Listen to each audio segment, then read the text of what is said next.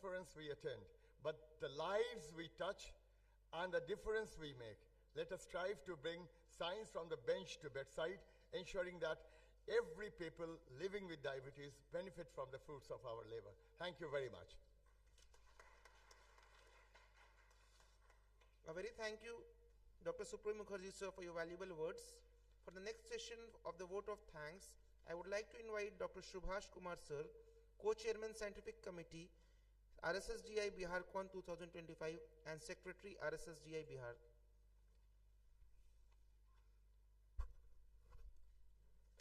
Good morning, everyone. Respected dignitaries, esteemed guests, fellow members, and delegates. It is my honor and privilege to propose the vote of thanks at this prestigious inaugural ceremony of RSSDI Bihar Annual Conference, Aurangabad. This gathering of distinguished professionals, eminent speakers, and enthusiastic delegates, particularly postgraduate students from Narayan Medical College and the faculties. This is a testimony of our collective commitment and advocacy for diabetes research and education and patient care. Being a fellow of this land of Rohtas, I extend my gratitude to all the people who have made this function very successful, and particularly to mention our secretary for this conference and ex-chairman of RSSDI Bihar, Dr. B.K. Singh, and all other members who have put this conference in a great manner. So I appreciate and sincerely thanks all our eminent leaders who have started this society, particularly to mention the first chairman of RSSDI Bihar, Dr. Ajay Kumar, sir, who has just arrived. So I sincerely thank them to keep this light going on across the state of Bihar to improve the health care, particularly when it comes to diabetes and diabetes research. So once again, I extend my deepest gratitude to everyone who has contributed to the success of this conference, and also to mention the industry partner and media partner for this. So wishing you all a productive and enhancing conference ahead. Thank you.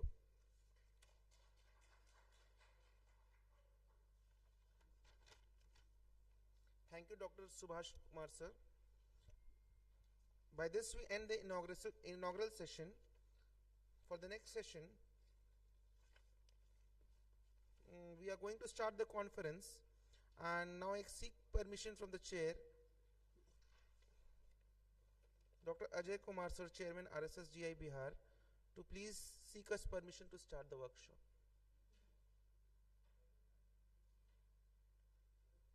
So seek permission to start the workshop, conference.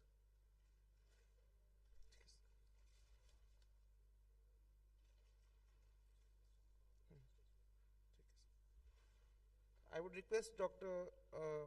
Ajay Kumar, sir, Chairman RSSDI Bihar, to please give us a few words. A very good morning, dear friends, Honorable Chairman of the RSSDI Bihar chapter, my dear friend Dr. B.K. Singh, the organizing secretary and the soul behind this conference, and dear delegates.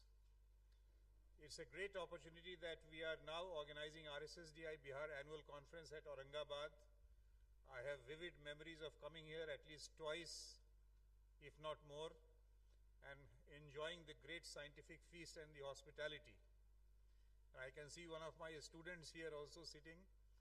I also went to her house and enjoyed the hospitality. But more importantly, it's a platform where we exchange the newest of the scientific ideas which eventually help our patients. And therefore, I hope that the next 2 days of deliberations will be extremely useful to the delegates who are attending the conference, and ultimately will benefit all our patients. I wish this conference a great success. Thank you very much.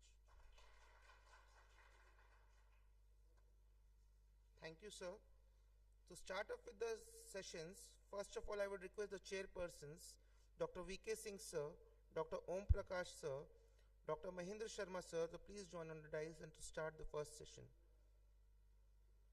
The time allotted for each session will be 20 minutes.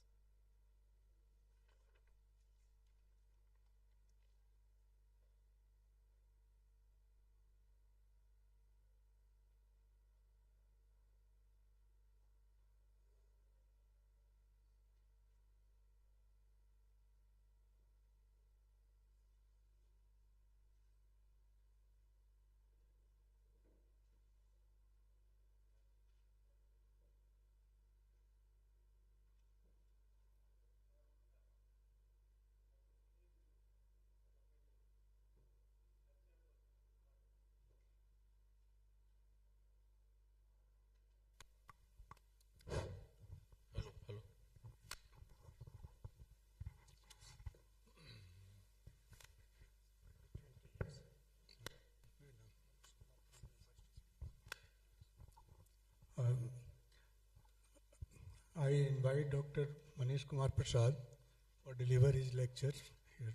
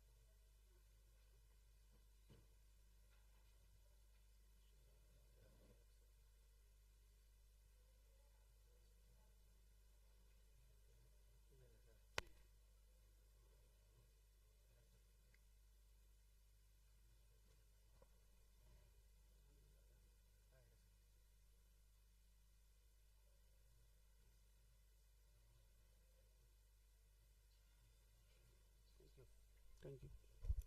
Hello. So, very good morning. I, Dr. Manish. First, I would like to thank all of the delegates of RSSDI 7th Annual Conference, Aurangabad. And I would like to thank all the RSSDI team members who has given me this beautiful opportunity to talk upon a topic which is really untouched if we'll talk about the diabetic complications. And the topic is the impact of continuous glucose monitoring on diabetic neuropathy. You know, if we find the keywords in this, then diabetes is one of the important keywords. And if we talk about the complications, the neuropathy is the complication, and the most untouched part, what we are awaiting for the coming future to betterment of diabetes, and that is the continuous glucose monitoring, which really helps to reduce not only the complication, not only the hyperglycemic or hypoglycemic state, then we should cover all this impact of continuous glucose monitoring in coming 10 or 15 minutes or so. So before going to the topic, just have a simple glimpse of diabetes. As you all know what is diabetes, it's, you know, it's a kind of metabolic syndrome which is not only characterized by the hyperglycemic state. It may be due to the insulin deficiency, as we know, that is the type 2 diabetes, or the autoimmune destruction of insulin may be concerned as type 1 diabetes. The global prevalence or the global burden you can see over here, presently we are living with almost 537 millions of diabetes as the ADA or IDF data source. But what we are expecting in 2045, you can see almost 783 million diabetes we are expecting in 2045. And it's only the point where we have to be concerned to be looked out.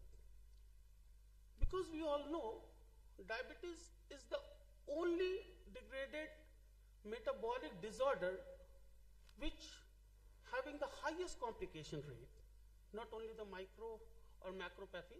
You can see the macrovascular complications turn as the retinopathy, neuropathy, or nephropathy, and macrovascular complication, definitely the cardiovascular risk factor, but we have to look for. The next key point is diabetic neuropathy. So what is diabetic neuropathy? It is one of the macrovascular complications of diabetes for which we are here for my slides. So neuropathy is the damage of nerves in the state of hyperglycemia is known as diabetic neuropathy.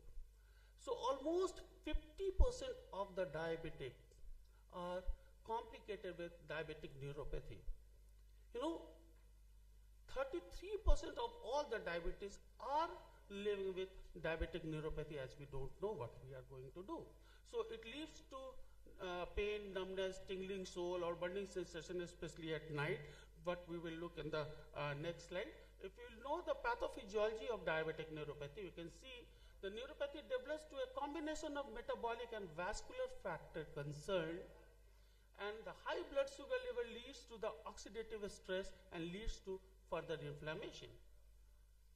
It is due to the increased sorbitol accumulation in the nerve cell which disrupt the normal nerve function, and the high glucose level decreases the sodium potassium, especially in the muscle, which can lead to the neuropathy itself, not only in the muscle but in the nerves too.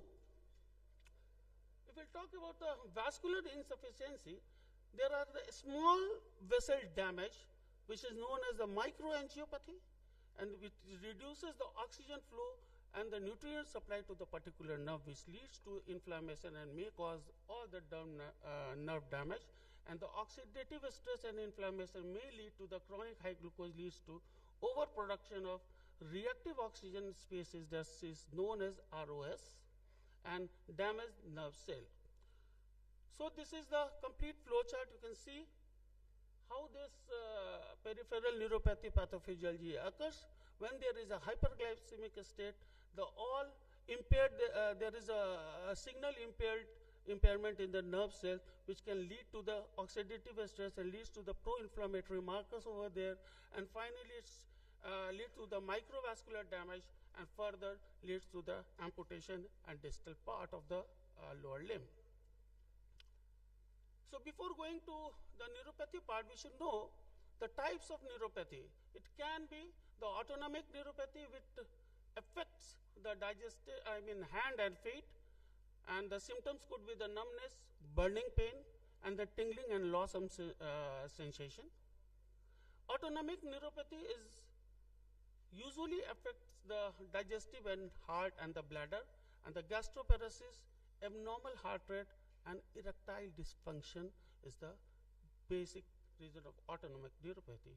Focal is concise to a single nerve, which could be the eye and the facial nerve, and the sudden weakness and the pain and numbness is one of the foremost symptoms. When we talk about the proximal neuropathy, it usually happens in thigh and hips. The muscular weakness, what I had told earlier in the slide, with difficulty in standing, and there is a syndrome called muscular syndrome, and the hypertrophy of syndrome can occur in the muscle due to this neuropathy. And definitely the symptoms are early in the tingling, numbness, and the burning feet. And when this disease progresses, the loss of sensation, difficulty in walking, and increased risk of ulcer can occur. And in the advanced stage, there is a complete loss of sensation, infection, and gangrene, and finally leads to amputation site. So, what is the role of glycemic control in neuropathy? can see the data. The poor glycemic control can increase not only the other complications, we are talking about the neuropathy risk. It can increase almost by 7 to 10%.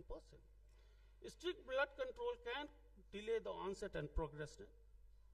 And diabetic control and complication trial has been seen that they found that the high glycemic control reduces the neuropathy risk by 60%, especially in the type 1 diabetes. So the goal of HbA1c should be below 7. If it is more than 7, there is an increased neuropathy risk. And diet and exercise improves the insulin sensitivity. And the medications like insulin, metformin, and the other OHs can maintain the blood glucose level, leads to the decreased level of sugar, can decrease the neuropathy risk. So this continuous glucose monitoring may help to reduce these kind of complications. So how?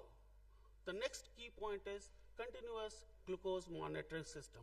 What we do in conventional state, we used to do a glucometer test. So how it is better, how it is differentiate between the continuous glucose monitoring and this conventional what we are using nowadays. You can see what is CGM, that is continuous glucose monitoring. Why? So continuous glucose monitoring is a system that provides real-time reading through a small sensor under the skin. So it could be a sensor type which measures the glucose in the interstitial fluid in every minute. It could be a transmitter which sends the data to the delivered point like in a mobile or in the cloud, smartphone, or in insulin pumps. And it could be a type of display device which shows the glucose trend and alerts for a high or low level with an alarm setting. So there is a real-time CGM, continuous update. A few companies are over there, that is Adexon and Medtronic, which is too costly, and the intermittent flash CGM requires a scanning for the reading like a freestyle Liberty. So if we compare with the conventional and continuous glucose monitoring, how it is better? Definitely we all know we have to do the multiple pricks in conventional type of glucose monitoring, but in the we'll see the frequency in the conventional that is SMBG, we can do not more than 3 to 4 reading per day, but in the continuous monitoring, in each 5 to 15 minutes we can have a reading, almost 288 reading per day we can take. So the high the known figure of your glucose monitoring can give the better results to control the sugars. And that regarding data, you can take only the snapshot in SMBG, but the continuous trend in glucose monitoring, in the continuous glucose monitoring we can take. In conventional glucose, we can see only the data of the hypo or hyperglycemic state, suppose as 60 or something. But in continuous glucose monitoring, we can set an alarm for the hypo and hyperglycemic state. So the glucose trend we can take in CGM, but we can't take in the conventional type. So this is the complete thing what we had talked in the earlier slide. So the self-monitoring blood glucose requires manual finger pricks repeatedly, provides single point glucose values as we can take in a snapshot and talk to our physician, does not detect the trend or the nocturnal hypo or hyperglycemia or in the post-hyperglycemic state. So it provides the real-time glucose reading every 5 to 15 minutes. It captures the glucose trend and fluctuations too by setting an alarm. So alert for the hypo and hyperglycemia allows timely intervention for the further treatment. So the clinical impact of the CGM versus conventional, these studies shows that it reduces almost 0.5 to 1% of the HbA1c compared to SMBG. So helps in preventing diabetic complications like neuropathy. So how it benefits in the diabetic management? So it lowers the A1C by almost by 1%, increases the time in range by 70 to 180 milligram milligram per deciliter of blood, which can reduce the complication. And the reduction rate of hypoglycemia reduces severe hypoglycemia by 40%. And real-time alert prevents dangerous glucose drop. You can have an alert. It enhances the fear of hypoglycemia. So the adherence of taking insulin or the other OHS can be more better in such type of patients, and it encourages the self-monitoring system too. So if we'll talk about the evidence, we can see CGM increases the TIR from 51 to 70%, which reduces the glycemic variability. So this CGM and its role reducing the neuropathy risk, how it reduces. So tonic hyperglycemia can damage the nerve cells, as we all know.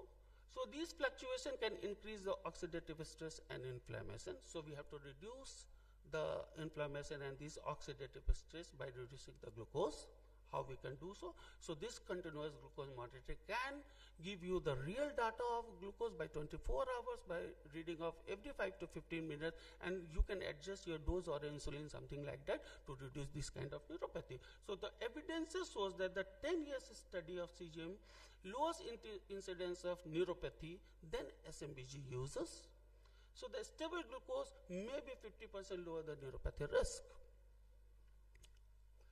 So the real-time data and intervention, you can do so. So the SMBG delayed intervene due to intermittent testing. You can't have multiple pricks in a single day. So it provides the continuous monitoring for the protective mechanism, management, and it prevents the severe hypo or hyperglycemic state, and you can have a quick response, reduces hospitalization rate by preventing emergencies visit, like in a state of hypo or hyperglycemia. So improves daily glucose with the real-time insight.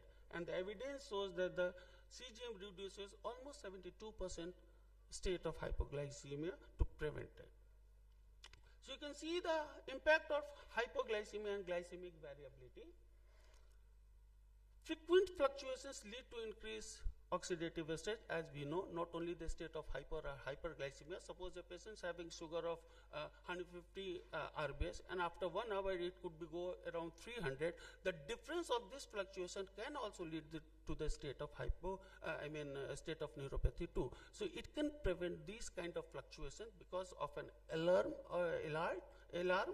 So this predictive alarm warns about the impending hypoglycemia, and you can have a simple trend, and the impact shows that the hypoglycemia by 72% and lowers glycemic variability almost by 35% by stabilizing the glucose levels. So the role of this CGM in the personalized diabetic management. So diabetes treatment is not only the treatment of what you are giving in insulin or OHS. The better word is to educate the people, not only regarding the state of hyperglycemia.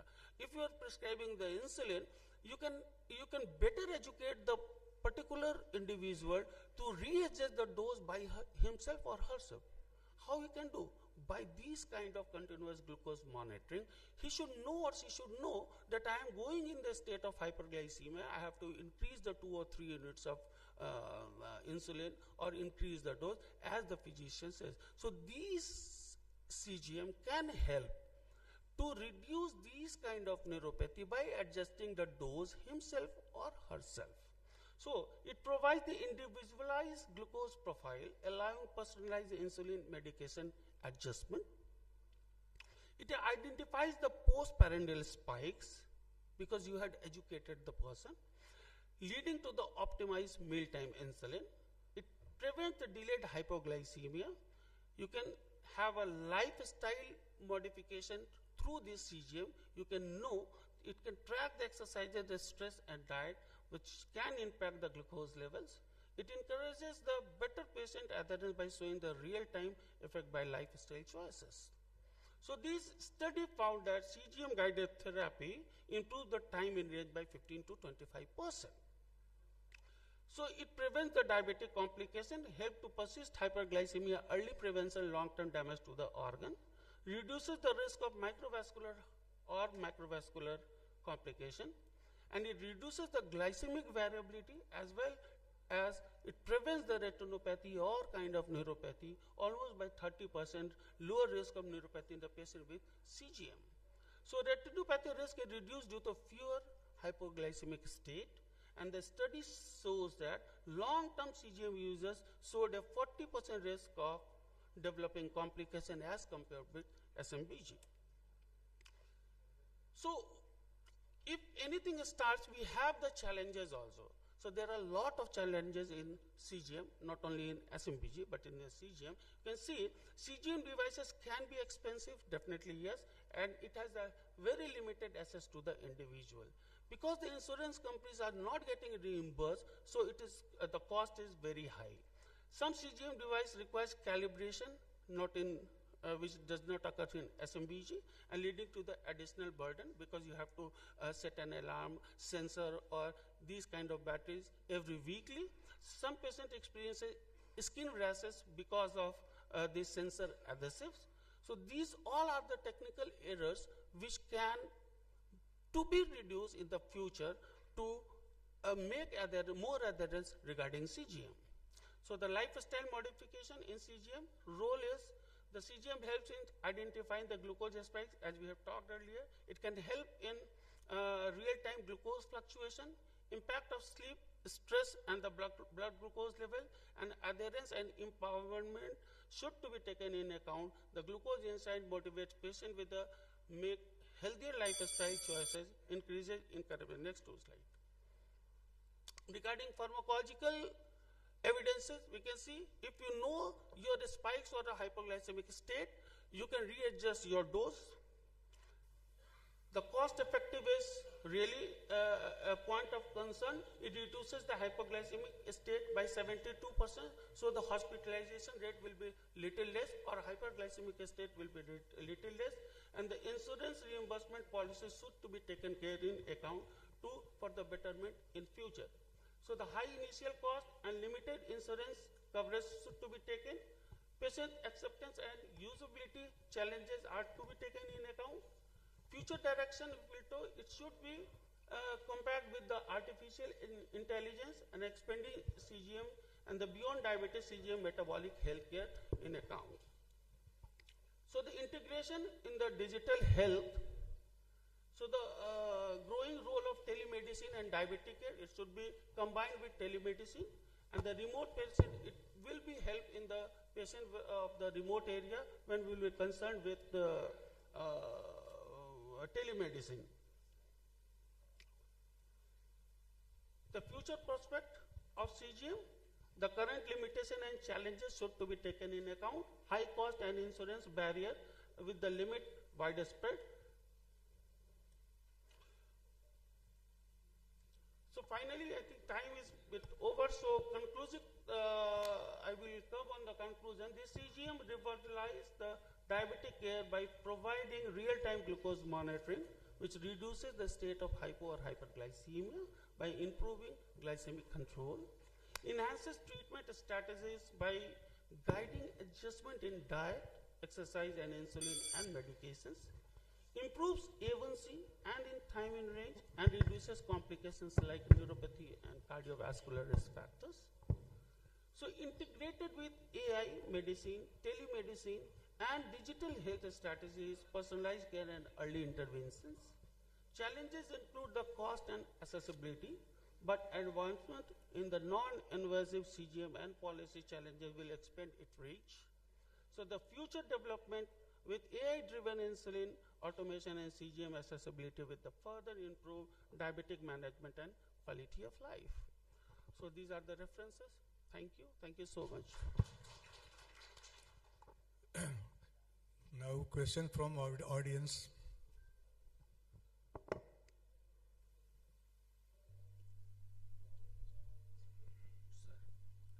Now I would like to invite on dais Dr. Abhilasha Singh for her talk on targeting adipo-insular axis from physiology to. Sir, please, sir. Regarding control of neuropathy,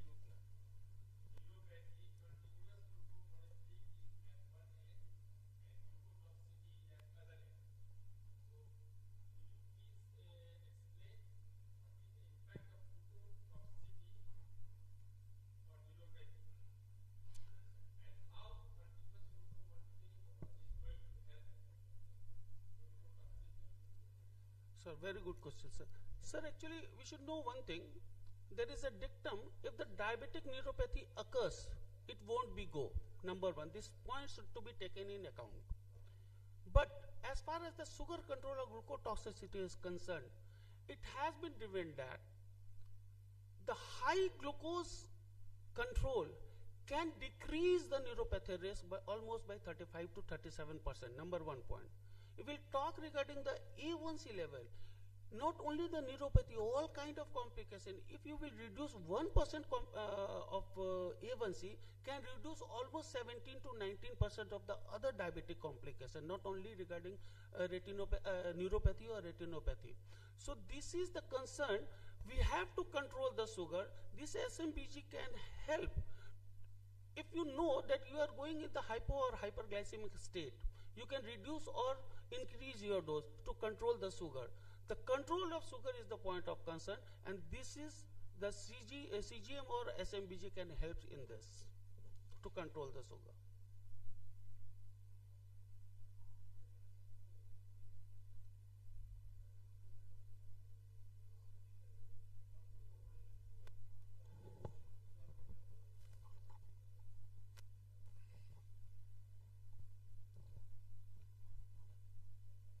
Now I would like to invite Thank you, Dr. Avilasa Prasad, for Singh. your highly illuminating lecture.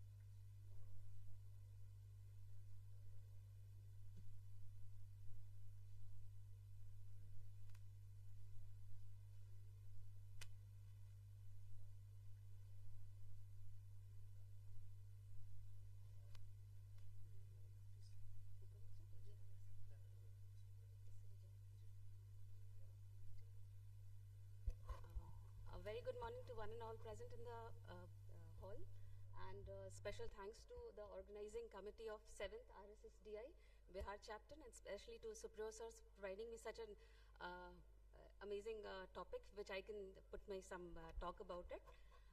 Myself, Dr. Abhilasha Singh, and I'll be presenting you the topic on the topic of adipo-insular axis from physiology to diabetic therapy. In this, we will be exploring the interplay between the adipose tissue and the pancreatic beta cell in the metabolic regulations. So, just an introduction to it. So, what is this? It's an intricate and a dynamic interplay between the adipose tissue, the pancreas, known as adipo-insular axis, and is a pivot in maintaining the hemostasis. Hemostasis is glucose hemostasis, what we are talking about here is. And intricate is because many of the complex hormones and signaling molecules are involved, and this is secreted from basically adipose tissue, which was first thought to be a very inert kind of an only cells, which is just being increasing or adding up to the amount of fat in it. But recent studies have shown that it's not just a cell which just accumulates the fat and grows in size, but actually an active cell which secrete many molecules which help us control the amount of metabolic intake or expenditure. And this axis has a complex network of hormones, cytokines, signaling molecules, which it exchanges with the beta cell secretion, the other hormonal regulations. So in healthy state, this adipo-insular axis ensures a balanced response in fluctuation of energy intake and expenditure, thereby preventing the development of metabolic disorder. When we are talking about metabolic disorder, it can be hypoglycemia, it can be hyperglycemia. Both of these things has been taken care of with the intricate balance between the signaling molecules, which I'll be explaining, and the insulin when the hyperglycemia sets in. So, however, disruption of this axis that is associated with the metabolic derangement that is strongly implicated with the pathogenesis of insulin resistance, beta cell dysfunction, and ultimately leading to type 2 diabetes mellitus. So I'll just have a brief outline of what are the components of these axes. So first, adipokines. These adipokines are secreted from the adipocytes. This consists of leptin, adiponectin, restetine, and vasfatine. And by the pancreas cell, that is insulin alone takes care of the spiked glucose level. So I'll just go through small introduction of this leptin. Leptin was initially discovered in 1994 when this was, it's basically a peptide molecule which was first discovered, and then again subsequently the gene that was encoding for it was also studied, that was the OB gene, and it was seen to be absent in patients which are having the, basically it was, the studies were done in the lab setup, so OB mouse was there that is again said to be having overweight. And this hormone, what it does is, it is secreted by the fat cells or the adipocytes, and it's a hormone which again is released in the circulation, which goes to the hypothalamus, and basically in the hypothalamus via JAK-STAT kinase pathway, it basically stimulates the satiety center foremost. Then again what it does, it increases the insulin sensitivity. Then what it does is, it increases the metabolic rate by stimulating the fat cells to produce energy. So subsequently the body temperature is also increased. And adiponectin, another hormone that is secreted by the adipocytes, this increases the insulin sensitivity. This is again come into, recently it has been studied, I think in 2001 it has been discovered, and more studies are going on in it. And another interesting molecule that has been, that is secreted by adipocyte is this resistine. Resistine, basically what it does is, it increases the insulin resistance.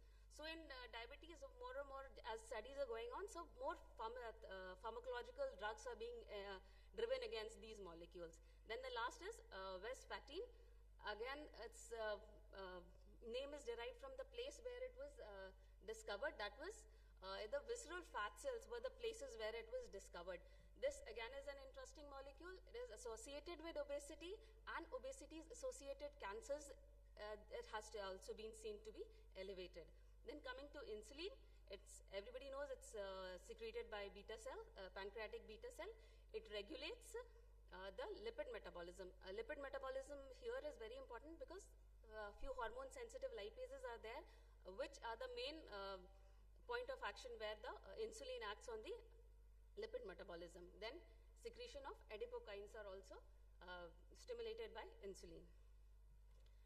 Then coming to physiological role, how does this help in the physiological role? It helps adipo-insular axis, it maintains the energy balance by one, insulin secretion, which again prompt the release of adipokines. Second, modulation of lipid storage and reduce the lipolysis by insulin.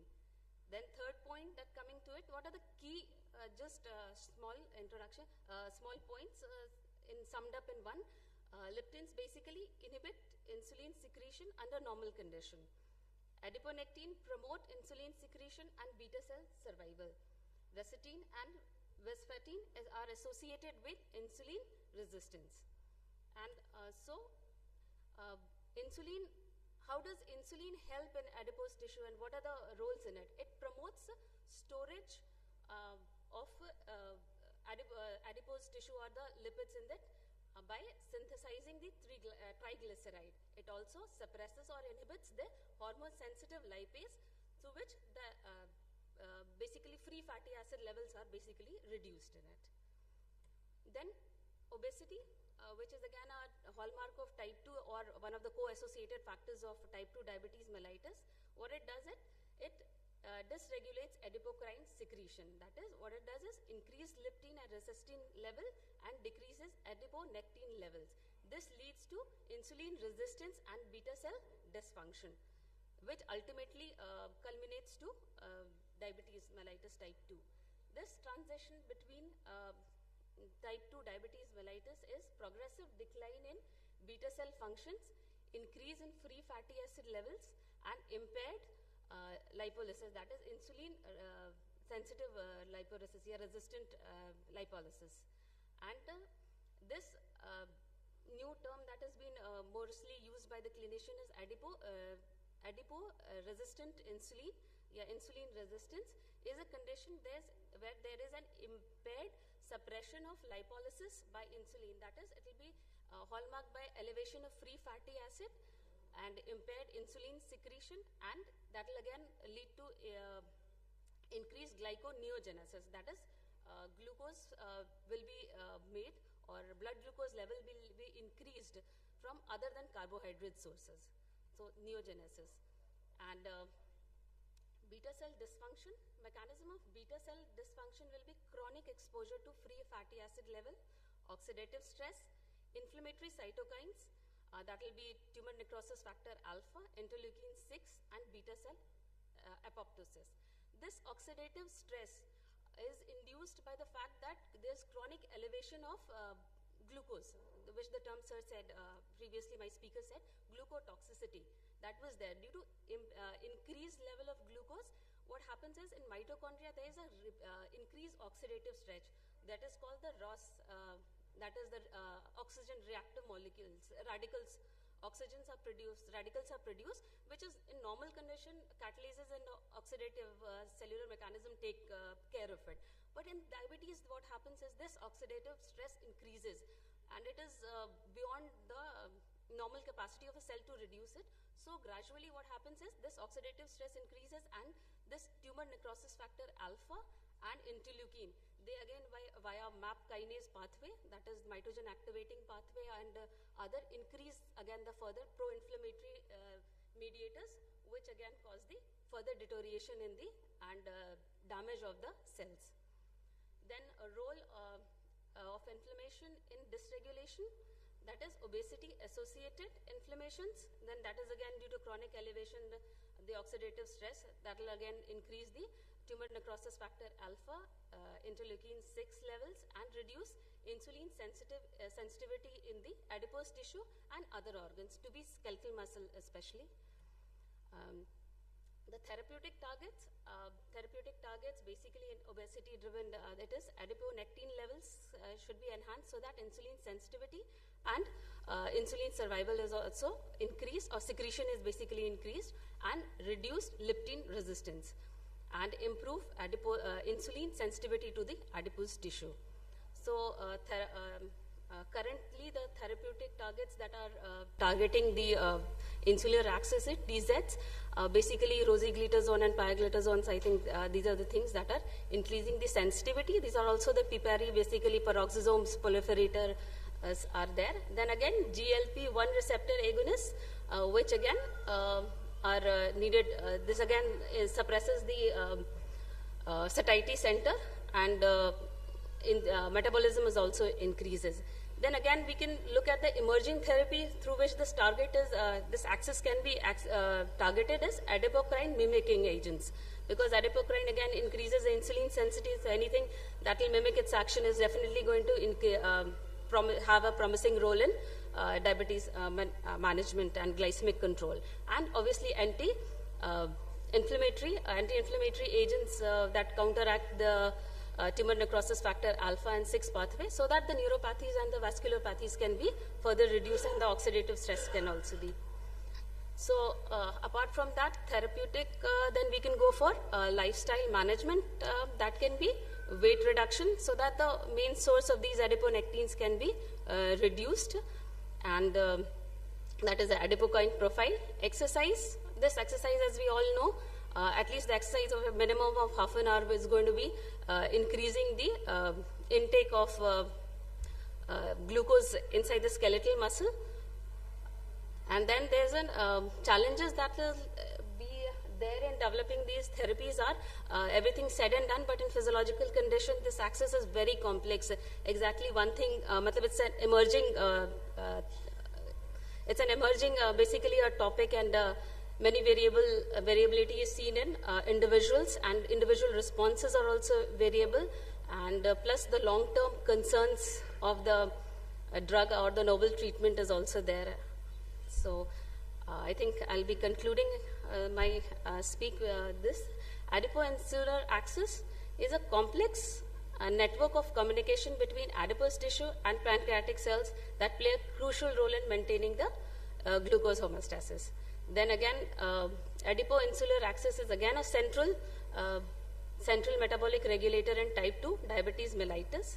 This regulation of this axis is often driven by obesity, contributing to insulin resistance, beta cell dysfunction, type 2 diabetes mellitus. Understanding of this intricate interplay within the adipo-insular axis can give us a potential for the therapeutic targeting and management of type 2 diabetes mellitus and related metabolic syndromes. Then again, the therapeutic strategies targeting this will again have a promising role in the diabetes management. Then further lifestyle modification, pharmacological agents, and emerging therapeutic approaches that target this axis holds a promise in the upcoming research. And further research should be focused on this eluding mechanism that is underlying the adipo-insular axis, and developing targeted strategies should balance the vital communication in the pathway. So I'll conclude it. Thank you, sir. Thank you, ma'am, and for completing before time. And I would like to invite Dr. Divendu Bhushan, sir. The topic is diabetic hand syndrome, the impact of diabetes on both bone health, osteoporosis, and fracture risk.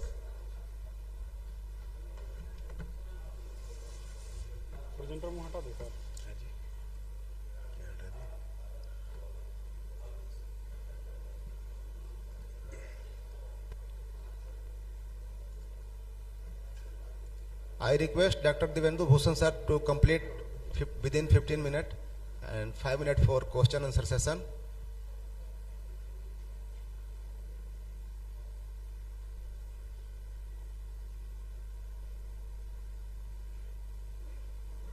So first of all, very good morning to all of you. So it is in the early morning, and listening so much knowledge about diabetes, it's an awesome thing.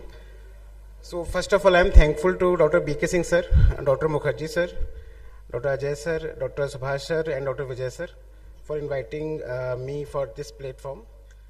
And I will not bore you, and I will, as Dr. Abhilasha has finished within time, I will also try to finish it within time. So diabetic hand syndrome, impact of diabetes on bone health, osteoporosis, and fracture risk. I think bones are the things which are always neglected in our medical field. Even in the Harrison, it is in the second volume in the last part. So बहुत ही कम हम लोगों को देखने को मौका मिलता है कि हम ऑस्टियोपोरोसिस के बारे में एक्टिवली कुछ बात कर रहे हों, या फिर हम लोग एक्टिवली कुछ कर रहे हों. What are the things behind the, so diabetes become the important things. So let's see. So diabetes, as we know, it is a metabolic disorder that leads to hyperglycemia. It is caused by the decrease in the insulin level in the body, increase in the insulin resistance, and increased glucose production. It has many risk factors like obesity, hypertension, and various others, hyperlipidemia. The prevalence is, as we all know, that it is increasing, and by in 20 years, it is going to cross about 783 millions. So as the burden of diabetes will increase, the burden of all the complications will increase. So retinopathy, nephropathy, neuropathy, all those will be increased. So the researchers wants, I think researcher will like to have new era of research. What are the ways we can do more research in the diabetes? So bone can be the new thing. So what is osteoporosis and diabetic bone diseases? Diabetic bone disease is secondary osteoporosis that predisposes patient to long-term bone pain, motor dysfunction, and has a higher risk of disability and fracture than those in primary osteoporosis. So osteoporosis already has its risk factors like age, sex, calcium intake, other diseases like so all besides this, diabetes per se has a risk factor for the osteoporosis. A survey of patients with type 2 diabetes showed that more than 35% of patients exhibited bone loss, of which approximately 20% met the diagnostic criteria of osteoporosis. Osteoporosis is classically diagnosed by the DEXA scan, in which the T score is less than, when it becomes less than 2.5 from the standard deviation, then it is called osteoporosis. So this is a beautiful review article in the Frontier Endocrinology, which shows the various spectrum of diabetic bone disease. So we divide the bone disease into the four category. What is the alteration in the bone density, what is the alteration in the bone turnover, impaired bone microarchitecture, and increased risk of fractures. So when we talk about the bone mineral density, it is in the type 1 diabetes due to the lack of insulin. So insulin is an anabolic hormone. Insulin and a low insulin-like growth factor 1 level suppresses the terminal differentiation of mesenchymal stem cells into the osteoblast. This inhibits the skeletal growth at young age, which leads to the inadequate accrual of peak bone mass and hence the decreased BMD. So most of the type 1 diabetic we see lean and thin. It is not that because of diabetes they are lean and thin, their bone mass is also reduced. On the contrary of type 2 diabetes, it is seen that their BMD is normal or increased. It may be due to that the more obese patients are getting type 2 diabetes. So that can be the effect of those things. Although the diabetic subject has no significant difference in the BMD as compared to the non-diabetic counterparts, prevalence of osteoporosis was higher among them. BMI had no effect on BMD scores. Like the obesity, there is no direct relation with the BMD, and BMD scores had negative correlation with duration of diabetes and glycemic control. Now, bone turnover. Diabetes significantly affects the bone metabolism, leading to alteration in the bone turnover markers and osteoclastic activity. Osteocalcin, that is produced by the osteoblast, it serves as a marker of bone formation. Individuals with diabetes, especially those with poor glycemic control, often exhibit reduced level of osteocalcin, indicating diminished bone formation. And the other glycoprotein, that is sclerostin, it inhibits the bone formation, is found elevated in the diabetic patients. This contributes to the decrease in the bone formation and it enhances the potential osteoporosis. This inhibits the bone formation by inhibiting the osteocyte differentiation and function. So this sclerostin is also a therapeutic agent. It is a therapeutic, we use it as a therapeutic purpose also. Bone microarchitecture. Diabetes mellitus is a negatively impact on the bone microarchitecture. In type 1 diabetes exhibit decreased trabecular thickness and increased trabecular separation. In type 2 diabetes, there is abnormalities were observed mainly in the cancellous bones, with decrease in the trabecular number and leading to the increased cortical porosity and reduced mechanical strength. Bone comprises an inorganic mineral component, mainly hydroxyapatite, providing stiffness, and organic component, offering tensile strength. So this, here you can see that as the duration of diabetes increases, there is more and more inflammatory markers, and like TNF alpha or IL-6, these are increased in the left-hand corner picture. So diabetes-induced hyperglycemia leads to the formation of, as we know that it leads to the advanced glycation end products, which non-enzymatically cross-link collagen fibers and resulting in the more brittle bones. Insulin signaling, insulin anabolically influence the osteoblast activity. In type 1 diabetes, absolute insulin deficiency coupled with the reduced IGF-1 level inhibits the osteoblast function, leading to the decreased bone formation. In type 2 diabetes, similarly, inhibitory effect on the bone formation may occur in advanced diseases stage due to relative insulin deficiency and reduced IGF-1 production. So it occurs in the late. So you can see that in the fracture risk, as the in the x-axis there is the BMD, that is the T-score, and in the y-axis there is the relative risk of the fracture. And you can see that there is in the diabetes there is increased chance of fracture risk as compared to the non-diabetic populations. So both type 1 diabetes and type 2 diabetes are associated with higher risk of fracture across the various skeletal sites, with hip fracture being notably prevalent. So fracture risk is also increased with the age. Fracture is also increased with the diabetic neuropathy.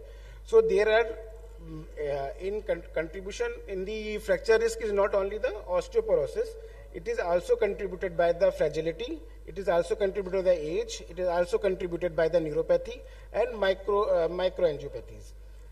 So impaired fracture healing is also there. Diabetes is linked to delayed fracture healing, with healing time prolonged by up to 87% and a 3.4-fold higher risk of complications, including delayed union or non-union.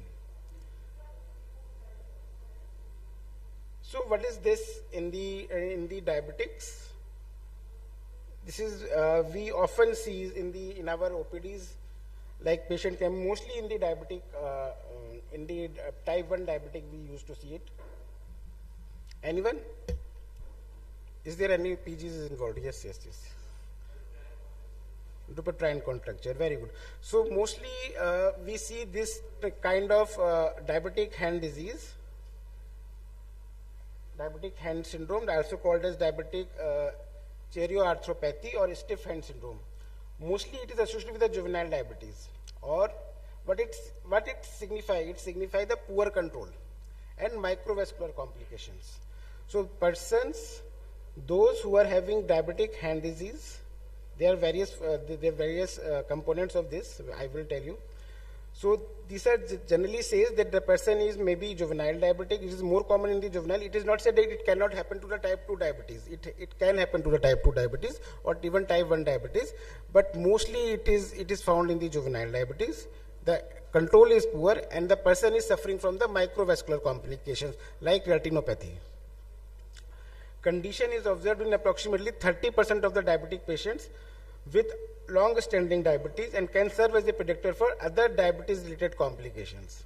It is typically affects both the hands, often starting with a stiffness in the little finger and progressing to the thumb. Smaller joints are predominantly involved and the larger joints affected in the more severe cases.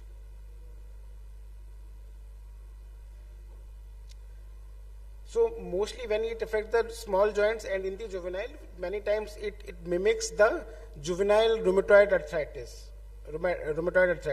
So many times we confuse with the other type of arthritis among the juvenile patients.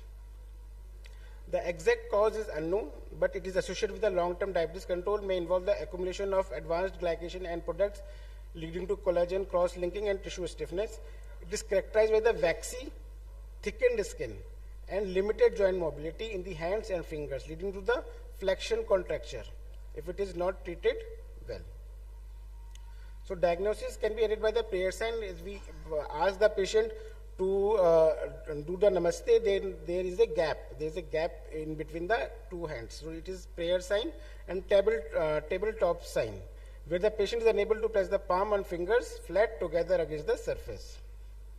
Treatment is dynamic splinting. We have to splint and we have to release the contracture of the flexors. We can use a symptomatic treatment, aspirin, NSAIDs or opiates for the pain. No particular other treatment is suitable for this. Dupuytren contracture. It is a focal flexion contracture with thickened band of the palmar fascia. Knuckle pads, Garrot's pads or heel pad nodules. Mostly it occurs in the 3rd, 4th and 5th flexor tendon contractures. The prevalence of this diabetic hand disease is around 21 to 63% in the diabetes. And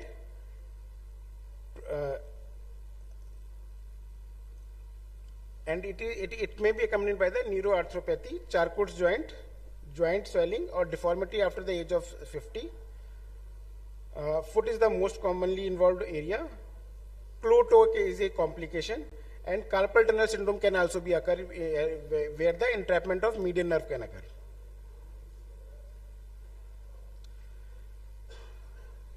Another variety is hyperostosis. So we are talking about osteoporosis, but sometimes the hyperostosis is also associated with the type 2 diabetes. It is mostly associated with the type 2 diabetes.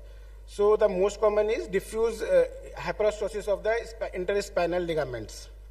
Mostly it occurs in the anterior and interspinal ligaments, and it usually present with the backache and stiffness. The thoracic spine is most commonly involved, followed by the cervical and the lumbar. Pathogenesis is still not known. Treatment. So controlling hyperglycemia is the basic treatment for diabetic bone disease, supplemented by the anti-osteoporotic treatment. So general measures, insulin and hypoglycemic agents and anti-osteoporotic drugs. So what are the general measures? Ensuring adequate intake of vitamin D and calcium. Deficiencies in these nutrients can accelerate bone loss, are associated with the insulin resistance and potentially worsening the diabetes progression. Adopting Mediterranean diet.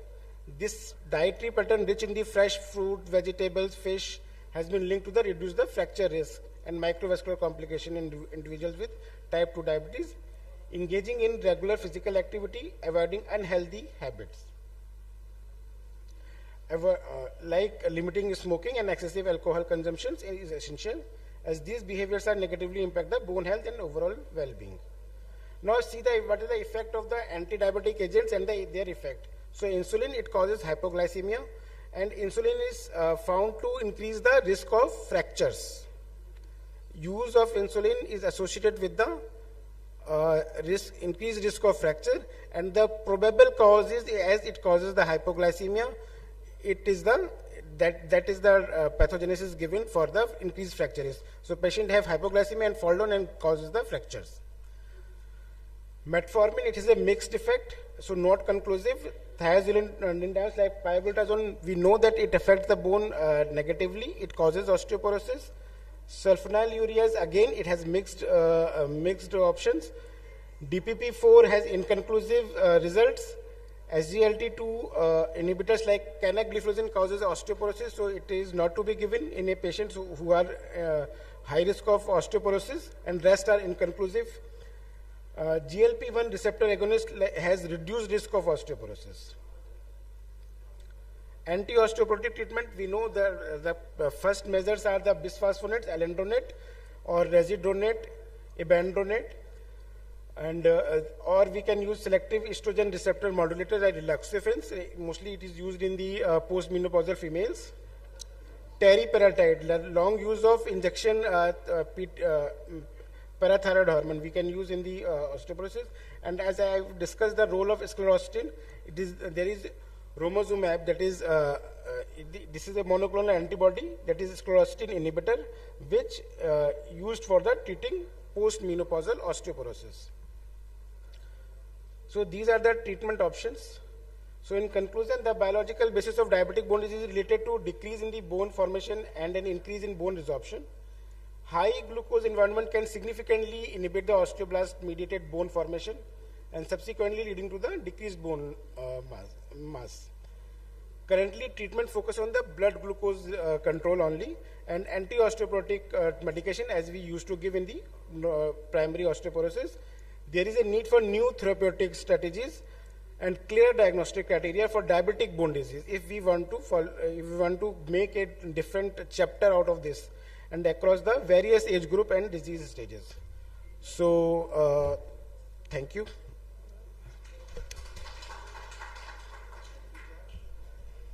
Now the hall is open for discussion.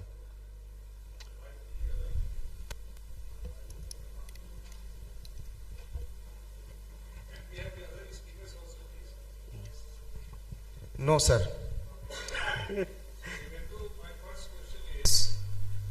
For GLP-1 receptor agonist, you have shown that it reduces the risk, right? Yes, yes, yes.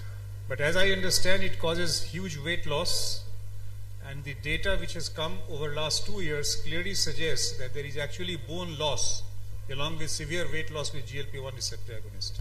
I would like to have a compliment because very recently I heard a lecture from Dr. Amrish Mittal, who clearly mentioned that there is an increased risk of osteoporosis and there is actually need for a lot of resistance training for those patients who are on GLP-1 receptor agonist to maintain their bone health.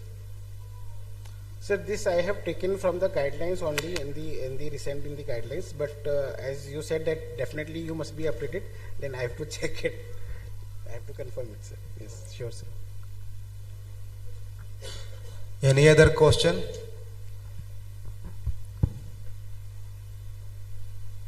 If there are no question, then session is closed. Thank you. Thank you.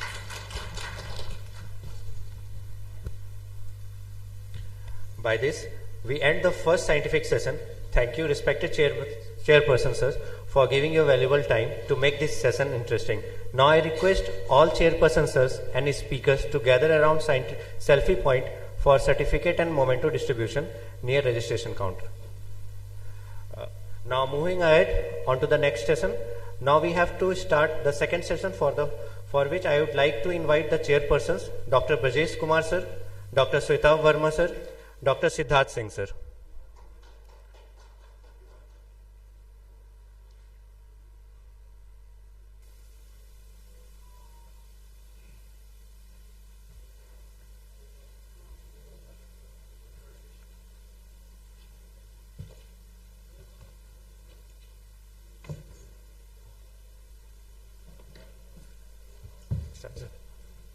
Thank you, sir.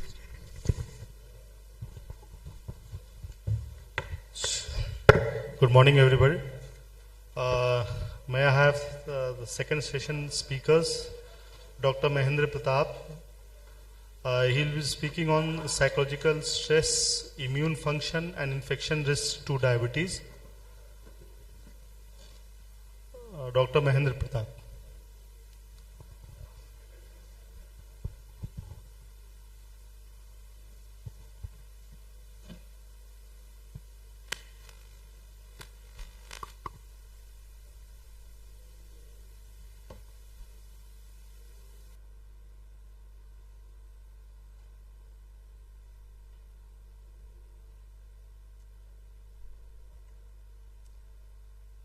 Good morning, everybody, and I thank our Chairman Scientific Committee, Dr. Supriya Mukherjee sir, for giving me this opportunity to have a talk on this, and I also thank the organizing team for giving me this opportunity to have a talk on this specific topic of psychological stress, immune function, and infection risk in diabetic patients. Actually, we will be exploring the interplay between stress and diabetes during this session. So, we are present here in a conference which is specifically dedicated to diabetes and its research, and there is nothing to specifically say about diabetes or introduce diabetes to this esteemed our delegates and faculties. But to say a few words, as we know, diabetes mellitus is a chronic metabolic disorder which is characterized by hyperglycemia due to defects in insulin secretion or action, and it is classified into type 1 and type 2 diabetes. Type 1 is due to autoimmune destructions of the beta cell, and type 2 diabetes is due to insulin resistance and beta cell dysfunction. And we can see here that global prevalence of diabetes is over 463 million people affected worldwide.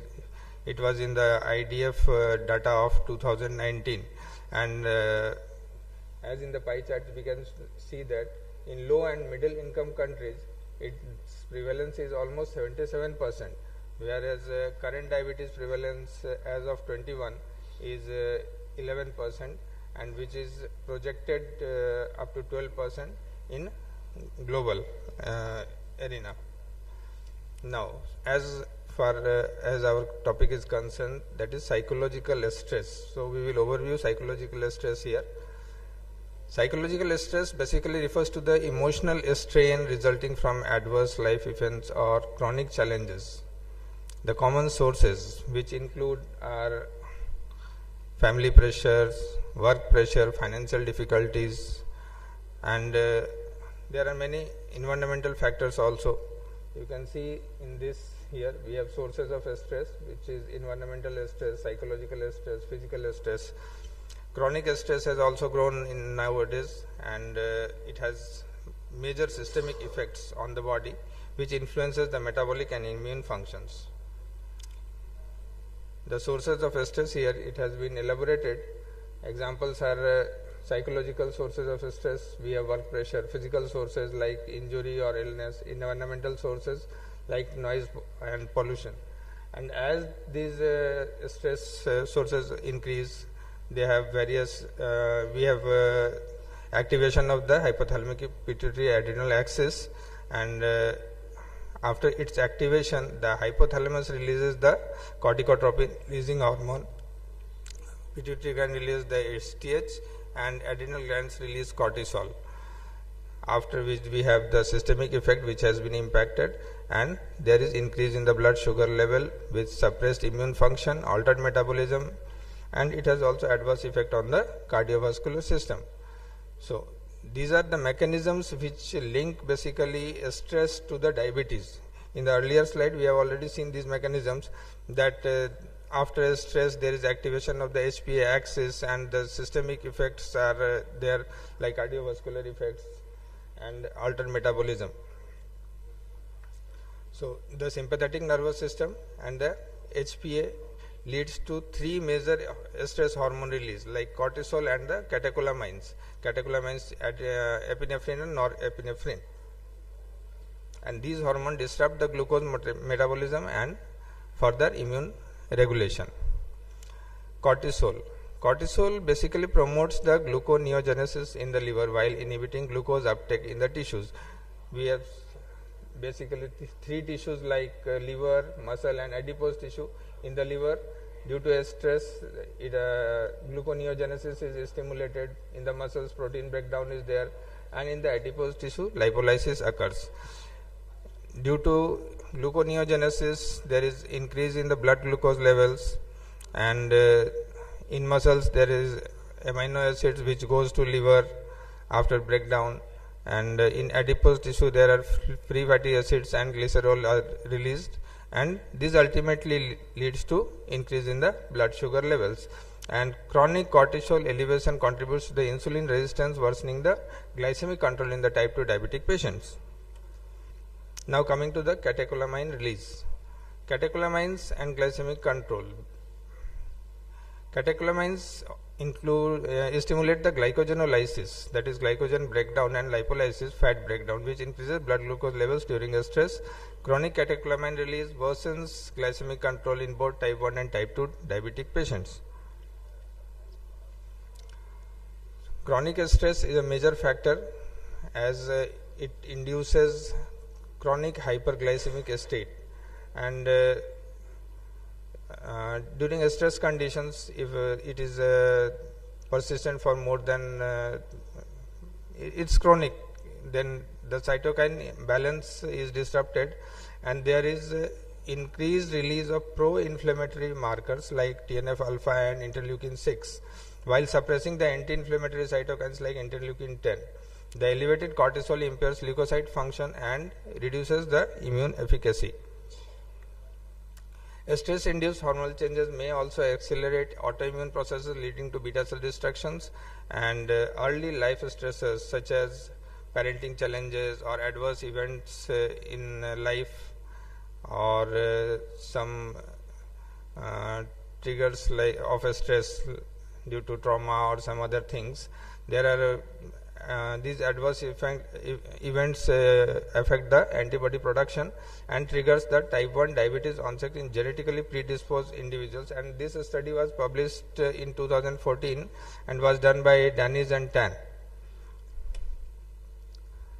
Now coming to the infection risk as a topic, we have the topic psychological stress, immune function and infection risk in diabetes. So after this chronic hyperglycemia, we know that we have common infections which occur in diabetic patients like GI infections, UTIs, respiratory infections and skin infections. These infections are very much common in diabetic patients, and chronic hyperglycemia increases the susceptibility to infections such as These which we have discussed, the 4 infections, GI, UTI, respiratory and skin infections. Now, hyperglycemia impairs the neutrophil chemotaxis and phagocytosis while creating an environment conducive for pathogen growth. Chronic stress worsens these effects by suppressing immune function further. We can see in this diagram that there is hyperglycemia, there is impaired neutrophil function, and there is pathogen proliferation, which causes the increased infection risk. Due to hyperglycemia, that is elevated blood sugar, we have reduced immune response, we have impaired neutrophil function, and after pathogen proliferation, there is increased risk of infection. Behavioral factors such as poor diet, physical inactivity, smoking, or neglecting self-care under chronic stress increases infection risk in diabetic patients.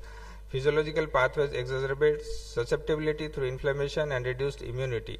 This flowchart clearly shows that the behavioral factors influence stress response and health behaviors. The physiological effects alter body function and stress responses, and there is increased infection risk. All this contribute to has been contributed to the psychological stress. Stress also elevates the pro-inflammatory cytokines that activate autoreactive T cells against beta cell antigens. The genetic susceptibility amplifies this response among predisposed individuals, and this has also been studied in 2014 by Holler et al. There is T cell activation, beta cell destruction after cytokine release. Chronic stress perpetuates obesity-related inflammation by stimulating adipocytes to release TNF-alpha and interleukin-6, worsening insulin resistance. Behavioral responses like overeating or inactivity further complicate glycemic control in type 2 diabetic patients.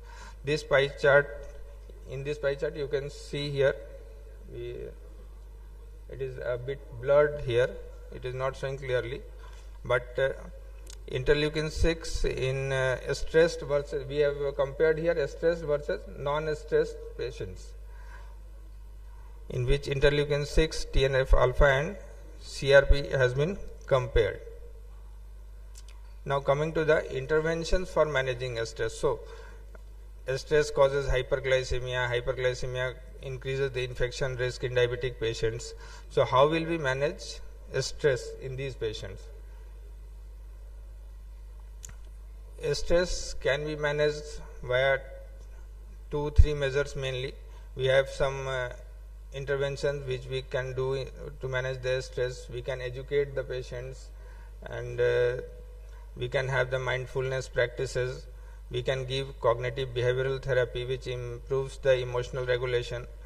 We can also educate the people for physical activity which lowers the cortisol levels and improving the mood. We can have social networking groups and social support which also mitigate feelings of isolations. For diagnosing stress in diabetic patients, we can also go for the routine screening using tools like PHQ-9, which has 9 parameters, or GAD-7, which can identify patients at risk for complication due to chronic stress. Healthcare providers like us should integrate mental health assessments into a standard diabetes care protocol, and we can do these all things not only through PHQ-9 and GAD-7, but we can have interview, one-to-one in-depth conversation which evaluate the psychological well-being of the patient, or we can have the screening questionnaires which are formed on the basis of these standardized tools to assess the psychological distress level. We can also develop self-report scales which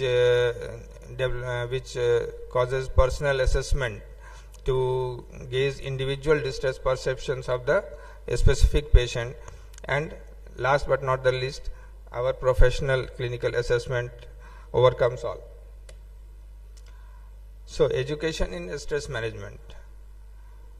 In management of the stress, we have to educate the patients which are diabetic to recover from stress, and we can provide workshop on mindfulness techniques. We can encourage regular physical activity tailored specifically for diabetic patients.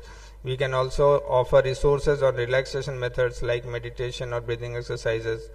We can also empower our patient through knowledge about mind and body interactions. So what are the various clinical implications of this? The holistic approaches addressing physical health alongside mental well-being are essential. The multidisciplinary care models involving endocrinologists, psychologists, and dietitian improve outcomes, and routine collaboration ensures comprehensive support tailored toward individual needs. Thank you.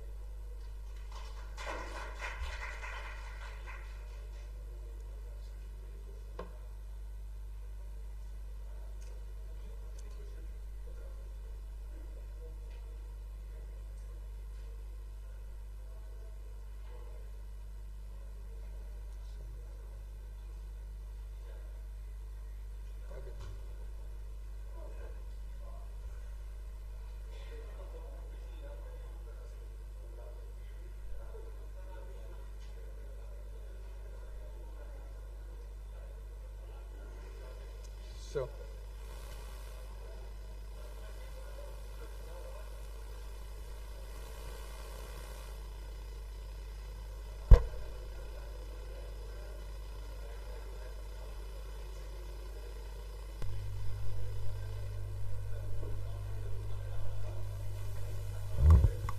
hello.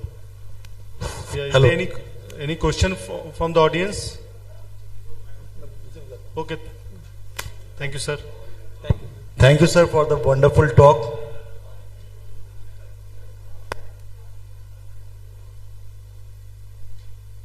Now I invite Dr. Vijay Kumar, sir. He is a super teacher and super orator, and he needs no introduction. Sir, please, now the stage is all yours. He is also the upcoming secretary of RSSDI BIHAR chapter. Good morning, respected chairperson, respected faculty, dignitaries, and delegates. At the outset, I would like to thank the organizing committee and the scientific chairman for giving me this opportunity. The topic which he has given is usually least discussed. The topic is vaccination strategies.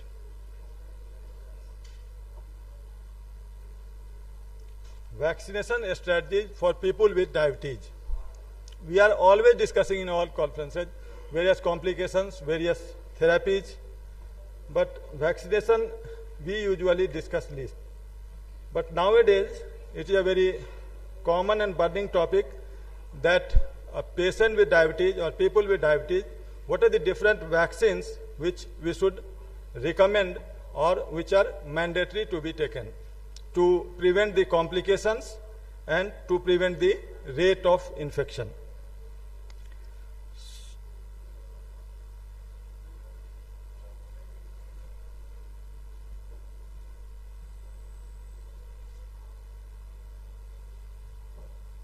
So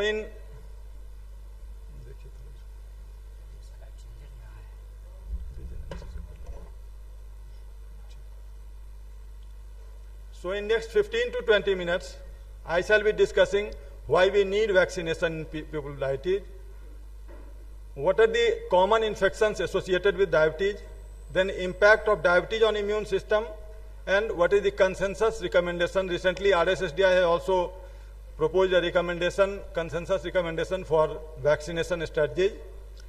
Some contraindications to vaccination in general and some contraindications to vaccination in people with diabetes. What are the challenges and barriers, and at last we will discuss some take-home messages. So as we all know that diabetes is a clinical illness associated with insufficient insulin secretion or action. It is regarded as one of the biggest new health hazards of the 21st century. 1 in every 10 individuals have diabetes, and it is predicted that by 2030 there will be approx 92 million adults with diabetes worldwide. While diabetes leads to an increased risk of infections due to weakened immune function, vaccination can help mitigate the higher risk of severe infections in such patients. As we all know that vaccines, they are biological substances that stimulate the immune system to develop immunity against specific diseases, and due to growing incidence of drug-resistant influenza and pneumococcal illnesses, as well as some associated problems in elderly, particularly diabetes, vaccine recommendations become extremely important. Infectious diseases like pneumonia and influenza can be avoided with the right immunization, as they are critical in preventing complications. So why we need vaccination?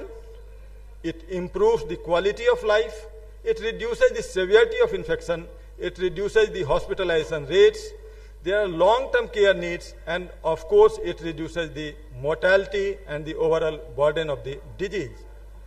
As we all know that the relative risk of hospitalizations due to pneumonia rises by 25 to 75% in individuals with diabetes who have had the disease for a longer period of time and have poor glycemic control.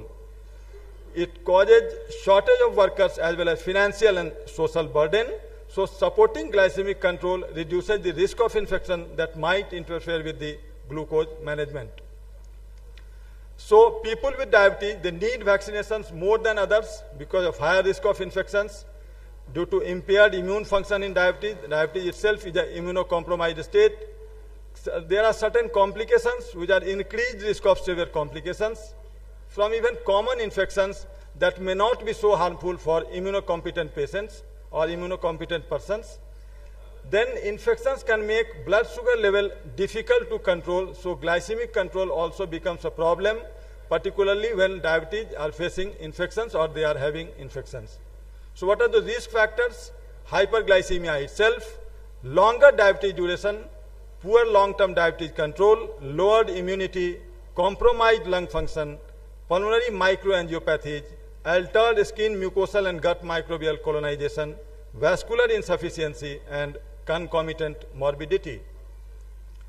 There are high chances of pneumonia, influenza, osteomyelitis, tuberculosis, skin infections, and general sepsis, along with food-kidney infections.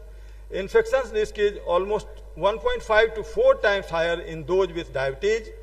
Diabetes patients experience worse infection-related outcomes, twofold increased risk of COVID-19 related, as we all witnessed during the COVID time, and of course hyperglycemia impairs the immune system's ability to respond. So there are certain infections associated with diabetes, and there are certain infections which are particularly prone or particularly important in people with diabetes. There are certain rare infections almost entirely confined to patients with diabetes, particularly rhinocerebral mucormycosis, which was rampant during COVID, particularly in patients with diabetes, malignant otitis externa, panophthalmitis, Fournier's gangrene. These are those rare infections in immunocompetent, but these are very common or entirely confined to patients with diabetes. There are certain rare infestations or infections of otherwise common infection like emphysematous pyelonephritis. In people with diabetes, simple pyelonephritis usually propagates in emphysematous pyelonephritis or emphysematous cholecystitis. There are certain infections where diabetes is particularly significant, and tight glycemic control is one of the management, particularly in melioidosis, pneumonia and Klebsiella caused by Klebsiella pneumonia, then liver, perinephric and Schwartz abscess caused by Klebsiella. They are important health hazard, particularly in people with diabetes. Coming to in nutshell, in the pathophysiology, there are certain host factors like colonization of mucosa and skin, integrity of mucosa and skin, innate immunity system and adaptive immunity system. They ultimately pose the problem, and they ultimately increase the risk of infection due to immunocompromised state, particularly in patients with diabetes. So what are the impact of diabetes on immune system? Decreased T lymphocyte and humoral immunity response, decreased neutrophil function, depressed antioxidant and inflammatory cytokines, glycosuria, GI dysmotility, larger number of other medical interventions in people with diabetes. They usually pose problem on the immune system itself.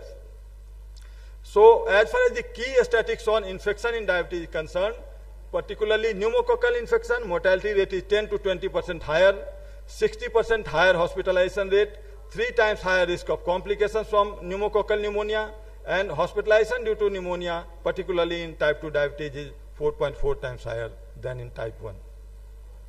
Influenza, again, 6 times higher increased risk of hospitalization, mortality 5 to 15%, particularly in diabetics. Patients with influenza have a higher risk of cardiovascular complications as well.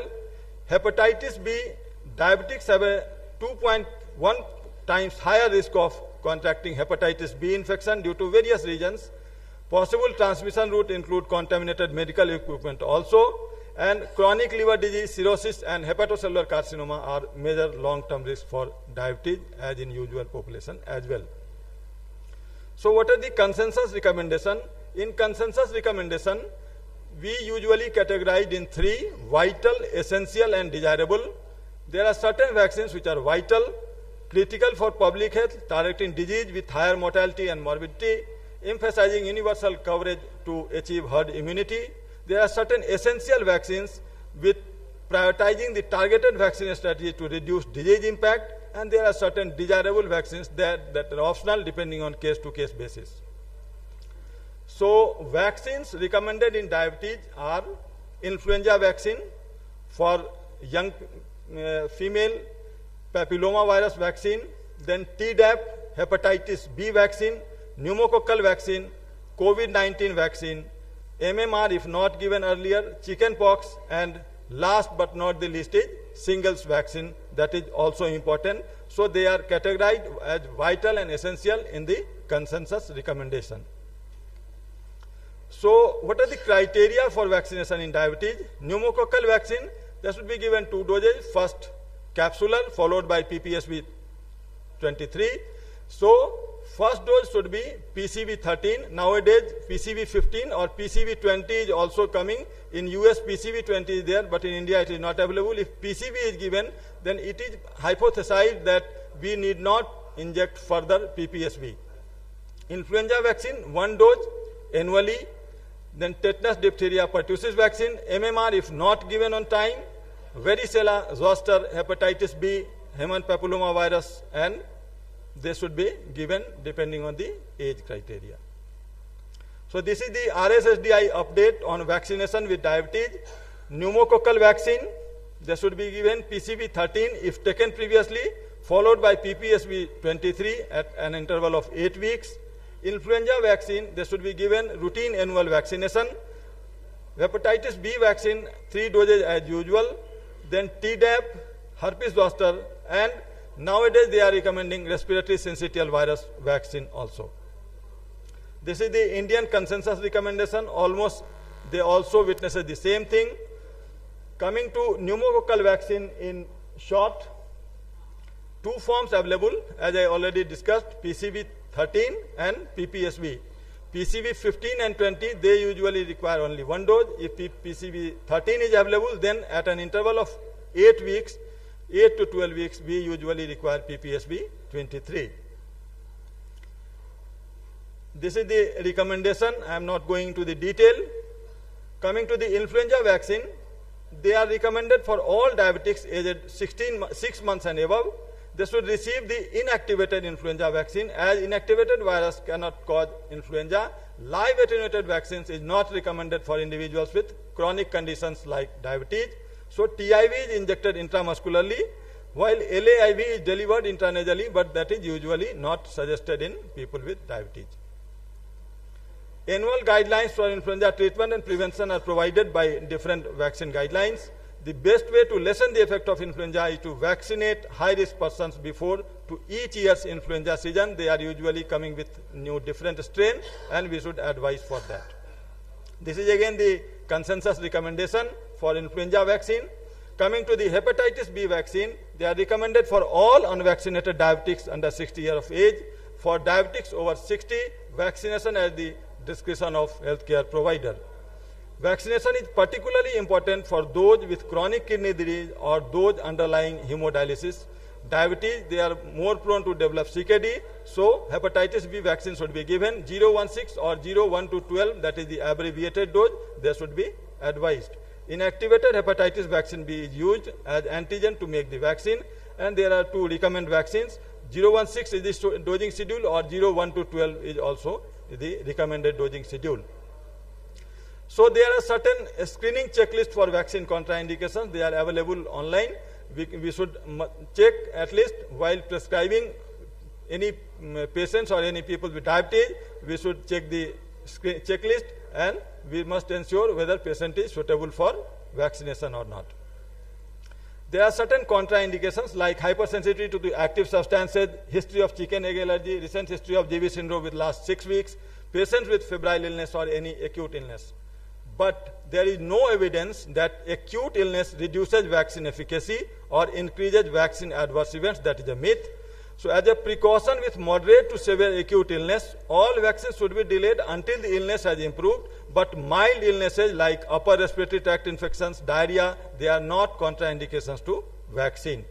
Do not withhold vaccine if a person is taking antibiotics. That is again a myth. If a person is taking antibiotics, we should not vaccinate. That is again a myth. We should not withhold the usual dosing schedule of vaccination recommended. There are certain contraindications to influenza vaccine like egg allergy, etc., but these should be addressed accordingly. For pneumococcal vaccine, severe allergic reaction after a previous dose, that is a contraindication, and that should be addressed properly. Then there are certain challenges and barriers. Awareness issues, again lack of awareness about the importance of vaccination, that we should emphasize, or that should be highlighted. Access to healthcare is again a barrier, because accessing vaccinations or proper vaccination schedule is again a barrier. Misconceptions and hesitancy, there are certain concerns about vaccine safety or side effects in diabetes, or certain religious factors also. Lack of education regarding vaccination is also a factor. So these are to be addressed and these are to be taken care of. Now the impact of vaccination, it reduces hospitalization, as I have already emphasized. Mortality rate is reduced. So these are to be kept in mind, and these are to be emphasized while emphasizing the importance of vaccination in people with diabetes. So what is the recommendation? We have to educate the patient, we have to educate the healthcare providers, raising awareness among diabetics, improving access, ensuring vaccination and affordable and accessible. We should at least provide the affordable and accessible vaccine. Encouraging regular checkups and public health campaigns are also required. So to conclude, diabetic individuals are more likely to contract infections like pneumonia, influenza and hepatitis B particularly, gangrenous cholecystitis, rhinocerebral mucormycosis and malignant otitis externa. They are virtually always only affected with people with diabetes. Infections in diabetics can cause hypoglycemia, ketoacidosis and coma, apart from being more dangerous. Pneumococcal and influenza vaccine should thus be reviewed as a diabetic complications like traditional micro and macrovascular complications. Vaccination significantly reduces the severity of infection and associated risks, number and duration of hospital stay, and the death toll, especially from respiratory infections. Long-term studies on the cost effectiveness of vaccination and standardized protocols for diabetic vaccination in India are crucial, as diabetes remains a significant public health challenge. Thank you for your patience hearing. Thank you, sir, for the wonderful and elaborative talk. Now the house is open for questions.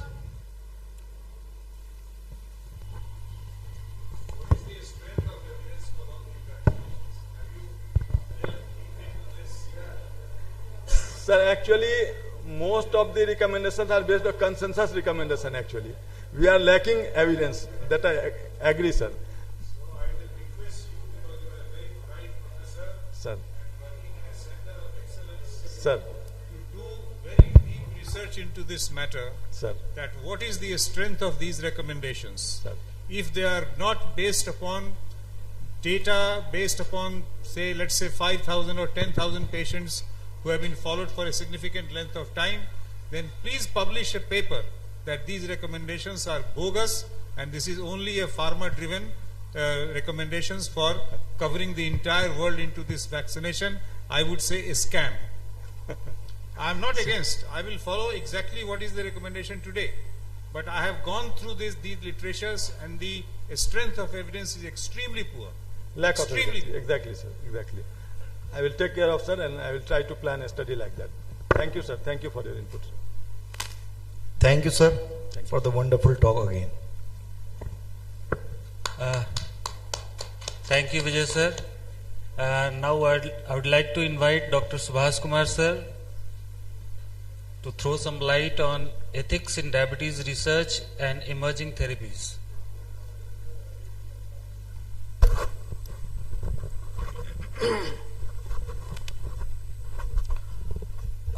Good morning, everyone. I'm sorry for my bad throat. It's a great opportunity to be here in the city of Aurangabad in front of my teachers and the postgraduate, particularly those who have come here. And we had some discussion yesterday also in the workshop.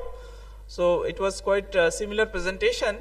And what I am going to talk is on ethics in diabetes research, which is fundamental to all kind of research, be it population research or a laboratory research or even a drug research which is there. As sir pointed out, Ajay sir, right now, that there are so many papers which are fundamentally or which are to be labeled as pharma driven. We know that the whole world is driven by two big lobbies. Although it is out of my contest, but then I'll really speak over here since sir has raised this issue. One is sugar lobby. You all know, even Trump can go in a minute if he is going to touch sugar lobby with all those cold drinks and related products which are there. And I'm sorry to say we are part of it, is a pharma lobby. Again I'll quote Trump. You remember when it was COVID days and how he was talking about hydroxychloroquine and other product openly, being a non-medical person. But then my topic is on ethics, so very similar to that. So ethics in research is the bridge between scientific advancement and social trust. This is what we are lacking actually. Why, like this vaccine, I remember singles when it has come shortly, the efficacy was for more than 70% of population, and we have to derive a data where we know that at what above we expect it to be safe for our population. And there are many controversies, positive or negative. I won't go in detail, but then we do have issues with it. If we talk about the improving the life of people, we have three ways: by clinical care, which we do in our clinics and hospitals, and then our teachers in the medical college teaching the next generation, which is very important, and passing the right knowledge is also very important. And then lastly, by research, which I'm going to talk.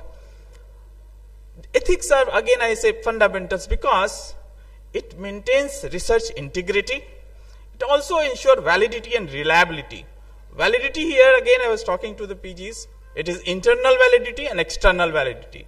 Like when we talk about external validity, it is the strength of study which takes care of larger number of population. And when we talk about internal validity, it is how accurate it is to the causation of whatever research we are doing.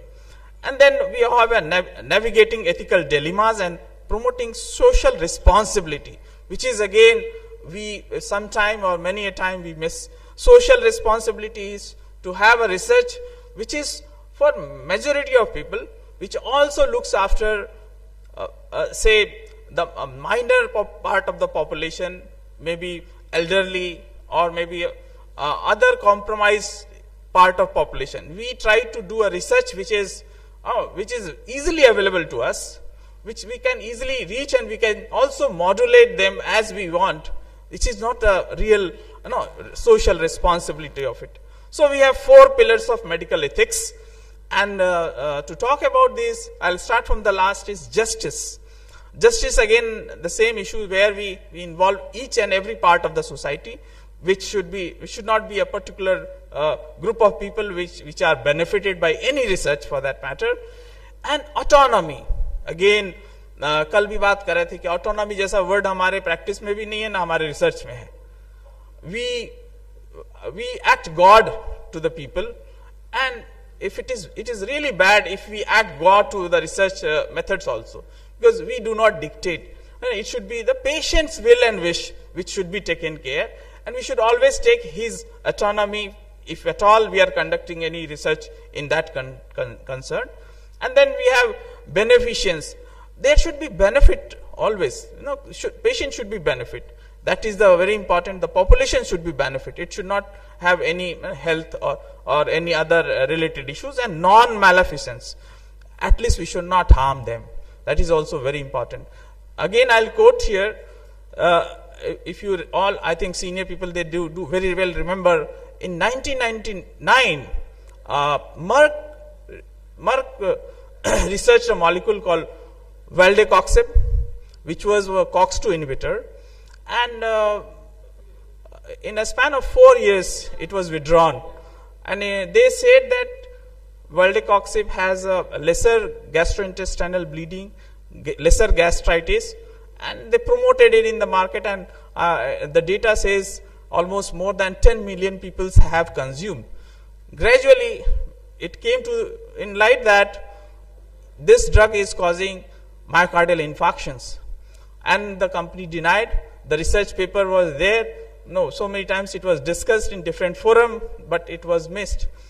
Gradually, when the data became more robust, the company withdrew this molecule, and there was thousands of people died of myocardial infarction. So this is a place where we need to again think. It is one of the landmark. No, it is always quoted whenever we talk about ethics, that we should take care of such mistakes. And the company was knowing of it. There was a data which was hidden. It was not published. It was not there. When they did an audit in a later date, they could show that, and the company was also fined a lot. Similar thing happened to rosiglitazone. So I don't want to talk again because we have heard of it long. So autonomy, again I repeat, respecting the patient's right to make their own decision. Justice is concept enhancing equality and distribution of resources among individuals. Beneficence is acting in the best interest of the patient and not causing harm to the patient is non-maleficence. So again, we need to have a balance of ethics, like global health improvement and scientific discoveries also should have safety, integrity, balance in their research. So this is a very important slide where examples of ethical issues are there, and I'll quote from one: lack of informed consent. Many times people come to us for a research or a study, we miss to get the proper consent. I'll talk about how the important is consent and how quickly we should, how accurately we should take the consent of patient. Privacy and confidentiality is very much important now. Deceptive practices where we hide facts, and we should do. Conflict of interest. Whenever we read a paper or we do a study, we must look at the conflict of interest, and it should be there very openly, clearly, that okay, somebody has been paid or given honorarium, whatever, if they are doing it. And I'll tell all those postgraduates sitting there that whenever you read a paper, please first you read the conflict of interest before going to the detail of it, because if it is pharma driven, you have to open your eyes wide to see whether they are only showing some benefits and they are hiding the actual, or they may be enhancing the benefit. So you have to be very careful when we see. Now we are going to get a lot of GLPs and GIPs and so on. So we need to have a habit of understanding the molecule rather than just conveyed to us by someone. Data fabrication and falsification. Plagiarism is very important when it comes to medical college. Now, earlier days, I know how the data were published and how the theses were written. I think this habit we should change. And now in an AI world, you do whatever, even down 5 years you will be caught, and you will be, your paper or whatever thing you do, even it is there. Internationally, there are so many papers and they have to withdraw it. And they are labeled. I am not going to name them. There are very few, very famous writers, researchers have been there when they found this. Publication biases are there, and dual use and misuse of research. So these are very important ethical issues in research we should keep in mind. And as a doctor, we have to plan, we are a planner for the research, educator, scholar, researcher, healer, communicator, and health advocate. So very few people will come up, but I request the whole concept of RSSDI is to have a research in our own land, in our own state, because we are not given a very fair name in this regard. And I encourage whoever, PGs or student or practice, whoever want to do some research or some concept in mind, right or wrong, come up. We have a very enlightening, we have our chairman elect, who is our scientific chair, also research chair. He is going to help us in many ways, both academically, financially, or intellectually. So the question below, to help the researcher write the paper, proper participant consent. How do we do it? So we have to explain them what is the purpose of the study, why have they been chosen, what will happen if they take part in it, whether it is going to help them or it is going to help the society. What do they have to do, if at all, if they participate in a study, whether they have to take a pill or they have to do some test or whatever.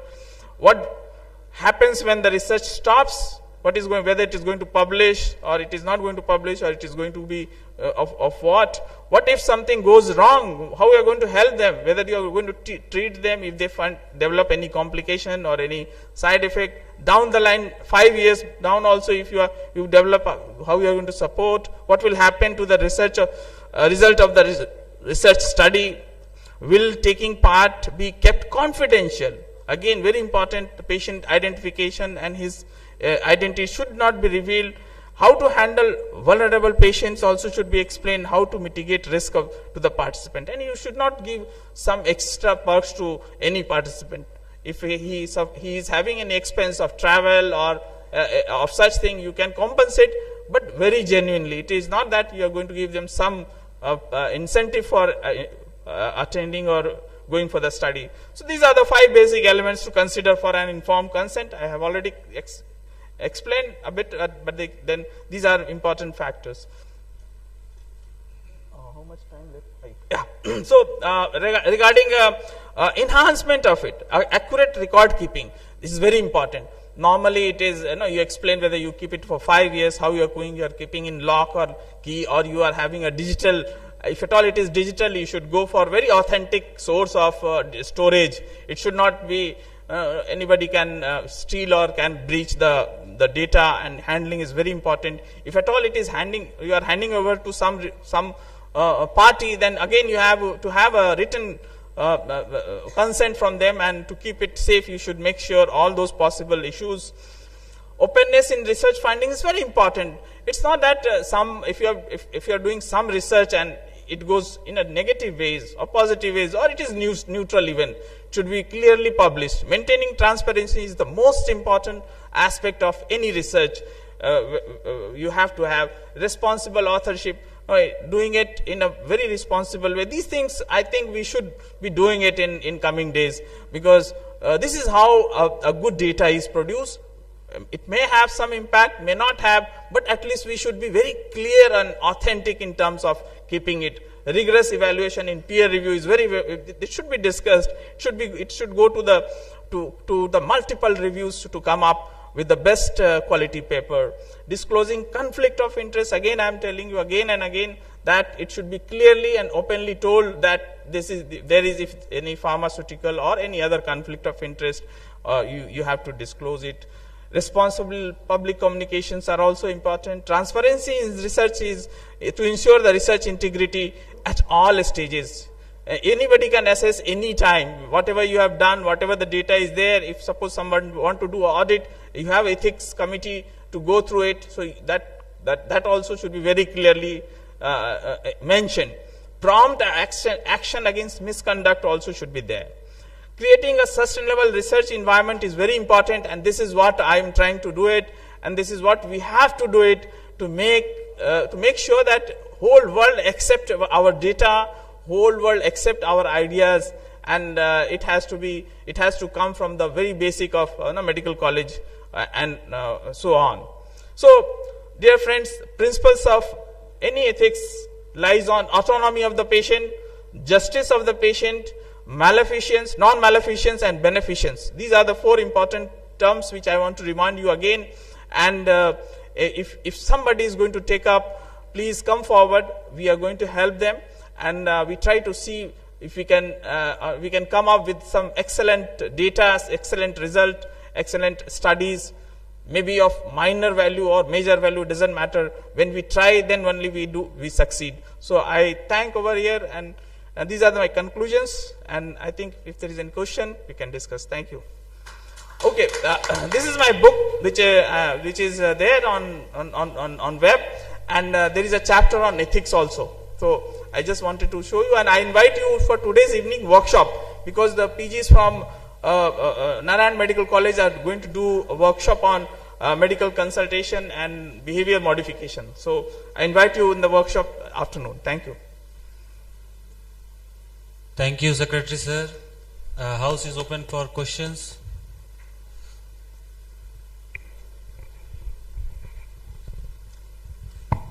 Very nicely spoken, Dr. Subhash, as you always do so.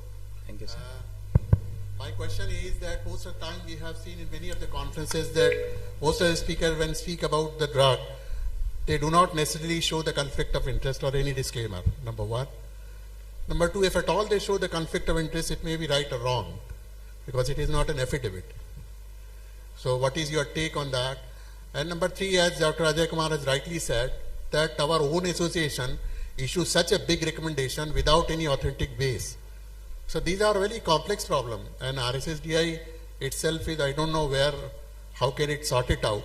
And if you remember, long back, I think around 15 or 20 years back, a big story about the pioglitazone, which was banned in India in one day, because just by a statement of one doctor. Then after a couple of months, it was withdrawn back because some good speaker at a national level spoke something in favor of that.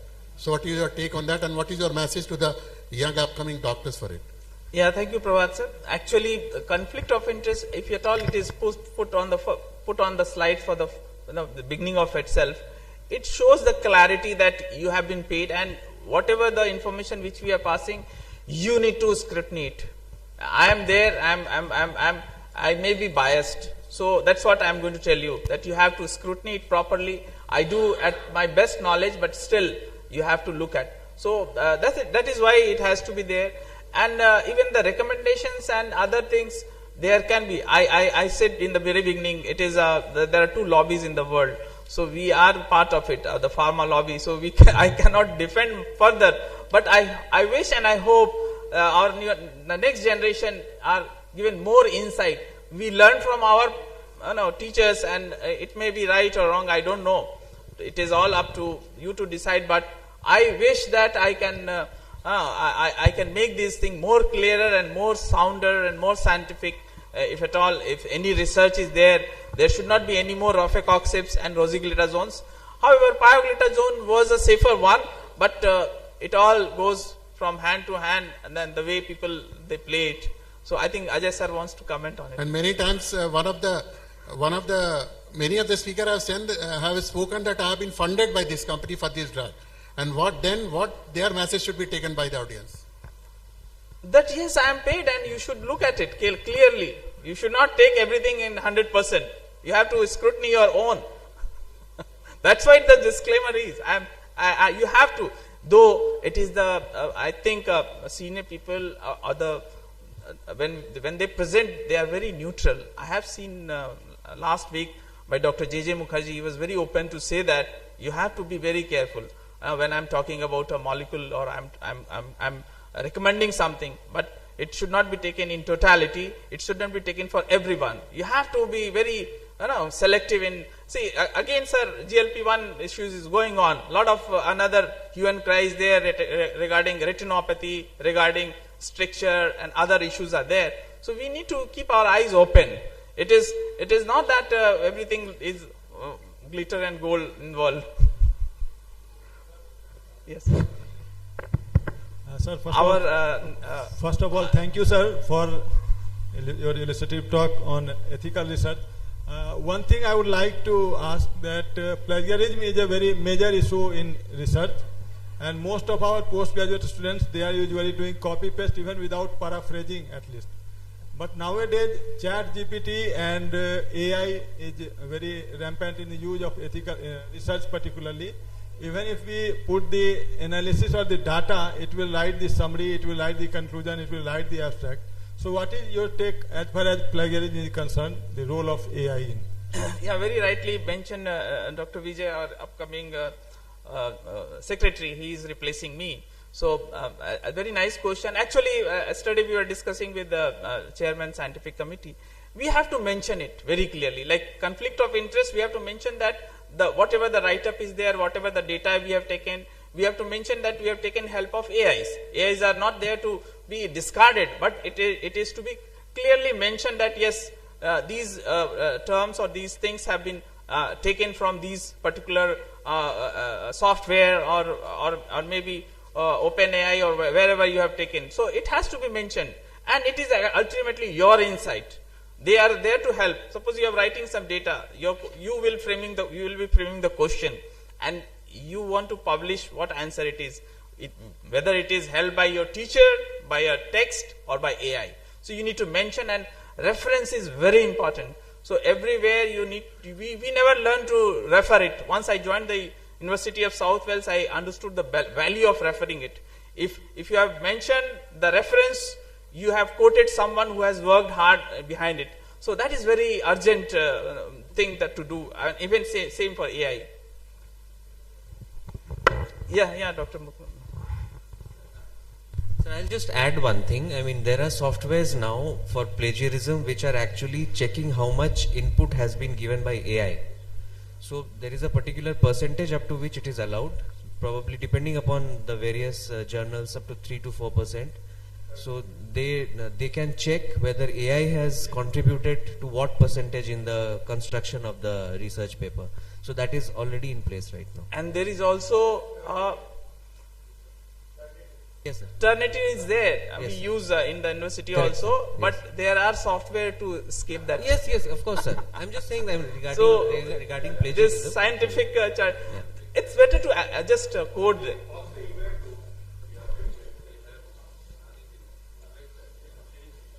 Thank you, sir, for the wonderful elaborative talk. Now I conclude the sessions.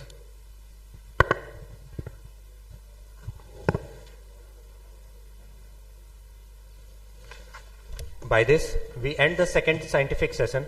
Thank you, respected chairpersons, for giving your valuable time to make this session interesting.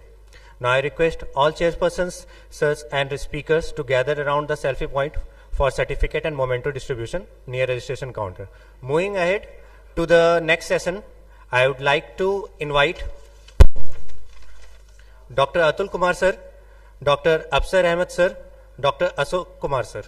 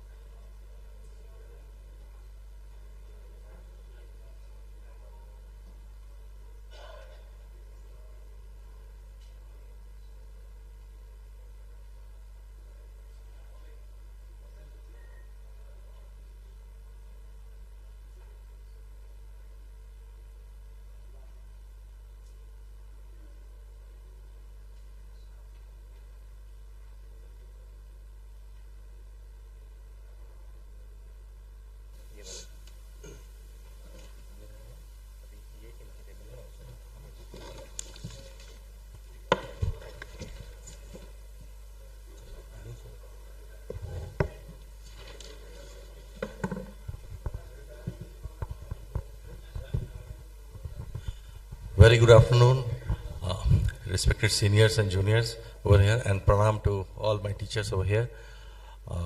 Without wasting much of our time, we must call Dr. Supriya sir,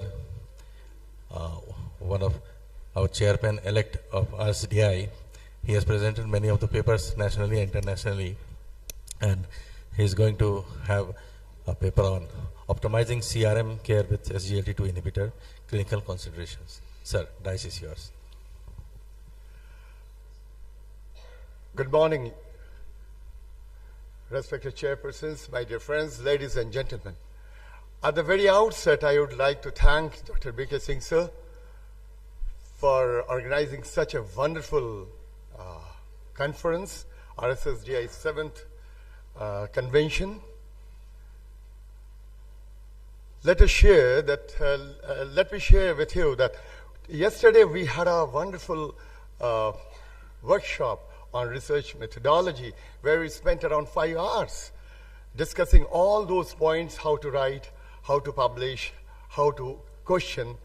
So now today this is a scientific session that first let me have a disclaimer. This is basically it's a sponsored lecture by BI, and I have rather scrutinized the topics, and I have seen and scrutinized as much as possible. And this is a topic which I'm going to say, that to optimize CRM care with SGLT2 clinical consideration. And what is that? I thank Dr. Alok, sir, for sharing this slide. Because I wanted to say, what is the definition of this cardiovascular renal metabolic disease? So, it is basically a systemic disorder characterized by pathophysiological interaction among metabolic risk factors, CKD, and CV system. This overlapping etiology lead to multi-organ dysfunction and a high rate of adverse CV events. It includes individual at the risk factor of CVD due to presence of metabolic risk factors, CKD or both, and individual with existing CVD that is potentially related to or complicates metabolic risk factor or CVDs. So cardiovascular, renal or metabolic conditions pose a very high disease load, and a heart is the most metabolically demanding tissue, organ, and this is a kidney, basically regulates glucose and volume homeostasis. A liver, pancreas, and adipose tissues are essential for energy metabolism. WHO, through Sustainable Global Health aims to reduce premature non-communicable death by 1/3. And India, if we believe Indian state level disease burden initiative, then the cardiovascular disease and diabetes and CKD rank among top 10 of the disorders. And to achieve India's commitment to reduce premature NCDs, Ministry of Health and Family Welfare has doing a stupendous job. Here, this is the image, is a schematic representation of interconnected pathophysiology of cardiorenal metabolic disorder, where type 2 diabetes is essentially a very mix of insulin resistance and beta cell dysfunction, and it lives with many friends like hypertension, dyslipidemia, dysfunctional fat, neurohormonal dysfunction, fluid overload, and others. And what we see here, they all lead to heart failure, atherosclerotic cardiovascular diseases, EGFR decline, and albuminuria. So, but there is a very important point which we miss here that I wanted to share with you all, that is SDH, the social determinant of disease. That if we start holistically have a patient-centric approach to manage type 2 diabetes, we must consider social determinant of diseases. Bonwell's cardiovascular risk factor, like low, borderline, intermediate, high, and very high disorders. And there are a few we have to understand. Please give me water, you know. I have a problem with a secondary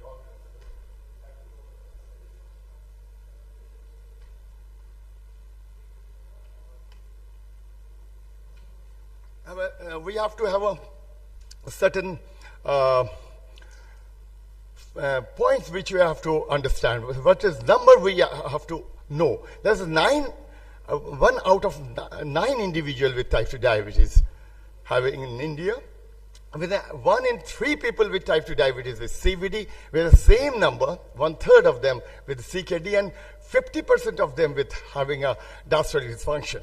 And, you know, premature cardiovascular death is around 3 to 4 times with diabetes, and there's a health expenditure goes very high.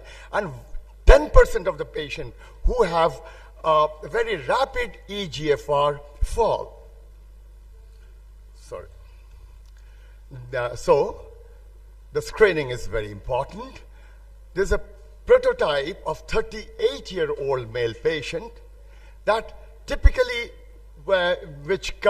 we see in day-to-day practice that is recently diagnosed with type 2 diabetes with a high BMI, feeble tibial and dorsalis pedis pulses. Generally, we miss to see this, and treadmill test is positive, and there's a grade 1 liver diseases.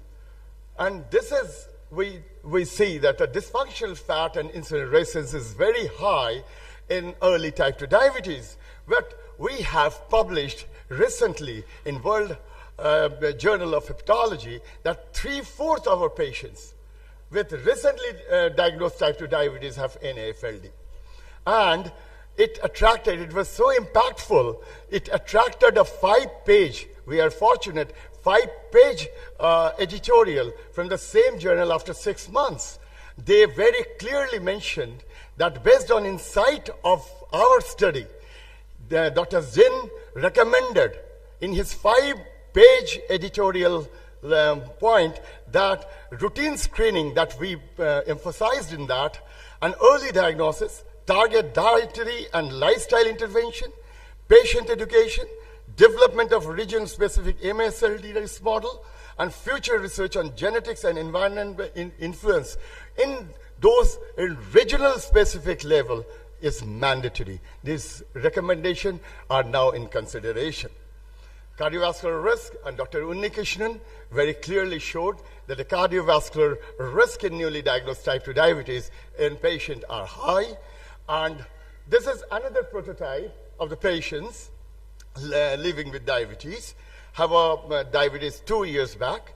And if you see that here, with the HDL is around slightly low, LDL is normal with naturally she is on atorvastatin, and his resting ECG having a left ventricular hypertrophy and LV ejection fraction, though it is 58%, but having grade 2 diastolic dysfunction. So here that we found, that we discussed also, nearly 1 out of 2 people with type 2 diabetes having diastolic dysfunction. eGFR at albumin level represent prognostic risk factor that was very clearly and eloquently showed in advanced study. And 2 out of 5 patients with type 2 diabetes with CKD in Indian Diabetes Clinic. And this is the very important if you add holistic SDH also in consideration. Lifestyle management with a smoking and tobacco cessation, physical activity, diet management. Essential treatment risk factor control are very clearly there with a lipid management, glycemic control, blood pressure reduction, and weight control. And with certain drugs which are organ protective, and we have lots of evidence, grade 1 evidence are there. With the SGLT2, GLP-1 receptor agonists, our very I'm waiting for the masterly oration by Dr. Ajay Kumar sir. I want to listen that oration on GLP, that you also just enjoy that oration.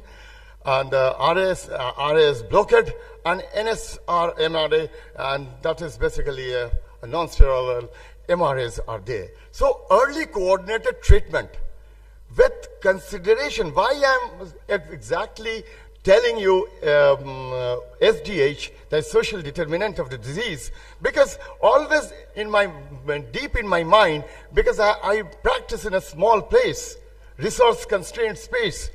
where you need to consider those points where social determinant of health is very important. Here, the clinical guidelines recommend that the combination therapy should be tailored for the individual patients. DPP-4 and SGLT2 is a very good combination, and if you combine it with metformin, that will take care of all the 8 to 8 pathophysiological aspect of ominous octet. So, EMPA and LINA combination is a good combination, provided it provides early sustained glycemic control in patients with type 2 diabetes, and EMPA specifically improves time in range. LINA improves post-meal glycemic excursion in type 2 diabetes. EMPA rapidly clears glucometabolic toxicity and improves beta cell function in type 2 diabetes. And EMPA with metformin result in sustained weight loss as compared to glimepiride as an add-on metformin. There's a very important and landmark study by Dr. Mittal, the ELIF study, where we found that a 4% greater absolute reduction in liver fat achieved with EMPA versus control group. EMPA use improves insulin sensitivity, and EMPA-REG outcome trial, which very clearly showed and offered early risk reduction for CV death in patients with ASCVD, with type 2 diabetes, and it reduces the risk of first and recurrent CV events that we all know with the EMPA-REG trial. That is now 10-year-old trial. But what we have to understand that EMPA-REG outcome study first demonstrated, though it was an exploratory one, that it has a clear kidney protection with SGLT2 inhibitor. But EMPA kidney trial has conclusively proved it. EMPA prevents rapid eGFR decline consistently across the baseline, so it may help rapidly declining eGFR in those 10% of the patient which we don't know who are they. So empagliflozin, when we treat those patients with empagliflozin, we don't know exactly whom we are treating and whom those 10% are. So you have to start empagliflozin at least. That evidence suggests that. Empafelicitate, 7 minutes. Regression of albuminuria in patient with type 2 diabetes with CVD with prior albuminuria. And that is generally our recommendation, that the patient who is albuminuric nephropathy, SGLT2 works better. And this is basically, it is not a mechanistic study which has proved that there's a cardiorenal anemia, but it has been seen that anemia is better with empagliflozin. EMPA improves hemoglobin and lower uric acid, that we know. And if we recapitulate us in a single word, MACE reduction is 14% with empagliflozin in EMPA-REG trial. CV death was 38%. Relative risk reduction, all-cause mortality was 32%. Hospitalization for heart failure, 35%. And these are the exploratory analysis. And chronic kidney outcome was 46%. So, EMPA demonstrates lower risk of ESKD, CV death, and heart failure. And then, LINA, Carmelina, demonstrated LINA is a safe drug. Though, as it is, rather is a safe drug compared to the other Saxa or Alo. And it has a cardiac safety or at least neutrality, it showed, and it has a long-term kidney safety data, which was driven by pre-specified microvascular composite outcome.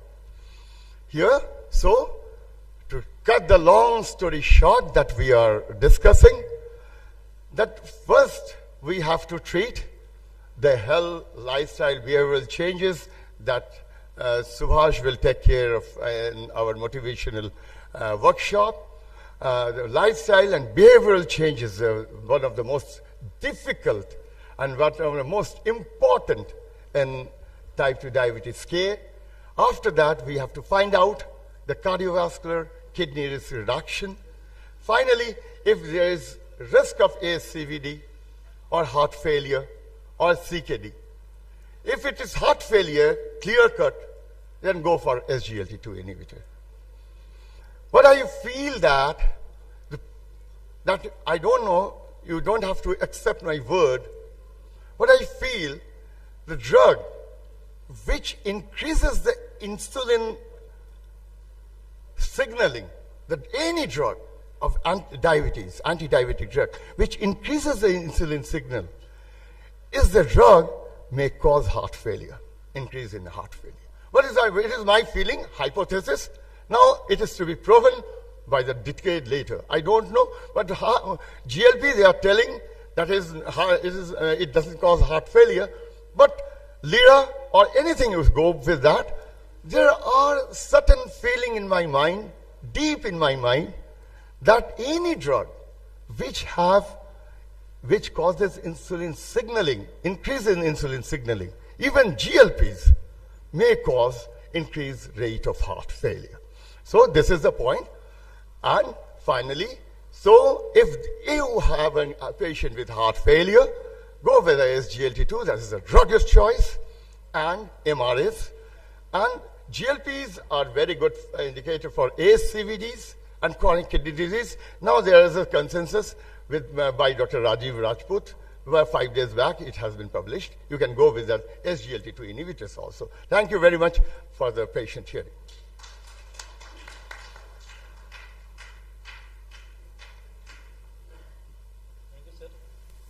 For interesting and wonderful talk.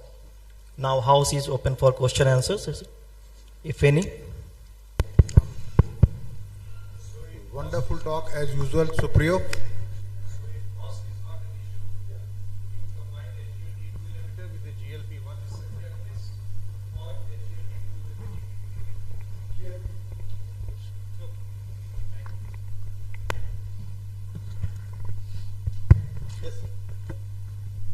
Supriyo, मैं ये कहना चाह रहा था कि कई बार research में जब हम लोग शुरू करते हैं, अपनी शुरुआत करते हैं किसी रिसर्च मॉलिक्यूल के लिए या किसी चीज के लिए, तो we are using a rifled gun approach, hitting the bull's eye. लेकिन बाद में पता चलता कि वो तो बोर गन था, छर्रे वाली बंदूक थी और ढेर सारे छर्रे निकल गए. Same is true with any molecule, is SGLT2, GLP-1 और mineralocorticoid receptor antagonist finerenone. SGLT2 was basically developed for renal tubule. But now we know that it is acting on heart failure, it is acting on fibroblasts, it is acting on erythropoietin, it is acting on the afferent arteriole of the glomerulus. Similarly with the finerenone, it is acting on the fibroblasts of the myocardium also, it is acting on the kidney. So pleiotropic effects for every molecule is later on seen after 2, 3, 4 years. One thing which I will just suggest is to all the participants is that just don't rely on only serum creatinine, make it a habit to calculate eGFR, and also to get done the urinary ACR, because in the KIDCO classification you have just seen with the same eGFR, if protein excretion is more, the risk is increased. So you have to modulate or upregulate your treatment profile according to that KIDCO scale. So use eGFR and urinary ACR both while stratifying your patient. Thank you very much. Thank you. Thank you, sir, for enlightening us, sir. And anything more? No, thank you, sir. Thank you. We are going to next topic. Topic is also very interesting and speaker is also very interesting. So I call Dr. Subhas Sebal Guha, sir. Please come on the dais. And topic is ensuring safe motherhood in diabetes, the importance of obstetric surveillance. Sir. Thank you, respected chairperson, sirs. Pranam to all my seniors in the audience and dear friends. At the outset, I would thank the scientific committee of RSSDI BIHAR for giving me this opportunity to talk in this conference. We know that pregnancy is a physiological state in life of a lady where physiology of all the organs are different, and accordingly we have to adjust various treatments and the dosage of various drugs. So, and that's why when a pregnant lady, when a diabetic lady plans for pregnancy, we need to be extra cautious about managing the pregnancy to ensure safe outcomes. And that is what we term as obstetric surveillance. And slides. Yeah. So I'd be talking about how do we ensure a safe obstetric, safe motherhood in a lady, in a diabetic lady when she is planning for pregnancy. And what do we do for obstetric surveillance? How do we do it and why should we do it? These are the things we will discuss about. So where do we strike? We have to interfere at various levels, right at the outset, before the lady plans for pregnancy. It starts from counseling and screening. Then after that, when she is pregnant, the surveillance continues throughout her pregnancy. And our job doesn't end there. We even have to interfere in the postpartum phase as well. The first is the phase of early screening and diagnosis, where we need to interfere and do something. Then comes the preconception phase, especially if the lady is a diabetic and she is planning for pregnancy. We have to do some preconception counseling. This doesn't apply to a patient of GDM because then we get to know that she is pregnant during her pregnancy. Then during the pregnancy, we need surveillance for mother's health as well as for the health of the fetus. And then we need to plan for a safe delivery. And after delivery, there are elements of postpartum care. So where do we start? Screening for diabetes. In a country where diabetes incidence is very high, it's now been accepted by most guidelines that we need to screen all mothers planning for pregnancy for diabetes in the antenatal checkup in the first prenatal visit itself. And this test doesn't end there. If she tests normal for blood sugar in first prenatal test, we need to screen her again in 24 to 28 weeks for blood sugar levels. And this applies, and most of the time the GDM patients are identified in this screening of 24 to 28 weeks. And also it's been accepted as a single test procedure with 75 grams glucose and irrespective of the meal time. And we do a blood sugar after 2 hours. If the test is more than 140, then we can label this patient as a patient of diabetes, gestational diabetes if she is not a known diabetic early. However, in certain patients, there is a higher risk of developing gestational diabetes, and we should be more cautious in these class of patients.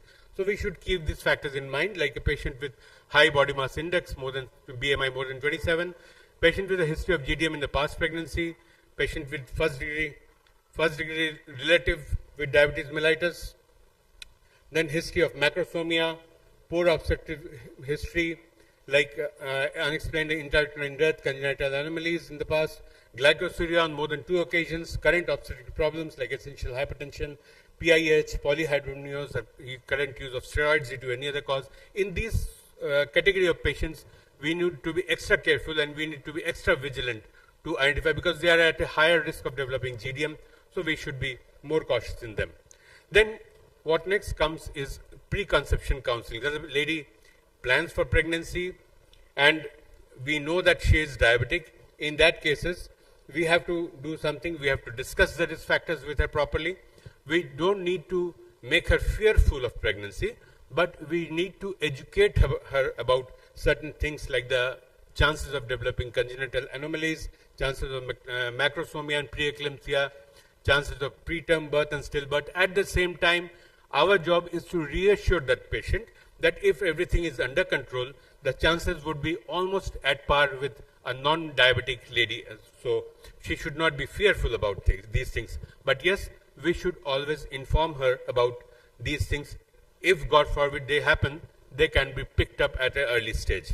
And then we should always encourage a planned conception with stable blood glucose levels. Patient education comes foremost because we have to teach her about glucose changes in early pregnancy. We have to teach her the importance of frequent antenatal visits, and she should be prepared for emergencies like hypoglycemia and diabetic ketoacidosis if they occur during pregnancy. And nutritional counseling plays a very important part in pregnancy as such, more so if the lady is diabetic. Medical nutrition therapy is required for optimal glucose control. Folic acid supplementation, maintaining a healthy body weight is a very important part of that. And in terms of the maintaining body weight, we need to teach her about lifestyle modifications like regular exercise, needs for stopping smoking and cessation of alcohol, and stress management and psychological support. And we have to interfere for stress management and psychological support in a proactive manner, because in our society, patient won't come out with any stress or any psychological problems by herself. So we have to be proactive, we have to be inducive, and we have to talk out with her whether she has any of these ailments with her. And then we need to screen her for certain diseases like retinopathy by routine fundus examination. Screening for retinopathy in a diabetic mother is very important, because we know that retinopathy often worsens during pregnancy. And if we know that she is already having retinopathy at the preconception level or at the start of pregnancy, we need to screen her more frequently, because if it aggravates, timely laser treatment or timely injections can definitely check her vision loss. Then screening for nephropathy, screening for cardiovascular health, and screening for thyroid function tests, more so if the patient has accompanying autoimmune disease or if she is a patient of type 1 diabetics, where we know that incidence of thyroid dysfunction is more common as compared to others. And optimization of glycemic control is obviously very important. The target of A1C, target of glucose levels, we need to maintain throughout the pregnancy. And we have to encourage and train the patients, even if she is from rural background, about SMBG. We have to tell her how simple it is. We have to train, even if she is illiterate, we have to train a kid in the home to see the glucometer and read out the readings to her and note it down somewhere. And if the sugar levels are haywire, if the sugar levels are unpredictable in that lady, we can obviously think of doing a CGM as well. And finally, very important in a pregnancy, especially if in a diabetic pregnancy, are review of medications which she is having, because by virtue of being a diabetic, it is expected that she will be on certain medicines right from the start. So there are certain medicines which are very common in a diabetic patient, and we have to be watchful that these are not continued in the pregnancy, like ACE inhibitors or ARBs, statins. However, in statins, some trials have shown that pravastatin can be used, but it is still a disputable fact. Then certain oral diabetics, except of course metformin and glibenclamide, has now been accepted that they are relatively safe in pregnancy. Then some antibiotics like tetracycline, aminoglycoside, and some others should be avoided. And certain supposedly innocuous drugs like vitamin A, isotretinoin, warfarin, lithium, some anti-epileptic drugs, antidepressants, some NSAIDs, these should be avoided in these cases of patients. And low-dose aspirin may be used to prevent eclampsia. Metformin I've written separately because metformin is very controversial. Many of you may be experiencing what we all experience during our practice, that the patient goes to a gynecologist and she comes back and says कि doctor साहब ने नहीं देखा ये दवा आपको बंद होना चाहिए था. And that is how we need to talk it out with our gynecology and ops colleagues that metformin is now completely safe, especially if the patient is on metformin previously for diabetes or for polycystic ovary. We should continue it. We should not stop it during pregnancy. Then comes that the patient now has developed pregnancy, and what do we do during the period of pregnancy? Again, monitoring of blood glycemic control is obviously important. We should maintain it very tight, and fasting level should be 95, 1 hour, 2 hours values. These are the guidelines. If again sugar levels are varying, a CGM is recommended. What is important is we should avoid hypoglycemia episodes. We should avoid ketoacidosis. For that, again, patient education comes first and foremost, and then we should always educate them about symptoms, the early symptoms of this, and the patient should contact the doctor as soon as possible if such symptoms arise, and regular monitoring of urine blood ketones is needed. And then comes antenatal visits and complication screening.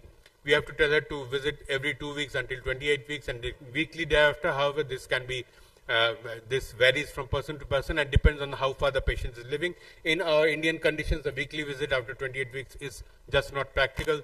So we have to adjust that according to the patient's status. And then blood pressure monitoring to detect preeclampsia, urine protein analysis, fundus examination, at least in the first trimester, and if it's normal, then we need to repeat it later also. Renal function tests, thyroid function tests, these need to be repeated in antenatal checkups time and again. We have already discussed that they have a role in preconception period also. And then adjustment of various medications, because insulin therapy, the doses need to be adjusted during pregnancy as and when needed. Metformin use can be continued in GDM and in all patients. Low dose aspirin, we have already talked that it needs to be given to prevent preeclampsia.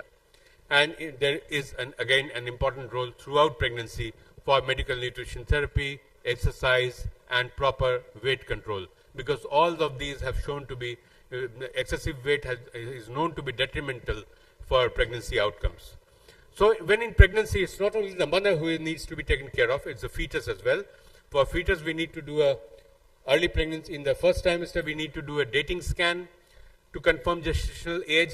A nuchal translucency scan is done between 11 to 14 weeks, in which we see the translucent part at the back of the neck of the fetus and see the depth of the fluid there present, the CSF fluid, which to some extent correlates with the incidence of chromosomal anomalies like Downs or Prader-Willi syndrome or other symptoms. In second trimester, we need to do an anomaly scan between 18 to 22 weeks, and a fetal echocardiography is needed if we find some alterations in heart rate. That will, and in the third trimester, serial growth scans are needed to monitor the growth, to exclude macrosomia, and to exclude IUGR. And an amniotic fluid index is done, where amniotic fluid depth is seen in the 4 quadrants of the uterus, and averaged out, it should be somewhere between 5 centimeter and 25 centimeter, and that is the normal limit, below which is oligohydramnios, above which is polyhydramnios, and just to ensure that the fetus is growing well. Fetal movement monitoring, the mother has to be told to to monitor the kick counts and to track the fetal movements and note it down and report it at the next visit. A non-stress test is important, which is conducted weekly or bi-weekly from 32-week onwards. And with these, basically, a non-stress test basically assesses the fetal heart rate patterns in response to fetal movements in the womb. And if the fetal movement increases with, the fetal heart rate increases with fetal movements, that is a normal non-stress test. And if not, we should be watchful that somewhere the fetal growth is not occurring as it should. Then umbilical artery Doppler is needed, middle cerebral artery Doppler is needed to exclude fetal anemia, IUGR and those. And a biophysical profile, that's the conglomerate of various tests, is needed in high-risk pregnancy in the third trimester, especially if the non-stress test is negative. In that biophysical profile basically comprises of combination of non-stress tests, fetal movements, fetal tone, breathing movements, amniotic fluid volume, and all these are together compositely studied and to assess the fetal development. Now, we have been able to conduct the pregnancy successfully without any complications, maternal or fetal. Now, what do we do? How do we plan for delivery? We need not interfere if everything is normal. An ideal time for delivery is somewhere between 38 to 40 weeks. But if there has been poor diabetic control, the patient has reported to us sometime in mid or late pregnancy with a history of poor diabetic control in the early phase of pregnancy. In that case, or if the patient, if there is microsomia or there are certain complications like preeclampsia or IUGR, we can plan for an earlier cesarean delivery. Mode of delivery, obviously preferred mode is vaginal, but if there is macrosomia or other complications, we can obviously, we should go for a cesarean delivery. What is important for cesarean section is that during the intrapartum monitoring, during the surgery, we should try to maintain a blood glucose between 80 to 110, and we should use an insulin infusion to maintain the sugar levels in between. As I said, our duty as a physician, as a treating physician, doesn't end with the delivery. We have to think of what happens next to the mother as well as to the child after delivery. And here, what we find is in the mother, we should keep in mind that the insulin requirements often drop immediately postpartum. So we should check the sugar levels regularly, more frequently at that time, so that if such need arises, we need to reduce the dose. And we should screen the mother for postpartum thyroiditis and rule out future risk of diabetes if the patient is of GDM. We should tell her the importance of regular testing of blood sugar even after delivery, and we should encourage breastfeeding. For the fetus, we need to monitor the fetus for hypoglycemia. We need to rule out any evidence of respiratory distress or jaundice, because neonatal jaundice is more common in these cases, and we also need to rule out for polycythemia. So, in a nutshell, obstetric surveillance in a lady, in a diabetic lady who is pregnant, basically targets to optimize the glycemic control, to in effect to prevent hyperglycemia-related fetal complications. It helps us, this surveillance helps us to detect the fetal growth anomalies like macrosomia or IGR at a very early stage. Thus, we can interfere at the proper time. It also helps us to prevent the various maternal complications in pregnancy like preeclampsia, polyhydramnios, worsening of the pre-existing diabetic complications which is having before pregnancy. And we can timely identify fetal distress if it occurs, so that we can interfere and save the fetus as well as the mother in time. And we can determine and plan the optimal delivery timing. If everything is fine, the delivery timing is normal. If not, we can plan an early C-section. And then we can, by optimizing this surveillance during pregnancy, we can definitely reduce the incidence of neonatal complications and prevent new incidence of neonatal hypoglycemia, respiratory distress syndrome, and various other metabolic disturbances in the child. Thank you. Thank you, Dr. Sehwal. Nice presentation. You have given justice to the topic. The topic is open for the question. Any question from the audience, please? Dr. Sehwal, I have one question. As OHA, we are using glibenclamide and metformin. What is your preference? Why this glibenclamide is not in vogue for this treatment pregnant women? Metformin we are using. What you feel clinically, where it lacks in efficacy or any danger, that Deonil is not used too much, though it is very cheap drug. In diabetic patients? Yeah, in pregnancy. In pregnancy. Yeah. Right. Given a choice, I would only use insulin. Oh. Full stop. That's the first thing I would like to say. If not, or if the insulin dosage requirement is very high, we can give her a small dose of glibenclamide. Okay. But I didn't get the exact question. Why? What are you asking about glibenclamide? I was asking metformin is used by most of the clinicians, but this glibenclamide is not used too much. Okay. Yeah. Right. So there is an inherent risk of hypoglycemia with glibenclamide, which we all know that it's being a sulfonylurea, it has a theoretical risk of developing hypoglycemia. And unpredictable hypoglycemia, unlike insulin where hypoglycemia is to some extent predictable. So that way insulin is definitely much more safer and much more preferable. Yeah. Because metabolism of any drug during pregnancy is variable. So we don't know how that glibenclamide molecule is being metabolized, and there may be incidence of hypoglycemia even at a lower dose. So that is I think one risk. And then we need to give the drug more frequently, and if hypoglycemia occurs, it lasts for a longer time. Yeah. So these are the certain things I think why we are scary about using glibenclamide, and we are more comfortable with insulin. Thank you. Right. Yes, ma'am. We use metformin in PCOS. You told that we have to continue it in pregnancy. So shall we continue in pregnancy irrespective of normal blood glucose level and monitoring every time her blood glucose it is normal? Absolutely, ma'am. There is no confusion regarding that. If the patient is on metformin for PCOS and if she develops pregnancy, we need to continue that. Do like that. We usually stop metformin, Then we monitor her blood glucose in pregnancy, and if there is any associated risk factors such as obesity and all, or if blood glucose level is borderline, then only we start metformin. I'll ask an expert opinion from my teacher, Ajay sir. I have no expert opinion on this, but I would like to stop metformin unless, as she said, that there is some increased risk factor. Because we are not treating diabetes, we are treating PCOD, and the reason to give metformin was for conception. So that has happened, there is no further rule. Okay.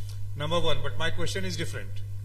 You said that folic acid should be given 400 microgram in pregnancy, and almost every folic acid tablet has got 5 milligram of folic acid.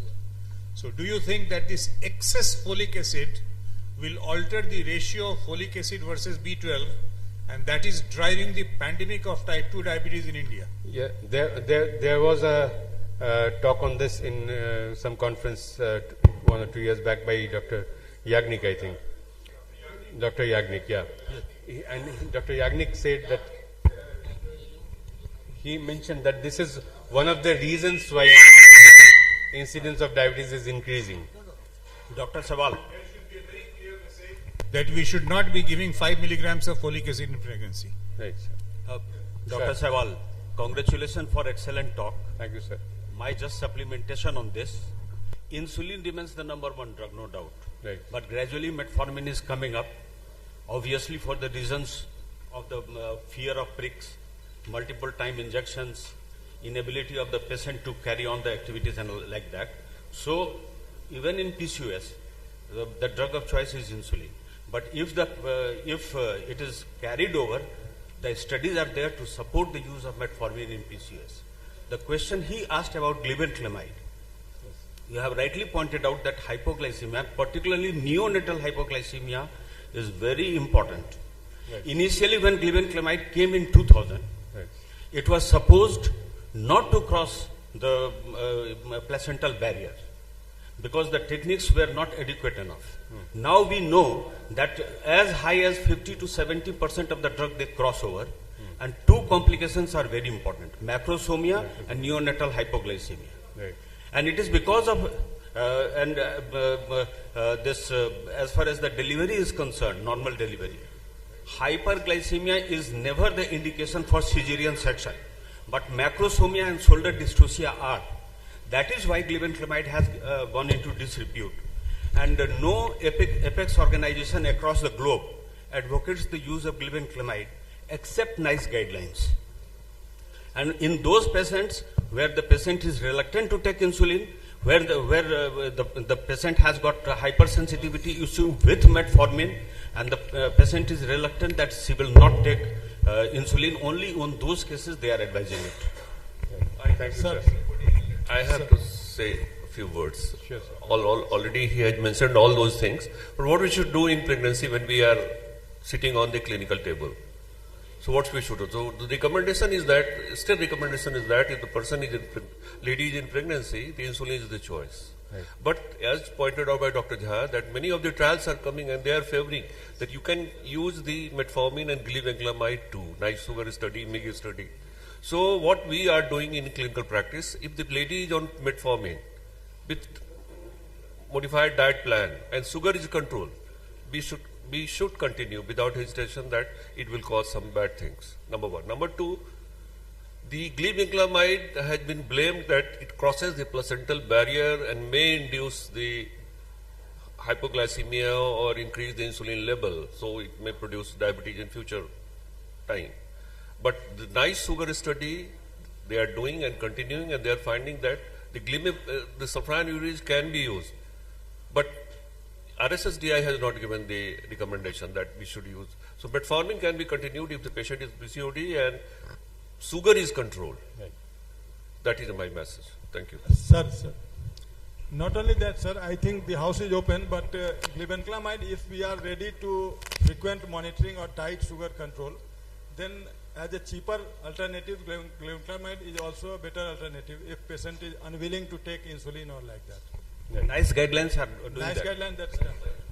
Right.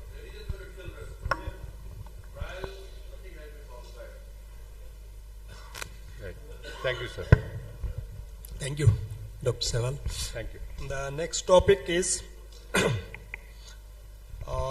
future management of diabetes, and speaker is none other than Dr. B.K. Singh. He is past chairman API Bihar chapter, past chairman RSSDI Bihar chapter, chairman elect CCDSI Bihar and Jharkhand chapter, chairman Indian Association of Clinical Medicine Bihar chapter, governing body member National API, regional and national faculty, paper and publications in Index Journal of National and International Journals. Over to Dr. B.K. Singh, sir. He will be talking about future management of diabetes. Good morning to all of you, and my pranam to all seniors and respected chairpersons. First of all, I must thanks all of you to coming to the Aurangabad, the city of sun god, city of knowledge.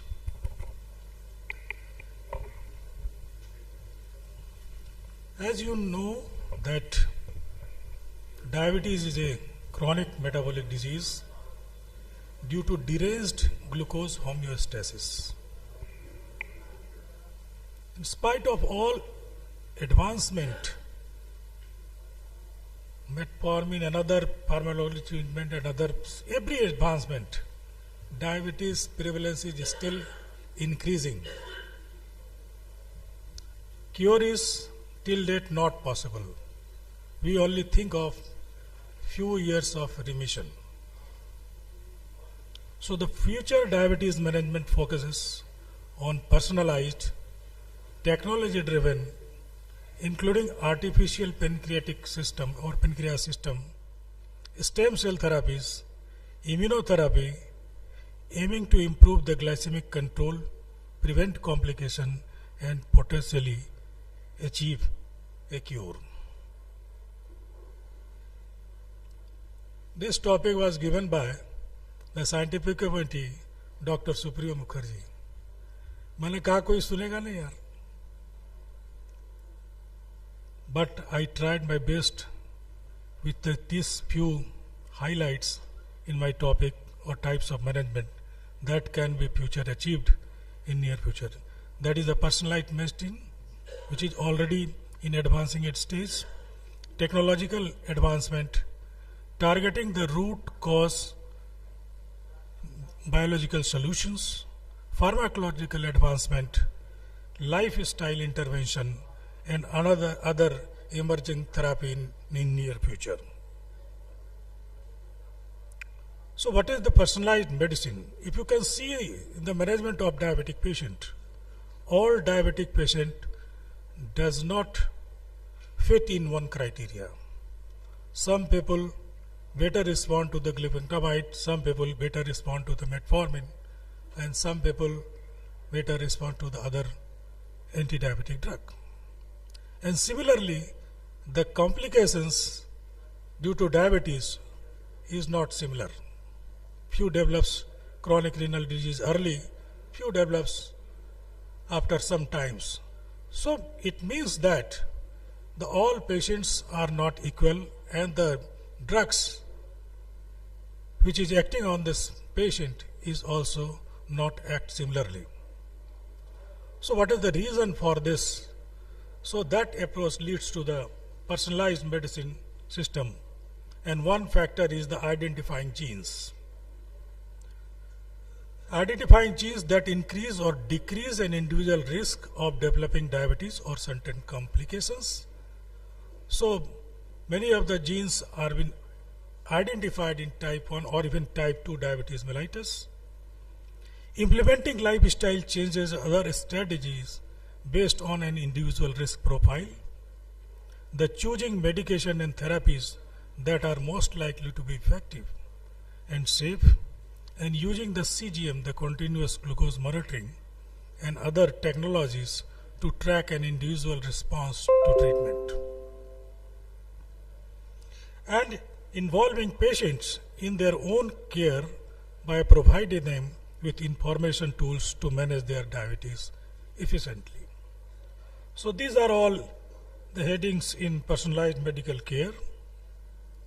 And what will be the technological advancements? You know that the diabetes, there is a glucose homeostatic derangement, and artificial pancreas, that is a sensor to detect blood glucose reading, a computer to calculate insulin requirement, and a pump to automatically deliver insulin. We are already have many artificial pancreas or this glucose delivery system available in our market. For example, smart tetoic bike sensor are capable of detecting glucose level continuously using a simple infrared detector and providing result in real time. These biosensors, which are based on single-walled carbon monotubes wrapped in a glucose-sensitive polymers that fluorescence in the presence of glucose, and currently being researched in animal model, means that the glucose is only delivered, the insulin is only delivered when the glucose level is high. A true artificial pancreas would also deliver glucagon to raise blood glucose and prevent severe hypoglycemia. There is a smart insulin, that is a glucose responsive insulins, and these smart insulins or glucose responsive insulins is designed to automatically adjust insulin delivery based on an individual blood sugar fluctuation and mimicking the natural response to the pancreas. The other advancement which is likely is the nanotechnology. Nanotechnology is being explored for early diagnosis, monitoring of beta cells and immune cells, and non-invasive insulin delivery system. Oral nanoformulation of insulin uptake via the gut, the nanoparticles containing oligonucleotides can be used in gene therapy and stem cell therapy. Diabetic wound healing, local delivery of nanoformulation containing regenerative molecules can stimulate tissue repair, which is effective in the diabetic foot ulcer. Another mode of action in future technology is the targeting the root cause, and one is the beta cell regeneration. Restoring both the number and function of beta cells is critical for effective treatment of the disease, and stem cells have shown potential for beta cell regeneration, and significant progress has been made in developing in vitro strategy for the proliferation and differentiation of functional beta cells. However, there are still obstacles that hinder the translation of beta cell regeneration into the clinical practice. Means that the beta cell can be regenerated, and there is a pathophysiology that if the patient develop the diabetes mellitus, the beta cells are non-functional only, they don't only the damaged. So this beta cell regeneration can be a possible future treatment in diabetic management. Immunotherapy, which is already going on, FDA has improved one teplizumab, and immunotherapy aims to regulate the immune response and prevent the beta cell destruction that is commonly seen in the type 1 diabetes. You know that type 1 diabetes is an autoimmune disorder, and inhibition of the autoimmunity and the enhancement of tolerance towards beta cells have great potential in the pursuit of a solution of diabetes. The FDA approved teplizumab as the first immunotherapy for type 1 diabetes mellitus and showing promise in delaying the onset of the disease. The third is in targeting the root cause of the microbiome. You all know that the gut microbiome plays a significant role in diabetes mellitus, and this dysbiosis is linked to increase the risk of type 2 diabetes mellitus. And gut microbiome produce various metabolites like short chain fatty acid, and identifying specific bacteria and correction of microbiome is the promising target for the future therapy. The stem cell therapy, you all know, we are listening stem cell therapy, but stem cells are usually undifferentiated cells that give rise to the differentiated cell. Means that stem cell divide asymmetrically to produce the self-renewing cells, and the daughter cells that can be differentiated. Means the stem cell can be differentiated into either differentiated or self-renew their self. So they can also divide symmetrically to expand the stem cell pool. So stem cell is one of the things that may be the target for the future diabetic management. Stem cell can be categorized in the totipotent, that is the fertilized oocytes by which a human whole organ develop, or pluripotent, multipotent, oligopotent and unipotent. The pluripotent, which is we are in experimental stage, these pluripotent stem cells can be generated from the reprogrammed somatic cells called induced pluripotent stem cells. Means that the stem cells, either you can achieve these stem cells from the cadaver or another thing, but that needs immunotherapy, immunosuppression to avoid the rejection. But this induced a pluripotent potential can be regenerated from the fibroblast of the skin, and that can be used for the treatment of diabetes mellitus in stem cell therapy. So a functional beta cell can be reprogrammed from adult cell type through this induced pluripotent stem cells. That can be a future therapy in coming days. A beta cell can be formed beautifully by the alpha cells following the allocation towards the pancreatic linkage.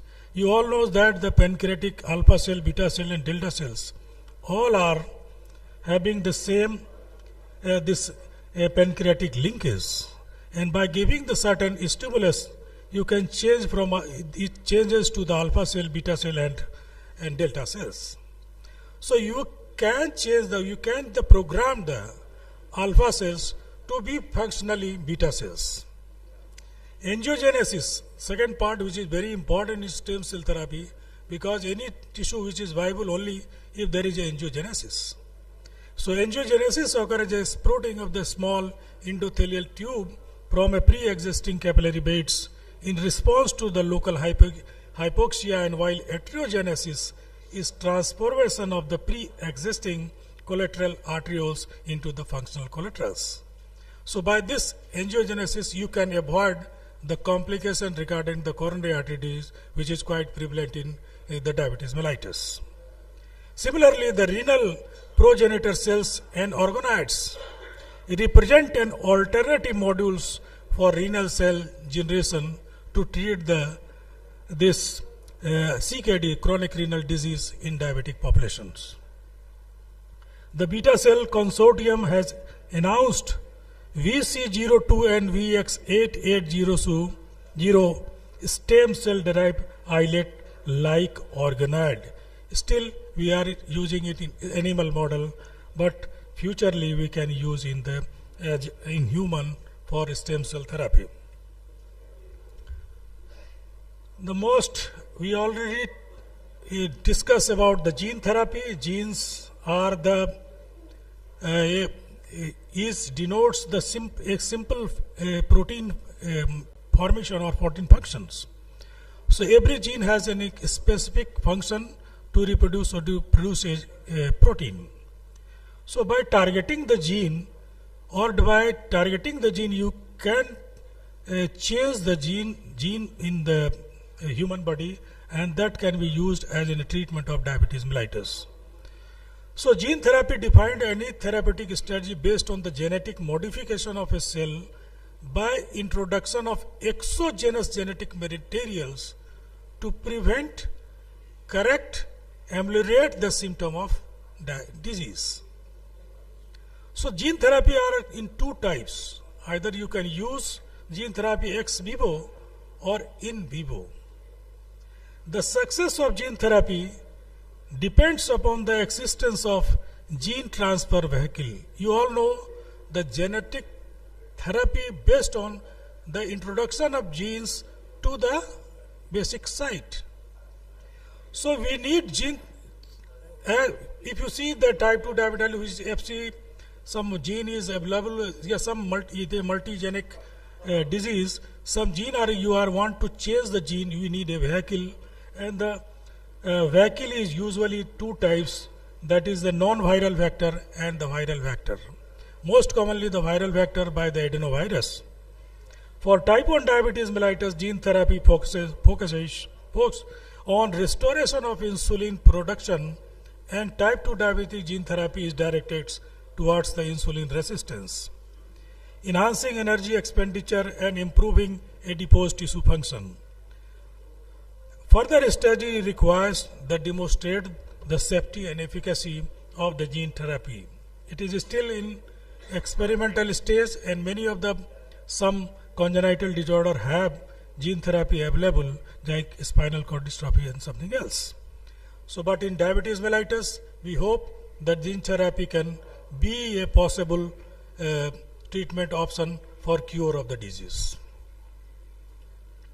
So, other part is, if cure is not possible, the pharmacological advancements, the new glucose lowering agents targeting different pathway of glucose metabolism are possible modification modalities for future treatment. Incretin mimetic, SGLT2 inhibitor and GLP-1 receptor agonist have shown promising result, and peptides such as glucose-dependent insulinotropic polypeptides are being explored for the potential treatment of diabetes. To supporting pancreatic beta cells function, there may be glucokinase activators. Which activate the glucose phosphorylation, and that can be one of the modalities of treatment in diabetes. The fatty cell receptor agonist.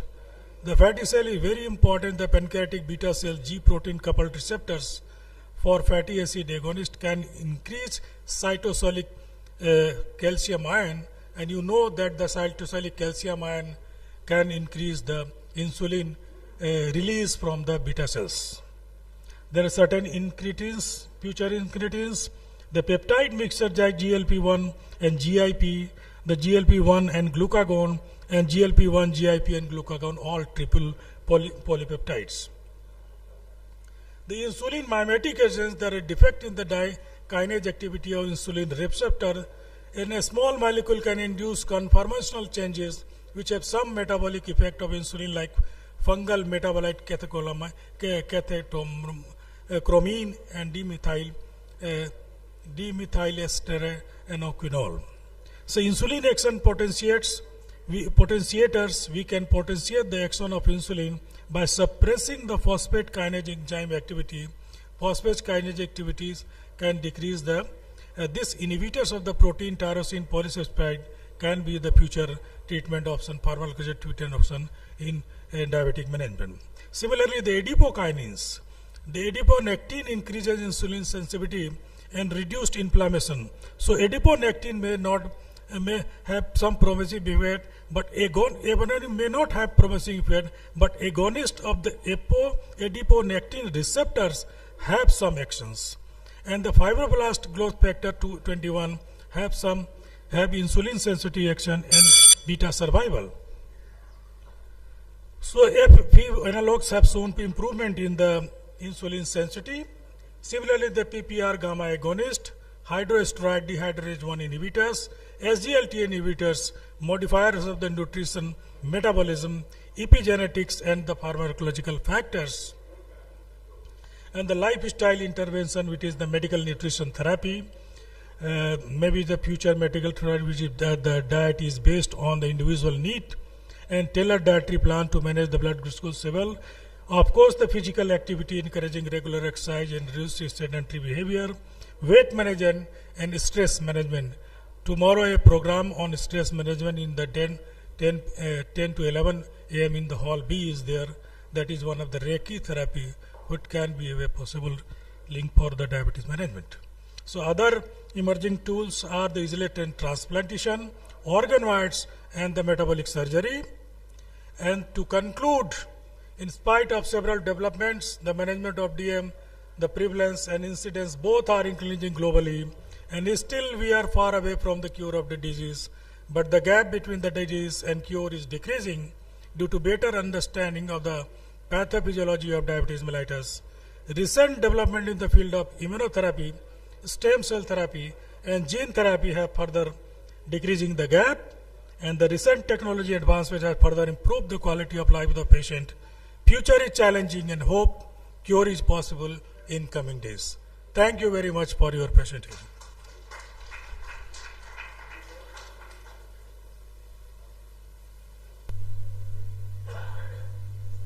Big topic by a very big person. Really, this diabetes, we want something new, we want something very cheap, we want something that this population can sustain and can evolve from this diabetes.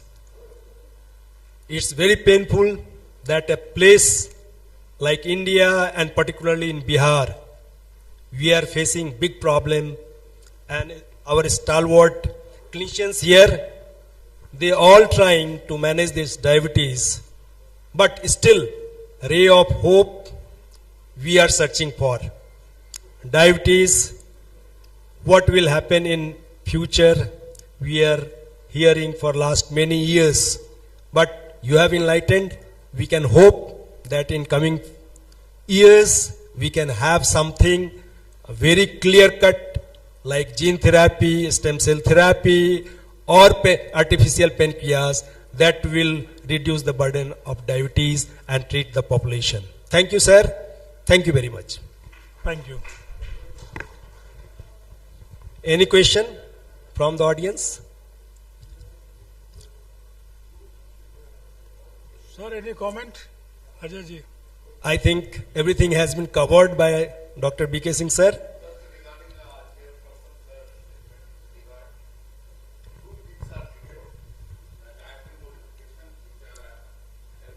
Upon the carbohydrate.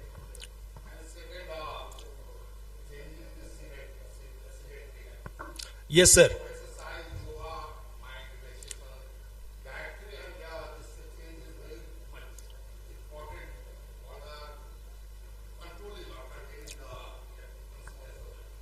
Yes, sir.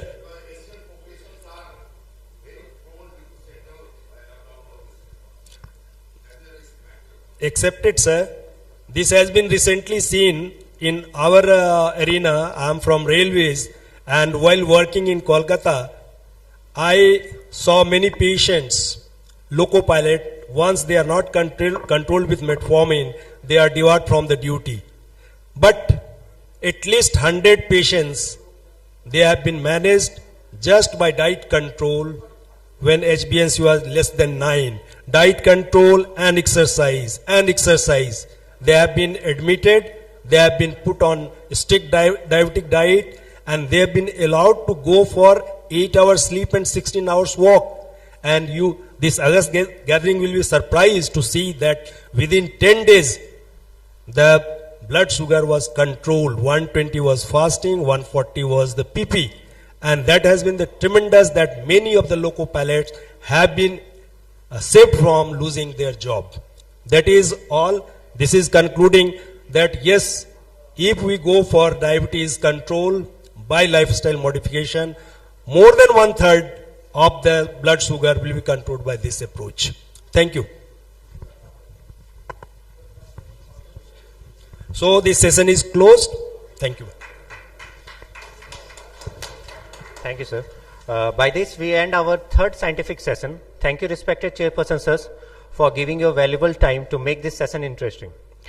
Now, for the HR Singh oration, I would like to invite the chairpersons, Dr. Subhas Kumar, Dr. S.N. Prasad, to please come up the dais.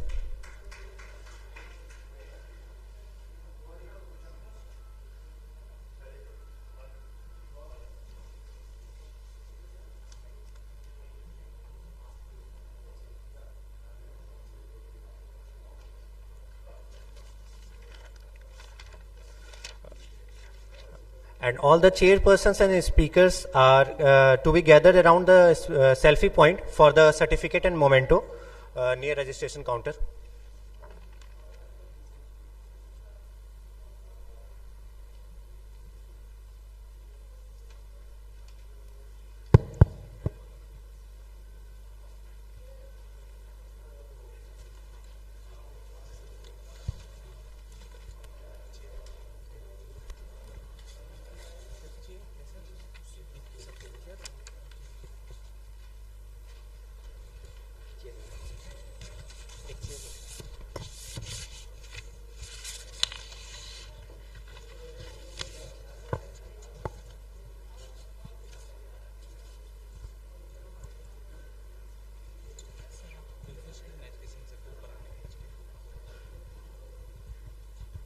At the very outset, I request the genius of the octogenarian diabetologist, sir, please come on the dais. Somebody please help him.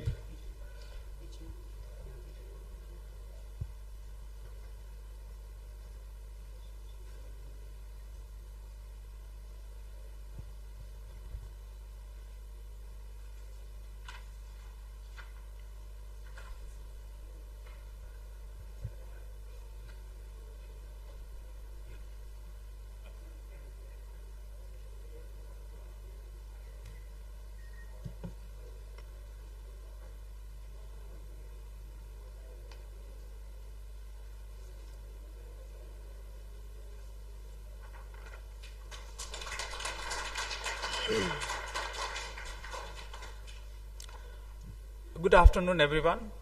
It is my privilege and honor to introduce the prestigious Dr. H.K. Singh Oration, a hallmark event at the RSSDI BIHAR State Annual Conference at Aurangabad.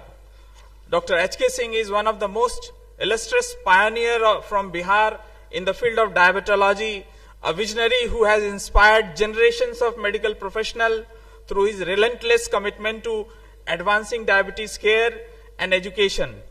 Dr. H.K. Singh's name is synonymous with excellence, dedication, and unwavering passion for the welfare of the patient. He has started a separate unit of diabetes for the first time in the prestigious PMCH, Patna Medical College and Hospital, in the Department of Medicine, and this was for the first time in Bihar. His contribution has not only shaped the practice of diabetology in Bihar, but has also left an indelible mark on the national landscape. This oration is started to honor his legacy and to serve as a platform for sharing groundbreaking research, innovation ideas, and transforming practice in diabetes care. Over the year, it will become a beacon of academic excellence, drawing the finest mind in the field of diabetology to share their insight and inspire progress. Today, as we gather, we uphold this tradition to celebrate Dr. H.K. Singh's vision of a world where patients with diabetes receive compassionate care and benefit from the latest advancement in the science and technology. The oration embodies his spirit of curiosity, collaboration, and commitment to the highest standard of medical practice. Let us celebrate this moment as the same time we congratulate the orator for receiving this honor.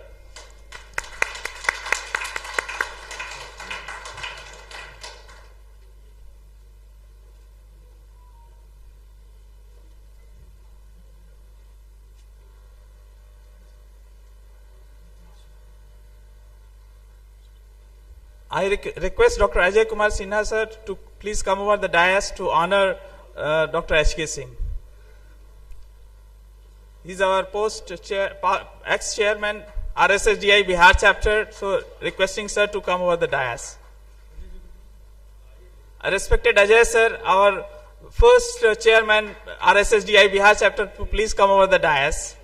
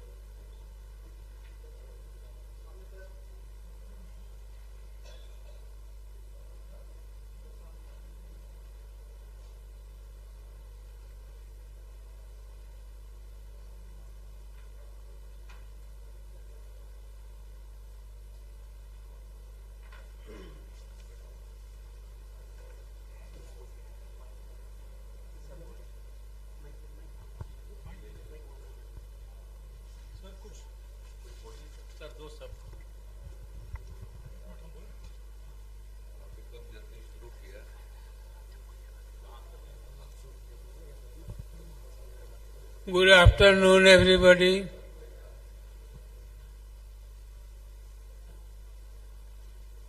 I started my diabetic practice since 1967, and at that time only one molecule, that is chlorphormine, and manufactured by two pharmaceuticals. One is the USB DBITD and the Pfizer Diabetes, and the one hex pharmaceutical short-acting tablet Restinol, and two insulin makers, Novo and the IDD. So with one molecule I have managed up to 72. In 73, dinyl dibutylglycamide came in the market in India. And glibenclamide treatment, then another drugs, sulfonylurea first generation, then second generation sulfonylurea, glycoside, novel sulfonylurea is a glimepiride. And then insulin was at that time in the beginning with bovine and porcine insulin. So very difficult to control the patient. Bovine Hindu नहीं लेना चाहते, पोर्साइन मुसलमान patient नहीं लेना चाहते. अब जो पढ़ लिए तो प्रॉब्लम, जो अनपढ़ है इलिटरेट है वो तो उसको नहीं बताइए तो चल रहा. तो इस तरह से देन 78 में डीएनए टेक्नोलॉजी डेवलप करके इंसुलिन 78 में जा करके आया DNA technology. Then the identical human insulin and the ladders of insulin per lecture भी होगा या कितने लेक्चर हुए.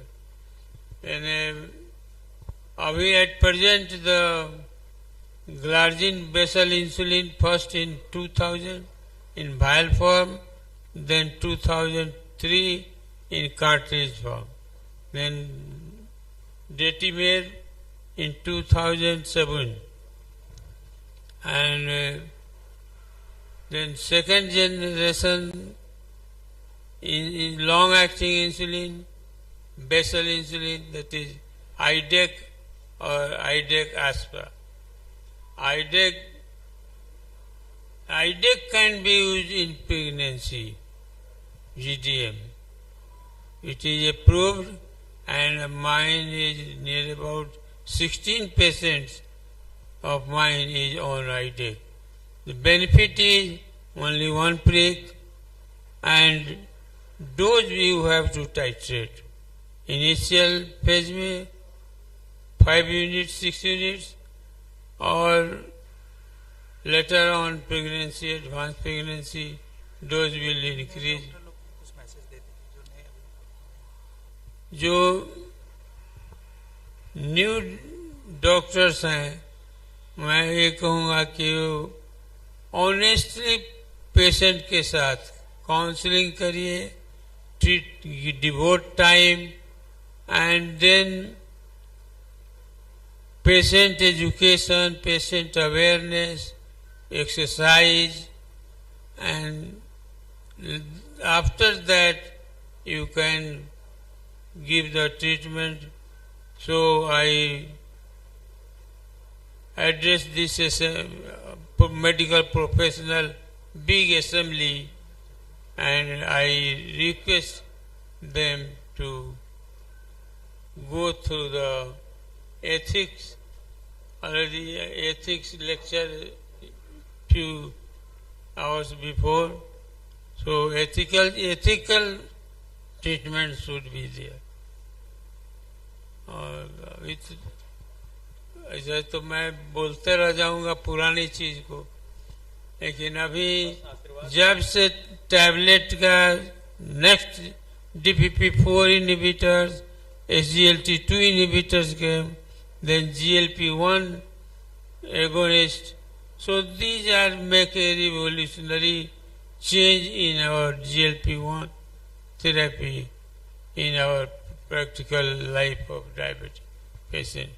And the burden of diabetic is increasing day by day.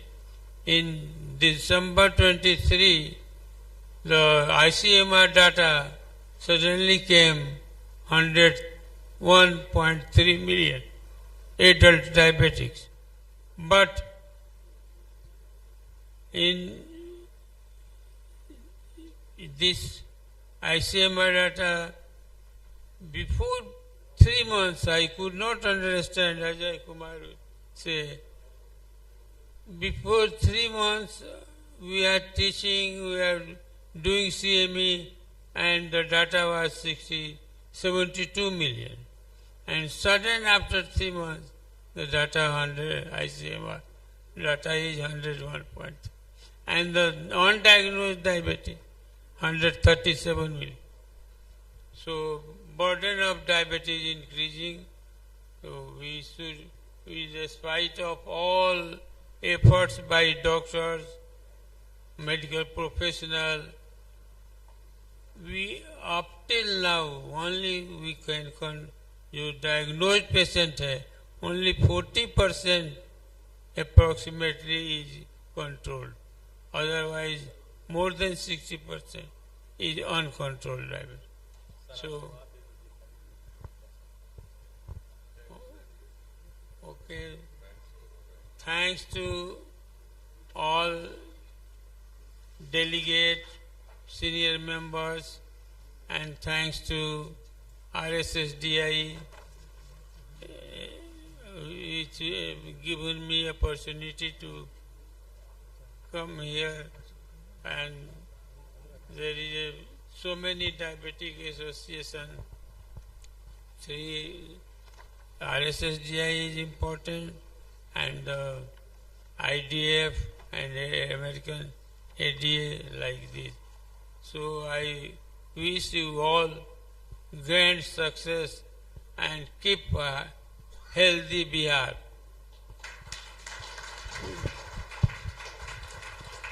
Thank you, sir.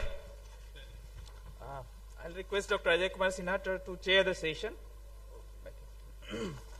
And now, it is a great honor and privilege to introduce the esteemed orator for the Dr. H.K. Singh Oration, none other than our teacher and the founder, chairman of RSSDI Bihar, Dr. Ajay Kumar, a distinguished luminary in the field of medicine and diabetology. Dr. Ajay Kumar is the name that resonates with the excellence, dedication, and unwavering commitment to advancing healthcare. With a career spanning decades, he has made significant contribution in the field of diabetes management and has been instrumental in improving the quality of life for countless patients. Dr. Kumar completed his MBBS from JLN MC Bhagalpur, followed by MD in General Medicine from PMCH Patna, and then MRCP from Edinburgh and FRCS UK. His academic achievements are unparalleled not only by his clinical acumen but also with his passion for sharing knowledge with peers and future generations of physicians.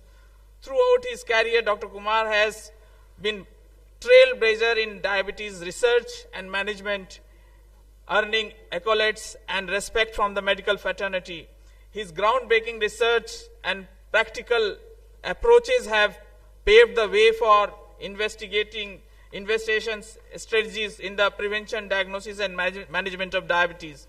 In addition to his clinical and academic pursuit, Dr. Kumar has been actively involved in professional organizations holding leadership roles, particularly to our RSSDI, that has saved the direction of healthcare policies and practices.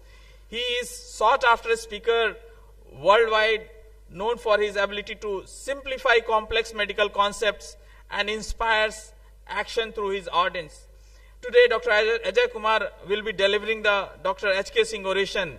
Given his vast experience, deep insights, and passion for advancing the frontiers of diabetes care, we are certain that his presentation will not only enlighten us, but also provide actionable perspectives that will elevate our understanding and practice in this field. Please join me to welcome Dr. Ajay Kumar as the orator for the Dr. H.K. Singh Oration at the 7th Conference of RSSDI.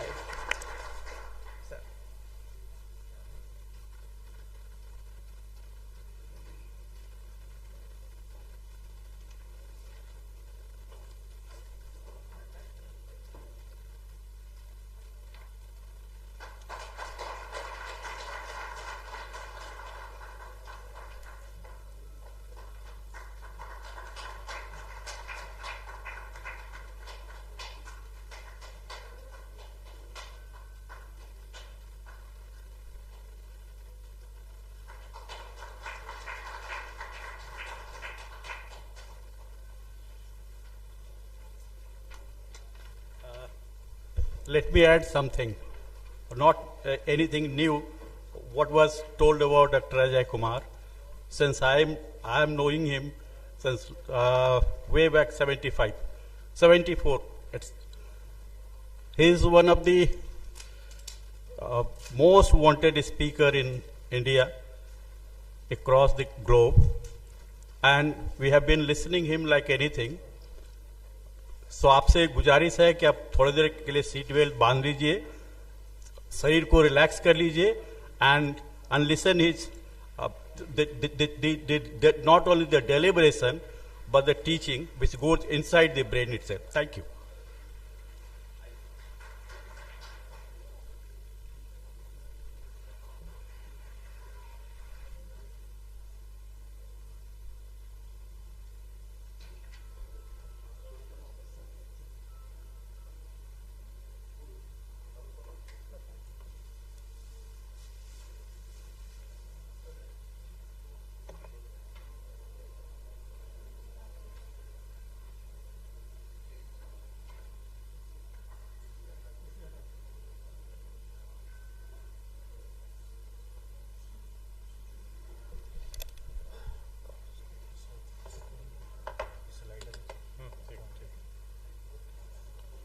Honorable Chair, ladies and gentlemen, respected Dr. H.K. Singh and respected Dr. B.K. Singh, the organizing secretary of this conference. At the outset, let me thank Dr. Supriyo Mukherjee, Dr. B.K. Singh and the entire scientific team to have given me this honor of delivering the first ever Professor Dr. H.K. Singh Oration.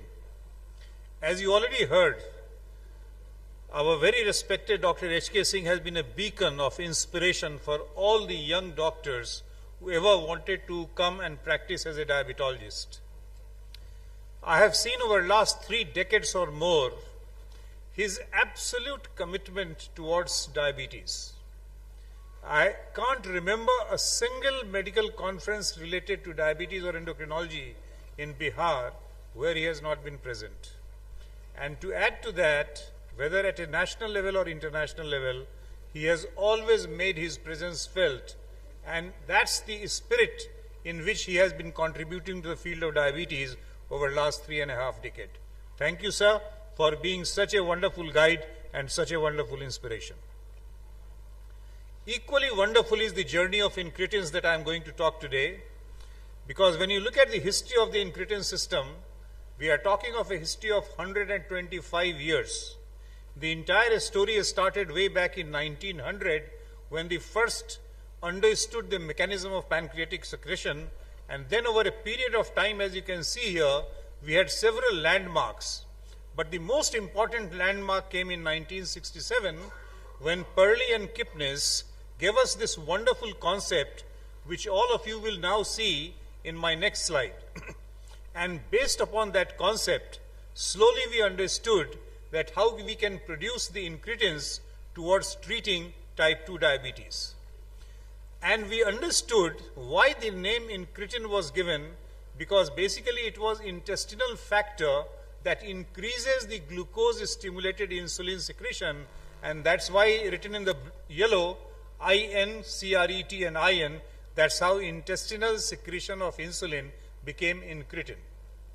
What was it based upon was this wonderful experiment which was done in 1967 by Perley. And this clearly shows that if you are not a diabetic person and you take glucose, what will happen?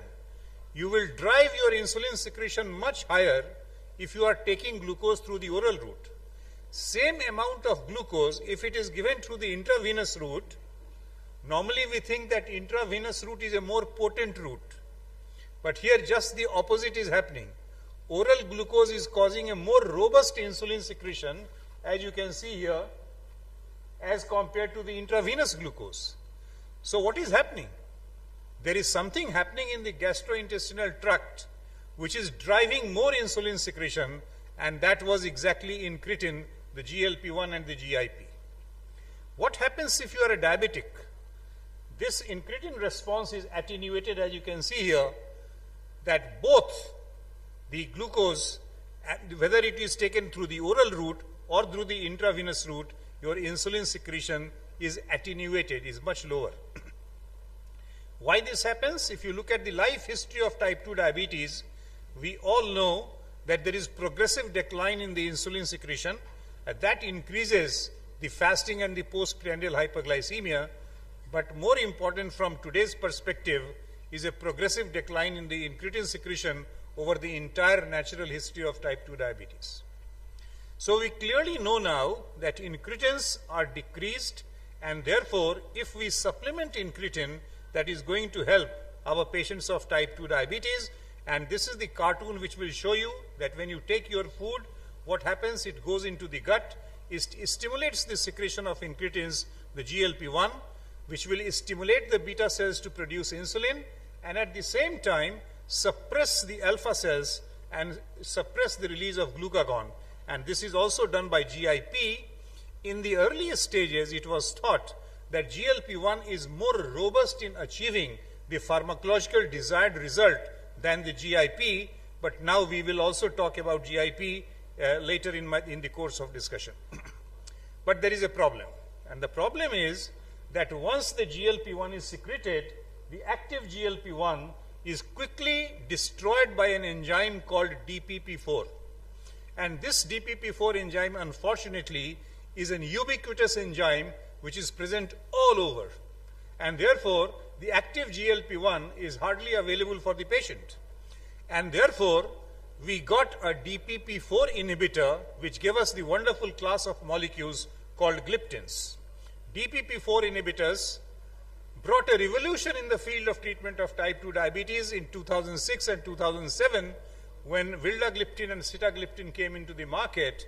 And you can see the wonderful benefits. They gave a wonderful glucose control, very safe drug, very easy to take, hardly any side effect, no weight discrimination, no weight gain, no weight loss, no hypoglycemia. This was the first drug at that point of time which brought the concept that you can control the blood sugar without producing hypoglycemia. And it can be given to any population, elderly population, younger population, people at the earliest stage of the disease, latest stage of the disease, it doesn't matter. That was the beauty of this class of molecule. But there was a problem. What was the problem? We started understanding that treating type 2 diabetes should not be from a glucocentric perspective. It should not be the idea to only control the blood sugar. You should have a molecule which should also reduce the cardio, renal, metabolic complications which Dr. Supriyo Mukherjee was talking about.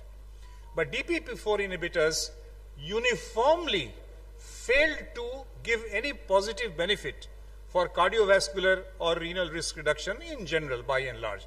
Minor here and there benefits were there, but mostly the trials were not negative, but they were neutral.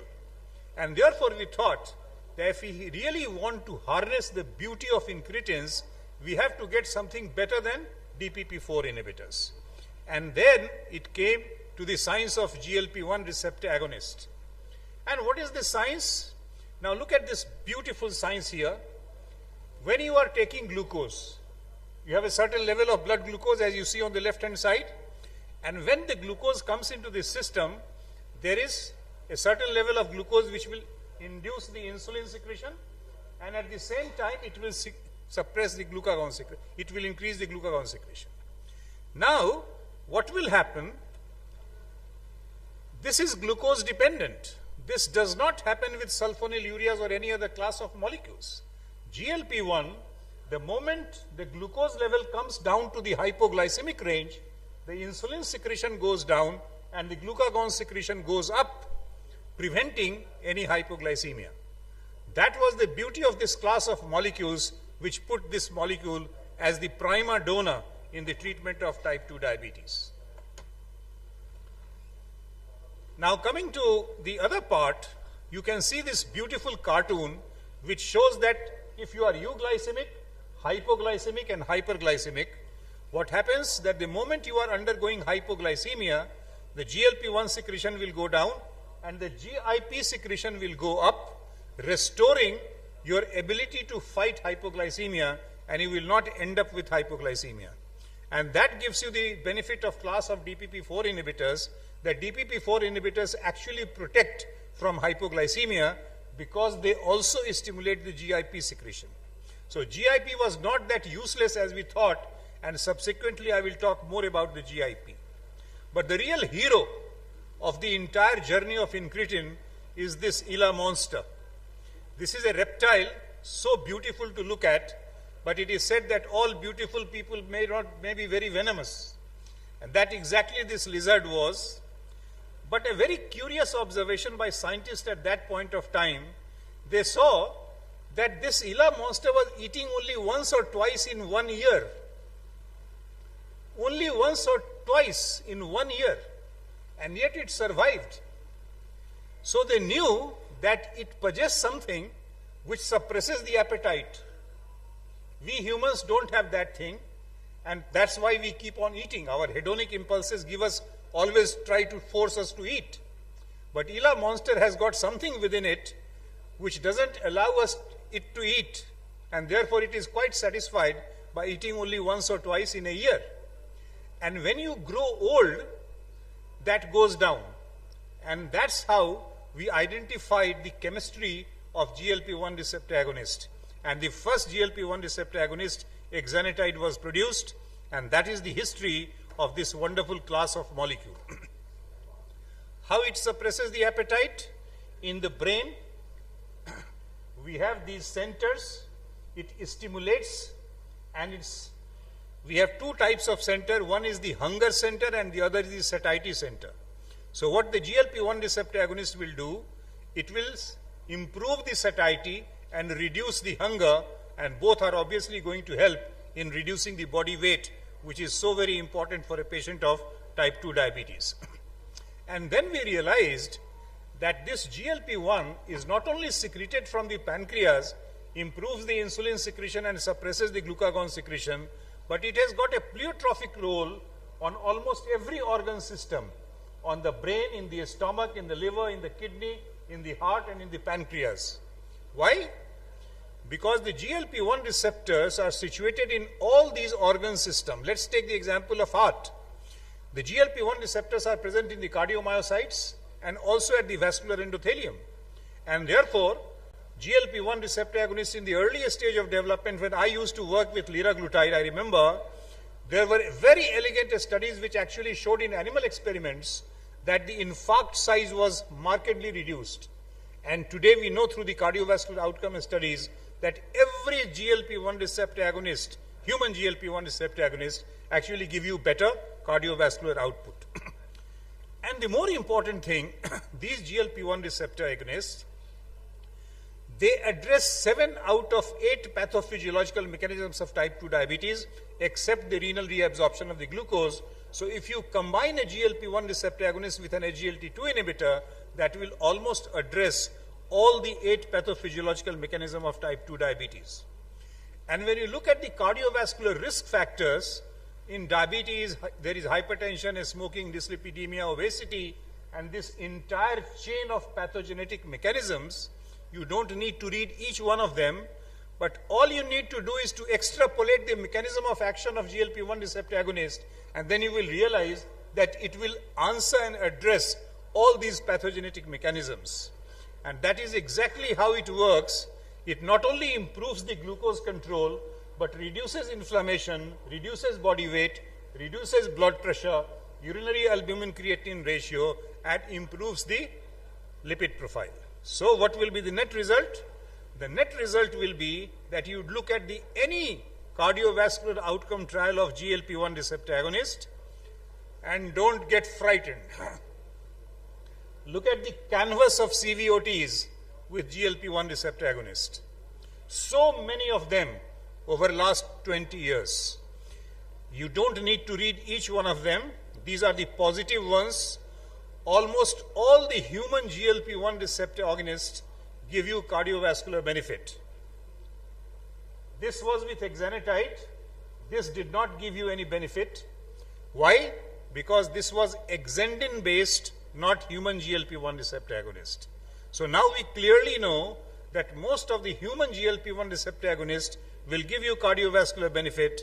And starting from 2016, the first one was the liraglutide, which showed you the wonderful benefit, 13% reduction. And then we had the sustained with semaglutide, a whooping 26% benefit. Then we had the harmony with albiglutide, again giving you a very wonderful benefit. Then dulaglutide rewind. So every year, one after another, we have these cardiovascular outcome trials published, and each one of them clearly demonstrated that a GLP-1 receptor agonist will not only give you the metabolic benefits, but will also reduce the cardiovascular risk, and that is so very important in treating type 2 diabetes. I have put all these studies on one slide, and you can see here that except for the exenatide study, almost each one of them give very statistically significant benefit in terms of reducing the cardiovascular risk of the patients. But it was an injection. So what could we do? Like insulin, we have been searching a tablet for insulin. We thought that can we produce a GLP-1 receptor agonist in the tablet form? And this was the path-breaking research, as you can see here, because any tablet that you take, it is a large peptide. It will undergo enzymatic degradation. It will not be able to permeate the epithelium within the stomach, and therefore there will be very limited absorption, and you cannot have an oral peptide to have its pharmacological benefit.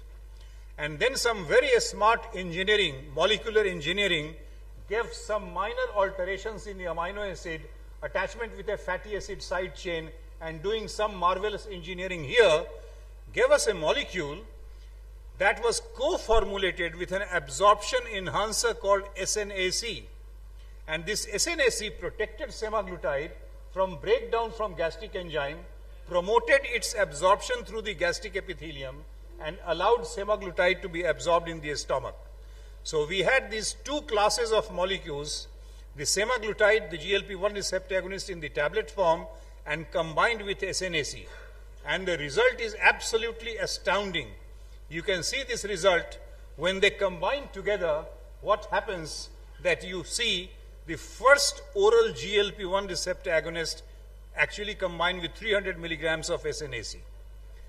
And this path-breaking research showed very beautifully the mechanism of action of this oral semaglutide, that in spite of being a protein, going into the hostile environment of the stomach, where there was such a low pH, so much acid, still it was not destroyed because it was combined with SNAC, and it was pitted in a particular area which is called the pit area, and that area actually allowed it to have a locally raised pH, which prevented from the enzymatic degradation, and SNAC facilitated its transport across the epithelium, and there how you got the pharmacological concentration of an oral GLP-1 sufficient to take care of the blood sugar control, blood pressure control, weight control, and every pharmacological action of a GLP-1 receptor agonist, which we got with the injectable version of a GLP-1 receptor agonist.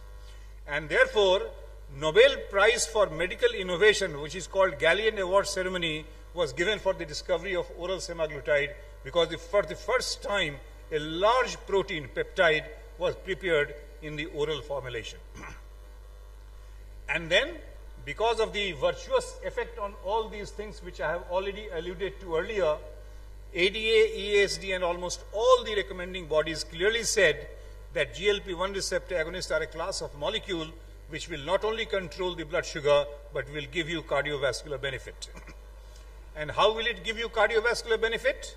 First, by good metabolic glucose control, 1.5 to 1.8% HbA1c reduction, a very smart reduction in the body weight, almost to the tune of 5 to 10%. Then a very important effect on the inflammation. The best inflammatory marker, the hsCRP, was very nicely reduced with the GLP-1 receptor agonist. And then reducing the blood pressure, which is a very important marker, 2 to 5 millimeter reduction in the systolic blood pressure, which will lead to 18% risk reduction in the cardiovascular outcomes. And then a very beautiful effect on the lipid control. So all these factors combined together give you such wonderful benefit of GLP-1 receptor agonist. But again, if you are producing an oral GLP-1, this should also be subjected to cardiovascular outcome trial. And the SOUL trial, 9,000 plus patients across the world, and this is oral semaglutide versus placebo, and the baseline medication, they were already taking very high standard of care. All the good drugs were already given to these patients, and on top of that, oral semaglutide was given. And look at the astounding result again, 14% reduction in the MACE. All three components of primary endpoint contributed to the MACE reduction, and all the benefit without increasing any risk, etc. So SOUL result has established that whatever the benefits we got with the injectable GLP-1 receptor agonist, we are also getting with oral semaglutide. And I don't know, this 14% is a magic figure. Most of the GLP-1 receptor give you 14% risk reduction, 12% to 14%, but that's how most of the GLP-1 receptor agonists give you the benefit. But is it only type 2 diabetes that we are looking for? We are also looking for obese people without diabetes. And this is the result from the OASIS study, and this is tablet of semaglutide, 25 and 50 milligram, which gives you huge reduction in the body weight, as you can see here. And this 25 to 50 milligram tablet is a different formulation, so will not give you that extra side effect because you thought that we are only using 1.3 or 1.8 or 1.6 or whatever. Don't worry about that. This does not increase the risk of the gastrointestinal side effect. But then if that is the case, can we have the cardiovascular benefit in obese patients without diabetes? And this is the SELECT trial result, which again gives you 2.4 milligram of semaglutide weekly injection, and once again similar set of reductions, 20% positive risk reduction in the cardiovascular outcome without increasing any risk. And then suddenly comes the hero, superhero. The superhero is tirzepatide. What is tirzepatide? You remember I talked about GLP-1 and GIP. So now for the first time we have a dual agonist called tirzepatide, which is a GLP-1 receptor agonist and also a GIP receptor agonist. And when you combine the two, and these are the results of the SURPASS phase 3 and phase 4 clinical trials, and you will be absolutely amazed to see the result. Majority of the patient got down to an HbA1c of less than 5.7%. This is such an astounding result that the whole world woke up from this slumber that we have got a molecule which is completely going to transform the landscape of the management of type 2 diabetes. And this is not only HbA1c that I am talking about. This same molecule tirzepatide, there are 3 doses, 5 milligram, 10 milligram and 15 milligram, and the 15 milligram doses caused an average weight loss, ladies and gentlemen, of 23%. And this drug called Mounjaro has been launched in India 2 weeks ago on 16th of this month. And when it was launched, at that day I was in Australia holidaying, and I got 3 telephone calls from my friends from different parts of India. Doctor Sahab, Mounjaro launch ho gaya, kya hum isko lena shuru kar dein?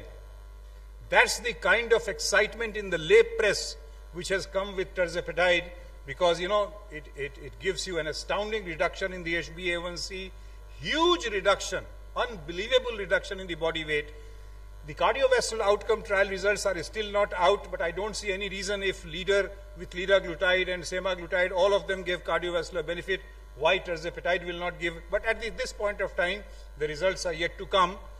But suffice it to say that GLP-1 receptor agonist had a journey which progressed from, a strength to a strength, and now it looks like the sky is the limit.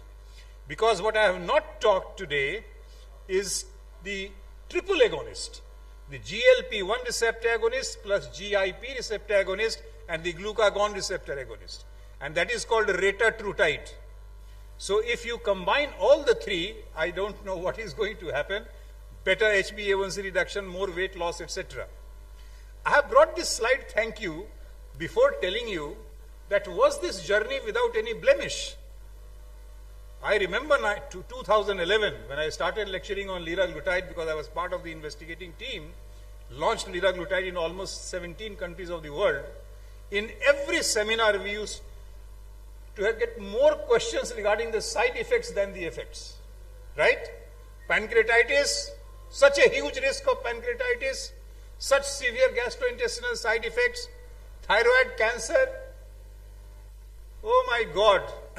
And at that time there were two schools of thoughts in the world which kept on discussing that pancreatitis is not relevant, few thought pancreatitis is very relevant, some went on to say that even pancreatic carcinoma will develop and so on and so forth. What has happened? Time is the best healer. Slowly over a period of last 13, 14 years, now you go to any seminar, hardly anybody from the audience will ask you about the side effects of DPP-4 inhibitor or a GLP-1 receptor agonist. Why? Because you have such robust data generated over last 14 years. Millions of patients have now been treated with GLP-1 receptor agonist, and you have not found such perceived increased risk of all these complications.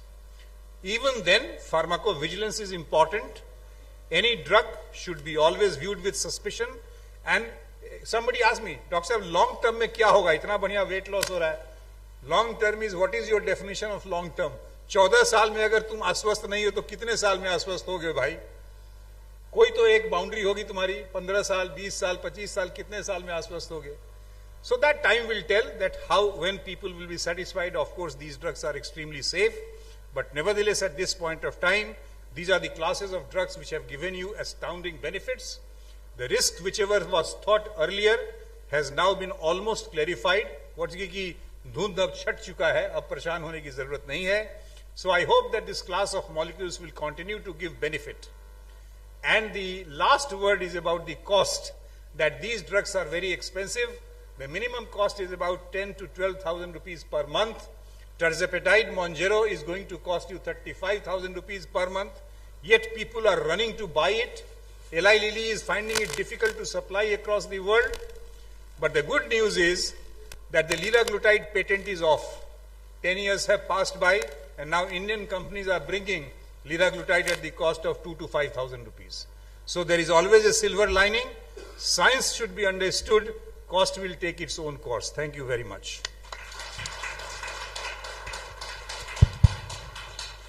Thank you, sir. As usual, it was a masterly presentation, and you have covered the last 125 years from secretin to incretin. What has happened, and this molecule, this class of drugs has seen various ups and downs in past 30 years. But yes, you have rightly pointed out, it's going to be superhero tirzepatide.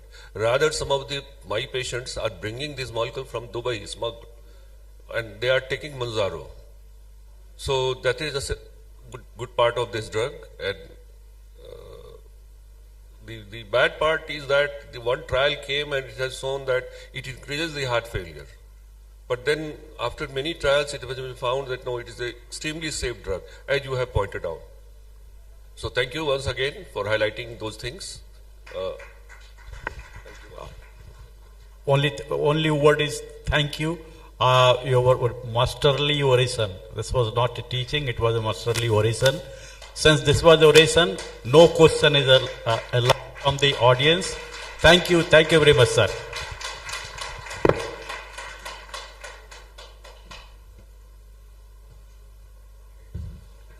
Thank you, sir. Moving ahead to the next session, I would like to invite our chairpersons, Dr. P.M. Srivastava, sir, Dr. Rajesh Kumar, sir, Dr. Milind Jha, sir. Kindly cup up the dice.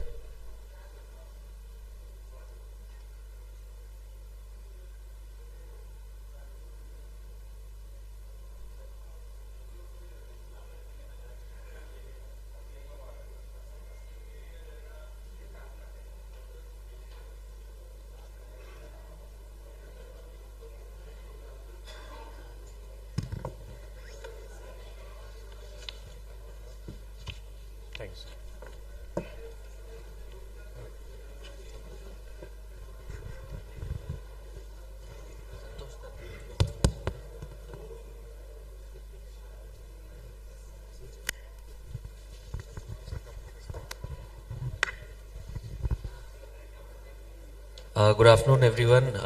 It is my extreme privilege and pleasure to invite Dr. Santosh Kumar Singh sir on stage.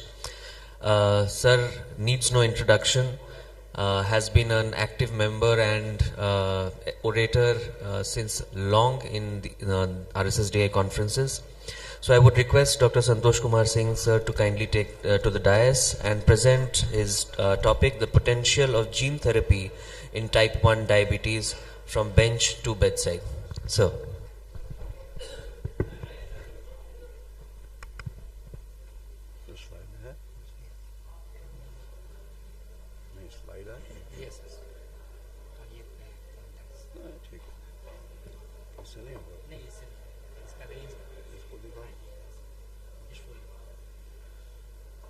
Honorable chairpersons, dear friends, two thanks for the team RSSDI.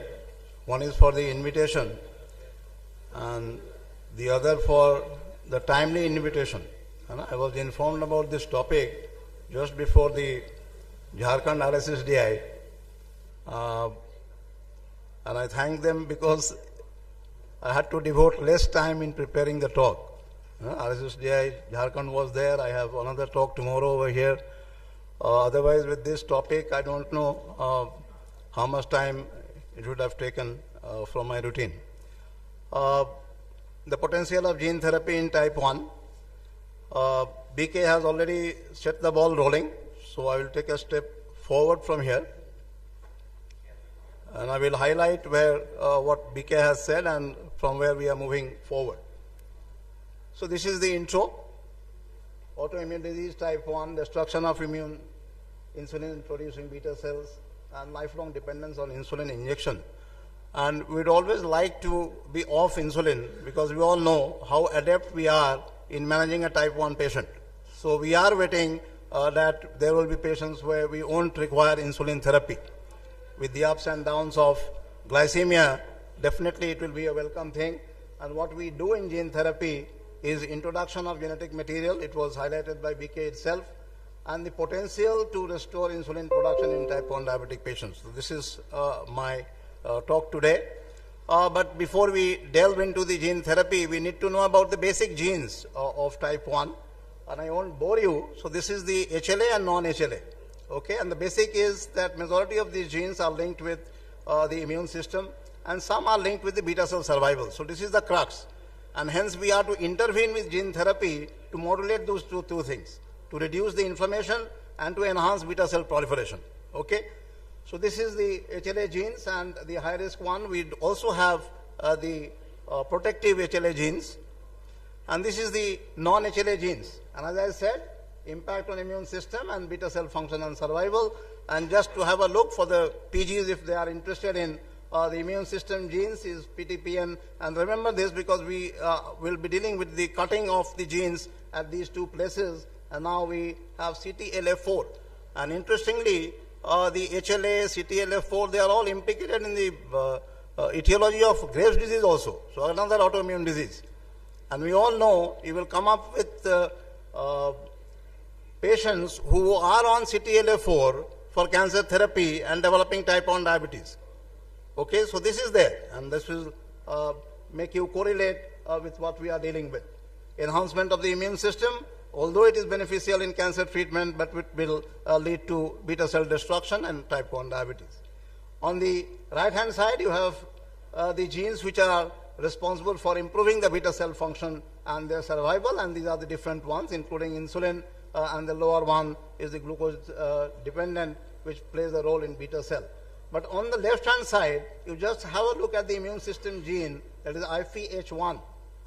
And the beauty is it's a sensor for viral RNA, and variations may increase autoimmunity after viral infection.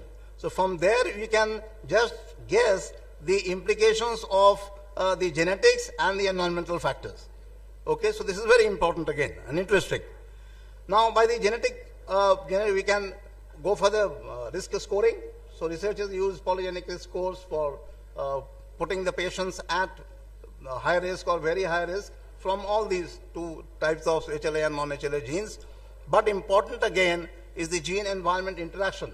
And look at the putative factors, the viral infections, particularly enterovirus. We are well aware of the importance of gut microbiota, be it type 1 or type 2, and the early diet about cow's milk we have read in the past, although it remains controversial, and definitely about gluten exposure. This is also known to us, another heritability part, and fathers with type 1, 6 to 8%, mothers are a bit protective for type 1 development, 2 to 3% only, and definitely monozygotic twins, 30 to 50% concordance vis-a-vis dizygotic of 6%. But this is the importance. Type 1 diabetes is not purely genetic. This is what we have in mind. But a combination of HLA and non-HLA risk genes which we have seen, plus the environmental triggers. So by the polygenic risk score I told you, while genetic risk screening can identify high-risk individuals, it cannot fully predict the disease. So there comes the importance of the environmental factors. So not at genetic risk patients will develop type 1 diabetes. Now from here we enter into the gene therapy approaches, and here we have the insulin gene modification and delivery, and as I said, immunomodulation and stem cell based approaches for increasing the beta cell mass and the beta cell function. For the insulin gene modification, introduction, alteration or silencing of genes, which BK also highlighted about ex vivo and in vivo, and the literal meaning of ex vivo is outside the living, and the in vivo is within the living. And in vitro, if you know, it is vitro, Latin is in glass. So that is definitely outside. So this is vivo in the organs which we have ex and in. What we do with the gene editing? Okay, it is to repair autoimmunity, as I said, relating genes, inducing endogenous regeneration of beta cells. This was the slide I showed you in the past. And reprogramming non-beta cells into insulin-producing cells. This is another aspect. Okay, so autoimmunity and inducing the endogenous regeneration of beta cells. But the second part is reprogramming non-beta cells into insulin-producing cells, and by intervening with the neuro-G and PTF1. And then you have other mechanisms of direct delivery of the insulin gene into the target muscles like liver and muscle. Problem, as you see, maintaining a stable and regulated insulin production. So that is the challenge with us. This is just to give you a glimpse of the, you have to look to the upper side, the adeno-associated virus containing PDX1 and MAFA gene, and we know we will be talking about the vectors and which will transfer this gene inside the organism. So by this way you are introducing PDX1 for the proliferation and MAFA1 gene expression, and from that you can change the differentiation from alpha cells to beta cells, or the pancreatic ductal cells to the beta cells. Now from here we go to the immunomodulation, and here again the same, delivery of genes encoding immunomodulatory proteins, okay, to suppress the autoimmune response that destroys the beta cells. And then we have this stem cell based approaches, and here you combine the gene therapy with the stem cell transplantation. This is what we choose, the perinatal cells. Okay, and this is just a very nice paper on this one, and this is just to differentiate between the cells which we choose. And here BK has highlighted, if you remember, about the pluripotent stem cells, the induced pluripotent stem cells, and the adult stem cells. Okay, and these perinatal cells, they have the advantage of producing less of teratogenic effects and the tumor formations, which this property is there in the adult stem cells too. But the problem is, as you see in the last slide, recruitment of adult tissues is an invasive and uncomfortable procedure. So we need to have simple things, relatively simple, not simple, relatively simple things which will aid in this procedure. So this is the place which we take from, and this is from the amniotic membrane or from the Wharton's jelly. This is just for your knowledge, I won't go into the details of this. So the perinatal cells are derived from the amniotic cell membrane or from the Wharton's jelly. Now from here we have before us the mass which will be delivered, but how to deliver it inside the system. And here we have the viral vectors and non-viral vectors. This was also shown by BK in his talk, but this is a way forward. So the viral vectors, you have adenovirus or adeno-associated virus. So more papers will be there with the adeno-associated virus and then the lentivirus. It is particularly to inject the insulin inside the muscles. So this is done through the lentivirus, and this is linked with efficient gene delivery, but the problem is the potential for immune response. So this is the basic difference between viral vectors and non-viral vectors. Now the immunity you see, it is more immunogenic compared to the non-viral vectors, and the non-viral vectors are through the liposomes and through the CRISPR mechanism. And we will talk about CRISPR in the next slide. So the basic difference is the non-viral vectors are less immunogenic, and hence we would prefer the non-viral vectors for the gene transfer. This is the non-viral CRISPR technology. And again, as I said, I won't bore you, but we need to have a knowledge about this one. So this is clustered regularly interspaced short palindromic repeats. And anybody can give an example of palindromic. आगे पीछे दोनों एक ही होता है.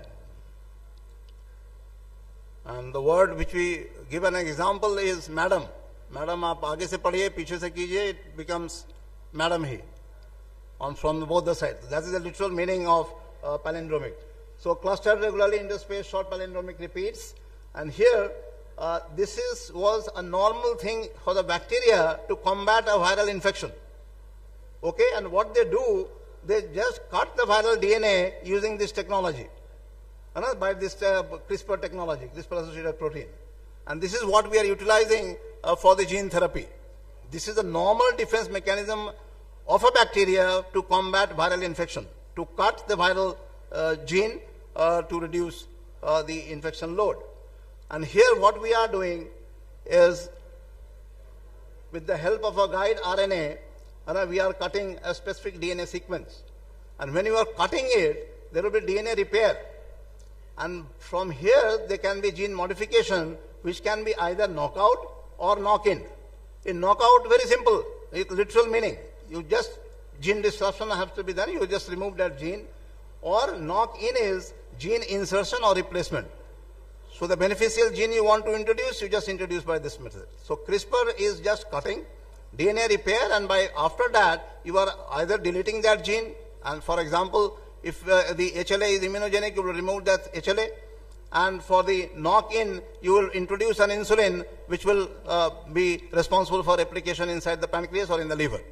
So this is the basics of the knock-in gene insertion. Now the applications, editing immune-related genes, as I told you, and I had asked you to remember the HLA and PTPN. These were the immunogenic ones, non-HLA. So HLA was there, and in the non-HLA, this was immunogenic, and this was PTPN. Now, by editing regulatory T cells, Tregs, editing PTF1 and NeuroG, I showed you this one, responsible for the beta cell production. And the generating insulin-producing cells from stem cells, this we talked about, and this was shown by BK as VX880. And he had stopped at that, and he said that these are all still animal experiments. Okay, we will see later what is the status today. Challenges, off-target effects of this therapy, and definitely ethical concerns, which is geographically different for different regions. Now, we have this gene. Now, where to deliver? Okay, and this can be done at the level of the liver, ectopic insulin production, and these are the genes which are introduced there. And again, as I told you, through the non-viral vectors, by the CRISPR technology, by the you can also do this by the adenoviruses. Either you can do this in the pancreas, and you see the genes, they are all the same, and they will aid in the regeneration of the beta cells.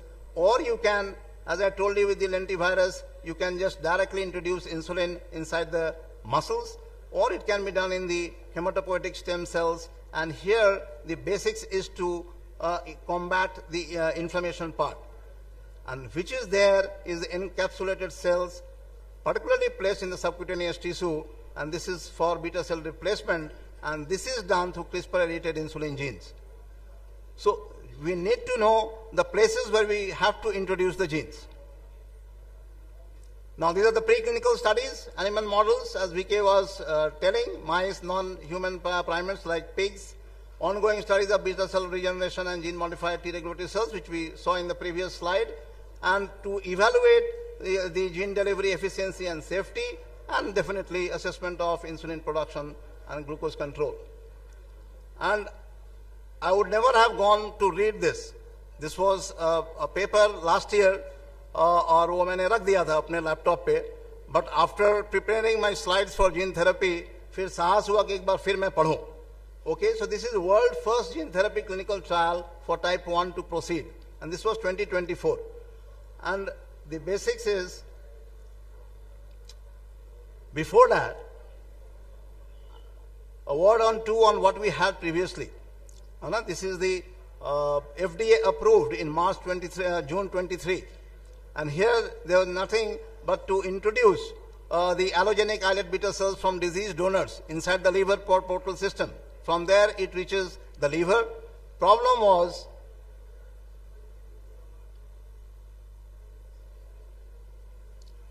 with the, you see the side effects? Liver lacerations, bruising of the liver, anemia.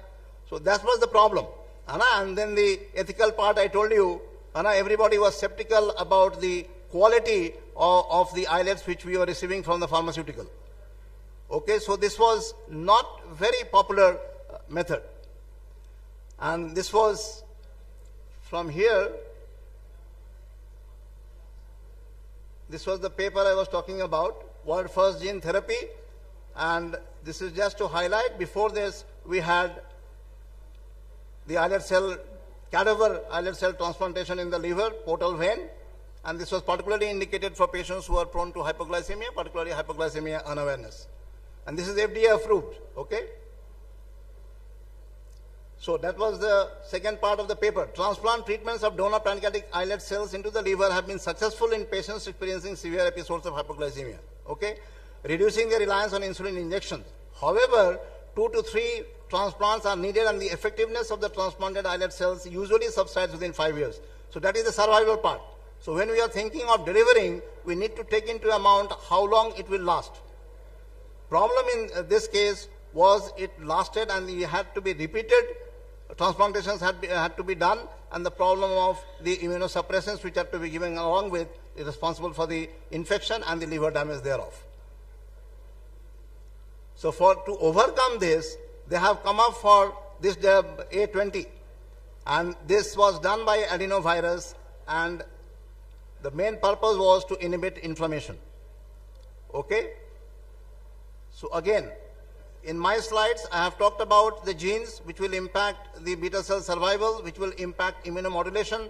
This is an ongoing one, A20, which suppresses the immune system and benefits the gene therapy, and this has already been recruited in mid-24. So this is already there. So from the experimental stage, from the animal studies, now we have entered into the clinical studies. Now these are the clinical trials. Phase 1 and 2 clinical trials are ongoing, and you have a mention of the encapsulated beta cells, particularly to be introduced in the subcutaneous tissue, and the only thing is we need to see how long do they last. And lower down you see the CRISPR-8 gene cells removes HLA to create immune evasive beta cells. So here you are firstly removing the HLA to suppress the immune inflammation, and then enhancing the beta cells to prosper. And this is the status. I don't know whether BK is here or not. So he stopped at VX880, and you see the data. He revealed that the participant increased his time in range to more than 99%. And not only that, Vertex recently announced that all 12 of the patients in the study began producing insulin by day 20. Okay, so by this method, definitely we were at benefit, and these are clinical studies. Right, and now this is the second last slide. Challenges and future directions. Long-term efficacy is to be judged. Manufacturing and cost definitely is a big concern. And the future is combination therapy, which is already there with gene deletion and with the stem cell therapy. Gene therapy holds significant promise for the treatment of type 1, and definitely there is a potential for functional cure, and we hope there is no need for lifelong immunosuppressants with the present gene therapy. So thank you all for the patient hearing. Thank you, sir, for your very nice and informative talk. Any questions from audience?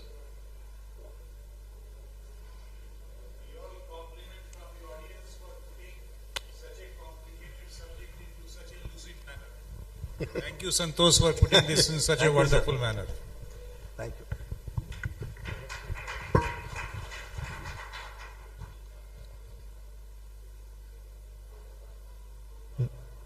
Now I'd like to invite Dr. P.K. Sinha sir to give a talk on the influence of blood pressure management on diabetes, nephropathy and cardiovascular outcomes.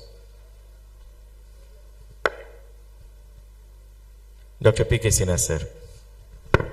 Thank you, Chairperson sir. A very, very good afternoon, everyone. Dear friends, ladies and gentlemen, after having such a high voltage talk on GLP-1 and the combination drug of GLP-1 and GIP by Dr. Ajay, and next followed by again a high voltage talk on gene therapy in type 1 diabetes, coming back to the old, always hanging question whether blood pressure management influences the diabetic complication outcome or not. Friends, well, so diabetes and hypertension are common major risk factors for diabetic nephropathy and CVD. They share common pathophysiological mechanism and are commonly coexistent. Prevalence of hypertension is increased among diabetes, but also diabetes is more common in hypertensive patients. Let us examine this. Development of type 2 diabetes 2.5 times higher in hypertensive than in non-hypertensive. ERIC study, cardiac study, and the Framingham Heart study showed that hypertension is a risk factor for diabetes and often precedes diabetes. On the other hand, Framingham Heart study showed also that diabetes is associated with 2 to 4 times increased risk of hypertension. Epidemiological study showed very high incidence of hypertension, including resistance hypertension and associated CVD in patients with type 2 diabetes. Friends, ladies and gentlemen, let us examine the prevalence, which is continuously year by year going high for diabetes also, so reaching to 380 million worldwide in 2025 and 1.58 million in 2025 for hypertension. Friends, when the two were combined, 40 to 80% of diabetics have hypertension, that is diabetic 2, and 30% of diabetic type 1 has got hypertension. Friends, so what is the present understanding and why the present topic? Friends, hypertension and diabetic mellitus co-prediction and the time trajectory studies has shown that type 2 diabetes and hypertension overlap in population already well known. Friends, the study concludes that development of hypertension and diabetic mellitus track each other over time. Transition from normotension to hypertension is characterized by a sharp increase in blood pressure values. Insulin resistance is one common feature of both pre-diabetes and pre-hypertension and an antecedent of progression to respective disease states. Well, friends, hypertension and diabetic mellitus converters shared a metabolic syndrome phenotype, that is hyperinsulinemia, higher body mass index, waist girth, BP, heart rate, and pulse pressure and dyslipidemia. Well, friends, pathogenic relationship between diabetic mellitus and hypertension is usually bidirectional. So, the development of hypertension in diabetic individuals not only complicates treatment strategy and increases healthcare cost, but also highlights the risk for macrovascular and microvascular complications considerably. So, BP lowering is followed by a significant reduction in cardiovascular and microvascular morbidity and mortality, but then a large proportion of diabetes subjects exhibit poorly controlled hypertension till death. Why? This observation reflects not only a delayed recognition of the presence of hypertension, clinical inertia among physicians and patients, poor adherence to prescribed regimen, but also uncertainty regarding the treatment targets is prevailing for a long time, and what is there really a pathogenic correlation between the two? And so, friends, and so the present topic before you. So, friends, does hypertension increase the incidence or prevalence really? Well, friends, hypertension in type 2 diabetic person clusters with other CVD risk factors, macroalbuminuria, central obesity, insulin resistance, dyslipidemia, hypercoagulation, increased inflammation, and LVH. So, the coexistence of diabetes and hypertension is known to have a multiplicative effect on adverse clinical outcomes with respect to both macrovascular and macrovascular diseases. The addition of hypertension to the clinical picture of diabetes amplifies the already high renal, including diabetic nephropathy and cardiovascular disease risk in these patients. Well, aggressive blood pressure control prevents more cardiovascular death in diabetics than in non-diabetics. Well, friends, complication incidence is very high. As you could see, in diabetic, the hypertension causes 2 to 6 times stroke, 25 times retinopathy, 17 times end-stage kidney disease, 2 to 4 times heart disease, and 5 times foot and leg amputation. So you can understand the addition of diabetes, how much increases the hypertension to diabetes, the increase in the complication rates. So friends, so coronary artery disease in diabetic, hypertensive, diabetes and to a lesser extent hypertension may change the perception of ischemic pain, thus leading to high prevalence of silent ischemia. CAD is much more common in patients having diabetes with hypertension than patients having only diabetes or hypertension. Melina et al. Found a high prevalence of asymptomatic ST segment depression in diabetic patients having essential hypertension.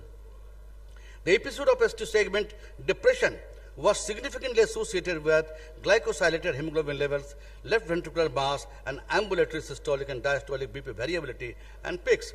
So for kidney is concerned, when hypertension is superimposed on diabetic mellitus, it accelerates the decline in renal function.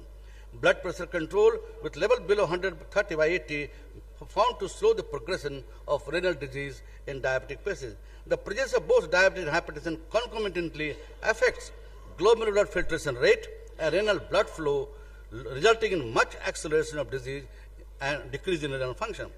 Cardiomyopathy in diabetic hypertensives, Grossman et al. Found increased septal wall thickness in patients of hypertensive diabetes than in non-diabetic patients. Prevalence of LVH was 72% in diabetic patients and only 32% in non-diabetic hypertensive.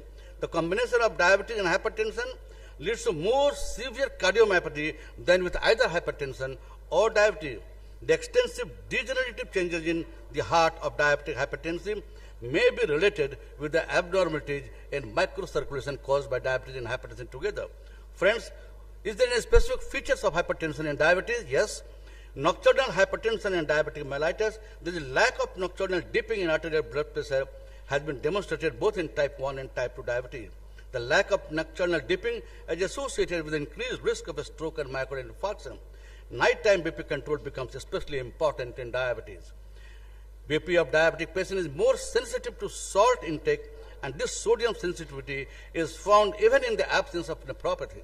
A decreased salt intake is important for diabetic patient with hypertension. Well, friends, the question comes in, does pathophysiological mechanism supports the epidemiological evidence of diabetes and hypertension increasing each other? The second clinical question comes in, does pathophysiological mechanism support the increased influence of hypertension on diabetic complications? Let us see and let's examine. Friends, you can see the chart.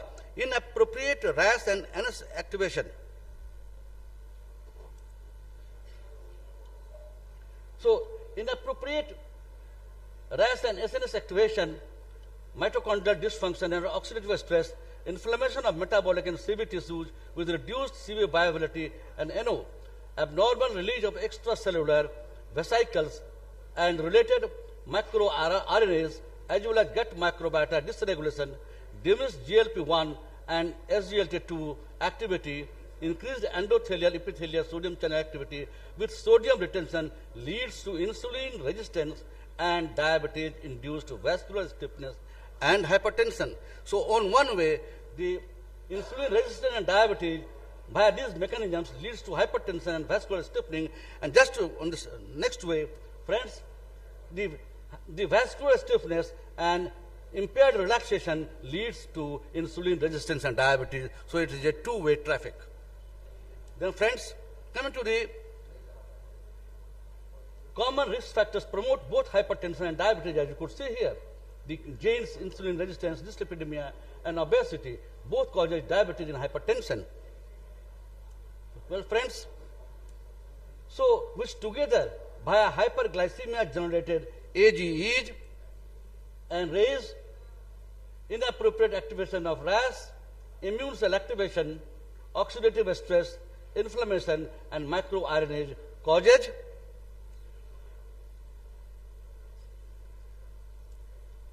endothelial dysfunction, vascular inflammation, vascular fibrosis, arterial lymphedema, and atherosclerosis, which finally together leads to macro and microvascular complications, thereby accelerating the cardiovascular disease. So there is well-established pathophysiological mechanism by which diabetes influences hypertension, and hypertension causes increase in diabetic incidence, and at the same time there is well understood pathophysiological mechanism which leads to increase in microvascular and macrovascular complications. Well, friends, whether controlling hypertension will influence the diabetic complication? The answer, of course, yes.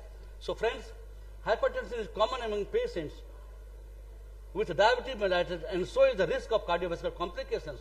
Hypertension alleviates the risk of atherosclerotic cardiovascular disease, heart failure, microvascular complication. In subjects with diabetes, atherosclerotic cardiovascular disease significantly increases the morbidity and mortality. Management of hypertension in patients with diabetes lowers the risk of atherosclerotic cardiovascular events. With every 10 mm of decrease in systolic BP, the risk of complication of diabetic is reduced by 12%, and the associated mortality is reduced by 15%, the risk of MI in these patients is reduced by 11%, and macrovascular complications is reduced by 13%. This states the significance of good blood pressure management in patients with DM, especially those at a high risk of cardiovascular complications. So what about renal disease? So hypertension is closely linked to chronic kidney disease because a sustained state of elevated BP worsens kidney function. The pathophysiology of CKD and hypertension is complex. A loss of kidney function versus blood pressure and vice versa. Well, friends, microalbuminuria is a major risk factor and earliest marker of diabetic nephropathy and renal disease progression. It is also a powerful marker of cardiovascular disease and all-cause mortality. Well, friends, urine albumin-creatinine ratio is the key to early diagnosis of diabetic nephropathy and or CKD in patients with diabetic mellitus, and tight control of BP reduces the risk of CKD by attenuating the pathophysiological pathway which we already dealt with that contribute to eGFR progression and loss of kidney function. Along with anti-hypertensive medication, dietary management including salt restriction forms the mainstay. Well, friends, is it true in the randomized controlled trial? Is there any evidence the success of what we have just now seen? So let us review the evidences.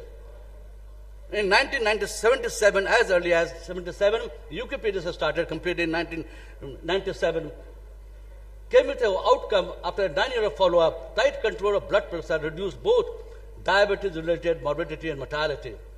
Unlike glycemic control, remember friends, DCC trial and UK pediatrics trial came with the result that only microvascular complication was reduced and not macrovascular. It is only when hypertension was controlled there was a significant effect on macrovascular as well as macrovascular complication.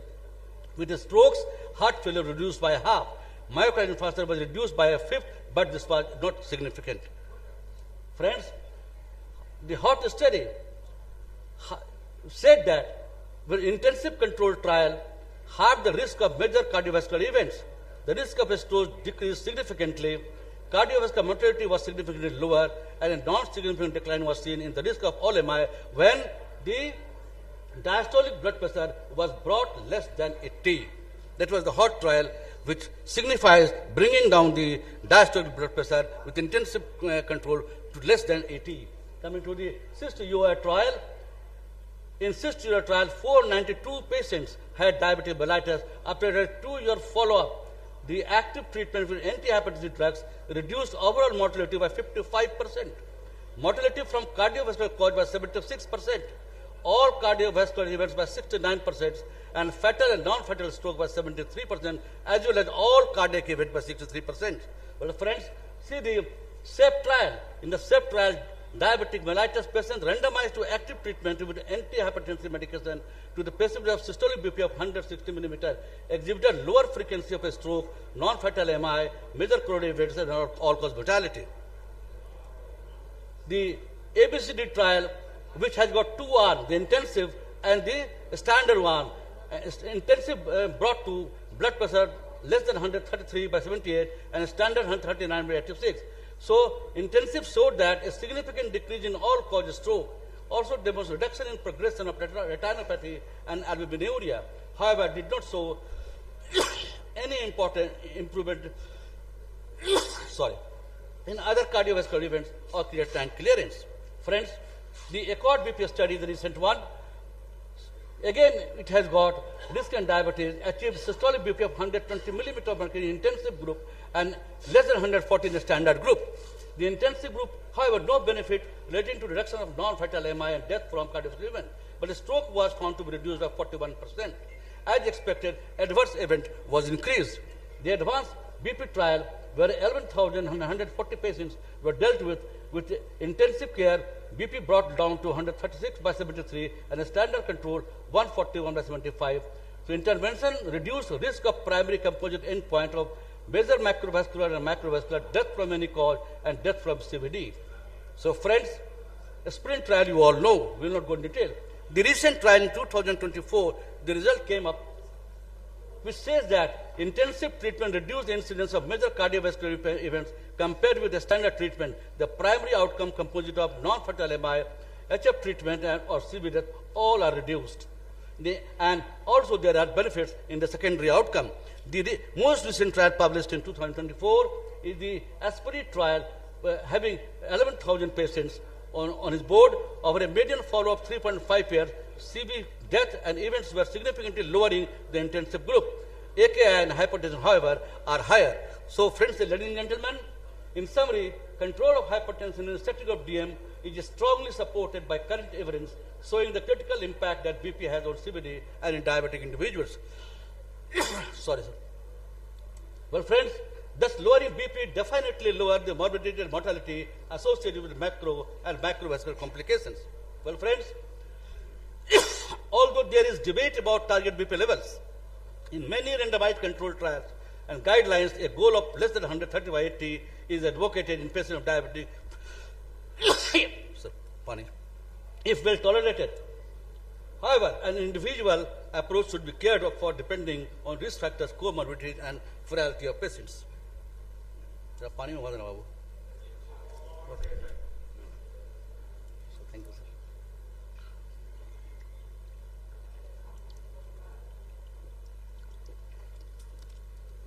Thank you, sir. So, what about the target level? So, the all recent guidelines, this is the hypertension marker, but the target for in diabetic 130 by 80 all over. So now there remains no confusion about the target in a diabetic patient that should be 130 by 80. The drug preference will be that is AC inhibitor or ARB plus calcium channel blocker or thereafter diuretics. So the target is now defined and the preference of drug goes in favor of AC. The question comes in, of course, about the preference. Well, friends, so multiple drugs are usually required for control. Oh no. So is there any special impact related to class of antihypertensive used, or it is only the lowering of blood pressure? Well, friends, you could see the chart, and the pathophysiology itself suggests that AC inhibitors, direct renin inhibitors, and ARB will control the crucial role of angiotensin II. So will have a better effect, no doubt, in diabetic retinopathy beyond what we achieved through lowering blood pressure. So, friends, pharmacological blockage of renin angiotensin aldosterone system using the angiotensin blocker are the cornerstone for patient with type 2 diabetes. As you could see, the IDN trial, the irbesartan and the losartan in renal trial has well proved that it improves the diabetic nephropathy and macroalbuminuria and CKD beyond what is achieved with the calcium channel blocker or otherwise. Well, friends, the finerenone, the Figaro trial has well established now that finerenone is one drug which helps out you to control these CVD risk and diabetic complication of renal disease also. So BP, lowering BP lowers the CVD risk. So what to do? The target is less than 130 by 80. AC inhibitor may be the choice in case of albuminuria. And of course, SGLT2 inhibitor, as already said, and GLP-1 receptor agonist. Well, friends, it also reduces blood pressure. That is one important target which causes the increase in the CV events. So adding the SGL2 and GLP through reducing blood pressure and other mechanisms controls the CV effects. Well, friends, hypertension, the message to you all, sir, friends, the hypertension is a strong modifiable risk factor for microvascular and macrovascular complications of diabetes, nothing to say. Pathophysiological mechanism clearly signifies the positive influence of hypertension and diabetes over each other prevalence, and also the influence of hypertension on increasing the lethality of diabetic complications. Friends, robust clinical evidences from randomized controlled trials demonstrate that lowering BP lowers the diabetic complication in one line, nothing to go ahead. Well, friends, in many randomized controlled trials and guidelines, a goal of less than 130 by 80 millimeter is advocated in patients of diabetes if well tolerated. Well, friends, lifestyle modification and pharmacotherapy with AC and ARB and frenulone as a choice in DKD with proteinuria are recommended. And friends, GLP-1, SGLT2 as hypoglycemia also reduces BP and cardiovascular diseases.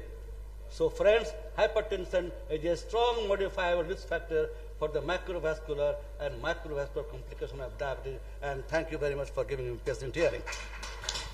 Thank you, sir, for your very nice presentation. Now, I would like to our next speaker is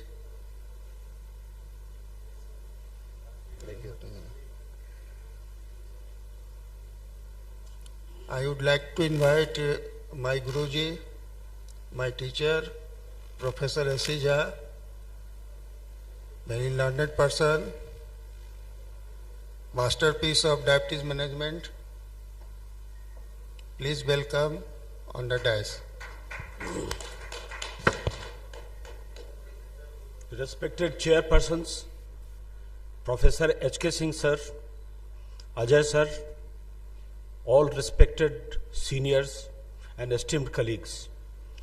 We are going to talk on a very challenging topic of type 1 diabetes in pregnancy, risk management and therapeutic approach.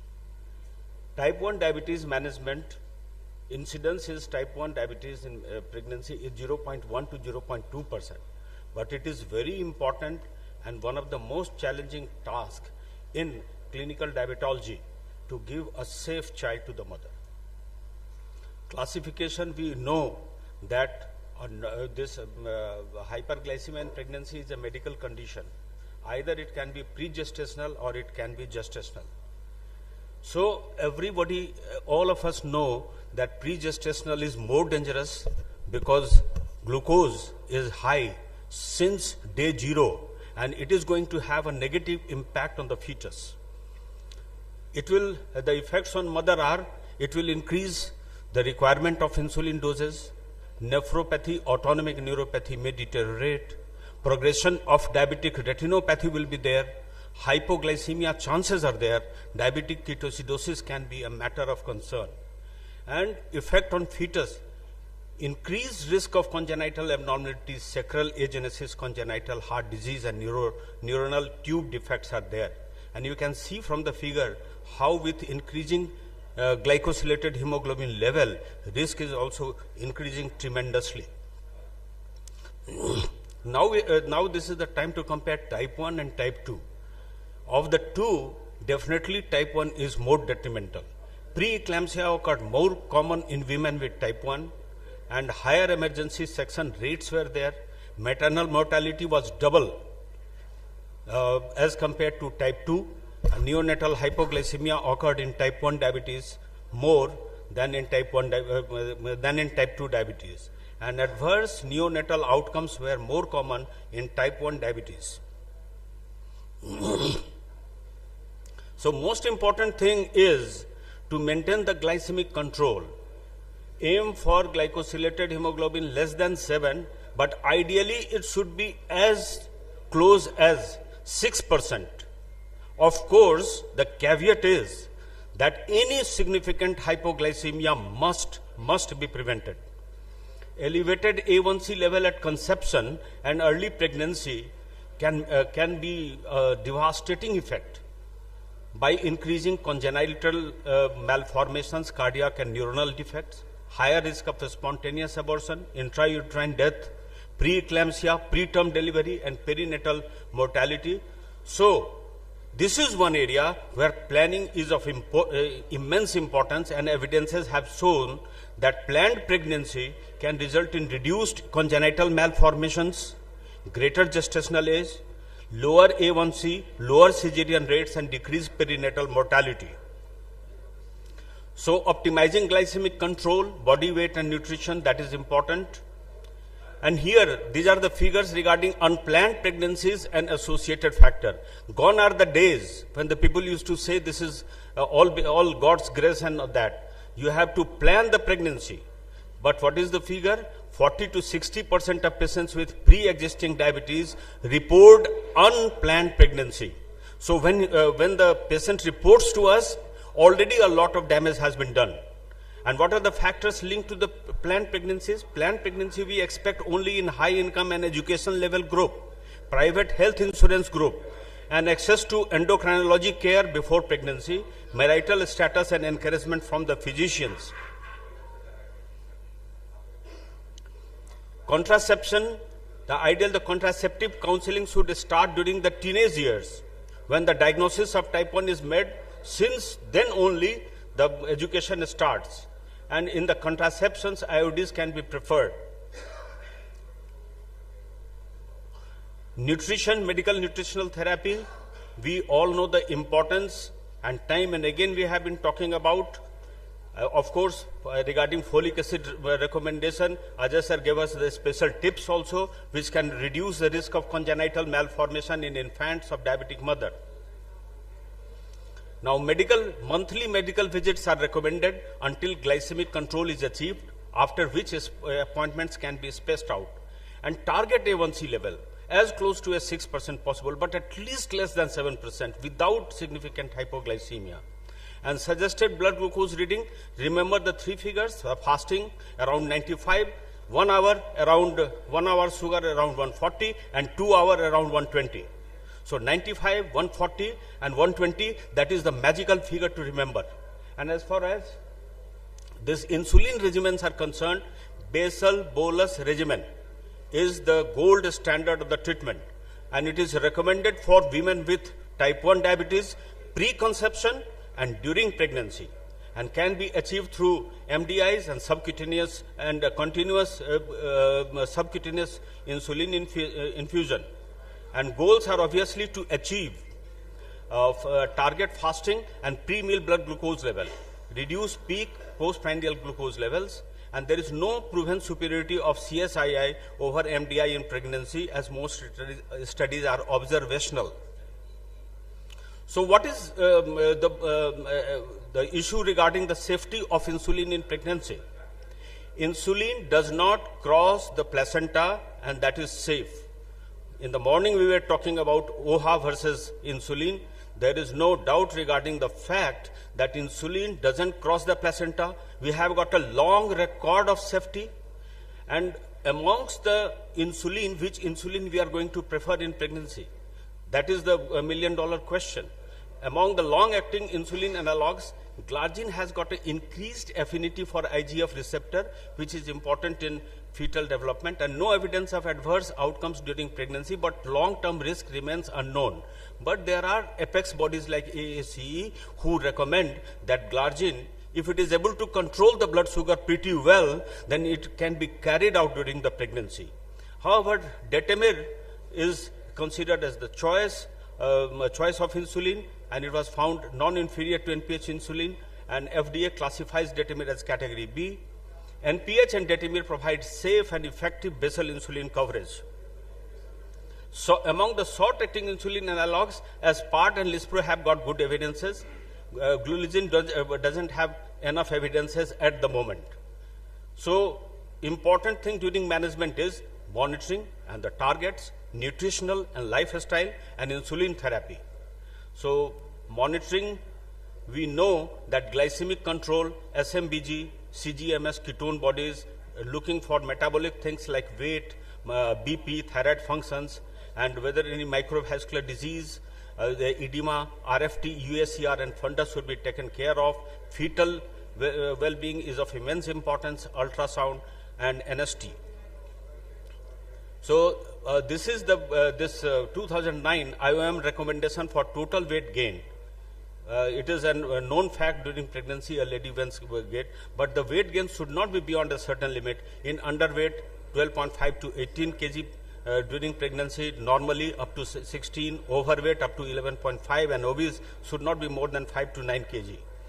So do not eat for two, which is the concept in our villages, that to eat more and more, you have to eat for yourself and eat for your baby. That concept should not be there. And as far as the calorie intake is concerned, this normal calorie intake recommended is 30 to 34 kilocalories per kg per day. If the patient is underweight, then increase by 5 kilocalories per day, and if patient is overweight, reduce by 5 kg per day.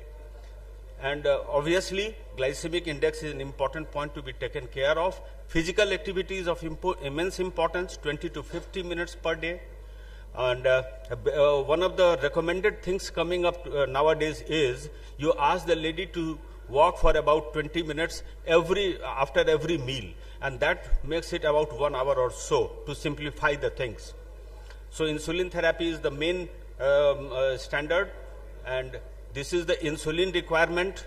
If during 1 to 13 weeks, the pregnant woman's weight into 0.7, and in the middle trimester 0.8 unit per kg body weight, and in the third trimester it becomes 0.9, and 30 weeks to delivery it becomes 1 unit per kg. So post-meal insulin, as we have talked about, Lispro and Aspart and regular human insulin can be increased, and newer ultra rapid acting insulin formulations like FIASP, fast acting insulin Aspart, and rapid acting Lispro have also received European approval for use in pregnancy. And one very important clinical point which I am going to share with you, which is of immense importance, to account for increased post-meal resistance and delayed insulin absorption with advancing gestation, the short-acting insulin analogs should be injected at least 15 minutes before meals in early pregnancy, extending to 30 to 45 minutes before meals in late gestation. As we know that the insulin resistance increases tremendously during the later part of mid-trimester and the late third trimester. So insulin Aspart significantly lowers PPG, and there is trend to lower birth weight. Preterm deliveries are less common. This is regarding evidence of faster acting insulin Aspart and insulin detemir trials, and insulin degludec has also a trial to offer, expect trial, which is powered by Novo Nordisk, and it is waiting for approval for uses in diabetes in pregnancy. So these are the targets we have already discussed. Role of CGM is there, and one important thing is low dose aspirin from 12-week onwards, 75 milligram till the birth of baby. And I want to share with you that this low dose aspirin prophylaxis is not recommended for prevention of spontaneous birth and for the prevention of spontaneous preterm birth and for prevention of early pregnancy loss. This is a high risk pregnancy, and aspirin is used to prevent or delay the onset of preeclampsia.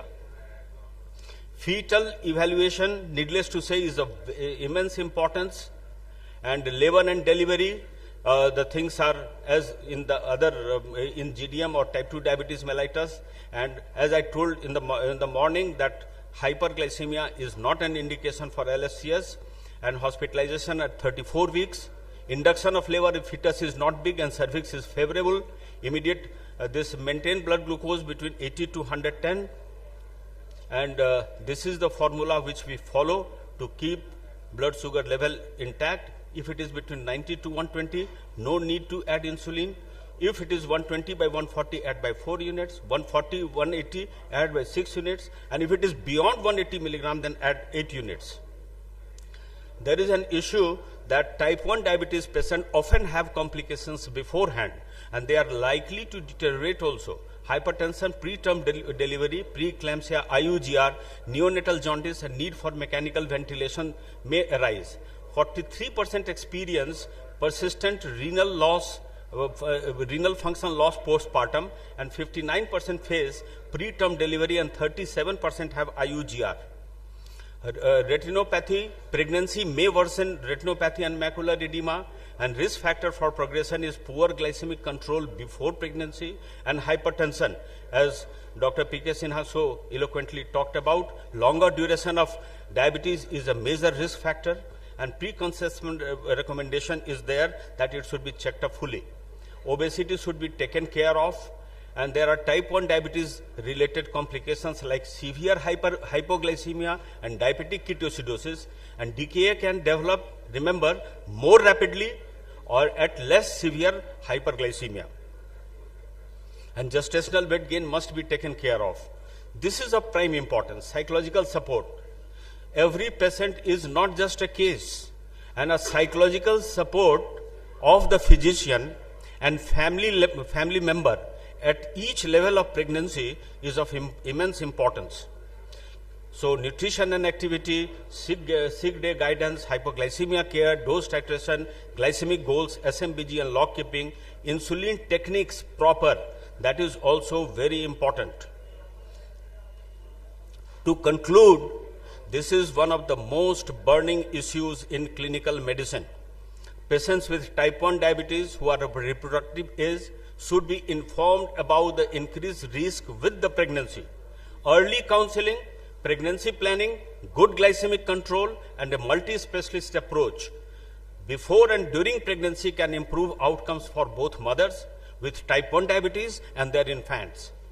But of course, we need further research, as it is in the most areas, particularly during increasing rates of preconception counseling and education. We are lacking in that. Predicting and reducing the risk of preeclampsia, fertility data specific to type 1 diabetes, managing diabetic nephropathy during pregnancy, preventing large for gestational age infants and macrosomia, optimizing insulin dosing related to meal times during pregnancy, safe medication is of immense importance, strategies to improve breastfeeding rates. This is a major challenge, a huge challenge, but with proper planning, at the earliest planning, we can succeed. Thank you. Thank you so much, sir, for your kind, lucid and illuminating deliberation. We could probably take one question from the audience. Any questions? So, since we are already short of time, I think we should draw the session to a close. If there are any questions or clarifications, the delegates might interact with the speakers off stage. Thank you so much, sir. Thank you.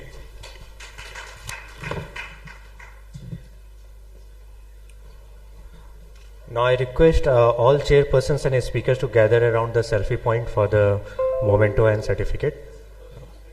Due to shortage of time and to complete the session on time, as per the directives of the organizing committee, the lunch duration has been suspended. Spectators are continued for the lunch, meanwhile ongoing the sessions. Now I would like to invite the next chairpersons for the next session. Dr. R.K. Singh, Dr. Siddharth Kumar sir, Dr. Ranjan Kumar sir.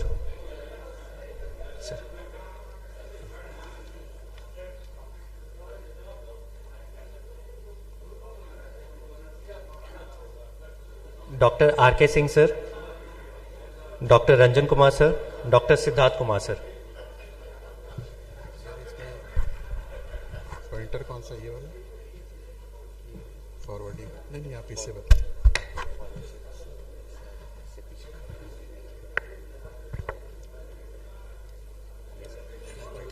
जरूरत नहीं पड़ेगी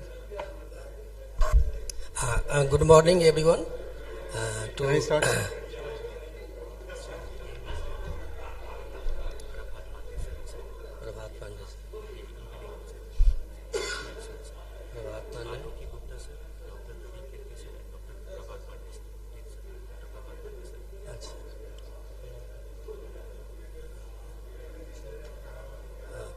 Good morning, sir.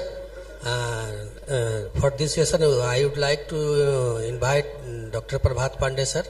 Over to you, sir. Thank you. Good afternoon, chairpersons, my seniors, respected Dr. H.K. Singh, sir, and Dr. Ajay Kumar, who has been my teacher. Thanks to the organizing committee, scientific committee, and especially to Dr. B.K. Singh, sir, for giving me an opportunity to speak. I've been asked to speak about predicting cardiovascular events in the diabetes. I've also been asked to cut down my presentation, so I'll try to be as short as possible. You see the top 10 causes of death and disease burden in India. You can compare in 1990 rank and 2021 rank. The cardiovascular illness has become the number 1. And similarly, the diabetes and CKD disease has come to the 7, which was earlier somewhere around 12, 13. It's a known fact that it's a well-established risk factor for the future cardiovascular disease, and the current treatment guideline for assessment of the CVD risk recommend designation of the diabetes as a risk equivalent to the prevalent CVD. Thus, all diabetes are classified as a high risk. However, recent studies suggest that diabetes alone has a consistently lower relative risk for future CVD than the patient having a prior MI. This is a famous study by Dr. V. Mohan with ICMR India DAB study, which has shown that the 36% of the type 2 diabetes patient have only achieved the target HbA1c level of below 7. Most of them are uncontrolled. This was conducted all over India across all the states. The cardiovascular events in the diabetes are composite of non-fatal MI, new onset heart failure, non-fatal stroke, incidental atrial fibrillation, undergoing PTCA or CABG, and hospitalization or a death due to cardiovascular disease. CSD risk in type 2 diabetes is not universally similar. It's a paradox that out of 13 epidemiological studies, including more than 45,000 patients with or without diabetes, observed that in type 2 diabetes with no previous CSD, the risk was 43% lower than when compared to the individuals without diabetes with a prior MI. Similarly, another big trial, which was a population-based, which included a big population aged 30 to 90 years, were followed up to 10 years for the CSD risk, was found that it was much lower among the type 2 diabetes without CSD than in patient with CSD without diabetes. HbA1c level and other CVD risk factors compared with all diabetic patients as a high risk would improve the CVD risk prediction is uncertain. Not all diabetic patients are high risk for the future vascular events. The large range of HbA1c values, additional clinical variables as a duration of diabetes, age of onset, glycemic variability will be necessary to derive and test an optimal model for CVD prediction in patients with or without diabetes. Many studies suggest that the use of HbA1c level as a part of overall risk scores may improve the predictive ability in the diabetic patients. The type 2 diabetes and impact on longevity, as we have seen that as the later age the diabetes is diagnosed, the years lost are less. For example, if the diabetes is diagnosed somewhere at the age of 65 years, probably the 2 years age loss is there, while if it is diagnosed in a younger age, probably 12 to 6 years age loss is there. We know that we have a typical Indian phenotype in which 8 out of 10 Indians have a characteristic feature of central obesity, insulin resistance, and the dyslipidemia, which make them highly vulnerable to the type 2 diabetes, obesity, and the hypertension. Indian diabetes have a comorbidity such as hypertension and abdominal obesity, and they have a twofold risk of cardiovascular and 40 to 70% increased risk of the renal complications. The intensity of the treatment, intensity of the intervention in a diabetic patient should proportionally increase to the total cardiovascular burden. You see, if the chances of developing fatal and non-fatal CV events increase with increased cardiovascular risk, the 10-year risk becomes something around 60%. This is a complex interplay of the complication of diabetes, heart failure, and the CKD. The Framingham Heart Study has shown that increase in obesity makes a person vulnerable to the heart failure, and it has a double the risk of heart failure.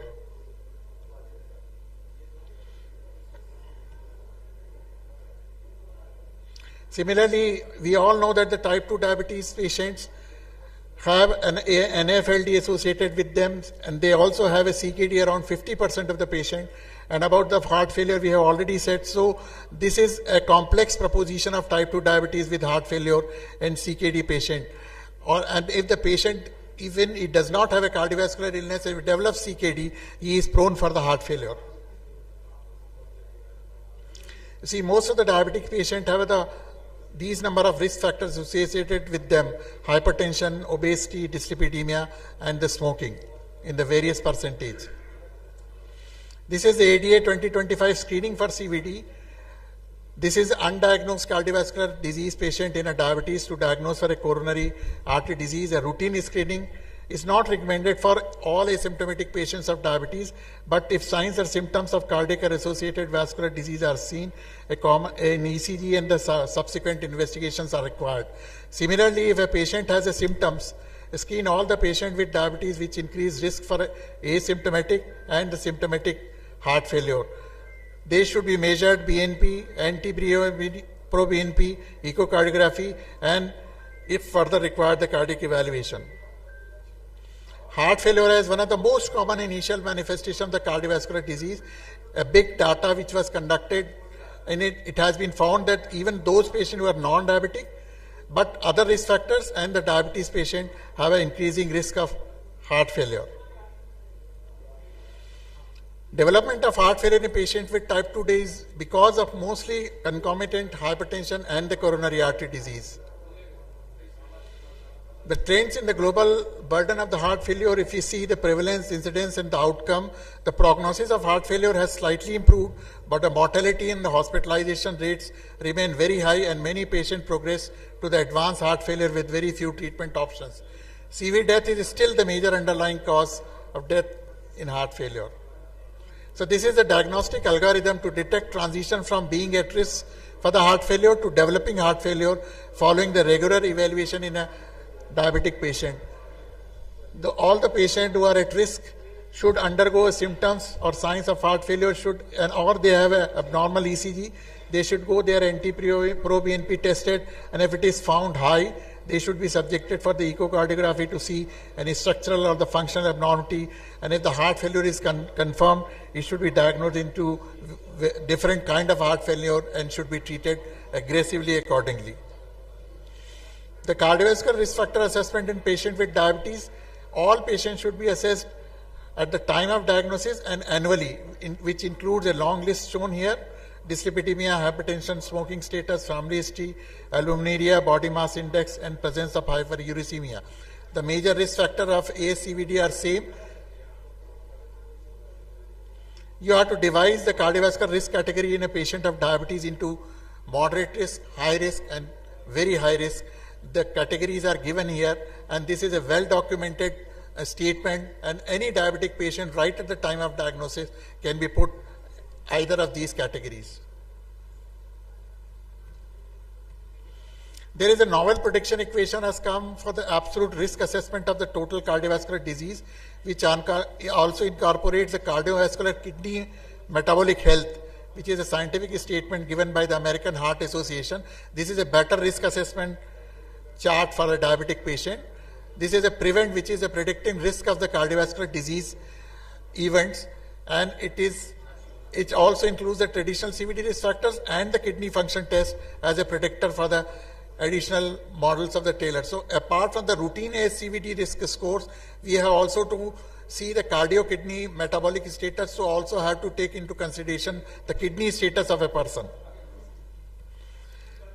So this is a screen for the CKM risk factor. The assess first the lifestyle, different lifestyle essentials like dietary pattern, physical activity, sleep, quality, smoking, body mass index, blood pressure, lipids, blood sugar, HbA1c, UACR, and then determine the conceptual framework which integrates the prevent into the CKM staging. Once you develop a kidney metabolic risk score, and then you find out and assess the CKM risk score, and you decide about a particular patient that what is his CKM score, depending upon the formula which is shown here. And if you are able to reduce the risk score either by lifestyle modification methods or by the drug treatment, you should try to reduce the risk score. Now you have to collaborate this absolute cardiovascular risk score across the cardiovascular kidney metabolic stages.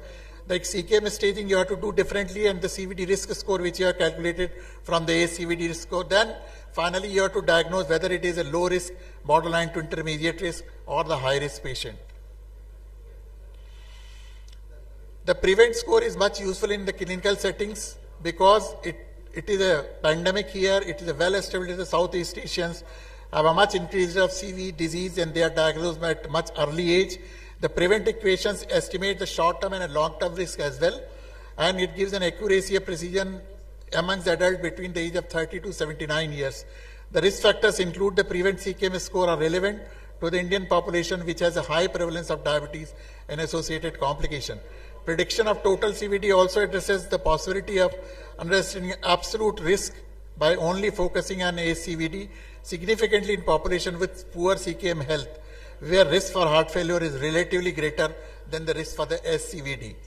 Although not validated in Indians, the PREVENT score is a valuable option in a risk stratification and guide us as a future therapy. This is a 2019 ESC guideline on diabetes, pre-diabetes and cardiovascular disease. The one point which I would like to highlight is the routine assessment of microRNA is indicated to identify risk of developing renal dysfunction at high risk of future CVD, and resting ECG is recommended in a patient with diabetes diagnosed with hypertension or with suspected CVD. This is a simplified algorithm to stratify the risk. High risk for CAVD if there is the presence of one additional major risk factor for ACVD without end organ damage. The presence of two or more additional major risk factors for ACVD or end organ damage is a very high risk. The major risk factors, the various criteria have already been given, and earlier slide also in ACVD risk score we have already seen.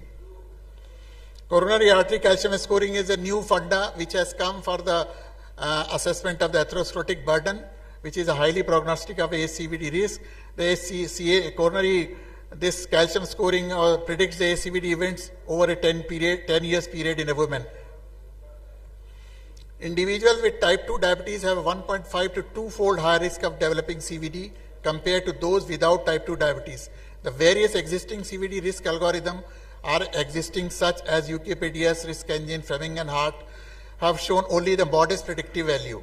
The potentially novel prognostic factors that may improve CVD risk prediction in type 2 diabetes were identified in various studies. Out of many biomarkers showed improvement in the prediction performance. These are the long list: NT-proBNP, troponin T, triglyceride glucose index, and genetic risk scores are the most promising risk markers which have moderate to high evidence to suspect for the cardiovascular events in the diabetes. So patients with type 2 diabetes are at high risk of CVD, and appropriate assessment helps in the risk stratification. Assessment of CVD risk is not recommended based on the risk score. So don't waste time only in deciding which score performs better. It should be considered to classify patients with diabetes at a very high risk or a moderate risk. Routine assessment of the microRNA should be carried out to identify patient at a risk of developing renal dysfunction. A resting ECG is indicated in patient with diabetes and hypertension, or if at all CVD is suspected. Simple way to stratify diabetes without end organ damage: high risk, diabetes with presence of two or more additional major for ACVD, or end organ damage, those who are at a very high risk. So this is a simple formula to assess a prediction of a cardiovascular events in a diabetic patients. Thank you.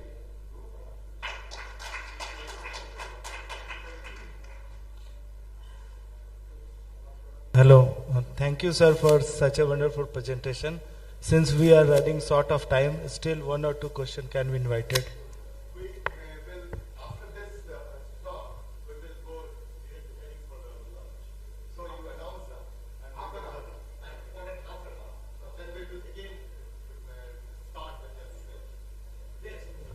Thank you. Yes.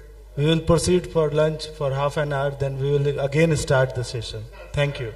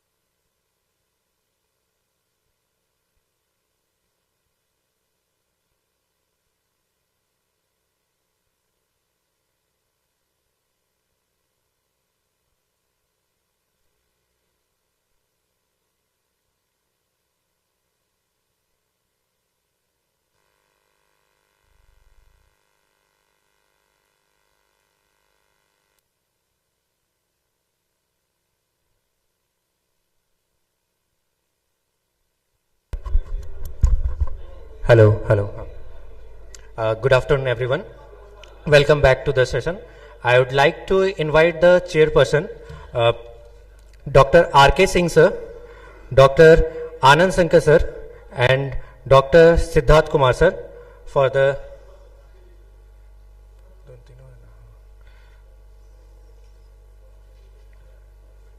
Dr. R.K. Singh sir, Dr. Anand Sankar sir, and Dr. Siddharth Kumar sir.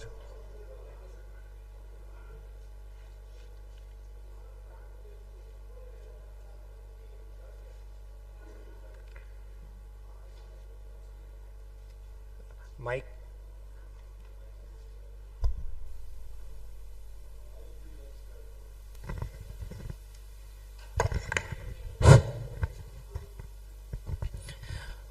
Good afternoon, everybody. Thanks to the organizing committee for giving me this opportunity. It's lovely to see the old faces, and after a long time, we are meeting. It's my pleasure, honor, and I'm privileged to introduce Dr. Alok Gupta sir from Gorakhpur. Sir के बारे में सिर्फ इतना ही कहना है कि जितना अच्छा ये बोलते हैं उतना ही अच्छा ये पकाते भी हैं. आज पकाएंगे नहीं. The topic sir has chosen is diabetes as a progressive disease. So I request Dr. Alok sir to come to the podium and honor with his speech. Thank you.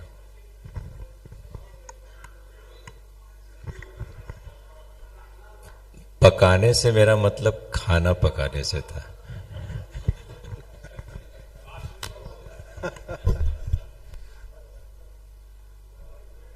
Thank you chairpersons. भोजनोपरांत सुनना और बोलना ये कितना दुष्कर होता है ये बताने की आवश्यकता नहीं है. और बाबा गोरखनाथ की धरती गोरखपुर, बुलडोजर नगर से सूर्य नगर औरंगाबाद में आए हुए आप सभी विशिष्ट जनों का मेरा प्रणाम स्वीकार करें. आप RSSDI Bihar chapter, RSSDI organising committee Aurangabad को बहुत बहुत धन्यवाद मुझे इस एकेडमिक फीस्ट का हिस्सा बनाने के लिए.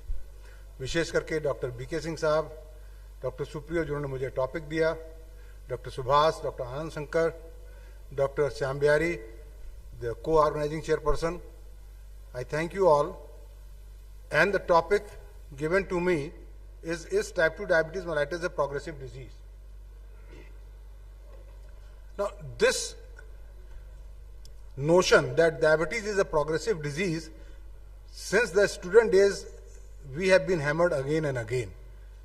Whatever you do, whatever approach you take, it has to progress. 10 to 15%, 20% beta cell mass has to degrade every year, and ultimately all the diabetic patients, they will come on insulin some or the other day. This is what concept has been built up and still is persisting. So is it true or not? Let us see that.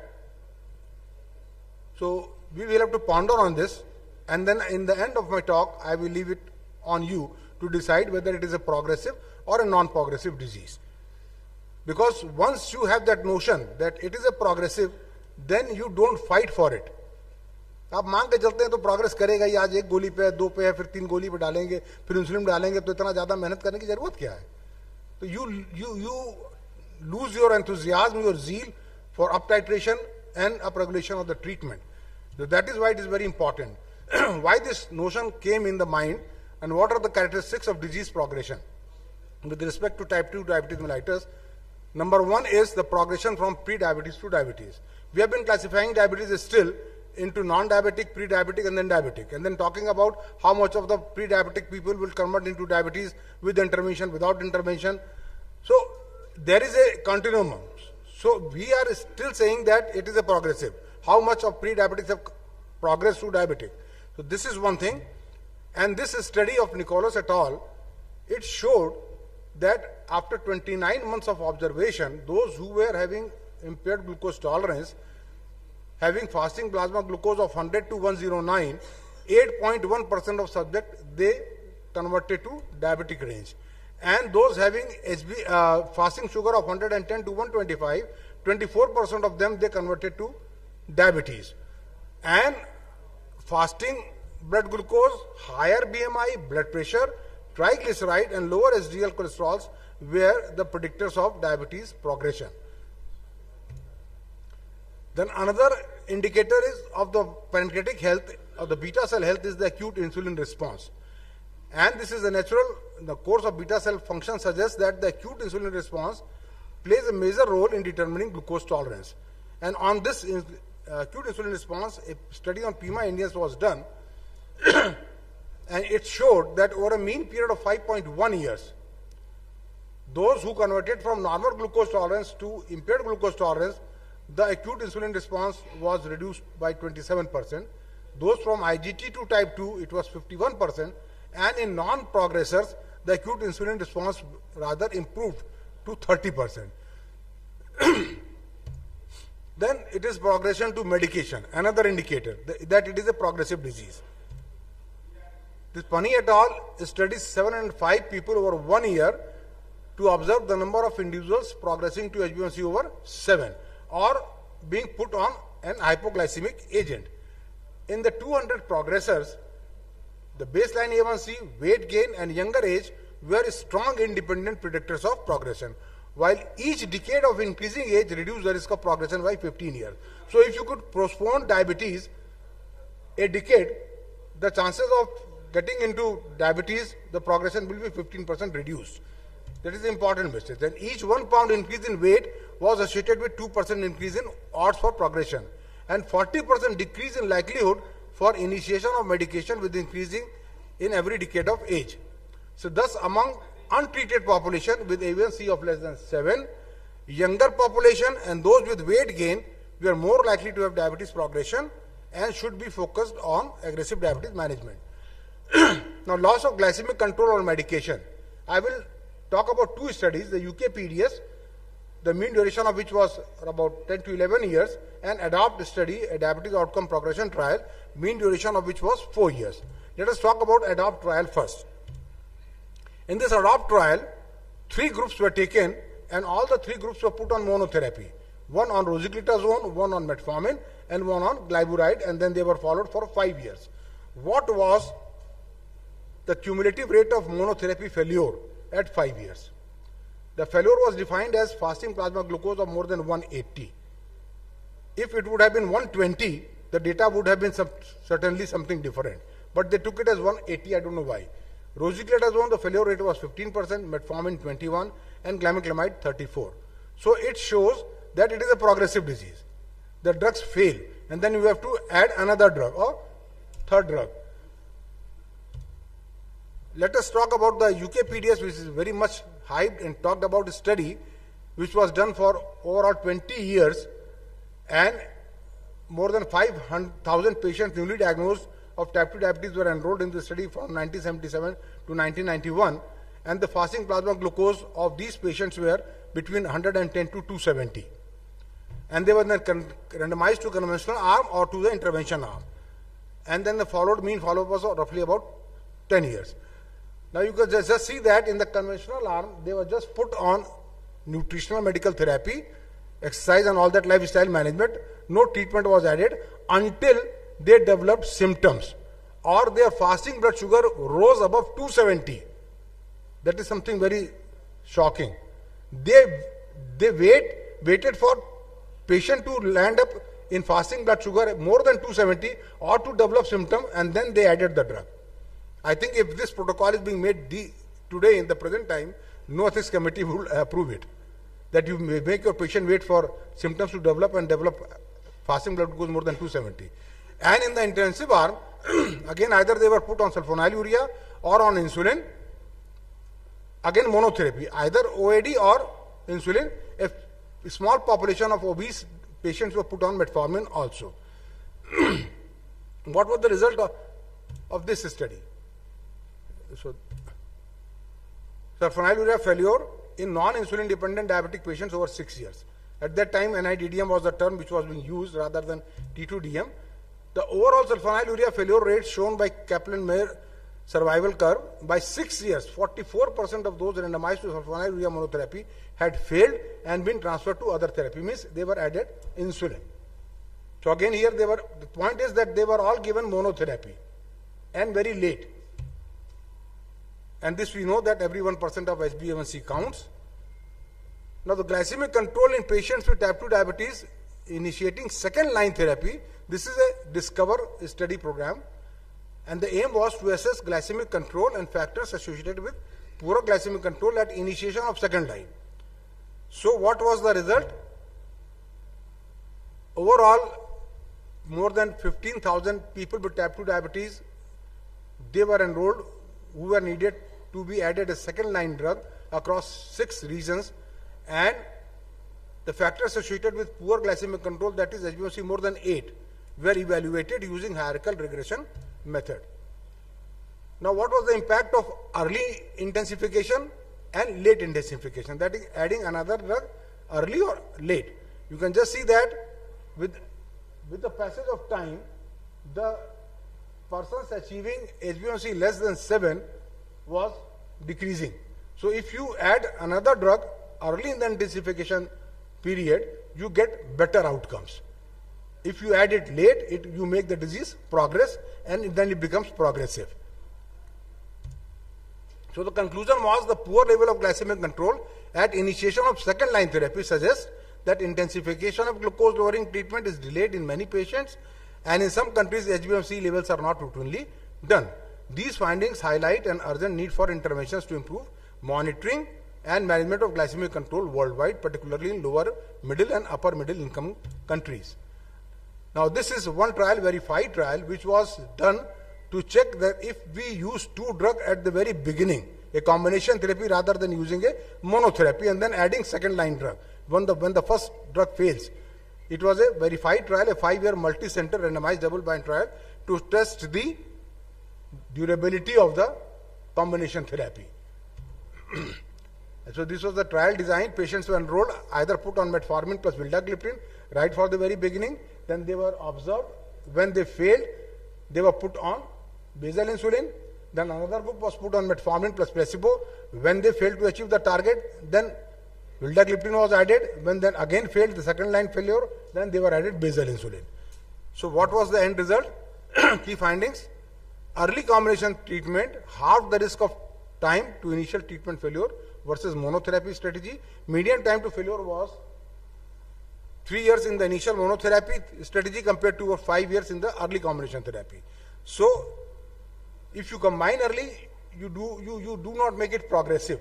Then on some long duration diabetes study, this is Stampede study, which was done on the patients having intensive therapy, medical or bariatric surgery or gastric bypass methodology, which was adopted, and this showed that the remission was taken as less than 6 HbA1c at 3 years. And you can see that intensive medical therapy remission rate was 5%, medical plus gastric bypass more than 35%, medical plus sleep gastrectomy roughly about 25%. And change in A1C, the bypass surgeries, they all gave a very good fall in the A1C at 3 years, and change in body mass was also very good with malabsorptive procedures. And the 10-year weight loss after gastric bypass, you can just see more than 20%, 71% of the people could achieve, more than 30%, like 40% of the patient they achieved that weight loss with bypass surgeries. This is again a direct study done in Britain, and this has been done on very low calorie diet without medication, and those who were on medication, whether they went into remission or not, there was 15 kg weight loss on 450 calorie diet, and then they were improved to 840 or 870 kilocalorie diet. 306 individuals were enrolled, and there were finally 2 groups made, 149 and 149, control and intensive arm. And you can just see that remission by 12 months. At 1 year, weight loss, 0 to 5, 6.5%, 5 to 10 kg, 33, 10 to 15 kg, 57. This is the remission rate. If you could lose 15 kg or more weight, the remission goes to 86%. So if there is remission, patient is not using drug, HbA1c is less than 6.5, then how you can say that it is progressive disorder or a progressive disease? You have made it go backward. Remission. And more than 10% kg weight loss, there is 73% remission overall. So these are the conclusions. I have already told you what are the conclusions. So this study from bariatric surgery and direct, they all say that, point out that probably in long-standing diabetics, all beta cells mass is not lost to a greater extent. Rather, a good number of beta cells are shunned. They are in a shunned state and are in a differentiated state. Intervention can be done at any time, sooner or better. Sooner the better, because in late stages one will have to undertake complex procedures like bariatric surgery. And if you do it early, you can just reduce the weight by diet, you will get remission. And this new insight about the cell fate, that is differentiation, de-differentiation and redifferentiation, will hopefully come with some novel molecules acting on target transforming factors. What happens is, what is beta cell differentiation, de-differentiation? There is a zygote, sperm, and then whole baby is formed from a single cell. And each cell, it differentiates into a specialized organ cell. That is differentiation. And the concept was that once the cell is differentiated, it will stay there. But now the concept is that it is bidirectional. It can go back in that chronology. So a normal beta cell, if it is challenged, can become dysfunctional and apoptose. So improvement of diet quality is very important. Weight loss, protein can. अब है कि जो traditional Indian हमारा food था, if you can see the recent reports from this Indian state where the multi-grain high protein handmade laddu मिला वहां पे prepared from the barley, chickpeas and oil seeds, 4000 old Harappian civilization से ये मिला है. So Vedic scholars have a very good idea कि क्या खाना चाहिए क्या नहीं खाना चाहिए. हम लोग ancient culture भूल चुके हैं. Even there are lots of research is coming up where grounding is finding very important. कि जमीन पे बैठ के खाने का भी कोई साइंस है. अब टाइम नहीं है, मेरे ख्याल से 6 मिनट 5 मिनट बचे हुए हैं, मैं डिटेल्स नहीं बता पाऊंगा, लेकिन इसका एक बड़ा इंपॉर्टेंट था कि पूरी फैमिली एक साथ बैठती थी, जमीन पे खाती थी, मंत्र पढ़ती थी. इसका जो इफेक्ट होता था वो तो अब खत्म हो चुका है, वो संभव नहीं है. बट एनीवे द ट्रेडिशनल मील हमारा जो था वो प्लांट बेस्ड था, कंसिस्टिंग ऑफ ग्रेन्स था. उसमें हम लोगों ने एक जिंजर यूज करते थे, seasonal vegetables, fruits, yoghurt use करते थे, eggs, free range poultry, fish. तो ये हमारा ट्रेडिशनल डाइट था which you are well aware. और हमारा होम कुक्ड मिल्स था. प्लेथरा ऑफ फंक्शनल फूड हम लोग यूज कर रहे थे, जो कि अभी नहीं कर रहे हैं. अब थोड़ा थोड़ा लोगों को जानकारी हो रही है, प्रोसेसिंग टेक्निक्स भी वेरी बदल हो गई है. और अभी तो देख लीजिए कि किस तरह से पिज्जा का साइज भी 335 कैलोरी से बढ़ के, अभी जो मेरा बच्चा शाम में जोमेटो को ऑर्डर करता है, घर में खाना बनता है, हम लोग सोचते हैं बेचारा खाएगा, तब तक बहू का फोन चला जाता है जोमेटो को, और तब तक 10 बजे रात में देखते हैं डिलीवरी बॉय आता है और हम लोग जाके खोलते हैं और जाके उसको देते हैं. This is the scenario in every field. हर घर में ये हो चुका है. मेरे घर में तो हो रहा है, मैं चेंज नहीं कर पा रहा हूं. मैं बार बार कहता हूं, मैं 6 बजे के बाद खाना बंद कर दिया, इसका कोई असर मेरे बच्चे पे नहीं पड़ा. वो जोमेटो कल्चर पे जा रहा है, वो जाता है, वो चलेगा. तो इस स्टेट में द फैट की क्वालिटी बड़ी इंपॉर्टेंट है. घी के बारे में लोग बोलते हैं कि घी खाएं कि नहीं खाएं. इसमें केवल एक लाइन दिखाएंगे, डॉक्टर लेली की स्लाइड है. काऊ घी के बारे में बहुत डिबेट है, लेकिन दारा सिंह ने 250 gram of cow ghee per day खाया और 84 साल तक जिंदा रहे. अब इसका क्या साइंस है, आलोक गुप्ता बताएंगे, वो बताएंगे. बट मैं बोलता हूं कि ठीक है, डायबिटीज में जो खाना है खाओ, जो खाना है खाओ, कहें कि हमारे बोलने से कुछ होता नहीं है. हमारा एक भी डायबिटिक पेशेंट नहीं है जो कि मिठाई रात में नहीं खाता है. अगर आपके पास है तो काइंडली मेरे को पता दीजिएगा. तो उसको हम बोलते हैं कि भैया जो खाना है खाओ, लेकिन ये खा लो साथ में. ये प्लांट बेस्ड, ये सुपर फूड है. Soybean, tea, coffee, grapes, berries, whole grain product, cinnamon, bitter melon, fenugreek हर जगह अवेलेबल है, बहुत सस्ता है, रोज खाओ. जो भी जहर खाओ, इसको इससे जला डालो, हटा दो. साफ साफ बात है भाई, इसका यही सोल्यूशन है और कुछ नहीं है. Nuts improve insulin sensitivity and prevent diabetes and as effective as increasing physical activity and trimming calories. खाली नट्स खाने से इतना फायदा है. अब कोई आदमी खाने का बड़ा मन है कि आज खाएंगे फालतू चीज, उसको बोलो कि उसमें थोड़ा सा आमंड नट्स डाल के खाओ। नया रिसर्च आया है, पुराना आपको दिखा रहे हैं, उसका जो स्पाइक होता है ग्लूकोज का ना, जैसे आप नट्स डाल के खाते हो उसमें वो कम जाता है। क्लियर कट रिसर्च अभी बहुत नया रिसर्च भी अभी आया हुआ है। अब इसमें नहीं, इसमें ओरल एंटी डायबिटिक ड्रग्स और मेरे ख्याल से अबाउट 2 मिनट्स, तो SGLT मीटर्स के साथ कैसा ड्रग्स दें, GLP-1 के साथ दें, ये हमारी उस किताब में लिखी हुई है, आप अपना डाउनलोड करके देख लीजिएगा। अभी एक चीज पे और हमको जो बताना है वो millets, the future smart food. पहले हम लोग को घर में, जब हमको याद है जब मेरे फादर पुलिस में थे और कोदो और क्या क्या बाजरा कोई लेके बोलता था, बोले बड़ा गरीब आदमी होगा कि सब खा रहा है। क्या जी सुप्रियो साहब है? अब है कि साला वो सबसे इंपॉर्टेंट और बुद्धिमान आदमी था जो खा रहा था ये सब चीज, बाजरा, रागी, कुटकी। आप कैसे खाओगे? आप खाओगे इसको कि अपने आटा जो खा रहे हो उसमें थोड़ा डाल के खाओ, उसी में डाल दो, बुला लीजिए इसको और खाइए। ये सुपर फूड है, सुपर फूड है। टाइम नहीं है मैं आपको इसका डिटेल्स बताता। 13 वेराइटी इंडिया में मिलता है, हर जगह मिलता है, किसी तरह कम पानी में हो जाता है, इतना कम ग्लाइसेमिक इंडेक्स है। आप एक बार चेंज करके देखिए। यार मोदी साहब इसके पीछे पागल ऐसे ही नहीं है, हमारे मोदी साहब इसके पीछे पागल है कि millets, international year of millets बना दिया 2023 को। ऐसे ही नहीं हुआ, इसमें इतनी मोटी किताब निकली हुई है। तो मेरे कहने का मतलब है कि मिलेट्स पे आपको करना है। ये पूरी कहानी है कि कैसे इसी ग्लाइसेमिक इंडेक्स से डायबिटीज पर असर पड़ता है। मैं 2 मिनट्स में खत्म करेंगे सुप्रिया जी। दूसरी चीज है कि हमारा थाली मेथड को ले आइए बैक, अगर संभव है तो। हमारा थाली मेथड में सब कुछ था जो डायबिटीज फूड को चाहिए, एवरीथिंग वाज देयर। और बार्ली बड़ा इंपॉर्टेंट है, जौ ऋग्वेदा से चल रहा है ये, ग्लाइसेमिक इंडेक्स 25 है, और इसको अगर डालते हो, इतना इसमें फायदा है कि हम पढ़ेंगे तो 1 घंटा लगेगा खाली बार्ली खाने से। वो जो नहीं पचेगा आप पचा दीजिएगा, 2 मिनट्स लगेंगे जी।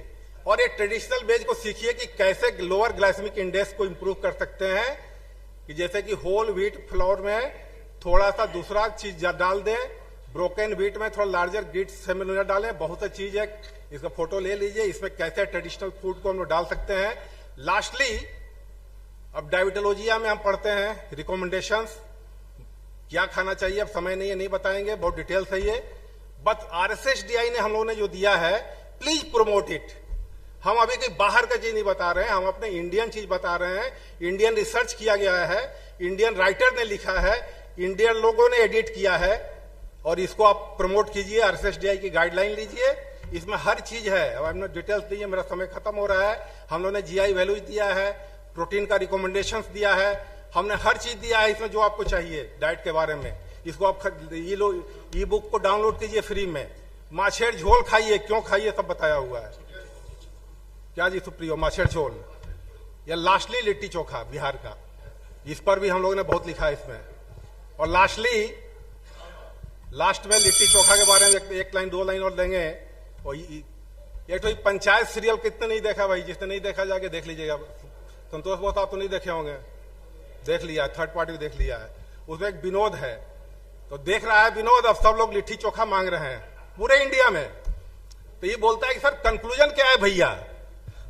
तो कंक्लूजन ये है कि bring back the millet miracle, ये प्लेट सिस्टम को नॉर्मल कीजिए, और मोदी जी की तरह लिट्टी खाना चोखा आज रात में जरूर खाइए। Thank you very much, thank you, thank you. Last slide और देख लीजिए, bring back traditional Indian physical activity, जो आप ऊपर देख रहे हो। बैक करिए, can you go to back sir? Bring back traditional Indian physical activities in the same way. वो स्लाइड थोड़ा इंपॉर्टेंट है, डालना दिखा दीजिए थोड़ा सा। इसी तरह इन the same way bring back the traditional Indian foods. हम लोग जो ये 2 चीज ही बताना है और इसे बताने का कुछ है नहीं। Thank you very much. Thank you, sir, for your illustrative and informative talks about traditional diets and habits. I think there is no space for question. Moving ahead.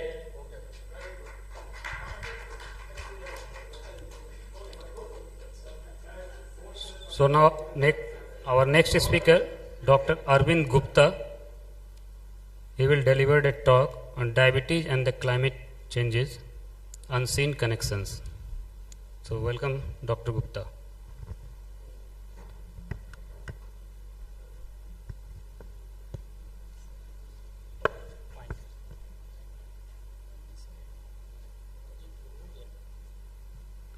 Thank you chairpersons. ऐसे जोशीले भाषण के बाद में of है।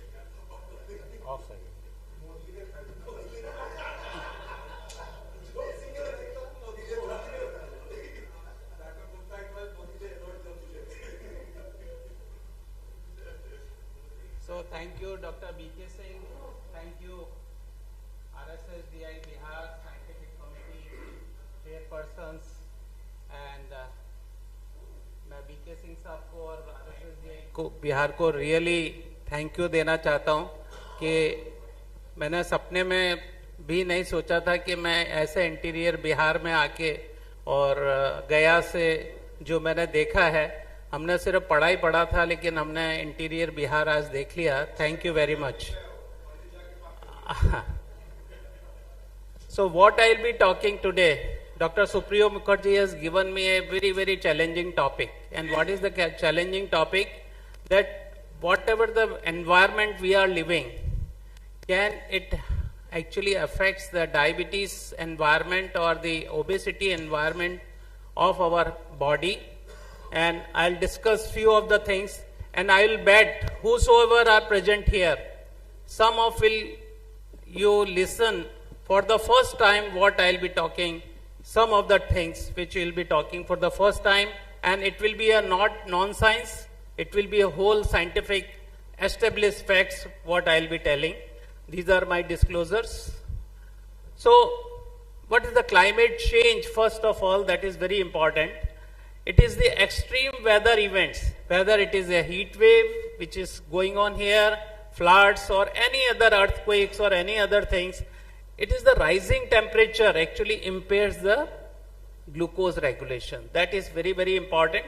And especially in the areas where the high levels of air pollution is there, it increases the risk of developing type 2 diabetes by 14%, just air pollution. So another part is that it is a particulate matter in the environment which matters a lot. If PM is around 2.5, the risk of diabetes increases by 5 to 27%. If it is PM 10, then it is 1 to 15%. And even the nitrogen oxide which is present in the air, if it is more than or it is around 10 microgram per meter cube, it increases the nitric oxide exposure and it links to 1 to 11% higher risk of type 2 diabetes. Just think of. These are some of the things, and I am emotional with some of the things which Dr. N.K. Singh Sahab has already alluded to, कि diet कैसा हो रहा है, कितना problem हो रहा है, हम अपनी ट्रेडिशनल डाइट को भूल गए हैं, हम अपने एनवायरनमेंट को भी भूल गए।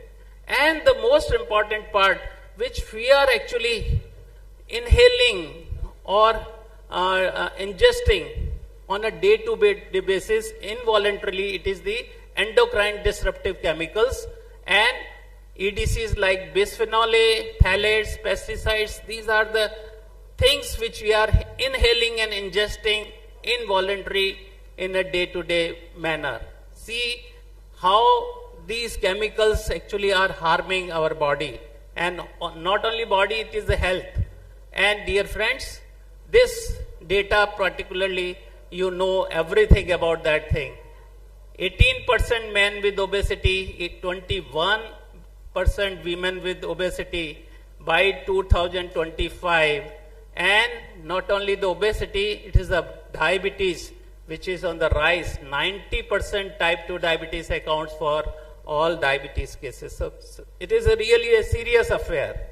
So climate change is actually a hidden driver, which we never see on a day-to-day basis. It is the temperature rise, just 1 centigrade increase associated with 4% higher child BMI in developing countries.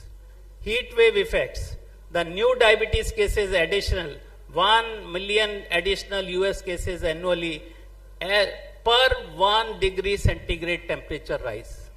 I don't think this data anybody has seen. So overall the world, we are actually sufferers. It is the clinicians and public health professionals' job, moral job. It is the people with diabetes actually are sufferers. and the policy stakeholders, they have to actually combine to make the policies of this environmental pollution. And if you see here, it is the climate change leads to diabetes, obesity, and ultimately what happens? It is the morbidity and mortality increases. And dear friends, this is what I was telling you earlier, urban stressors. What we are suffering from, stress, living alone. Just think of living alone can increase the chances of diabetes and obesity. Sedentary lifestyle, which we all know about, long-term noise exposure. Just DJ and these youngsters are going to DJs and having those noise exposures, they cause diabetes and obesity. Social risk factors, just psychosocial, whether it's a financial constraints, it is a geographical, time constraints, and even one study is there कि जहाँ पे हम लोग घर पे कई बार लड़ते झगड़ते हैं, and that too in the extreme situations, that may also lead to increase the HPA excess and cortisol increase, and ultimately that causes beta cell apoptosis. Just see, this is a very simple things to just learn. Living alone, just one study, it is known as Cities Changing Diabetes Study. It is a Copenhagen study which clearly said that living alone is a very, very dangerous situation. And that's why you are told that it is a, जो हमारे घर में थाली system था या family system था, that we are actually going from जो single nuclear families में जा रहे हैं. That is the real problem. And then the sleep disturbance, just simple sleep disturbance associated with 2 to 3-fold higher risk of later onset of type 2 diabetes. It is also published in Diabetes Care. So just a simple, if you are having less than 6 hours of sleep, whether it is a non-rapid movement or it is the rapid movement sleep, any sleep, if it is disturbed and less than 6 hours sleep is very, very dangerous to your health. Not only health, you obesity as well as the diabetes. Sedentary lifestyle, I don't want to stress. Dr. N.K. Singh Sahab here, we are actually doing some soleus studies and exercise, everybody knows, so I'll not go into the details. Then this is a noise exposure, what I was telling you. Just for you youngsters, going to DJs, more than 30 minutes exposure of more than 120 to 130 dB noise for more than 30 minutes can increase your HPA axis, hypothalamic pituitary adrenal axis, increases the cortisol levels, and can inhibit the beta cells or even cause apoptosis of the beta cells. See the things, just a simple noise can increase. Psychosocial stress, that I was telling you, that it is psychosocial stress also can lead to increased hypothalamic pituitary adrenal axis and ultimately leads to your obesity as well as the diabetes. And then it is known as urban diabetes. What is urban diabetes? Financial constraints. Everybody, बहुत कम elite लोगों को छोड़ दीजिए. What the other people, the middle class people or the lower middle class people, what they are suffering from the financial constraints. It is too much. We are not thinking about resource constraints, geographical constraints. है ही नहीं, जगह ही नहीं है cities में. एक छोटे छोटे rooms के अंदर so many people are living in the cities. झुग्गी झोपड़ी में रह रहे हैं. Time constraint नहीं है. Just अभी आप अपने बच्चों को पूछिए, जैसे ये कह रहे हैं, they don't have time. Even IT people, the youngsters, they don't have time. They are working day and night, and even the people who are working for outsourcing to USA, they are working in the night. What you are telling about all these features. And dear friends, this is the most important part. It is the manufactured endocrine disruptive chemicals. Over 1,000 chemicals have been identified as endocrine disruptors. Food contamination. Food खाना क्या है ये तो important Dr. N.K. Singh ना. Contamination, adulteration, simple water which we are actually drinking from the plastic bottles. We are ingesting microplastics. I'll come little later. Health effects and the bioaccumulation. Ultimately, this is a persistent organic pollutants known as POPs. They are actually ingesting on a day-to-day basis. And this is what we are actually endocrine disruptors. We are having the organochlorine pesticides from the crops, grains or whatever we are getting from the market, perfluorinated chemicals, PFOs, they are from the non-sticky pens. एक बार non sticky pan में scratch हो जाता है, that is very very dangerous. जो यहाँ पे ladies हैं, I just want to tell you people, जैसे ही आपका नॉन स्टिकी पेन्स में स्क्रैचेस हो जाते हैं, they release the chemicals known as PFOs and they are very very dangerous. They cause direct apoptosis of the beta cells. And then the phthalates, ये nail polish में इसमें आपके what is it, lipsticks, they are very very common here. The phthalates are there in the plastics. Bisphenol A, very very dangerous. Just keep these plastic bottles half an hour under the sun, it produces the BPA or bisphenol A, which actually directly causing apoptosis of the beta cells. And not only that, it actually causes from brown adipose tissues to the white adipose tissues, the conversion. So you are having more obesities, and this is what I am telling you, all established facts, published facts. So what the EDC does, EDC actually does the two things. Either it disrupts the beta cell functions, or it increases the insulin resistance here and affects both the skeletal muscle oxygen the glucose disposal, and also the adipose tissues. Not only the number, but it increases the white adipose tissues and also affects the liver. So dear friends, this is the model known as environment. What it does, it actually suspects the EDC obesogens and it leads to obesity. And I told you, these are all plastics, household cleaners, even simple room fresheners. They are very very dangerous, I am telling you. हम तो खुश होते हैं कि बहुत अच्छी खुशबू आ रही है, but they are chemicals. They are actually very very dangerous chemicals. Personal care products, industrial chemicals, metals, drugs of course, some pesticides, herbicides, fungicides. These are all actually leads to obesity as well as the diabetes. And the most important, most dangerous is the plastics. All plastics, microplastics, especially bisphenol A. And this was published in 2019, Dr. Anuj. Just see here, 5 grams of microplastics every week we are ingesting, just equivalent to a credit card. We are ingesting involuntary. This is what the people have done the studies. So plastics, microplastics we are ingesting. So what the BPA does, BPA actually, there are immediate effects. It decreases the peripheral insulin sensitivity just within 4 days of exposure. Then the risk reduction, it is the BPA. If you actually remove all the plastics from your kitchen, I am telling you, और बच्चों को जो देते हैं अपन plastic की बोतल, just remove it, you will find the risk reduction of the reducing the diabetes as well as the obesity. And of course, now Europe, Canada and US has already banned the BPA plastics.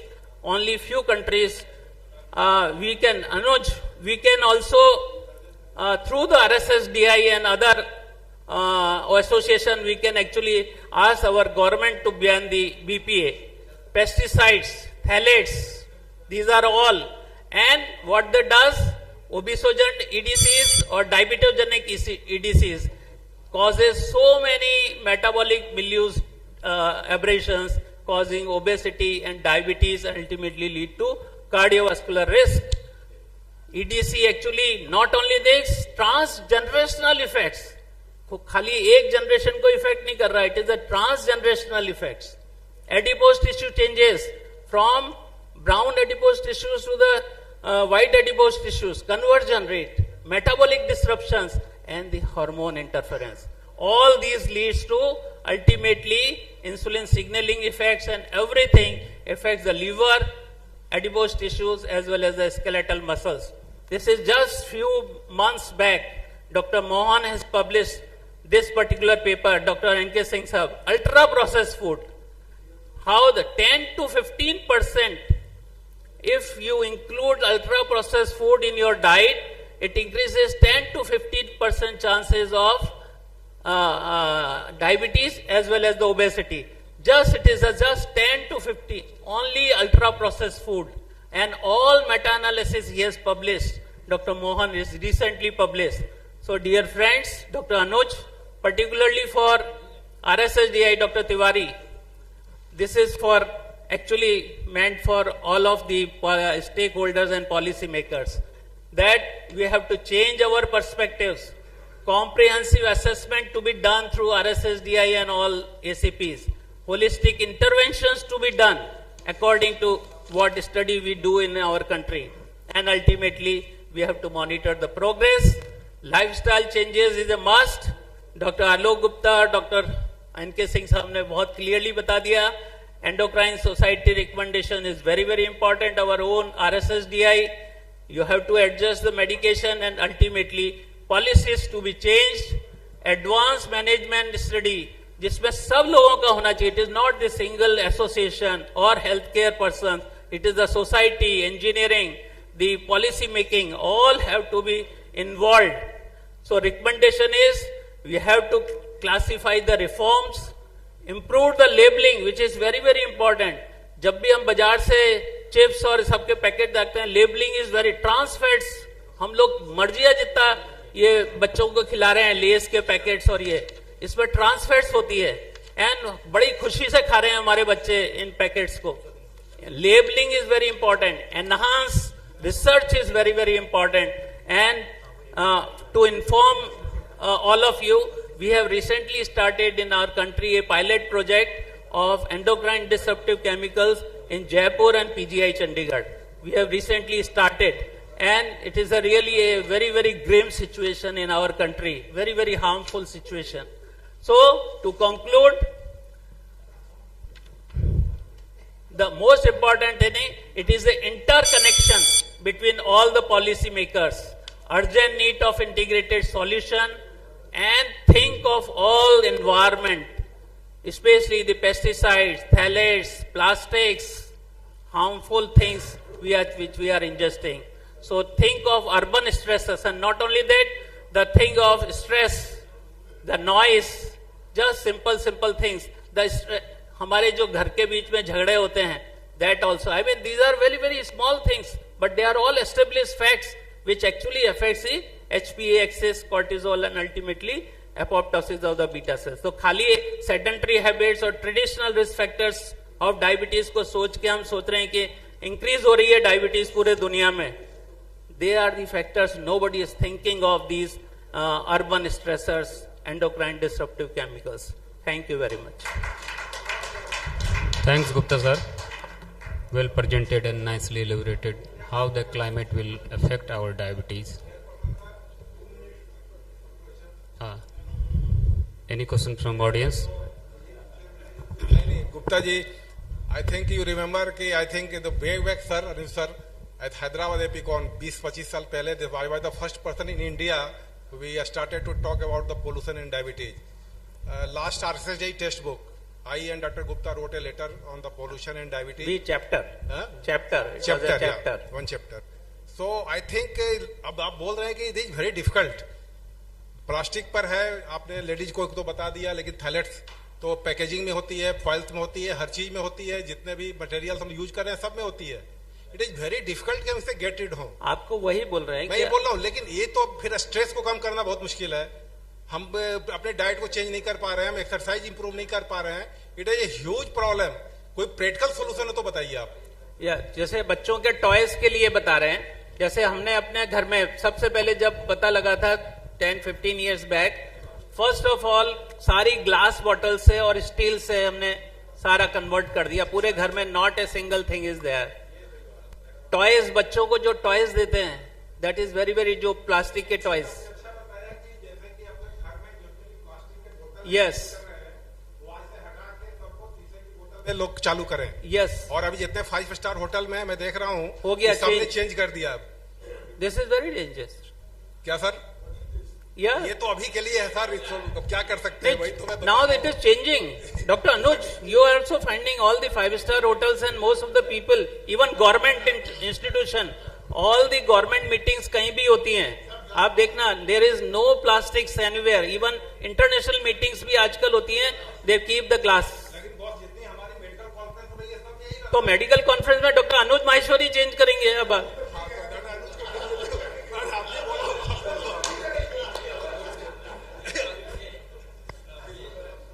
Process has already been started, but Yes. it all depends upon the regional availability. Many a times something is available somewhere, something is not available, and everywhere I am not the organizer of the conference. No, I am not.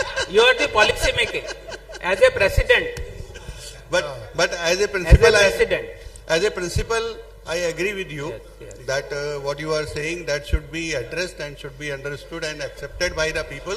Those who are working in these organizations are responsible for organizing such big meetings. Please be serious about your environment. एक sir, नहीं cooler तो जितने भी sophisticated चाय shop हैं वो सब cooler में दे ही रहे हैं, वो कुल्लर में दे ही रहे हैं, क्योंकि तंदूर चाय कुल्लर में देंगे आपको. I beg your pardon, sir. Sir. नहीं, मैं एक चीज जो डॉक्टर एनके सिंह ने एक सवाल उठाया था देसी घी पे. I beg your pardon, sir. We are running out of time. Okay. नहीं. अच्छा. Thank you, sir. Thank you so very much. मैंने आपको स्पेशली रोका. Sorry. Sir, one second, sir. We are already running short. I know, sir. But requesting few all points are there to be. Sir, आपने ये सारे चीज बताए. But white light, how much white light is dangerous to us? Because how much the screen time we are consuming, and white light decrease the melanin in the center, which disturbs the sleep pattern, and that sleep pattern takes the circadian rhythm disturbance, and that circadian rhythm disturbance is one of the factor for the metabolic disease. So white light also has a great impact. Yes. Another point, in US one study has been done. In pregnant women, they are taken from the hot weather to cold weather, and decrease of incidence of GDM decreased by 15%, and the same women bring back to hot weather, it increased the GDM. So temperature, global warming, and the light. Why white light we are using? White light used first time in the automobile industry. So from other side car using white light decrease your sleep pattern, so accident will decrease. But now we are using white light for every purpose. That's not correct. You go to any 5-star hotel, there is no white light. There is only warm white. Thank you. Thank you. Thank you very much. Now, I would like to invite Dr. DPC from Bhagalpur.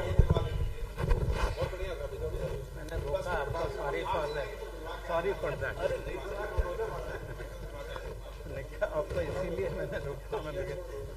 He will enlighten us about the rise of personalized medicine in diabetes care. Over to you, sir. Honorable chairpersons and distinguished colleagues in the hall, Dr. Anuj Maheshwari, Dr. Tiwari, Dr. Supriyo, Dr. B.K. Singh, I am thankful to you to give this topic. And the topic is, where is this? This rise of personalized medicine in diabetic care. And as you know, in the morning, Dr. B.K. Singh started his talk, Future Medicine in Diabetes. First point was personalized medicine. Again, Dr. Santosh Singh talked about gene therapy. And this topic personalized medicine is very much important. Imagine a world where diabetes treatment is tailored to your unique genetic profile, your lifestyle, and your medical history. Everybody, me and you, and everybody differs. Said Dobbs Hansky, every man is unique and non-recurrent creation in the history of human evolution. And so if our genetic profile is known and our lifestyle is known, our medical history is known, we can pinpoint the perfect diagnosis. We can do the prevention. You can do the perfect treatment, precision treatment, and you can give the proper nutrition. Dr. Supriyo, please give some time. Yeah. Personalized medicine is an emerging concept in treating disease like diabetes mellitus, an approach to define the disease subtypes. What usually we do, anybody coming with a high blood sugar, with typical polyuria, polydipsia, polyphagia, loss of weight, and you start treatment, and that is very much traditional. What we say, lifestyle karo, रोज टहलो, sugar कम खाओ, मिठाई कम खाओ, वगैरह वगैरह, and then you start the treatment. But in that treatment may fail. But if you have got the perfect genetic profile, genetic testing, you have the subtypes or phenotypes of the person, you can define the definite diagnosis, you can even prevent the disease because of many steps are there that you will see later. So not every patient with diabetes mellitus of same age, same BMI, same duration of the disease, and similar HbA1c will respond to your given treatment. So what is the difference? And difference is the genetic profile. It is identifying the genetic risk that might predispose individuals diabetics, allowing early preventive measures, because you know prevention is always better than cure, than the treatment. Optimizing drug therapy, again the genetic insights will predict how patient will respond to the certain medications. Especially you know that metformin is the platform or rather the pillar of anti-diabetic treatment. But some patients may have genetic defects and he will not respond to it. Similarly, sulfonylurea in Indian patients, right and left, most of the patients, they are prescribed the sulfonylurea. But there may be genetic defect and patient may not respond to it. They are taking the drugs and not responding to it. So genetic defects are there, and if that is known earlier, and that will prevent the suffering. Especially again the dietary recommendation. We have listened to our speakers about the diets, Indian diets and other diets. But the genetic susceptibility to obesity, not every person is obese. Taking the lot of meals, still not every person will be obese. Again, there is genetic susceptibility. And you know for sure that obesity is harbinger of more than 50 disorders. And the topmost is diabetes mellitus. Outcome improvement will be also better if you know the genetic profile of the patients.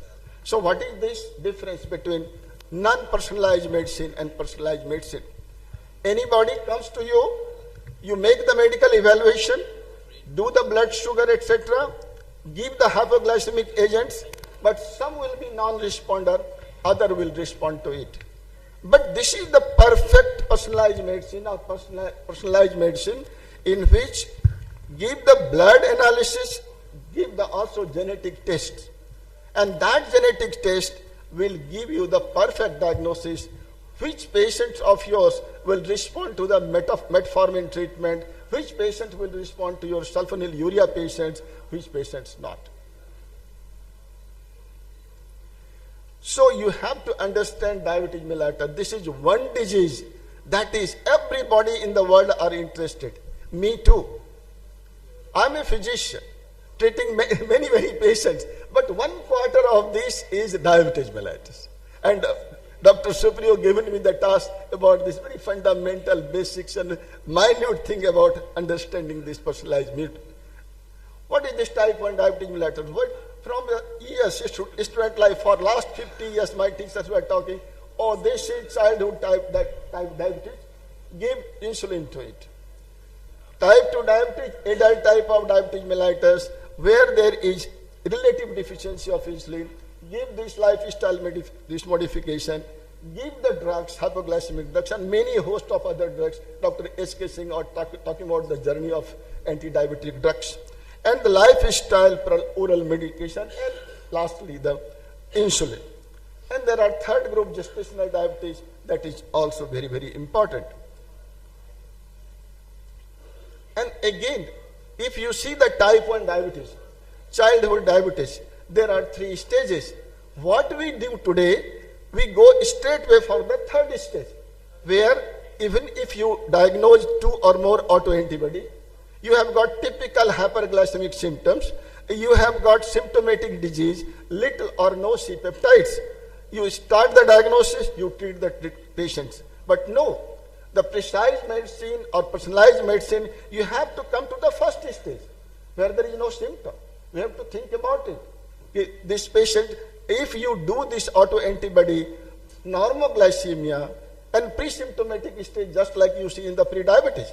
So you have to pick up this type 1 diabetes in the early stage. And second stage is where the autoantibody you diagnose, give. This glycemia is there and the symptoms are not there.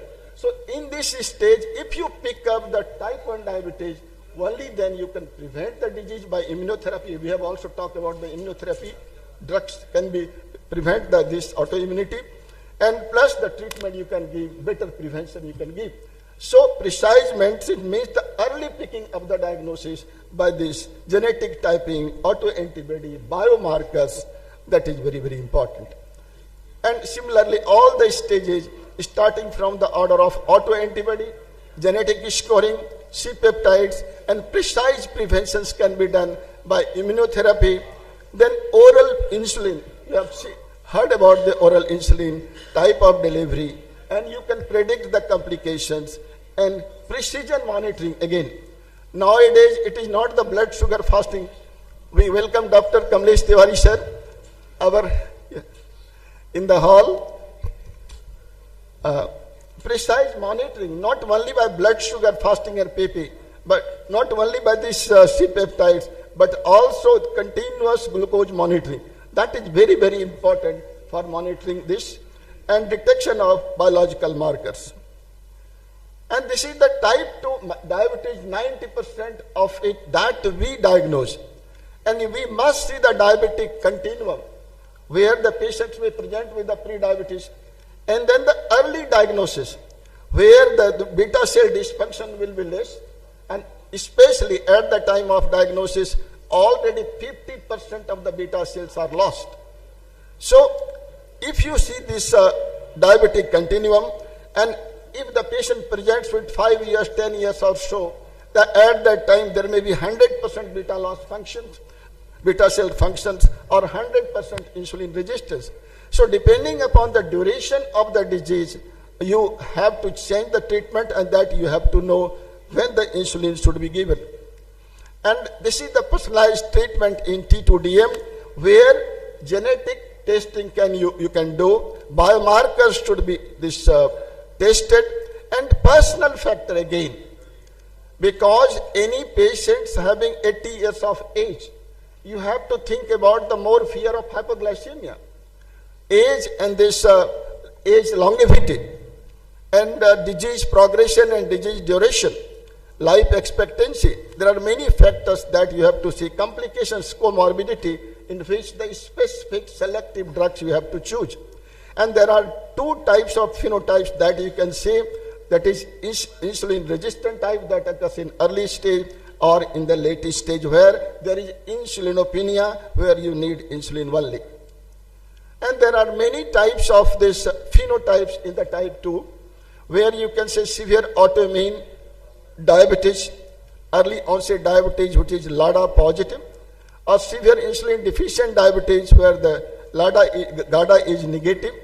Insulin resistant diabetes, where there is BMI is high, insulin is resistant. And so there are different phenotypes that you have to find out where you can give insulin therapy or where you can give this oral hypoglycemic agents. So genetic testing is unlocking the secrets of diabetes. Most type 2 diabetes cases do not result from single mutation. There may be more than 400 mutations in the type 2 diabetes mellitus, and you can identify the genetic loci, and that is transcription factor 7, like 2, Kaplan 10, PPARG, and others, especially this potassium inwardly rectifying channel J member 3, KCNJ11 is very, very important, because E23K variant is linked to increased risk of sulfonylurea failure, and you know that sulfonylurea is a very important drug in type 2 diabetes. Variant again, OCT1 gene can lead to reduced response to metformin, which is a very important drug in type 2 diabetes. And so, if gene defect is there, the chances of getting the response of these two important drugs will not be there, and so the treatment failure will be there. So genetic typing is important in type 2 diabetes too. And there is complexity in the gene impact, and the role of personalized medicine is very, very much obvious when there is single gene defect that strongly predicts therapeutic response. And you see the Modi monogenic diabetes is a group of monogenic diabetes conditions characterized by onset below 25 years of age and absence of islet cell autoimmunity, and there are 14 non-Modi subtypes. Examples of Modi includes HNF-A and HNF4A, etc. Modi can be mild, and some types can lead to more severe complications. Example of CGK Modi typically do not require any treatment except during pregnancy. Similarly, neonatal diabetes mellitus, that is very, very important, and that is caused by specific gene mutations. So any infant with hyperglycemia, and that should be tested for this neonatal diabetes within 6 months of it, because 80% can have neonatal diabetes mellitus. There are many biomarkers that is very, very important during this personalized medicine. Antibody testing, this islet cells autoantibody, urinary C-peptides. Urinary C-peptides again will differentiate the T1 from T2 DM. When you think about the personalized care for the T2 DM, you think where you are treating a patient, whether the available guideline applied to this individual, you have to think about that. Has the management plan been optimized as per the guideline? Does the therapy need to be modified for personal reason? And optimize the therapy according to the clinical phenotype that we have seen, the different phenotypes needs different treatment. Optimize therapy for the medical comorbidity like cardiovascular or renal disease. And there are many biomarkers, urinary C-peptides, GADA, to tailor the therapy. And are there genetic markers to tailor the therapy like the Modi? So any person suspecting to suffer from Modi, you must do the genetic testing. A role of pharmacogenomics is there, and where you utilize the genetic information to predict how individuals with diabetes will respond to specific drugs. And by understanding the genetic variation, healthcare providers can choose the most suitable medications. Similarly, we have talked about the KCNJ11 and sulfonylurea, or metformin and OCT1 genetic variants. And there are the steps of precision diagnosis, precision treatment, precision prognosis also based upon the genetic typing. And there are many benefits of this personalized medicine, and that enable the healthcare providers to design treatment plan that are specifically tailored to the genetic makeup of each patient and leading to, so proactive managements can be done. And this is the genetic testing and the use of this AI. research initiatives are there, and there are so many limitations in that. Biomarkers, barriers, yes. Because that is costly affairs, not everybody can be put to this genetic testing. Challenges are there, regularity considerations are there. There are many stakeholders in the personalized medicine. Genetic databases should be done, and that could be supported by creating a genome commons. And any drug response that will be affected by genetic phenotyping, molecular and cellular phenotypes, clinical phenotypes that patient is suffering from, individuals and environmental factor, that all will affect the drug response. And there are many advances, and everybody present in the hall, all diabetologists of repute, they know what is the CGM, real-time data, flash glucose monitoring, that all should be utilized in certain patients. This dual GIP is very, just like Dr. Ajay Kumar talked about, this very good recent advances. SGLT2 inhibitor, that is the statin of today. You can give this in the diabetic patients, and others advances are there, rule of gut dysbiosis, etc. Stem cell therapy, gene ending again, smart insulins, all are very important once you think about any patient need this. And there are real-time artificial intelligence should also be used to recommendation for the drugs. To conclude, the personalized medicine has got transformative potential to comprehensive care of diabetic patients. As a physician of personalized medicine, we can ensure precision prevention, precision diagnosis, precision therapeutics, precision prognosis, and precision monitoring. Therefore, friends, personalization is the future of diabetic care. And in the end, I request all my friends to join the movement towards the personalized care of diabetic care. Thank you very much. Thank you, sir, for your vibrant and brilliant talk. Due to paucity of time, there is no question is allowed here. So we are going to conclude this session. Thank you very much.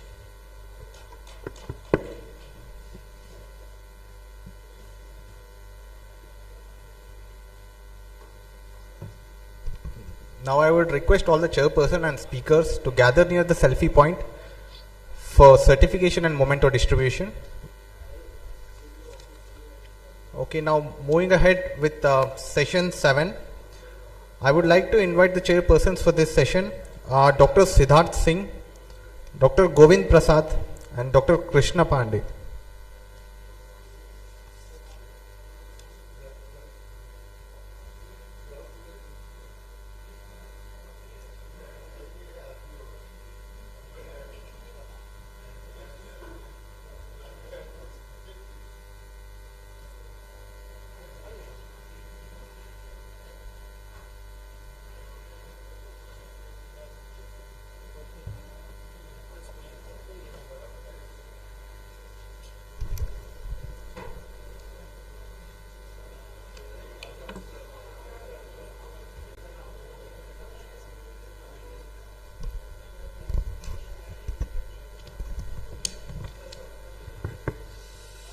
So, good afternoon, everybody. So, in this session, the first speaker is Dr. A.S. Prakash, and he will be talking about the Indian perspective on Iglimegine, and this is sponsored by Zydus. Thank you, Chairperson. And first of all, I express my gratitude to all the respected seniors here. And I found myself very lucky to deliver a talk today in this program. So, slides. So, we know that diabetes is a progressive disorder and mainly characterized by beta cell dysfunction and insulin resistance. But when we go deep into the pathophysiology, we find that mitochondrial dysfunction contribute to the genesis of insulin resistance as well as beta cell dysfunction. Slides.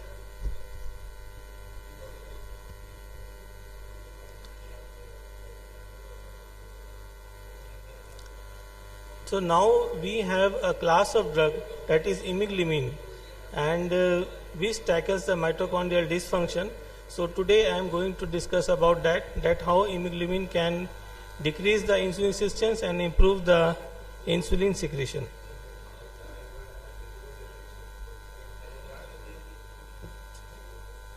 Please put the slides.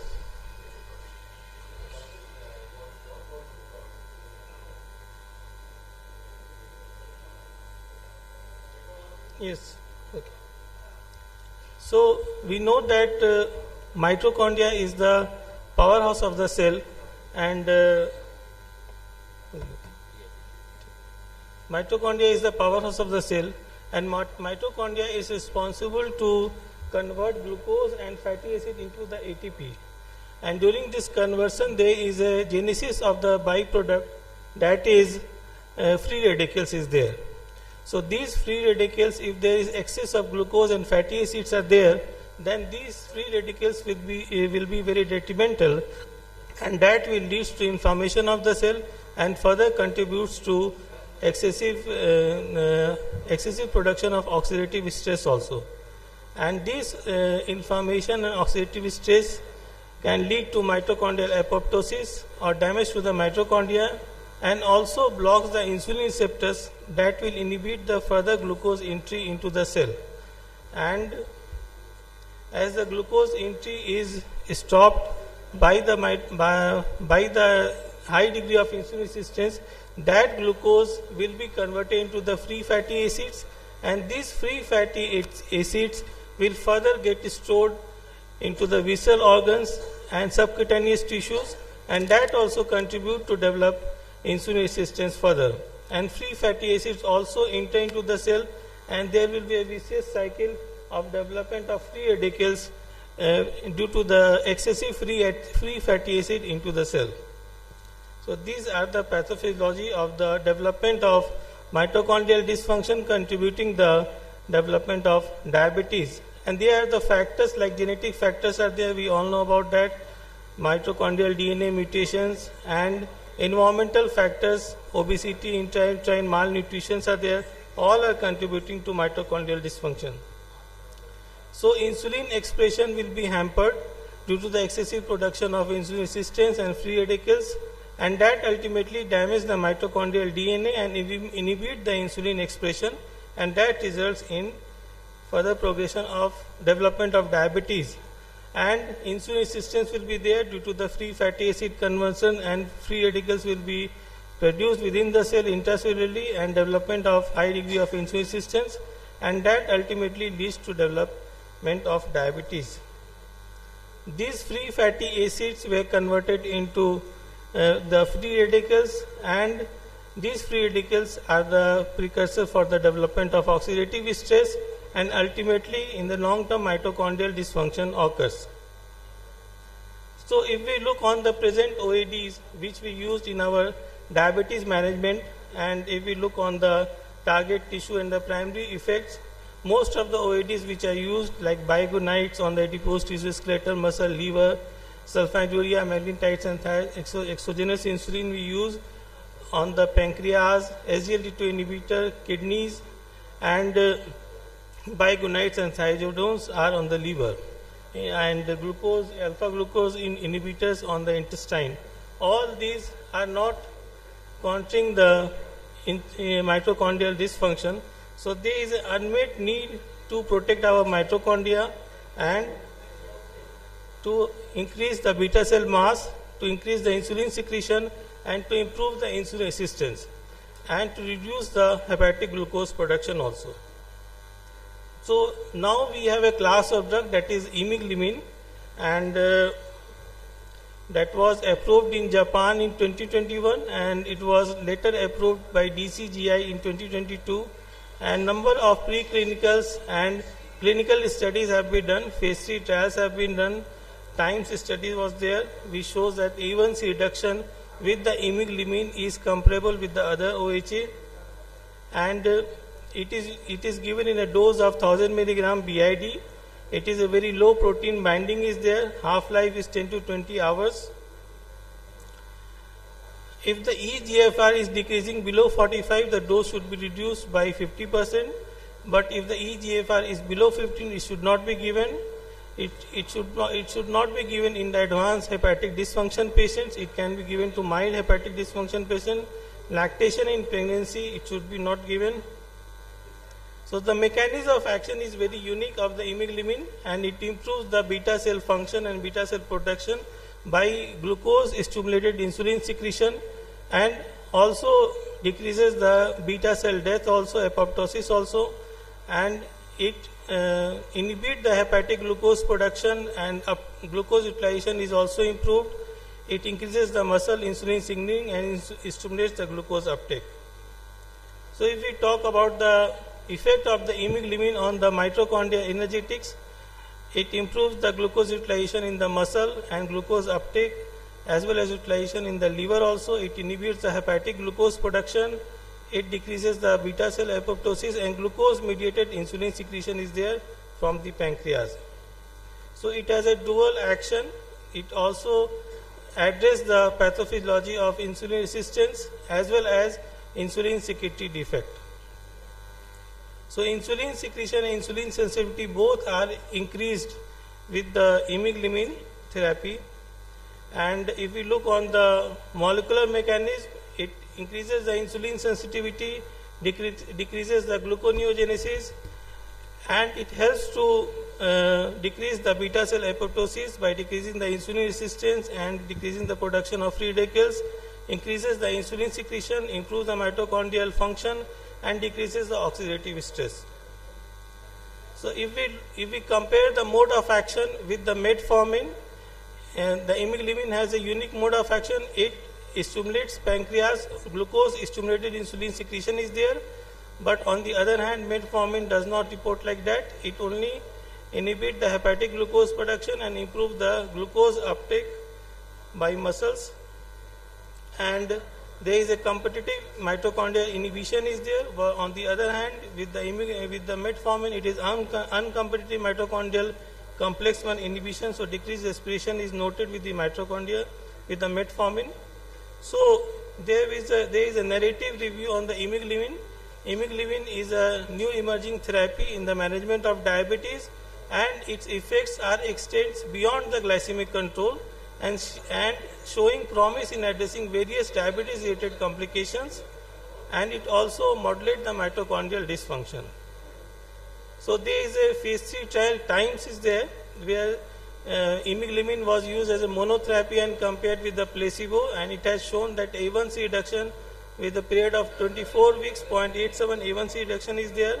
With combination therapy also the A1C reduction is 0.6 to 0.92, and the patients who are on insulin, Iglimegine was added here also.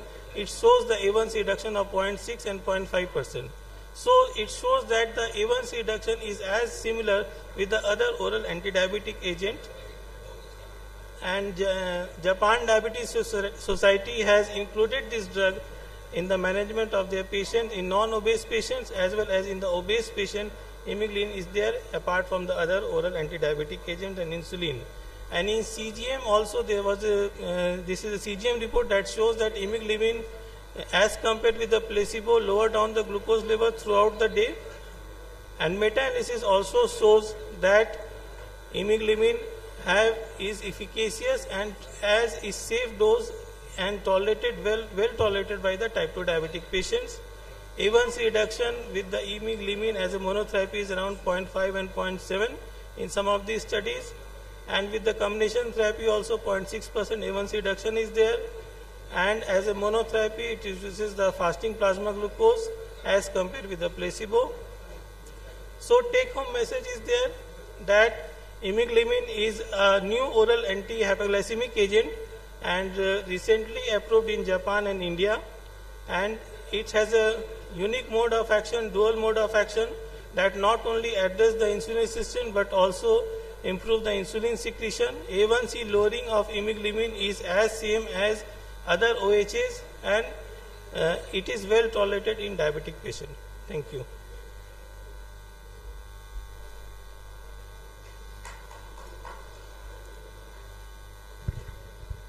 So we have got some time. Can we have at least one question.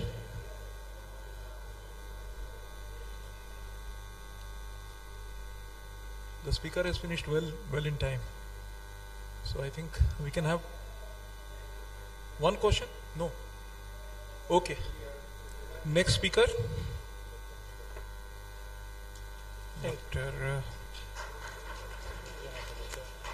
Dr. Harshvardhan.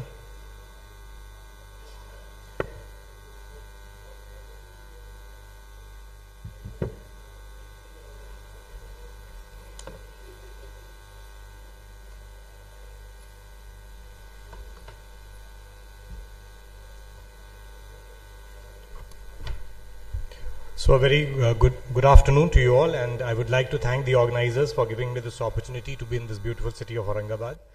So today I've been asked to speak on the novel treatment strategies for protection in diabetes.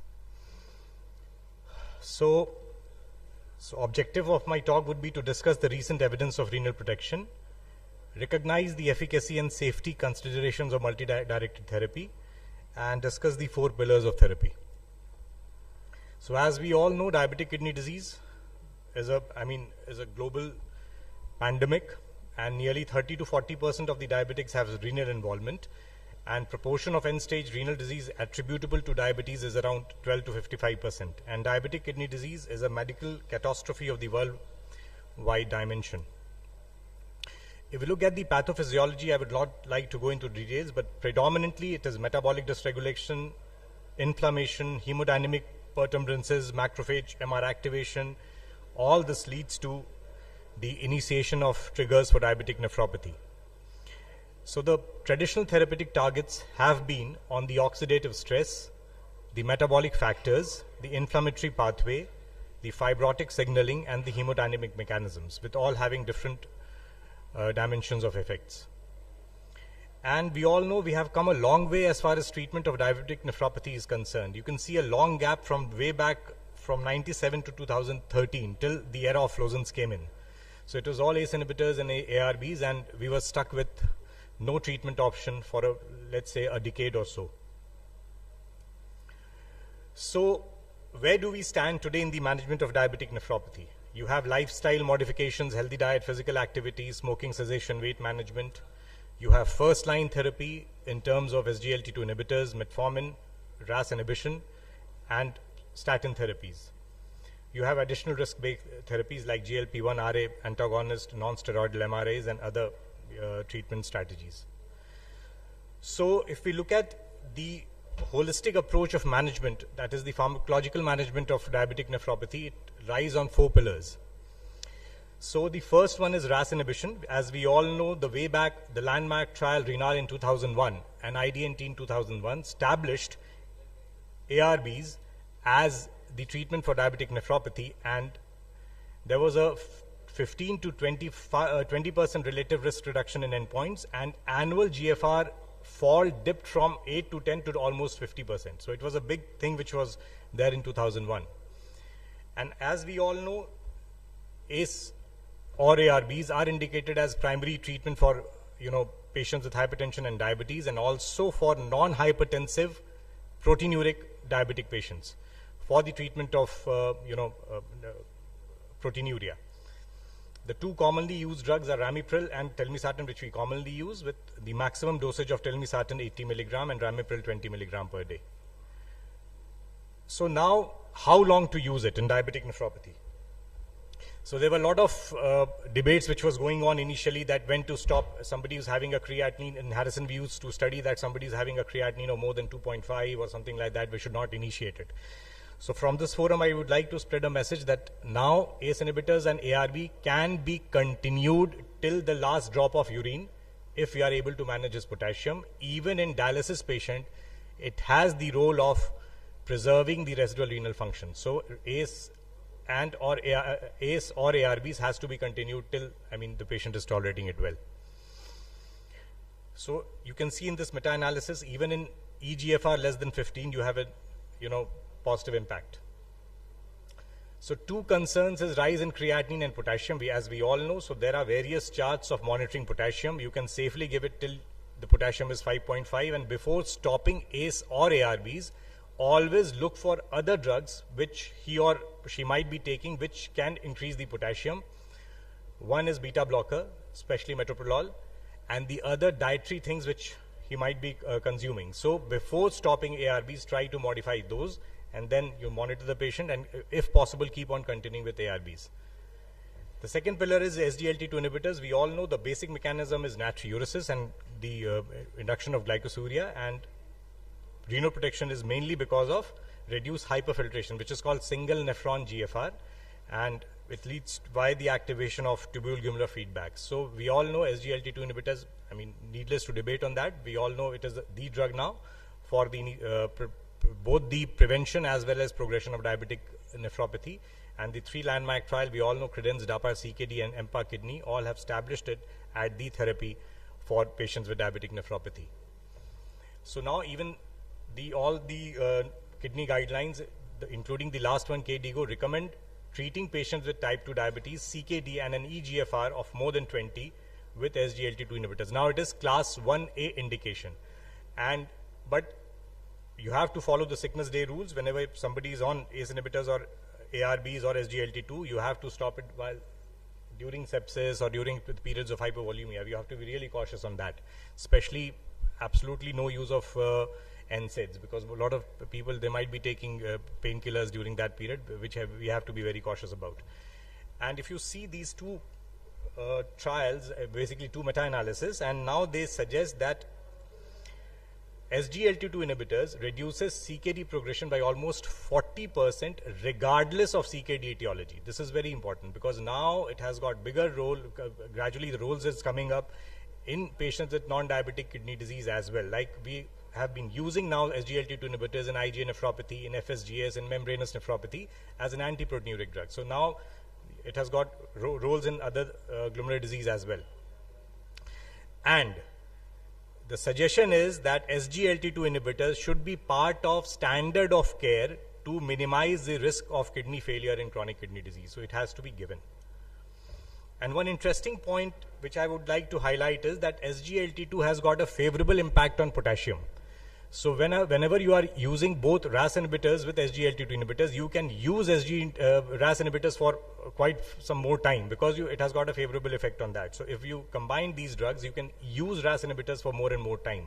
And even with newer anti-hyperkalemic, which would now be available most probably this year in our country, would be a patiromer drug, which is an oral anti-hyperkalemic drug. Now they say that once it is available, you can RAS inhibition can be more prolonged. So this is one of the effects of using SGLT2 inhibitors with RAS inhibitors. So but now even we have seen that even with RAS blockade and SGLT2 inhibition, there are subset of patients whom proteinuria persists. Right from renal to Credence to EMPA kidney, you can see a huge population of patients are there who are still having that residual risk of progression of renal disease. And residual albuminuria at 26 weeks was strongly associated with kidney and cardiovascular outcomes. And as we all know, reduction of albuminuria has got a major impact on prevention of CKD progression. So third drug which is in our armamentarium is non-steroidal mineralocorticoid receptor antagonist, which we all know as efedrinone. And MR overactivation and associated mechanisms are unaddressed and not a primary target of present therapies like RAS inhibitors and SGLT2. Basically, MR activation reduces your inflammation and fibrosis. This is a target which is completely different from the molecular targets of other 2 drugs. So this is another promising drug, and more and more non-steroidal MRA antagonism, you have less chances of hyperkalemia, you have less sexual side effects of using these drugs. And so now it is being used in a big way. And these 2 other landmark trials, Fidelio-DKD and Figaro-DKD, Fidelio-DKD was primarily which was looking at the primary kidney point, and Figario-DKD was primarily looking at the cardiovascular endpoints. When we combined both, it was a pooled analysis of fidelity which showed that Fendrinone on the top of standard of care reduces the risk of clinically meaningful cardiovascular and kidney outcomes in patients with type 2 diabetes over a broad spectrum of kidney disease. And this is new trial which I, as a principal investigator, would be doing it, and one of Patna Medical College has been chosen it as a center of doing Captivate trial. So Captivate trial is a chronic kidney disease as an adaptive platform trial which would be investigating various agents for the therapeutic effect, and it has got various domains. One domain is the MRA domain, which we would be looking in patients with chronic kidney disease. And who all would be recruited? So anyone who is having a EGFR of more than 120 or more than 25 of whatever etiology of CKD, be it diabetic kidney disease or be it another etiology, with EGFR of more than 25 and proteinuria, that is UACR of more than 300, we would be recruiting them. Recruitment has started, and they'll be followed up for a period of 108 weeks, and we'll be looking at the outcome, primary renal outcomes, and again with the use of, and this is one of the trials which we have started. So MRA at present, the class 2A indication being in chronic kidney diseases, it should be started in somebody who's having an EGFR of more than 25, somehow potassium less than 5.5, on the top of RACE or ARBs and SGLT2 inhibitors. Actually, if you see Figaro and Fidelia, both trials, this additive effects was when they had a maximum, they were on a maximum of ARBs or SGLT2. So this now is a top of line therapy. As an individual therapy of fenrinone, we are still investigating it. Again, if we use fenrinone with SGLT2 inhibitors, because of the safety profile of SGLT2 with in terms of potassium, again you can use fenrinone for a wider period of GFR if you have SGLT2 inhibitors along with being given along with it. So SGLT2 inhibitors also helps in continuation of MRAs. So again, if you see both drugs, if are combined, you can use MRA for a pretty long period of time. The fourth pillar is GLP-1 analog. We all know it has got indirect effects on hyperglycemia, hypertension, obesity, and dyslipidemia. It has got direct effects on oxidative stress, inflammation, natriuresis, and glomerular infiltration, and leading to renal protection. If you look at the meta-analysis, it has a safety profile as far as renal outcome is concerned. If you look at the other trials as well, GRP-RA improves albuminuria and GFR in type 2 DM. This was a flow trial which again suggested that use of semaglutide in patients with chronic kidney disease and diabetes had a safety profile in first major kidney disease event, kidney specific component event, and also if you see the GFR slope decline. So GLP-1 again is an additive drug. So what about combination therapy? So now combination therapy is a new standard of care, because if you see the molecular targets, it looks promising that all have different molecular targets. So if you combine them, probably we'll be having more benefit. So SGLT2 inhibitors, as we all know, reduces glomerular inflammation, reduces major cardiovascular events, primarily by heart failure and certain cardiac death, and there is a moderate reduction in blood pressure. If you look at non-steroidal MRAs, have more prominent effect on inflammation and fibrosis, most pronounced on heart failure outcomes, neutral effect on blood pressure. GLP-1 addresses the underlying metabolic abnormalities, reduces myocardial infarction and stroke, and there is a substantial reduction in glycated hemoglobin and body weight. So even if you see the Credence trial, most of the cardiovascular event occurred in first 12 months. So basically, when you need them the most, hit them the hard. So now the approach is that in patients with chronic kidney disease, you assess the risk. All those who are having a moderate to high risk, try to combine these therapies, because now it is possible to combine these therapies with a close monitoring. And we all know several meta-analyses have suggested combination has got better role as far as diabetic kidney disease is concerned. So where do we stand today in terms of comprehensive care? You need to have access to healthcare, affordable healthcare, attends for healthcare, and adequate infrastructure and training as far as system is concerned. As far as provider is concerned, prescribe appropriate protective agents and follow-up, appropriate knowledge of data, make diagnosis, undertake appropriate tests for diabetes and chronic kidney disease. From the patient's perspective, ask him to fill his scripts, adhere to therapy, attend ongoing medical care, continue therapy. Thank you.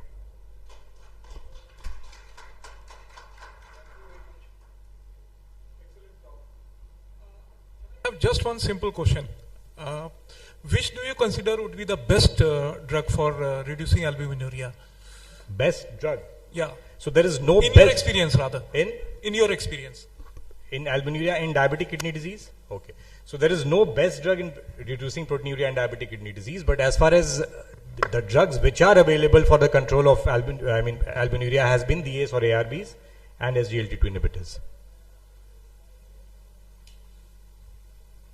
Thank you, sir. It was an excellent talk, sir. Good evening, everybody. It's a matter of privilege and pride to welcome Dr. Professor P.K. Agarwal, sir. He's the HOD of Medicine Department of Medicine in Katihar, Medical College, Katihar. Sir has been my mentor, guide, and it's a really privilege to have him on the stage. Thank you, sir.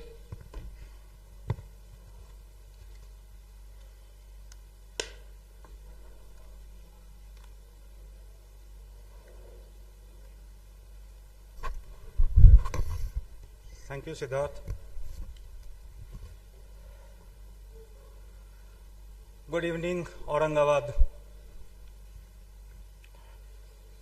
It's my privilege to have in front of this august gathering. It has been clear we are sailing in the ocean of diabetes mellitus. And since morning we are talking about the different pathophysiology, treatment treatment matter of the diabetes mellitus. But diabetes is not merely an increase in blood sugar level. There must be some molecular changes at the genetic level. In diabetes, various points should be suspicious, as for example, whether the insulin secretion is impaired, or there is insulin resistance, or there is inflammation, or it leads to various complications. It has been seen. Do you guess who awarded the Nobel Prize in 2024 in physics and medicine? They are Victor and Gary for introduction of microRNA and its post-transcriptional genetic control. These all 4 points I have just mentioned, like insulin secretion, resistance to insulin action, inflammation, and complication of involving blood vessels. These microRNAs supposed to be linked with all these steps. In next 10 to 15 minutes, we will overview and explore the role of microRNAs in diabetes pathogenesis, diagnosis, and treatment, understand how microRNAs regulate gene expression and influence disease progression, and present the promise of personalized management through molecular insights. First, we should know what are microRNAs. MicroRNAs are a small, nearly 22 nucleotides RNA complex. 18 to 20, it varies from 18 to 25. They do not produce protein. Instead, they regulate how proteins are produced by binding to messenger RNA. It may damage the messenger RNA, or it prevents for the formation of messenger RNA to form the protein.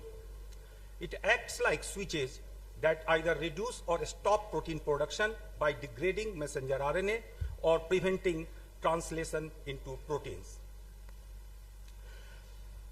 Just a transcription of microRNA. This microRNA is produced with the help of RNA polymerase in the nucleus to the primary microRNA. With the help of DOSA enzyme, it converts into precursor microRNA. From the nucleus, it transported to the cytoplasm through exportin 5, and here precursor microRNA with the help of dicer forms the microRNA duplex.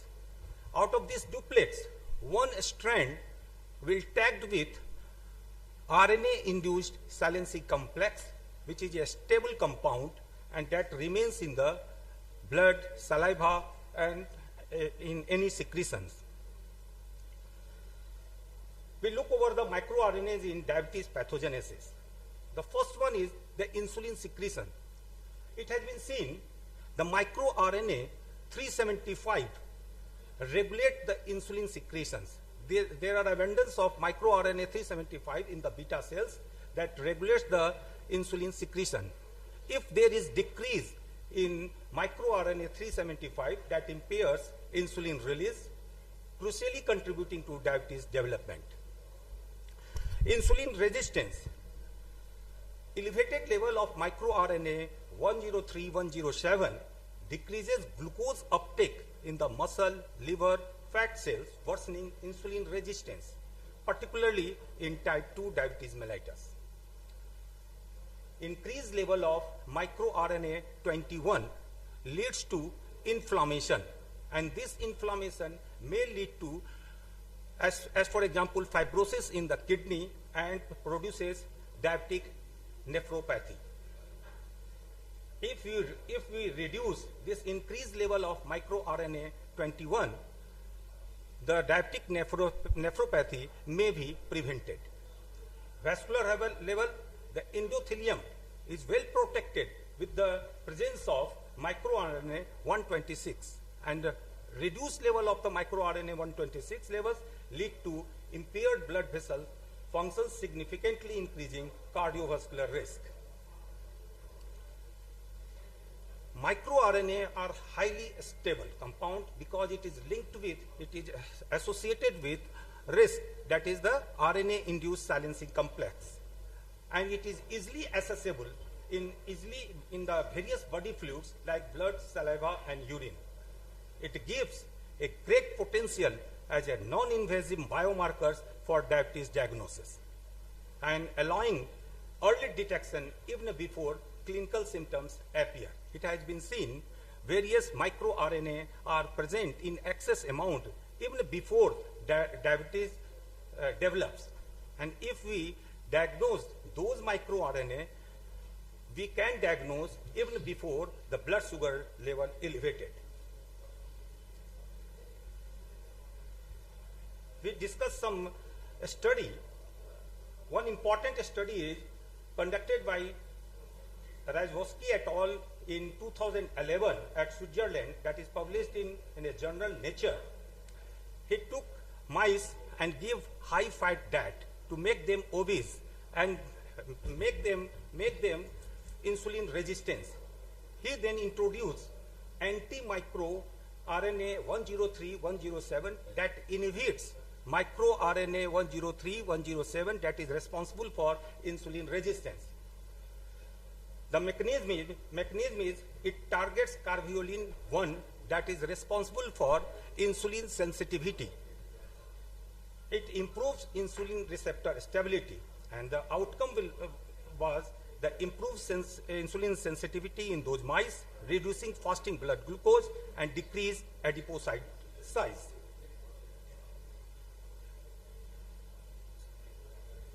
Another study on the human study, this human patient diagnosed with type 2 diabetes were investigated to determine microRNA 126 roles.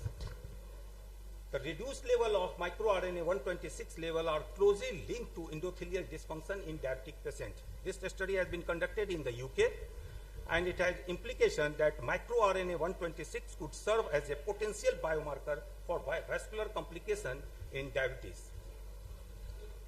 And this suggests if we replace this microRNA 126, we can reduce the vascular complication, thereby reduce the cardiovascular complication. Another mouse study that is done by Gomez et al. In USA, published in Journal of Clinical Investigation in 2015. In this model, he gives the therapy with anti-micro 21 oligonucleotides, and it has been observed there were reduced renal fibrosis and improved kidney function. One clinical trial is going on, conducted by AstraZeneca, And the trial is the microRNA 103-107 inhibition in the name of AZD4076. It is in the phase 1 trial.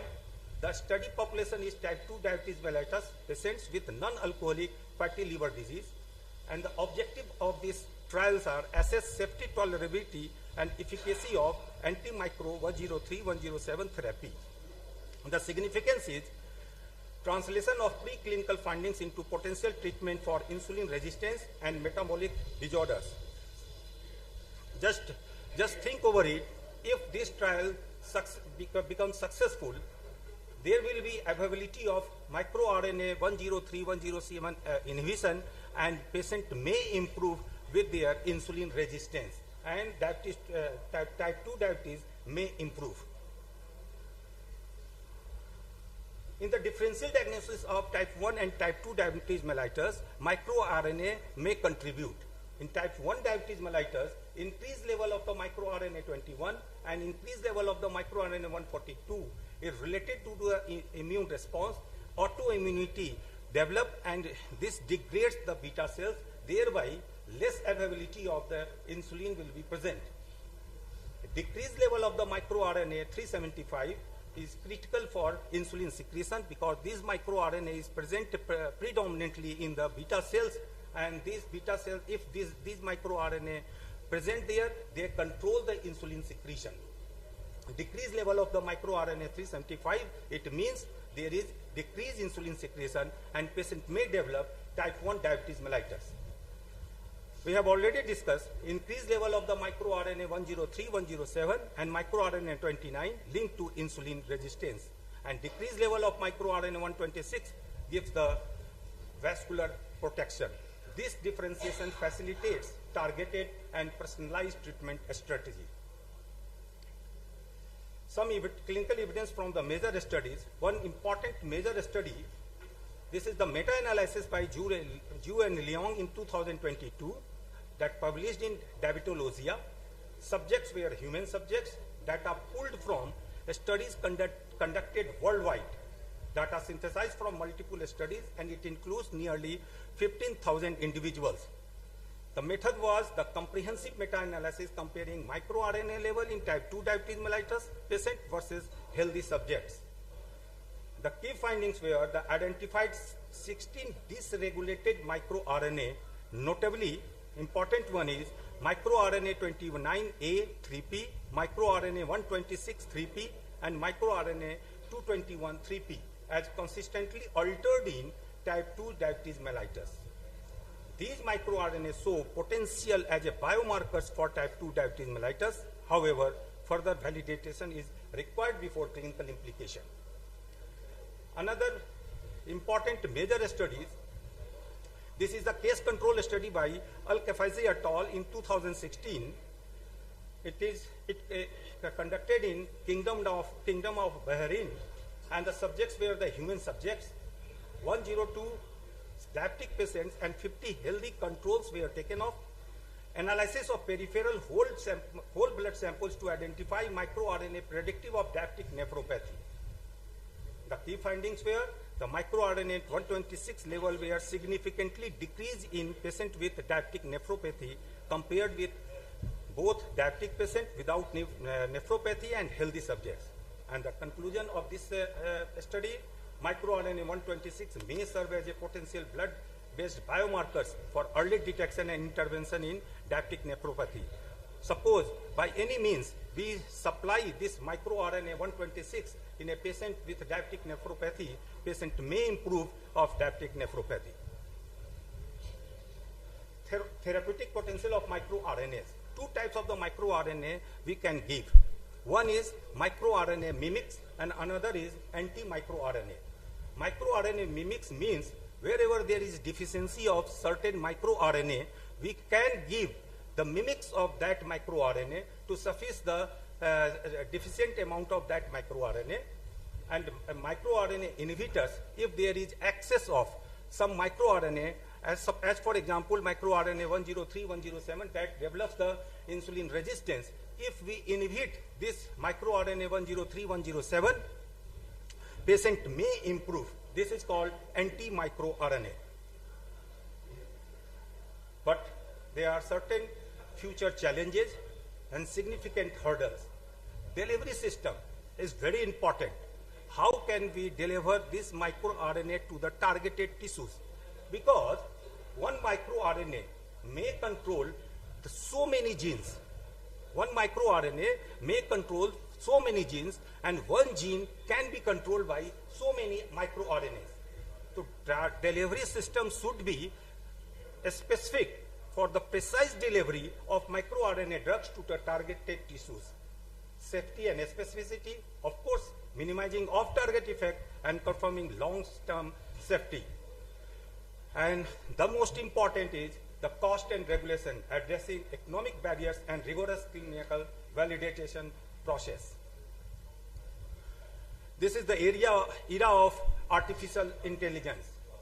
Artificial intelligence driven innovation analyze large data sets to discover novel microRNA biomarkers, predict patient-specific therapeutic responses using AI models, integrate molecular data with clinical parameters for enhanced risk stratification, and their benefits will be accelerated drugs development and refined diagnostic algorithms, continuously updates predictive models with the real-time patient data, and the vision behind it is AI paves the way for the more dynamic and personalized diabetes management.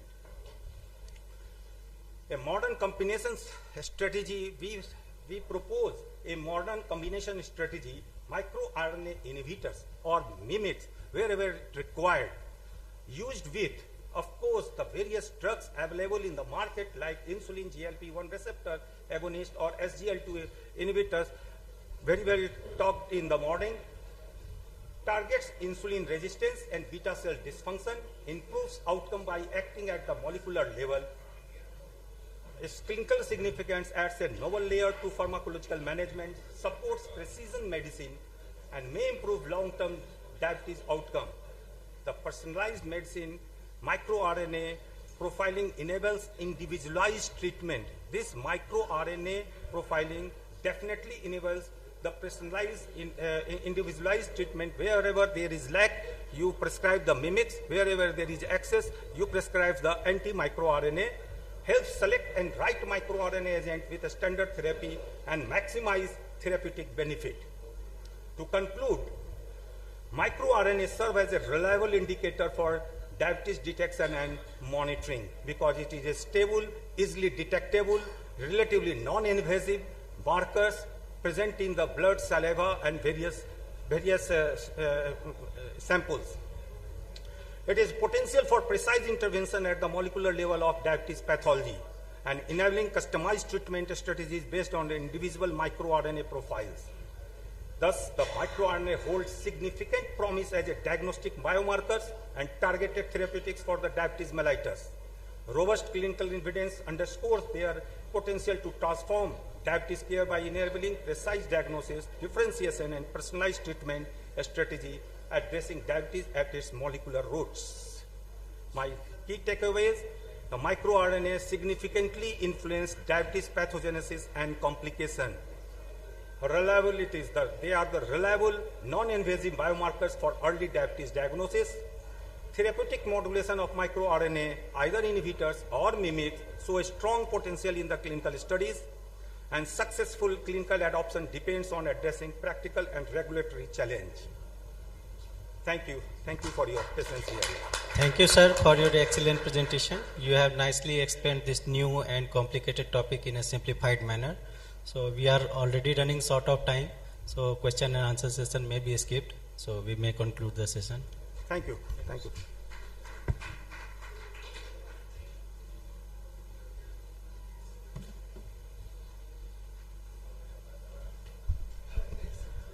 Now I request all the chairperson and speakers to gather near the selfie point for certificate, memento and distribution, which is near the registration counter.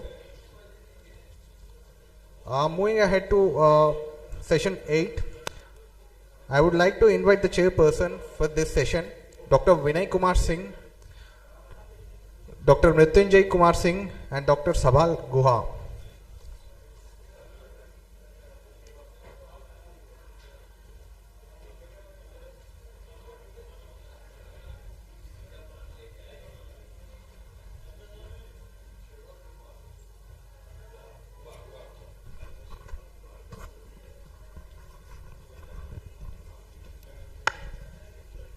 So, a very good evening to all of you. And at the onset, I'd like to thank Dr. B.K. Singh sir and my all close friends, Dr. Supriyo sir, Jha sir, Dr. Singh sir, and all dear friends from Bihar.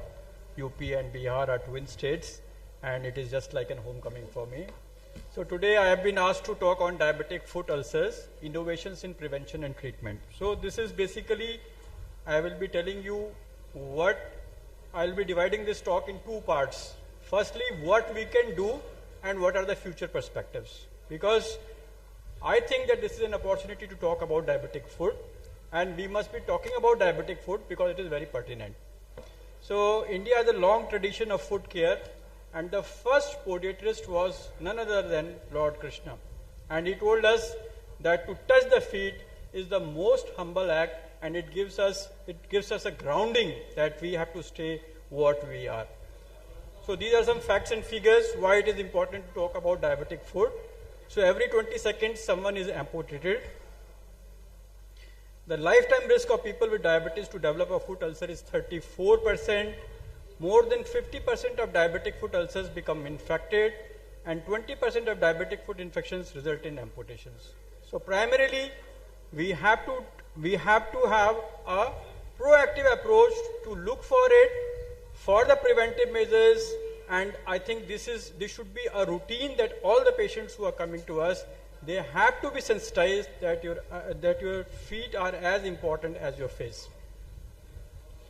So how do we define a diabetic foot? So diabetic foot is a collection of foot problems which are not unique to but occur most commonly in diabetic patients. So this is how it starts taking place. So there is a callus with hemorrhage. So this is a pressure of this is a high pressure area, and below that we have an hemorrhage, and finally that leads to an ulcer. So that is the callosity or the high pressure area, that is the wrong distribution or redistribution or the maldistribution of the pressure of the food that leads to the pathophysiology of diabetes. So this is a complex diagram, and if you see that lot of things are contributing to the problem, and the diabetic foot ulceration is due to an interplay of neuropathy, tissue ischemia, microcirculatory and macrocirculatory, and secondary infection. So there is not one causative factor for this. We have multiple causative factors which are acting in unison to create this problem which we call as diabetic foot. So when I was thinking about making this talk, I thought that the best technology that is available to us is our hands. So pulse palpation, food sensation, and temperature assessment, they are the basics, and whatever we talk about technology, these basics are not to be forgotten. So that is very important. So this is how I will talk about it. So preventive aspects are important. 3-minute foot examination, that should be a standard care regimen that we should be imparting to our patients. We have to give foot care advice to our patients. Then a bit about debridement, offloading, and tight control of blood sugar levels. So I'll start with this. Coming events cast their shadows before they happen. So this came from Thomas Campbell. So first and foremost is that each one of you will say that we have a very busy schedules and it is not possible to go for the routine foot examinations. So this is something which I always emphasize, that we have to empower the hospital staff. So any new patient to be examined for diabetic foot and also his footwear, irrespective of his reporting foot complaints or not. So every patient has to be examined for this. Diabetic foot assessment sheets to be filled by staff prior to sending to the treating physician. Vibration sensation assessment by the tuning fork. Monofilament test to all the patients. Lower limb palpations of posterior tibial and dorsalis pedis arteries. And any red flags are to be re-examined by physician. So if we follow this particular thing, we can save our time, and the red flags can be pointed out to that, and from there on we can take over and we can go for the things. So all known cases of insensitive foot or peripheral vascular disease to be examined together by the physician and the staff to sensitize them to positive findings. So this is important. And this is the 3-minute foot examination which was given by Dr. Andrew Bolton. So he said that what to ask, does the patient have a history of previous leg, foot ulcers or lower limb amputation surgery, prior angioplasty, foot wound, smoking, nicotine use or diabetes? Does the patient have burning or tingling in legs or feet, leg or foot pain with activity at rest, changes in skin color or skin lesions, loss of lower extremity sensation? Has the patient established podiatry care? What to look for? So these are the basic things. Dermatological examination. Does the patient have discolored, ingrown or elongated nails? Are there signs of fungal infection? So all these points are to be seen. Neurological examination, I've already told you, the tuning fork and the monofilament test is mandatory. Musculoskeletal examination is important. Look for the wasting of the muscles, the weakness of dorsalis pedis, the introitials and the lumbricals, and the vascular examination, that is the posterior tibial and dorsalis pedis are important. Then this opportunity should not be missed to teach the patient. So recommendations for daily foot care, educating regarding shoes and overall health risk management are to be put when we are putting this examination on. So no more important thing than this particular thing. This is the monofilament, and this is the most important thing that we have to have at our clinics, and this is very important how you should do it. And these are the most important points, the 4 points which should not be missed when we are going to look for the loss of protective sensation. Then the patient may not point it out to you, simple looking blister, but if you open it up, it is something like this. So don't take any problem that the patient is reporting about foot lightly. That is very important. And the triumvirate of Hindu religion is Brahma, Vishnu, Mahesh, and the triumvirate of diabetic foot management are debridement, offloading and sugar control. So the debridement of necrotic tissue is important, infection management with antibiotics, offloading techniques, moist wound care dressings and management of underlying ischemia, they are the most important. So these are the, see the multiple calluses, and these are been debrided at our center. And this is about offloading. This is offloading in resource pinch settings. This patient, and we use this type of offloading device, which is the reversal of the gloves that we wear, and you see there is healing. So this is what I want to tell you. So, and we also have to understand that what we cannot do at the physician's place. So ischemic food, osteomyelitis, septicemia, venous ulcers and Charcot food, they should be referred timely to the respective specialties. So venous ulcers, gangrene, this is just to show you. Then we have to understand about the preventive strategies. Health education is most important. So now coming to what I have been asked to talk about. So I just wanted to give a primer, a basic, what is important in diabetic foot. Now we will be discussing the digital health technologies, how they can fill the gap. So this we were using before. This was the tuning fork, and now we have a device called Vibra Tip. So this is battery operated, and this can, what we were achieving in 4 to 5 minutes, now it can be done in 1 to 2 minutes. Then another device, this is a NeuroTouch device. So this incorporates all the 4 parameters, that is the monofilament test, the vibration sensation and the hot and cold sensations. And it also has an infrared thermometer. So these are the newer advancements that are available. The pseudo scan. So this is a non-invasive device which quickly assesses pseudomotor sweat gland function in via reverse ionophoresis and corona amperometry. So basically we can see the autonomic functions early on in the course of disease. Then this is the visualization of the waves, that is what we see with the vascular Doppler. So this could be a visualization, and this could be shown to the patient also, that this study is monophasic, biphasic or triphasic. Then we have mobile health applications in diabetic foot. We have got very good apps now, Foot Snap, My Foot Care. So all these things can be incorporated. So you acquire the image, then there is a foot segmentation of the color images, then the contours are defined, and then you can get this image where you can localize and you can see in the RGB format where the image is there. Another way, by voice you can take a foot selfie and you can record the diabetic foot ulcers. So the progress and other things can also be recorded with this. So now in 2014 we published this paper. It was the plantar pressure study. So now at the current juncture it looks very, very obsolete, because now we have devices where we can go for wearable integrated devices where we can have the three-dimensional and the foot impressions even during the movement also. So that way we can have a very good picture where are the pressure areas, where are the problem areas, and that could be ascertained. So these are some of the devices. This is the FIT-C, Orofix, 4D matrix, and the Siren Sox. So all these things have the temperature sensors, so you can all visualize this thing, and this can also be transmitted remotely also. So this is a customized sensory insole. So they are basically picking up the thermal impressions of the foot. So increased temperature means that this particular area may have a propensity for the problems. Then Siren Socks, they are also established. So this wear Siren Socks daily continuously measure the foot temperature, an early indicator of injury that may lead to ulcers. So they are also available. Then this 4D matrix smart mat. So this is the most validated, and this is accepted by the US FDA also. So every day as you do the bathroom scales, the same way you can do this. So this can give you an early signs of inflammation, and that can be sent to the treating doctor. So smart insoles and pressure sensors. So they detect high pressure areas and prompt intervention.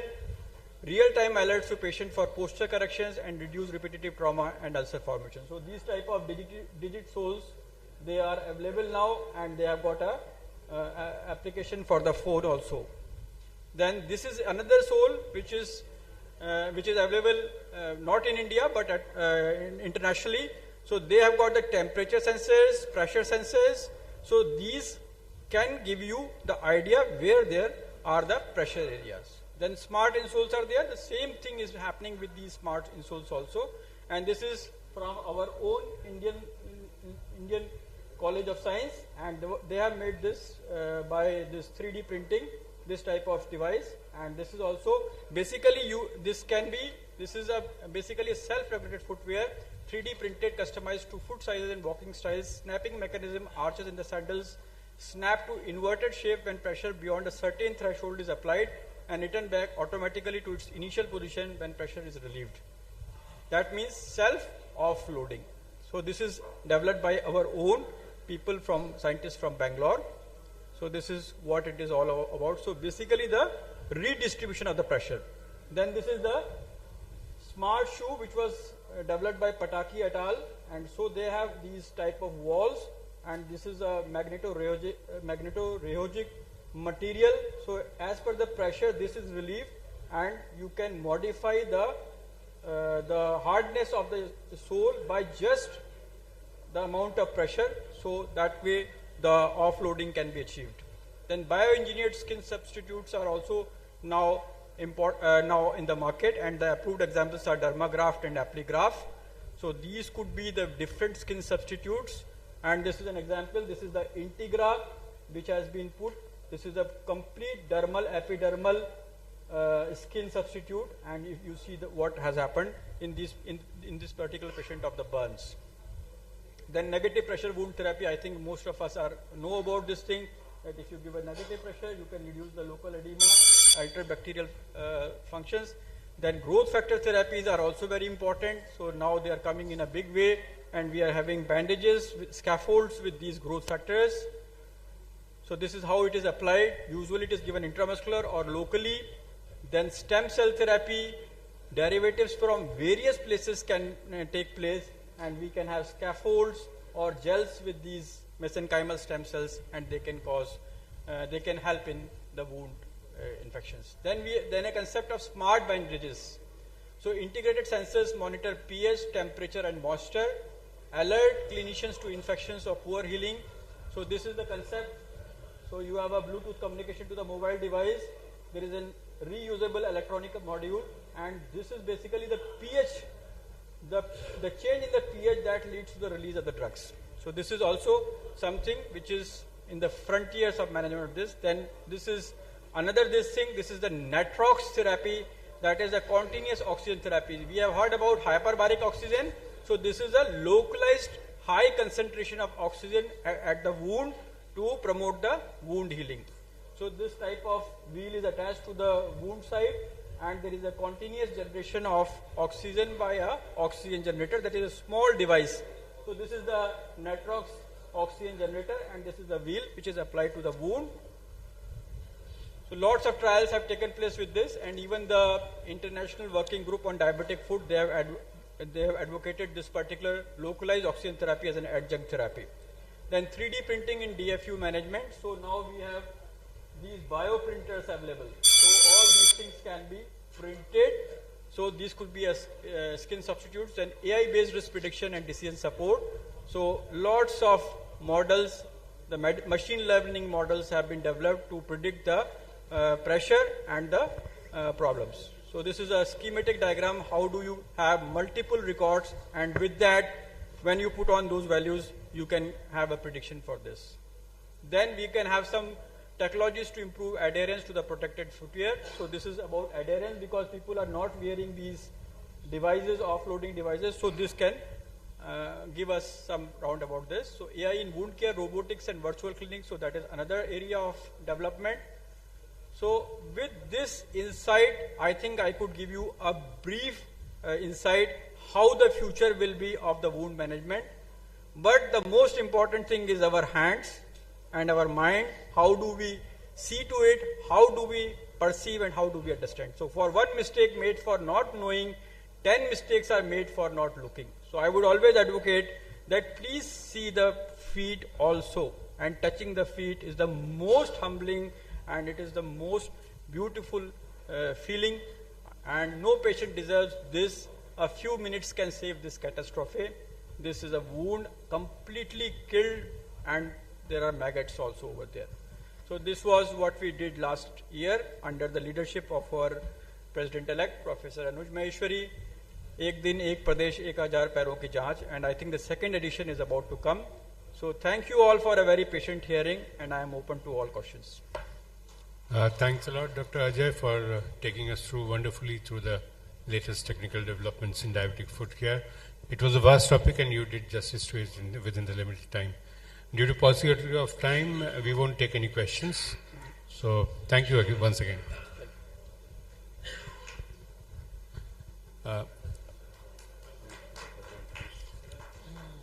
So the next speaker is Dr. Amit Kumar Das. I think he needs no introduction to this audience. So, boss, Das is yours. Hello. Respected chairpersons, distinguished guests in the auditorium, dear friends.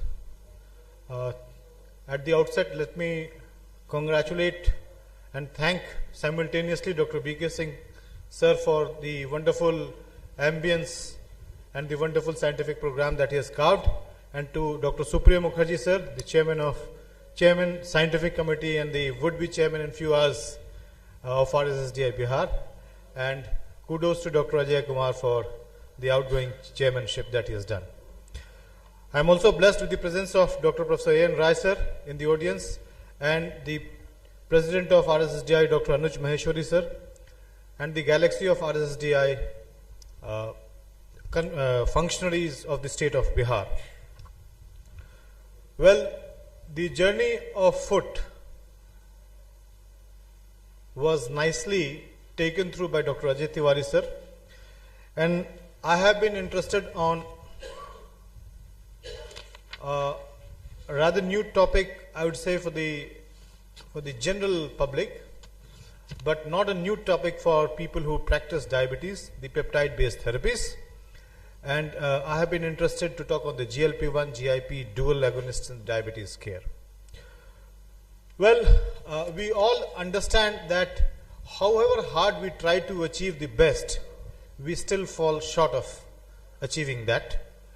And knowing almost majority of the pathophysiological pathways for the causation of diabetes, we still fall short of achieving the best. My wife says, however hard you study, 90% of your times your patient is not able to achieve the glycemic control. So that's what the perception of the better half is. So that is the unmet demand that we always forge into, and the new arena of diabetes care is what we are going to talk today. The incretin hormones, especially the GLP-1 and GIP, GLP-1 basically is a hormone which is released from the L cells in the ileum and the colon. And it's the nutrient sensing and hormone. It's basically on the crosstalk between the different hormones. And GIP is secreted from the K cells in the duodenum and jejunum, and it's crucial for maintaining the metabolic balance. Well, GLP-1 and the GIP receptors are not released from the intestine, but the receptors are widely expressed in multiple organs beyond the pancreas, and that's why the importance of this way of managing diabetes has become important. Possibly it's going to meet the many unmet demands of diabetes care. GIP and GLP-1 reduce appetite by signaling through the receptors to the CNS. GIP suppresses the macrophage dependent inflammation, whereas the GLP-1 reduces gut inflammation. So possibly we are taking care of the inflammatory part of diabetes. Both GLP-1 and GIP act indirectly on the white adipose tissues. GIP acts on the white brown adipose tissues. So by the basic pathophysiology, we are heading towards a complete cure of diabetes by using these molecules. Let's take you through some of the basics of the incretin axis. The incretin GLP-1 and GIP stimulates insulin release but inhibits glucagon release. Unfortunately, this GLPs and the GIPs are short-lived because they are degraded within 1 to 2 minutes by DPP-4 enzymes, and hence the discovery of DPP-4 inhibitors became a blockbuster in the year of 2000. So we inhibited this DPP-4 enzyme and we had good control of many patients, yet many things were unmet. I was talking about this DPP-4 enzymes, and through the various extracellular and intracellular pathways at the alpha cells where they decrease the glucagon, at the beta cells where they go on to increase the insulin release, and at the delta cells where insulin is released and glucagon is decreased by the somatostatin increase, we have multiple pathways which go on to have beneficial effects, and these pathophysiological ways lead into these advantages. So they increase at the brain, they increase satiety, you feel full. They decrease appetite, you don't like to eat food much. It has a beneficial effect on the heart. At the pancreas, it increases insulin synthesis and decreases the glucagon synthesis and secretion, as I already told you. So it will decrease at the liver steatosis and decrease gluconeogenesis. At the muscle level, it will increase glucose uptake, increase the glycogen synthesis. At the adipose tissue, it will increase glucose uptake, increase lipolysis. At the gut, it will decrease gastric emptying. So you'd feel full, you'll feel not eating much, and it will increase the acid secretion. So based on these pathophysiological pathways, science has come to a path of harnessing these natural peptides for glucose regulation.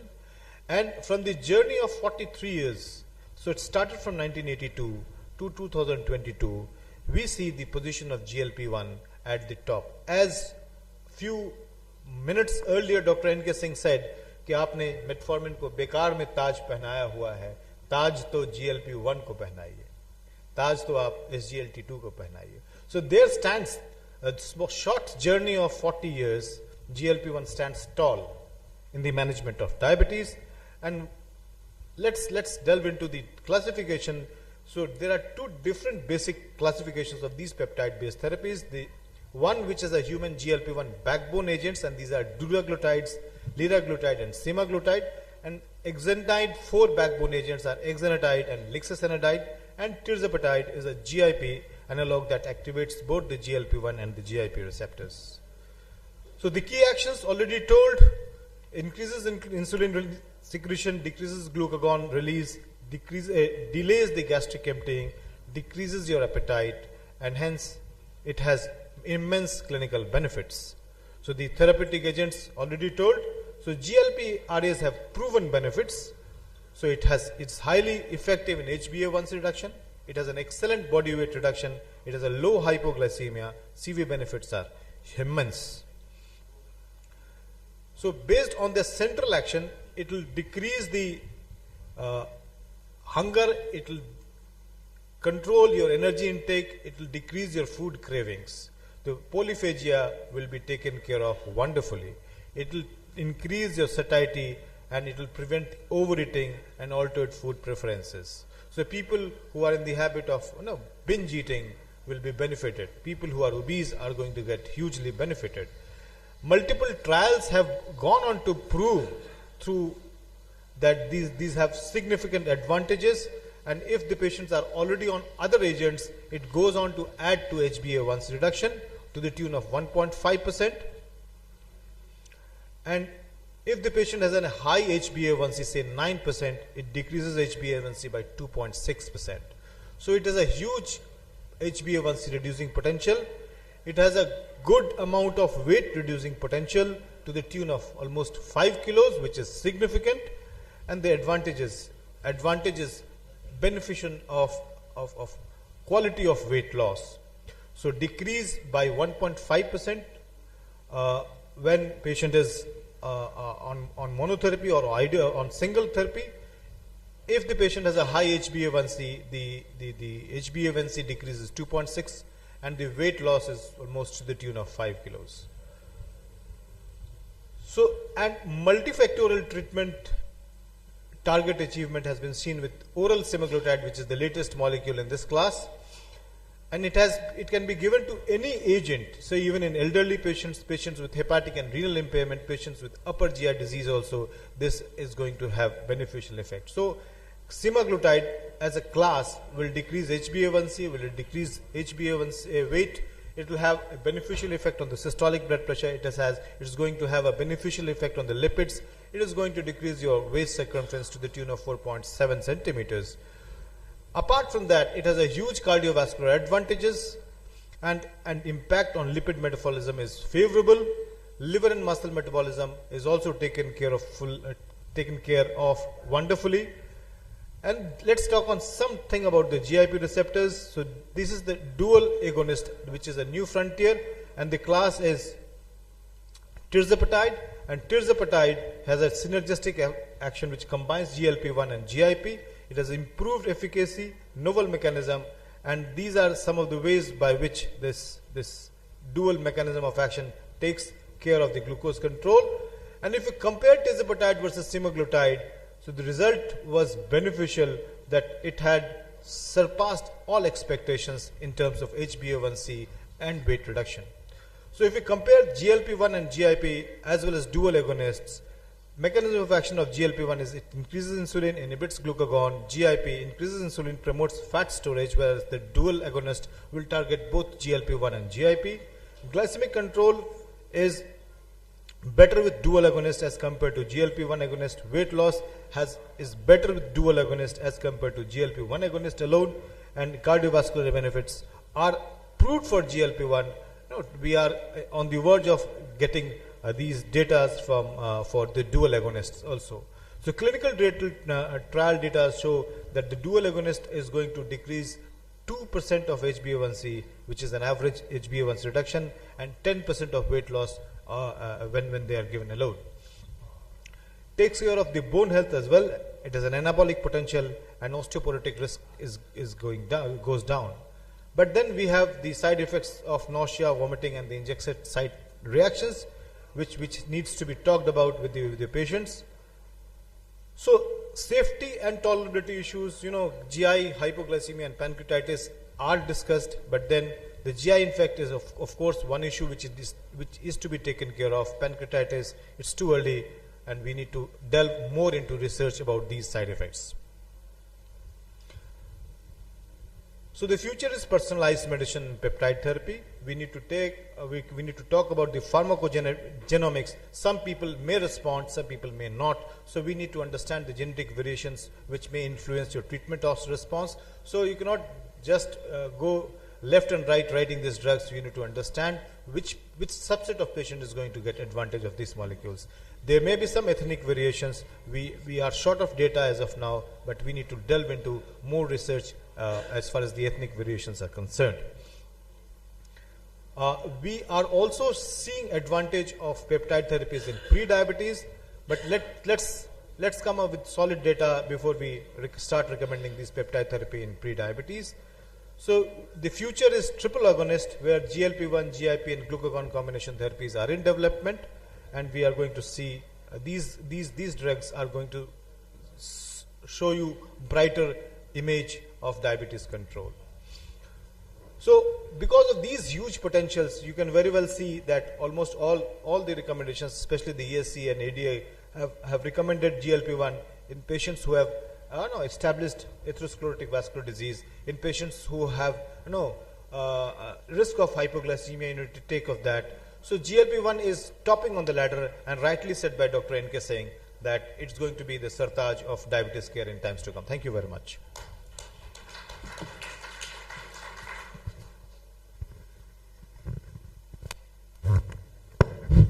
Thank you, Dr. A.K. Das. ये young, dynamic and smart speaker give his excellent speech on peptide-based therapies in very short period of time. So thank you. Any question? No, I was told that there would be no question, so that's why I came to this stage. Thank you very much. So the next speaker is Dr. A.N. Rai sir, and he will present some interesting cases. And Dr. A.N. Rai sir, please. Thank you, Chairperson. Dear colleagues, we have been listening series of lectures. Now it is your time to participate actively. It is a two-way presentation. I am going to present interesting clinical cases. In last conference of RSSDI, I presented 4 cases of hypokalemia. Today I am going to present 4 cases of hyperkalemia. Now we have to see how they present.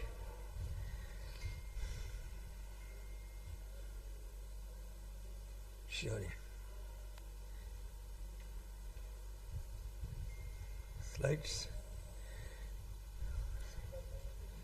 Slides बताइए sir. ये इसी से move होता है ना? अच्छा ये भी है. पॉइंटर कौन है? ये अच्छा ठीक. ये आगे था. This is the case number 1. Middle-aged diabetic female presented with weakness and giddiness since one day. Her ECG is given below. What is the diagnosis?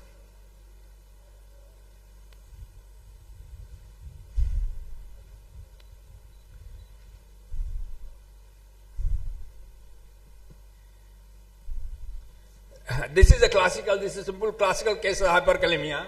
You can see absent of P wave and tall T wave in precardial leads. So this is a classical case of most of the cases of hyperkalemia present in early phase. This is a classical ECG presentation of hyperkalemia. Bradycardia, absent of P wave and tall T wave. This was the finding. You can see serum potassium was high. 6.32, you can see. So this patient had high serum potassium. So this is a simple case of diagnosed hyperkalemia. So most of the persons, when they see this case, they diagnose nodal bradycardia and they start treating on line of AV block. But always see the total presentation. Bradycardia with tall T wave. This is very important. In nodal bradycardia, you will not get tall T wave. And the clinical biochemical finding will confirm the diagnosis. So patient was treated by IV calcium, IV glucose with insulin and nebulization. After 48 hours, patient improved and the ECG, improved ECG, you can see sinus rhythm and T wave comes to normal. So this is a simple case of hyperkalemia. Now my second case is really important. You can see the recovery. After the management, potassium has come to 3.5. Case 2. 35 years, diabetic male presented with giddiness since 3 days and fainting attack since 1 day. On examination, he was looking pale and had cold limb. His pulse BP not recordable. His ECG is given below. And you can see serum potassium 7.7. What is this? Is it VT or is it something else? What is this? Is it VT or something else? Cine wave, yes. Cine wave. This is a differential diagnosis is either VT or cine wave. In presence of severe hyperkalemia 7.7, it is a classical cine wave. Why it is important? Because if we do not treat urgently, patient can die due to sudden cardiac arrest. This is a very medical emergency, severe medical emergency. You can see the finding. Serum potassium was 7.7, creatine 3.0, and blood sugar 300. Final diagnosis, cine wave due to severe hyperkalemia and produced due to merger of white curious complex with the white T wave. So, this cine wave is due to merger of white curious complex with white T wave. Now, how will you manage this case? What will go? How will you manage? Should we go for the usual? The usual treatment is IV calcium, this glucose insulin, nebulization. So we should go here also till the patient is put on urgent hemodialysis. Urgent hemodialysis can save the patient. It is not the medical treatment. Patient was advised urgent hemodialysis. The patient was given routine treatment for the hyperkalemia, but he didn't improve.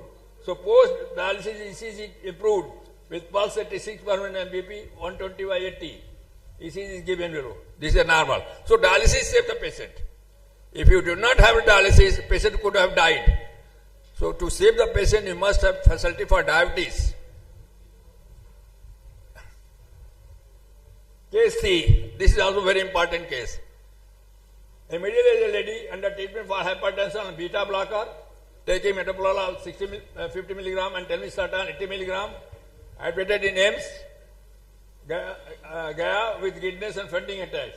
On examination, she was looking pale and cold, limp, pulse 35 per minute, BP 90 by 60. ECG and blood chemistry given below. What is the diagnosis? Again, you can see what is the diagnosis?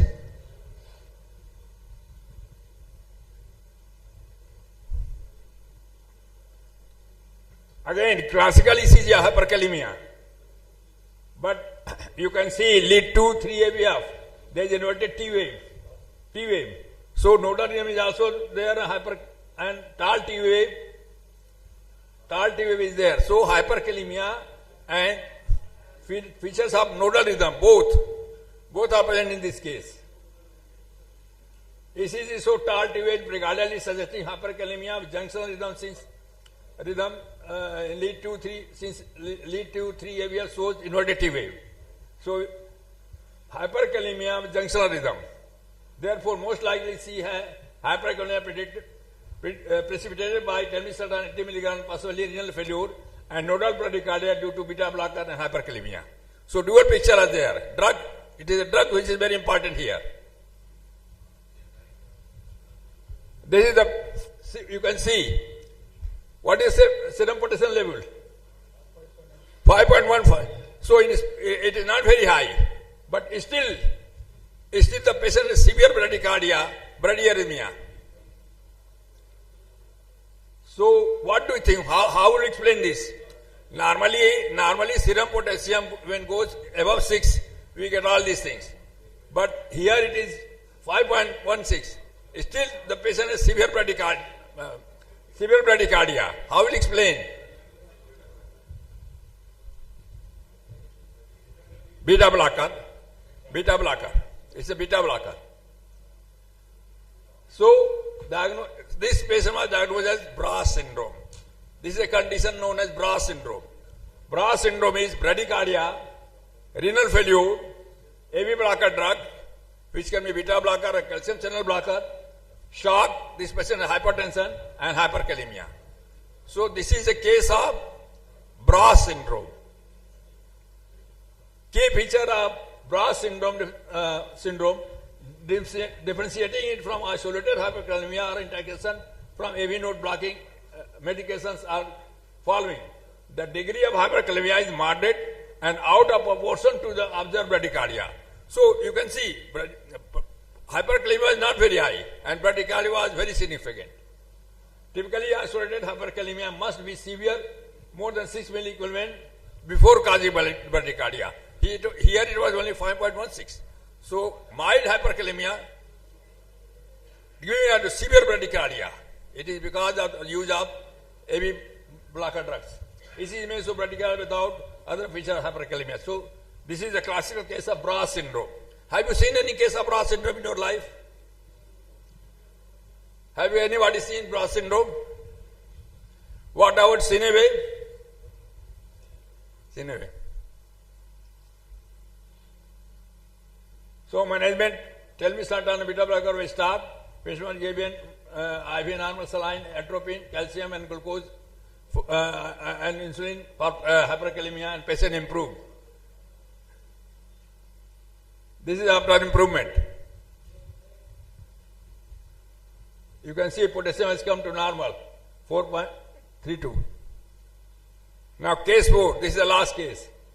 Elderly diabetic male presenting with severe burning pain in the chest with sweating and restlessness in 3 hours. Came to HIMS, emergency for admission. Before he could be shifted to ICU, he had sudden fit with convulsion lasting for few seconds. His pulse was feeble, BP not recordable. ECG is given below. What is the diagnosis? What is the diagnosis?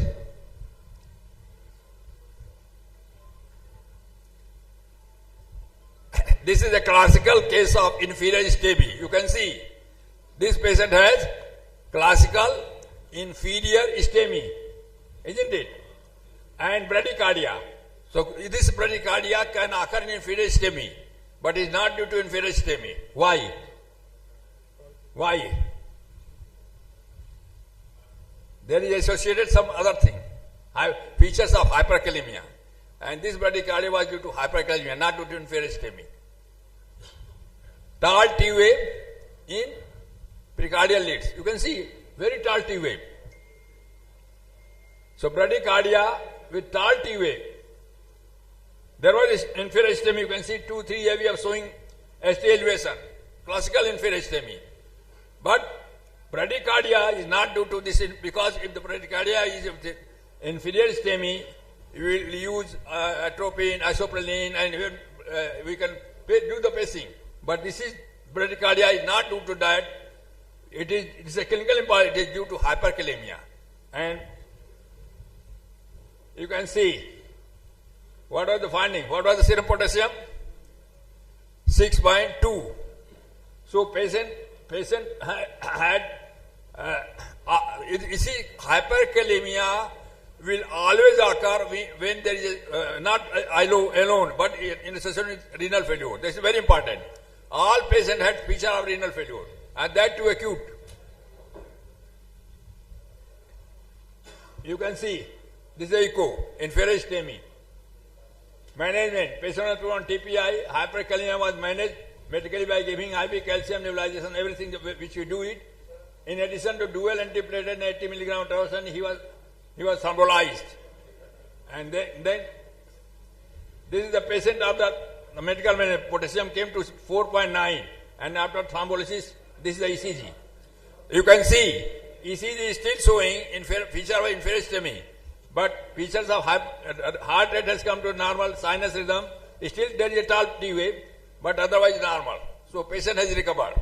So this patient had both acute inferior ischemia and hyperkalemia, features of hyperkalemia. Thank you.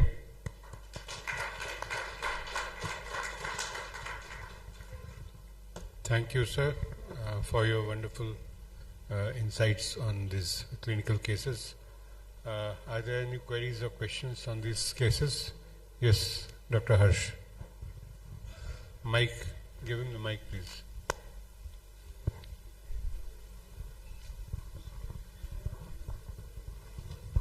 So why did these patients had hyperkalemia? What was the reason for hyperkalemia? Why did these patients had hyperkalemia? What was the reason? Renal failure. No, sir, but then even in renal failure, this degree of hyperkalemia, I mean, were they on any drugs? You see, Yes, most of the patients, you see, normally we see hyperkalemia when there is acute hyperkalemia or acute or chronic. When the patient is acute, there is chances of hyperkalemia. They were not the case of chronic. Mostly they were acute cases of AKI. No, so what, all the cases were very nicely presented, sir. My only comment or inference on this is that there are 2 points here. If we are prescribing ACE inhibitors or ARBs and beta blockers, potassium should be monitored monthly, number one. Because if we are prescribing these drugs and somebody is having hyperkalemia, that is preventable. Number two, in patients with diabetes, there is a term which is called hyporenemic hypoaldosteronism, which is a distal RTA condition, which is commonly present in diabetic kidney disease. So in those patients also, subset of patients are very prone to hyperkalemia. So if we are giving them ARB or beta blocker and a combination of both, then potassium should be more aggressively monitored, and these can be prevented. You see what happened, all patients of diabetic kidney disease, they are given ARB or ACE inhibitor. So that always precipitate. But the one case with Brass syndrome also beta blocker. But hyperkalemia per se, normally if there is no renal failure, we are not going to have hyperkalemia without renal failure. So there must be some element of renal failure. Per se, ACE inhibitor or ARB, normally they do not cause hyperkalemia per se, until unless there is associated renal failure. What is your opinion? Can we have hyperkalemia without renal failure? Yes, sir, we can have. How many cases? We can have, sir. We can have? Yes, sir. So we very rarely see it because we are using... Without renal impairment, you have seen hyperkalemia cases? Yes. You tell me about some cases. And how many percent have you seen? Because see. One data says that if your potassium intake is, if increase your potassium intake to 2 times, then patient will not have hyperkalemia unless there is renal impairment. Yeah, that is the reason. Unless there is renal impairment. You see, normally... because aldosterone will increase, potassium excretion will increase. Sir's question was that can you see it? Of course, it can be seen, especially in diabetic patients. Yes. That is type 4 renal failure. But that can happen without rise in creatinine. Yes, but renal impairment should be there. Yes, that can happen. Thank you.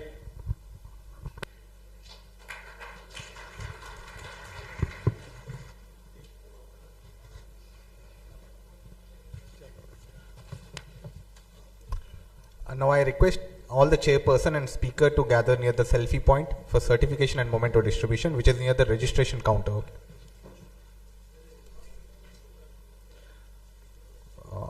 So moving ahead to the next session, which is regarding Mr. Dr. M. Vishwanathan orientation. For this, I would like to invite the chairpersons, which include Dr. B.K. Singh, Dr. Supriyo Mukherjee, and Dr. Anand Shankar.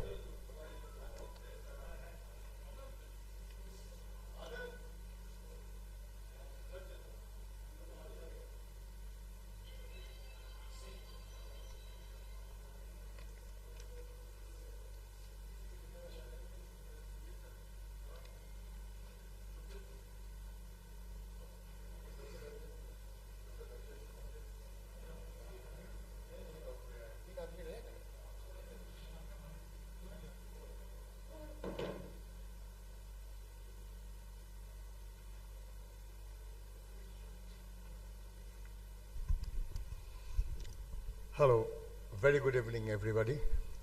I will call upon the stage our National President, Dr. Anuj Maheshwari. Please.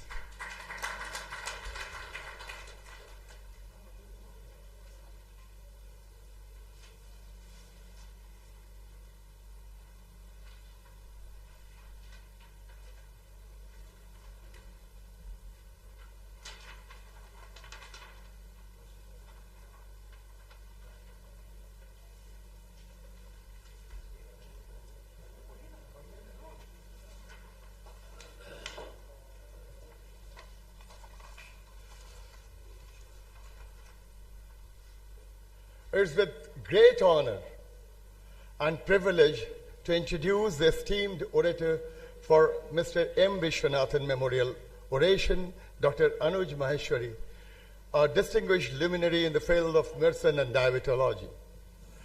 Dr. Anuj Maheshwari is a diabetologist and metabolic physician of international repute with 30 years of experience in this field. Dr. Anuj Maheshwari practices at a Sri Hari Kamal Diabetes and Heart Clinic in Jeevan Sahara Tar, Vikas Nagar, Lucknow. He completed MBBS from Motilal Nehru Medical College, Allahabad in 1991, followed by MD General Medicine from King George's Medical College, Lucknow.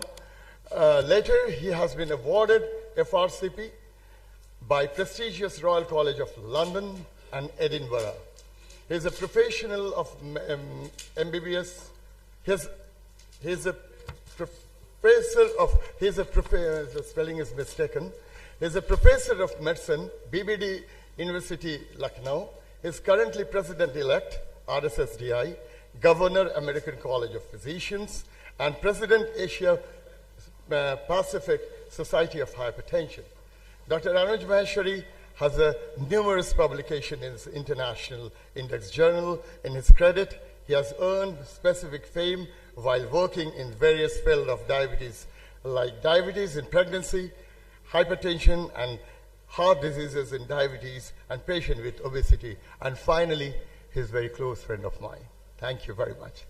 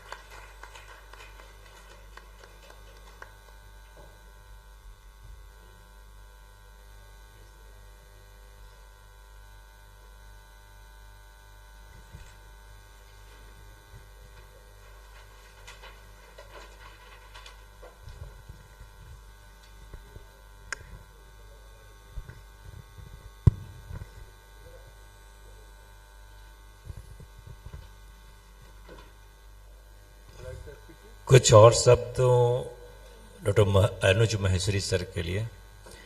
आज जो हम RSSDI Bihar chapter देख रहे हैं और जो 2016-17 में formation हुआ RSSDI बिहार चैप्टर का, इसका सारा क्रेडिट डॉक्टर अनुज महेश्वरी को जाता है। अगर डॉक्टर अनुज महेश्वरी नहीं होते स्टेट कोऑर्डिनेशन कमेटी में, तो RSSDI बिहार चैप्टर कभी बन ही नहीं पाता। तो ये एक बहुत बड़ा कंट्रीब्यूशन है RSSDI बिहार चैप्टर के लिए डॉक्टर अनुज महेश्वरी सर का। Thank you sir.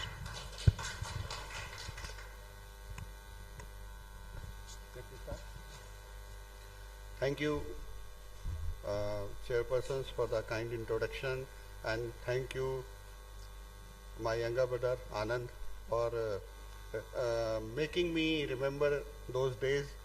Really, it was a very tough job, and a lot of complexities were there when we were really looking forward to RSSDI Bihar chapter to be rejuvenated, which has been initiated long back about in 2001 or 2002. But it has been a quite difficult task, a lot of litigations, a lot of problems related to the finances, bank accounts were there. But with the help of Anand and other active peoples of the state, we could be able to resolve. Chabal Guha was also one of them. And somehow this could see the light of the day. So this has really been a very pleasant memory, that, and I find myself very lucky that I have been one of those who has contributed in rejuvenating this very much prestigious chapter. So in today's oration, which is in the name of a great person of the diabetes medicine, metabolic medicine, Dr. M. Vishwanathan. And I'm really finding myself very lucky to get an oration in his name, and that too at the soil of Bihar, which has been connected to me and my soul very much since for a long time. So today we shall be having a talk on early identification and mapping of vascular dysfunction in type 2 diabetes. Is there any timer?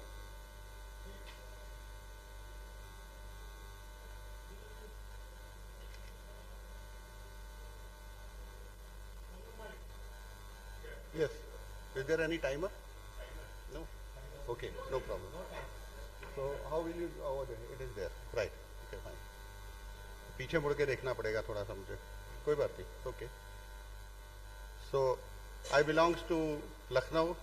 I am presently professor in internal medicine at Indian Institute of Medical Sciences, Ataria.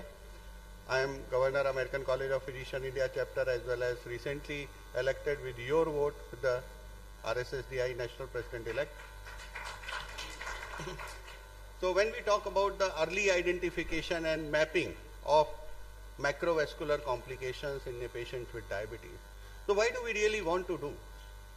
क्यों हमें करना है? Why do we want that early mapping should be there? Because cardiovascular disease is a leading cause of morbidity and mortality in diabetes patients. It is well known to each and every one.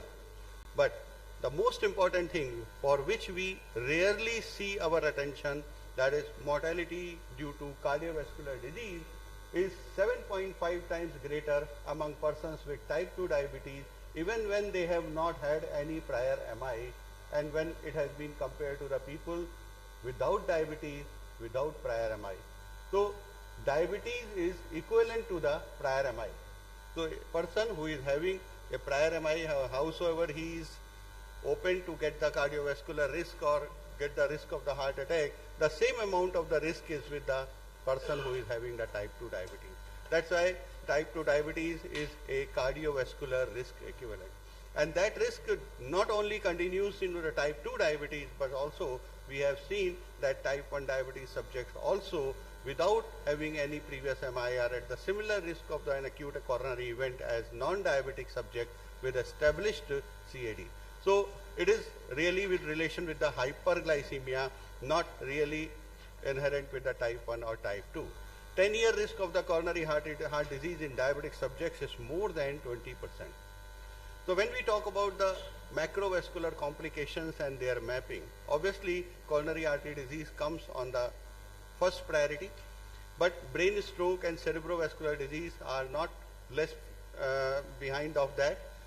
So apart from these three, brain stroke, cerebrovascular disease, cardiovascular disease, CAD, there is the peripheral vascular disease which may lead to the diabetic foot, and actually it causes a lot of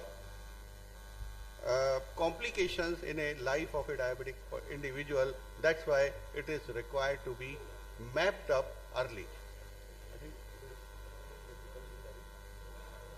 So this mapping is required early because these are the only complications which are having a little bit different than the microvascular complication, what we talk about, that nephropathy, neuropathy, periodontal disease. All these complications are retinopathy are controlled even when the diabetes has already occurred.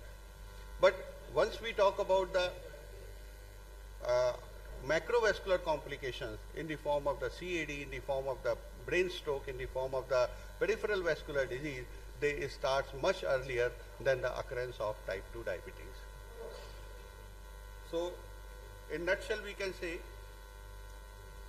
yes, in nutshell, it's very loud. In nutshell we can say that if we can do the intensive glycemic control, cardiovascular risk reduction can be achieved up to the certain extent, but this intensive glucose control can definitely reduce the risk of microvascular complications, but not of the MI. So this has already been established by multiple trials. So what to do? That's why the early mapping is required. That's why the early identification required. But question arises, how early is the early and how early identification should be done if we really want a person to be avoided getting the heart attack? Many a times it happens that diabetes comes 1 year later and heart attack comes a year earlier because of the same insulin resistance which is giving rise to the diabetes which is yet to come, and patient has already got the heart attack. So this is the reason because of what we look for this mapping and early identification of cardiovascular risk as well as macrovascular complication. Because the story starts from the endothelial dysfunction. And this endothelial dysfunction starts at least 15 years before the occurrence of the hyperglycemia of the level where we diagnose a patient as type 2 diabetes. So this 15 years are taking a long time when the patient is not having any clue that he is going to become diabetic. In this period, it is gradually increasing, starting from the endothelial dysfunction, atherosclerosis, coronary artery disease, developing myocardial ischemia, plaque rupture, coronary occlusion, and ending up with the myocardial infarction. So most of the time, the things are running up like that patient is developing diabetes either in the journey of this development or at the end of the journey or sometime after the myocardial infarction has already happened. So when we talk about this endothelial dysfunction, this is the endothelial dysfunction is here. I cannot, okay. This endothelial dysfunction, you can read it here, and all those which are, yeah, right, thank you. This endothelial dysfunction, which is the mother of all evils, it's being caused by so many factors behind it.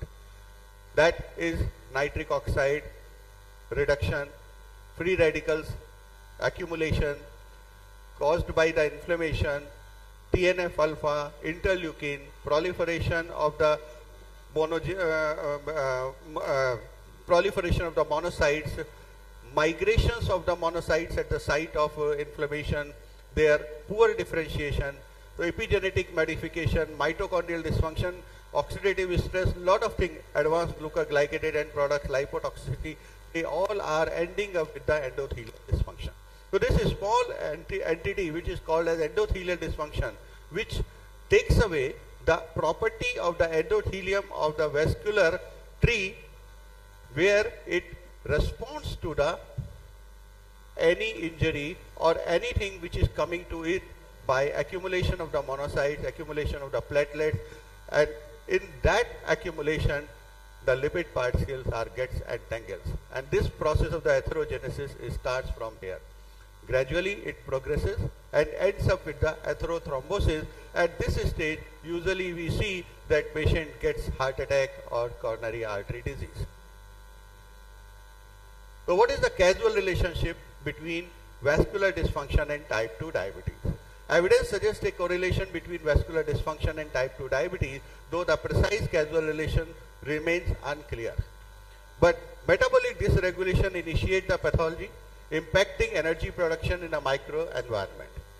So what is exactly we can see that chronic hyperglycemia in a diabetes, hyperglycemia which is long lasting, leads to vascular damage via nitric oxide inhibition, smooth muscle cell dysfunction, increased VEGF and chronic inflammation and platelet aggregation. So diabetes remains as an initiator of the vascular disease. Type 2 diabetes is seen as a potential trigger for vascular disease, compounded by factors like hypertension, tobacco use and obesity. And when we talk about which is the causal agent, either it is diabetes which is causing the vascular disease or vascular disease is causing the diabetes. Now there are certain studies which suggest that vascular dysfunction is preceding the type 2 diabetes development. Means it is not only the type 2 diabetes which is causing the vascular dysfunction is coming up before occurrence of the type 2 diabetes also. And that may also be the due to insulin resistance which is triggering the endothelial dysfunction and ending up to the finally vascular dysfunction. So potential feedback loop is that type 2 diabetes and vascular dysfunction may be linked in a feedback loop where diabetes worsens the vascular health and vascular changes further deteriorates the diabetes, and cardiovascular medications may contribute to new onset diabetes by impacting vascular dysfunction. So when we talk about the diabetes mellitus, there are three important things and three important aberrations of the glucose. One is the hyperglycemia, another is the glucose fluctuation, what we call it the glycemic variability, and third is the insulin resistance. They all three are the culprits which ultimately leads to the endothelial dysfunction through the various pathways. These pathways may be coming up to the various causing the hyperinsulinemia, developing the various inflammatory markers, reactive oxygen species are accumulated, and mitochondria dysfunction is taking place in that way and ending up with the endothelial dysfunction, which is the initiator of the vascular dysfunction, which becomes the mother of all diabetic vascular complications. So these are the all diabetic vascular complications in the form of the microangiopathy and macroangiopathy. Macroangiopathy is the endothelial injury which gives rise to the atherosclerosis. On the other hand, the microangiopathy, which is also arising due to the endothelial injury, causing the damage to the basement membrane, is getting thickened, and erythrocyte and platelet additions and microthrombus is finally formed at these places. So look for the manifestations of the endothelial dysfunctions in type 2 diabetes. Of course, first of all, a person loses the capability of the vasodilatation. So it impairs the vasodilatation, increases the vasoconstriction, decreases the nitric oxide, increases the endothelin 1, which are the markers of the inflammation, increases the arterial stiffness. This is the most important thing. Usually arterial stiffness develops at the age of 50 years or more than 50-55 years. But once a person is a diabetic, this arterial stiffness comes earlier because of this reason. And then its arterial remodeling gets impaired and endothelial activation ending up with the adhesion molecule and cytokine expression starts taking place. And this leads to the atherogenesis finally. So first of all, we should look for the clinical mapping. How to do the clinical mapping before going for the mapping which can be done by the investigations. So first of all, we should look for the heart rate changes. There is the impaired heart rate variability. Blood pressure variability has to be checked. Nocturnal hypertension, orthostatic hypotension, postprandial hypotension means blood pressure lowering after taking up the food. All these are the signals of that patient is moving towards the cardiovascular and organ damage. Limited exercise tolerance, QT prolongation, altered repolarization, nocturnal arrhythmogenesis, heart rate response to deep breathing, heart rate response to standing is getting deteriorated, heart rate response to Valsalva is less than 1.2 is considered as abnormal, and blood pressure response to standing is, we can see that systolic blood pressure is falling more than 20 mm of mercury, or diastolic blood pressure falling more than 10 mm of mercury. And on the other hand, if we look for the isometric exercise and its response towards the blood pressure, a diastolic blood pressure rise in the contralateral arm of more than 16 mm of mercury in the condition of the isometric exercise is considered as a evil phenomena or abnormal setting. How can we really look for the arterial stiffness and endothelial dysfunction well ahead of their complication can arise in the human body? Arterial stiffness that represents the reduced elasticity in the arterial wall associated with a lot of cardiovascular disease including hypertension as well as with diabetes. Endothelial dysfunction is that which impairs the function of the endothelium that leads to the reduced vasodilatation and vascular hemostasis. It plays a central role in progression of the CVD and diabetes related vascular complications. So key parameters for assessment of the arterial stiffness involves the pulse wave velocity that can be measured the speed of blood flow between the two arterial sites. High pulse wave velocity indicates higher arterial stiffness, that is a gold standard for the measurement of the arterial stiffness. Augmentation index that measures the pressure increase due to the reflected pulse wave. At the same time, higher augmentation index suggests stiffer arteries and increased cardiovascular risk. Pulse pressure plays a very important role knowing about the arterial stiffness. Difference between systolic and diastolic blood pressure is called as pulse pressure. Elevated pulse pressure often correlates with the increased arterial stiffness. And there are certain imaging techniques like MRI, CT. They also help in knowing about the arterial wall structural assessment. So endothelial dysfunction, which is as a mechanism of the diabetic vascular disease, plays in various diseases. At the same time, We have already discussed the pathophysiological mechanism of the endothelial damage during the pictorial diagram. I'm not going to repeat it. Mechanism which contributes to endothelial dysfunction in type 2 diabetes, that is very much important to be emphasized, and we must understand this.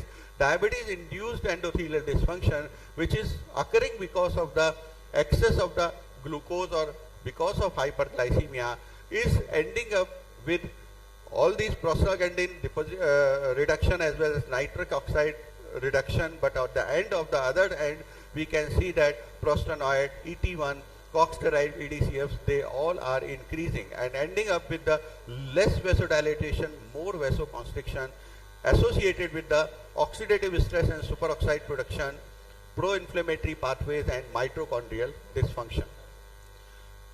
So increased cardiovascular disease risk in type 2 diabetes is coming up because of these abnormalities and producing the challenges in reducing cardiovascular disease in type 2 diabetes. Really we can have that risk reduction strategies are very less with us. After the hyperglycemia is detected, it becomes very difficult to end up with all these cardiovascular challenges because they have all traveled a long journey in the human body, and at that time reversal pathway is very much difficult. So most of the time when people talk about the reversal of the type 2 diabetes, so you can definitely do the reversal of type 2 diabetes in the means of the hyperglycemia, but you cannot go back with the vascular health to the reversal of that stage what was there at 15 years before. So intensive glucose control has shown disappointing result on the cardiovascular disease outcome.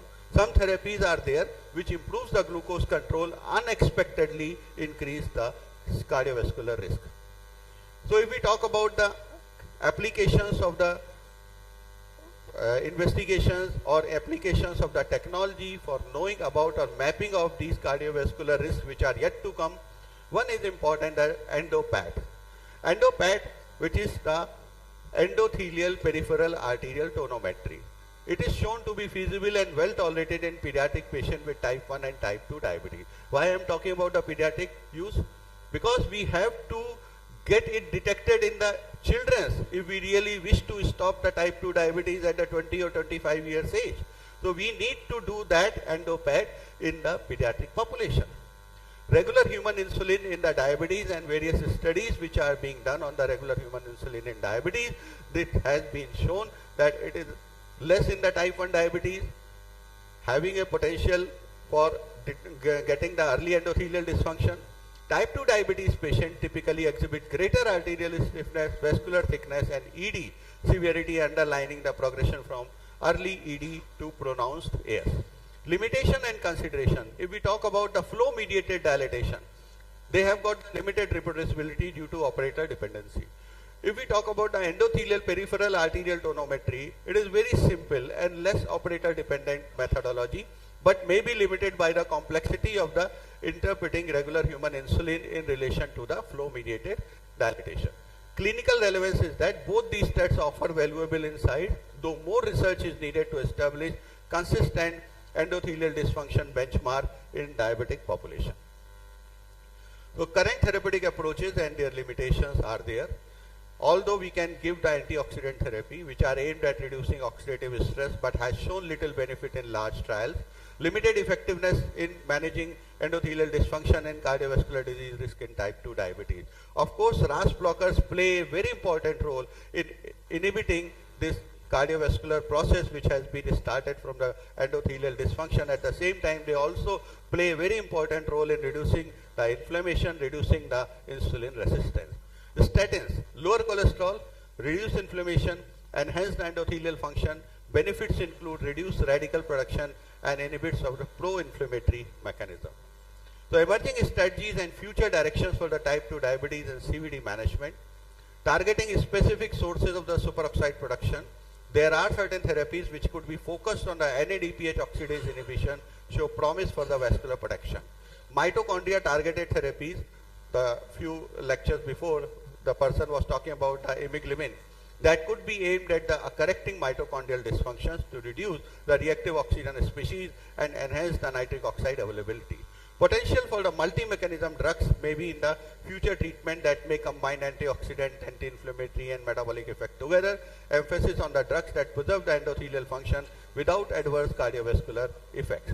The importance of the early endothelial dysfunction assessment is early detection of the endothelial dysfunction could aid in personalized management strategies for high-risk diabetic patients. Technologies like EndoPAD and flow-mediated dilatation can help track endothelial health in response to therapies. So methods which could be used to assess the endothelial dysfunction in diabetes mellitus. Of course, we can use the circulating biomarkers which could be helpful in addition to the peripheral arterial tonometry, PAD or EndoPAD, arterial stiffness modulation, flow-mediated dilatation, quantitative coronary angiography combined with the Doppler, strain gauge plethysmography, they all helps in detecting the level of the arterial stiffness as well as we can know about the progressing atherosclerosis. So flow-mediated dilatation assess the brachial arteries dilatation response to increased blood flow. It is used in a blood pressure cuff to occlude blood flow, measurement of the artery diameter before and after cuff release. It reflects the large vessel endothelial function and is highly dependent on nitric oxide bioavailability, which is a critical factor for the vascular health. Operator dependent, that's why many a times it is influenced by various physiological factors and potentially limiting reproducibility of this method. Another is the EndoPAD 2000. EndoPAD measures the peripheral arterial tone to assess the endothelial function. Reactive hyperemic index are, we can see that low RHI values are indicative of the endothelial dysfunction. Under 1.35 to 1.49 is typically associated with coronary endothelial dysfunction. Peripheral augmentation index measures the small vessel reactivity, offering insights into the microvascular health. Non-invasive pneumatic probes on both index fingers record pulse amplitude. Blood pressure cuff occlusion induces a controlled ischemic response, and what we really see that RHI calculation involves comparing pre and post occlusion pulse wave amplitude. This is the EndoPAD cardiac testing. 1 minute is left. Comparing flow mediated dilatation and EndoPAD RHI for ED assessment. FMD is the primary assessment of the large vessels, reflecting macrovascular health. On the other hand, the EndoPAD focuses on the small vessels, providing insights into the microvascular function. So if we really looking for the coronary artery disease, even FMD shall also be working well. Even if we really look for the mapping of the brain stroke, probably the FMD will also be working, but EndoPAD shall be required for the microvascular function. On the other hand, if we look for the moderate correlation between FMD and EndoPAD function, we see that mixed findings are there, correlation across the studies reflecting differences in macro versus microvascular response and potentially different clinical implications. So there is the central role of the endothelial dysfunction in cardiovascular risk. ED is a primary contributor to cardiovascular disease in type 2 diabetes. Loss of nitric oxide, increased oxidative stress and mitochondrial dysfunction drive vascular damage, promoting atherosclerosis and cardiovascular disease. If we look for the challenges of the current management approach, traditional strategies like intensive glucose control have limited impact on reducing CVD risk, the reason we all know. Although ACE inhibitors, ARB means RAS blockers and statins show promise, a need exists for the therapy directly targeting endothelial dysfunction and its underlying mechanism. But rarely we use these therapies at this stage of the endothelial dysfunction. We start using these therapies once the things has been well established in the form of the atherosclerosis and patient has got 1 heart attack or 2 heart attack. So emerging strategies for improved outcome, targeted approach focusing the oxidative stress reduction, NADPH oxidase inhibition, mitochondrial health offer the potential for more effective ED management. Early ED assessment using non-invasive tool like EndoPAD or FMD enables proactive monitoring of the vascular health in diabetic patients. So looking forward for the comprehensive multi-mechanism approach which could be effective for the CVD prevention in type 2 diabetes requires therapies that address endothelial health, inflammation and oxidative stress simultaneously. Personalized care integrating these insights could transform diabetes management and significantly reduce cardiovascular complications. Thank you very much. Before I complete, I must tell you about this picture. This is our dream of the RSSDI village adoption program, which we are going to launch very soon, this April 27th of April from Lucknow, where we are going to introduce it as a RSSDI rural outreach program, in which we shall be looking for the people, those who are living in rural population villages, for their glycemic correction. The thought behind is that 68% population still lives in the villages of India. And when we say that India is going to become the second highest population of the type 2 diabetic and second highest prevalent diabetes after the China, we have not measured their blood sugar level who are living in the villages.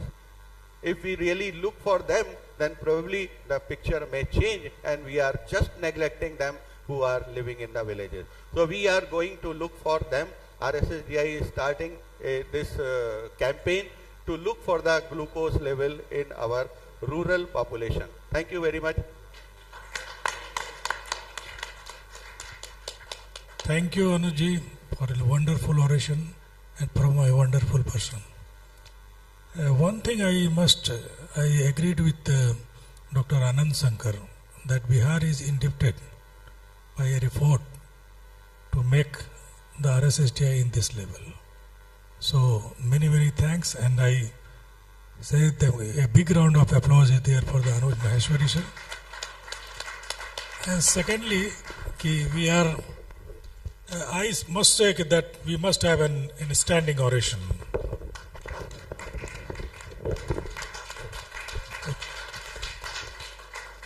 Thank you, Anuji, and your effort to educate the village people and your effort to create awareness in the rural population is very tremendous, and Bihar will always with you in that particular subject or in every subject.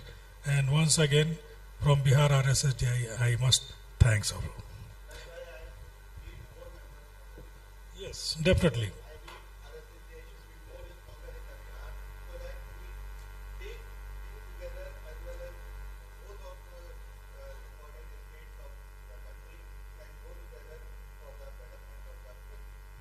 In last, just one information, in last 1 month, we have included 100 members, 130 in last 1 month. So we are definitely reach the target of 1,000 before August. We will try.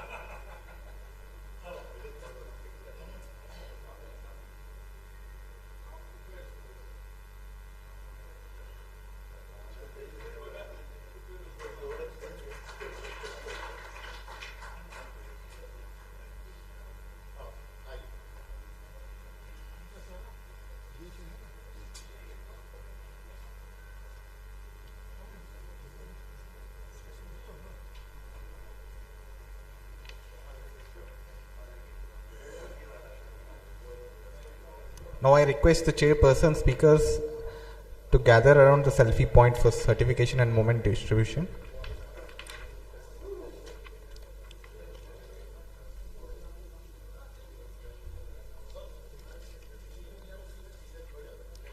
Now moving ahead, we'll start our session 9. I would like to invite the chairperson for this session, Dr. Pranshu Kumar, Dr. Jyoti, Dr. Sachitra Chaudhary, and Dr. S.B. Prasad.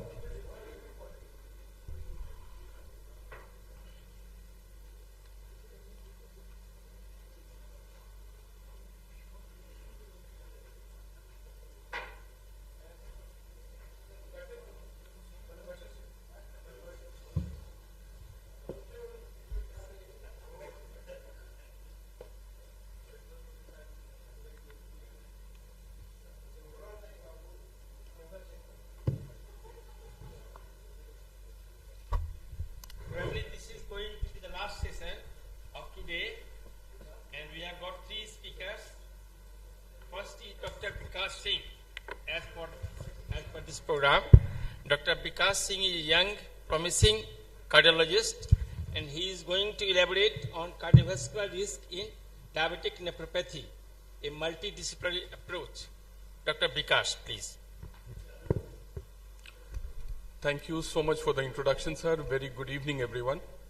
And before I start, let me thank the organizers for having me here. So over next 10-12 minutes, I would be giving you a glimpse of cardiovascular risk in diabetic nephropathy. Now, being the speaker towards the end of the day, your work is half done because most of the topics, they have been discussed, and they have been discussed pretty well, elaborately. So I would be, in interest of time, skipping those unnecessary repetitions.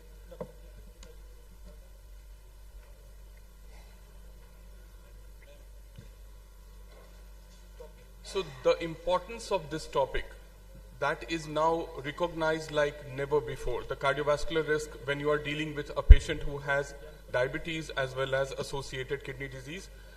So this is one review article that was published recently in one of the most trusted journals in cardiology, Journal of American College of Cardiology. And this discussed about the cardiovascular outcomes in patients with diabetes and kidney diseases. Now, we know approximately 30 to 40% of patients with diabetes will develop chronic kidney disease. Both diabetes and chronic kidney disease, they are known risk factors for cardiovascular disease, and when both of them coexist in the same patient, the risk is manifold. Nearly 1/2 of all patients with CKD stages 4 and 5 will develop cardiovascular disease. Now, that is the important part to be highlighted, and that is the reason why we want to know and discuss about it like never before. So early detection of chronic kidney disease and prompt initiation of novel forms of therapy are crucial for this patient subgroup. And like any other diabetes the management part, here also lifestyle interventions including a healthy diet, exercise, weight management, smoking cessation, they are the cornerstone. And we have seen in the previous discussions how lifestyle cannot be overlooked. That has to be there. So coming over to pathophysiology of CKD in diabetes and cardiovascular complications, again this has been discussed. I would just be saying that diabetes by way of hemodynamic alterations, metabolic alterations and oxidative stress through the intermediate pathways that leads to albuminuria and chronic kidney disease. Now they are very closely related, the chronic kidney disease part and the heart spectrum, and this is another picture which will give you an idea regarding how closely the two are interlinked, diabetes as well as cardiovascular disease part and the chronic kidney disease part. So if you look at the risk factors for developing heart disease in patients with diabetes, there are certain cardiac risk factors like ischemic heart disease, hypertension, valvular heart disease and arrhythmias, as well as there are certain non-cardiac risk factors like age, chronic kidney disease, longer duration of diabetes, smoking. In fact, alcohol is a very strong risk factor here too. So first you need to quantitate the risk for your cardiovascular risk part.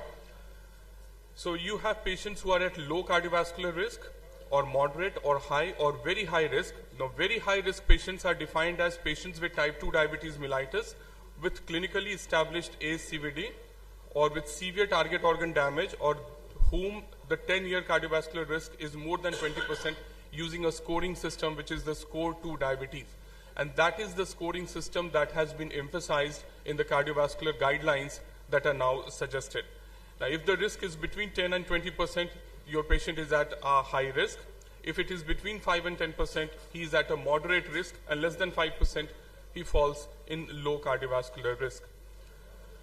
Now, you need to have a look at both albuminuria and EGFR in order to diagnose CKD in type 2 diabetes mellitus. It would be only half work done if you only take into consideration the creatinine part and leave aside albuminuria, because then you will be missing a lot of patients, and that is the reason why it is said CKD is underdiagnosed in patients due to underutilization of the recommended CKD screening tools.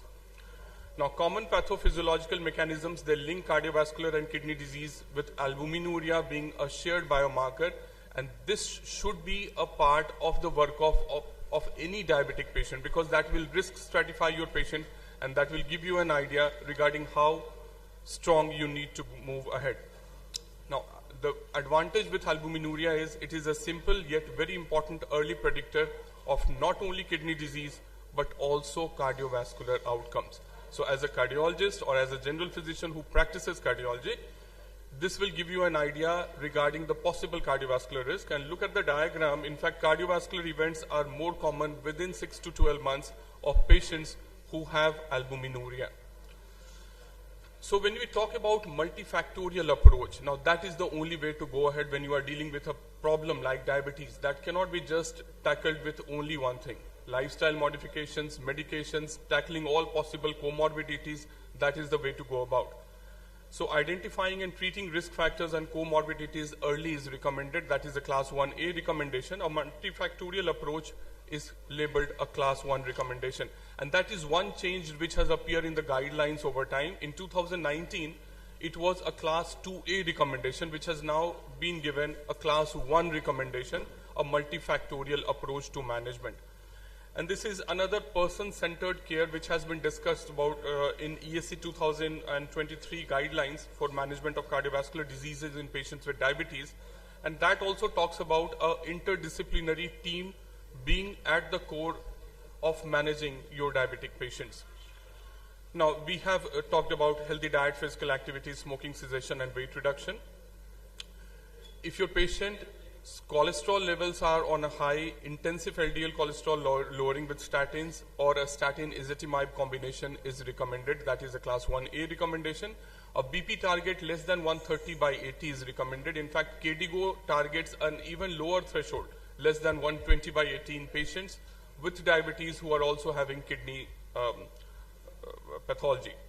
Now, personalized HbA1c targets, that is the need, because you cannot keep just one target for all of your variety of presentations in diabetic patients. And the maximum tolerated doses of ACE and ARB is to be used. That is another part which has been highlighted in many previous discussions. So we know RAS inhibitors, they are a cornerstone in managing these patients. We know this system, the RAS inhibition, is activated because of hypotension, reduced blood volume, and reduced cardiac output. But when this is inappropriate or prolonged, then this can lead to hypertension and other detrimental effects on cardiovascular and renal system. And that is why RAS inhibitors play such an important role in managing your cardiovascular risk as well as the nephropathy part. Now, this is one meta-analysis which was published regarding the use of RAS inhibitors in patients with cardiovascular outcomes for patients with CKD. It enrolled around 65,000 patients, and ACE inhibitors and ARBs was found to reduce the odds of kidney failure by 39% and 30%. And not only that, both ACE inhibitors and ARBs produced odds reduction for major cardiovascular events as well. So use of ACE inhibitors or ARBs in people with CKD, that reduces the risk for not only kidney failure but also cardiovascular events. And that is why they should be used unless and until you have a clear-cut indication or contraindication for not using it. SGLT2 inhibitors, they have been discussed in detail. The CREDENCE trial, the EMPA kidney, and the DEPA CKD trial, they have been the cornerstones which have established the role of SGLT2 inhibitors in terms of reducing the renal outcomes as well as having a good effect on the cardiovascular endpoints as well. Now again, GLP-1 receptor agonist has also been discussed, and they have been given a class 1A recommendation now in the current ESC guidelines compared to the 2A recommendation in 2019. It says that a GLP-1 receptor agonist is recommended at a eGFR more than 15 to achieve adequate glycemic control due to low risk of hypoglycemia and beneficial effects on weight, cardiovascular risk, and albuminuria. Now, the relatively newer entry, the mineralocorticoid receptor antagonist, Finrenone, that has again been discussed by the previous speakers. So one major cause of inflammation and fibrosis is MR overactivation, and there are multiple mechanisms which leads to MR overactivation in CKD with type 2 diabetes mellitus. So the moment you take care of this overactivation, the inflammation and fibrosis is taken care of not only in the kidneys but also in the heart, and imparting important benefits in terms of reduction in heart failure and hospitalization for these patients. So Finrenone targets MR overactivation and slows heart and kidney disease progression in this group of patients. So the Fidelity, which was a pooled analysis of Fidelio DKD and Figaro DKD trials, it translated into a cardiovascular benefit of 14% relative risk reduction of composite cardiovascular endpoints and a 22% relative risk reduction in hospitalization for heart failure. So that has been the reason why ESC has given it a class 1A recommendation in the recent guidelines as well. So a holistic treatment approach of CKD will involve targeting the different pathways to slow the progression of heart and kidney disease, which will include a combination of RAS, SGLT2 inhibitors, finerenone, and GLP-1 receptor agonists. So the recent clinical guidelines, they talked about combining all the different modalities that are available with us right now, in addition to focusing equally on the lifestyle measures. We know diabetes cannot be tackled just by one specialty. Each one of us have to come into picture, and we have to play our part in order to achieve the maximum benefit for our patients. Thank you so much. Thank you.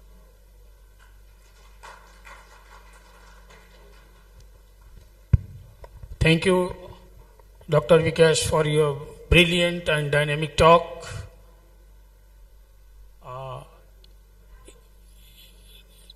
A few questions are allowed, if you have. Otherwise, we will move to next session. Okay. Thank you. Thank you, sir. Dr. C. Prasad? No. Dr. C. Prasad, police system, no? कौन सी session? ये है. Next speaker, Dr. C. Prasad. He will talk on liraglutide, biosimilar, the game changer for managing diabetes in India. Good evening to all. You must be tired of overeating, of this delicious scientific program. My respect, my thanks to Dr. B.K. Singh, organizing secretary, RSSDI, and a special thank to Dr. Supriyo for giving me this topic just 48 hours back to present at this conference. So I tried my best, but previous speakers have already talked a lot about this aspect. So I have to just brief the thing. Coming to the, since last few decades, we are having lots of drug in our armamentarium for the treatment of diabetes. But few years back, in 2012 and 13, a drug came in the limelight and approved by the FDA, which revolutionized the treatment of type 2 diabetes. That was SGLT2 inhibitor. Previously used thought that controlling of the blood sugar is only important thing. If you control blood sugar, you are controlling diabetes mellitus. But after launch of this SGLT2 inhibitors, we are forced to think that only we have not to control type 2 diabetes mellitus blood sugar level, we have to take care of all the organs of our body also. That is heart, kidney, liver, and other functions, other organs also. So now then came the obesity factor. So diabetes, the term diabetes was coined by Simit all by in 1970, a serious metabolic consequences of type 2 diabetes, which increases severity-related morbidity and mortality. Ideal treatment should be the optimal management of diabetes, obesity. So comorbidities associated with the diabetes is, we all know MFLD, CKD, OSA, ASCVD, hypertension, and dyslipidemia. So we now started search for a drug after SGLT2 inhibitor, which was launched in 2012-13, Before that, we used to control only blood sugar. We think that diabetes is controlled because blood sugar is controlled. But SGLT2 inhibitor revolutionized the treatment, and he forced us to think that other organs should be also kept in the mind, and it take care of heart, kidney, liver, and other systems also. Abdominal obesity, we know Asian population, the rising incidence is due to central abdominal obesity is the major factor of type 2 diabetes in Indian population instead of lower BMI. So these are the results of diabetes which I have mentioned here. This MFLD lead to hypoxia leading to IR, lipid imbalance is there, endothelial damage leads to CVD, and structural damage to the kidney leading to CKD. So Indian population, we can see on the graph, it was too much burden, prevalence of high risk factor of ACVD is more than 85% of the population. Established MFLD in the 34 to near about 90%. Type 1, 2 diabetes with overweight is near about 60%, and prevalence of diabetes is 11.6%. So our goal is not for medication for glycemic management. We have to take care of weight management, cardiovascular risk factor management, and cardiovascular protection so prevent complication and increase the quality of life. This dichomatous effect of GLP receptor antagonist, it affects all the organs, pancreas, kidney, muscle, liver, CNS, as already talked it by Dr. Amit and other speakers also regarding the SGLT2 inhibitor and GLP-1 receptor antagonist. It causes vascular health development, renal protection, glucose control, appetite suppression, obesity control, so healthy aging is there. These are the organs which are affected by the GLP-1, pancreas, liver, central nervous system, gut, cardiovascular, renal, all systems are affected and well managed. Increased insulin secretion is there, decreased glucagon secretion is there, stimulates pancreatic beta cell proliferation and their survival. On liver, reduces gluconeogenesis, increases glycogen storage, reduces lipogenesis. On central nervous system, it reduces appetite by decreasing satiety center, slow gastric emptying, slow gastric motility as other semaglutide and all GLP receptor antagonists are doing. Cardiovascular reduces systolic blood pressure, slight increase in heart rate, increases the myocardial contractibility, improves endothelial dysfunction, and cardioprotection is there. Renal naturally induces diuresis and natriuresis.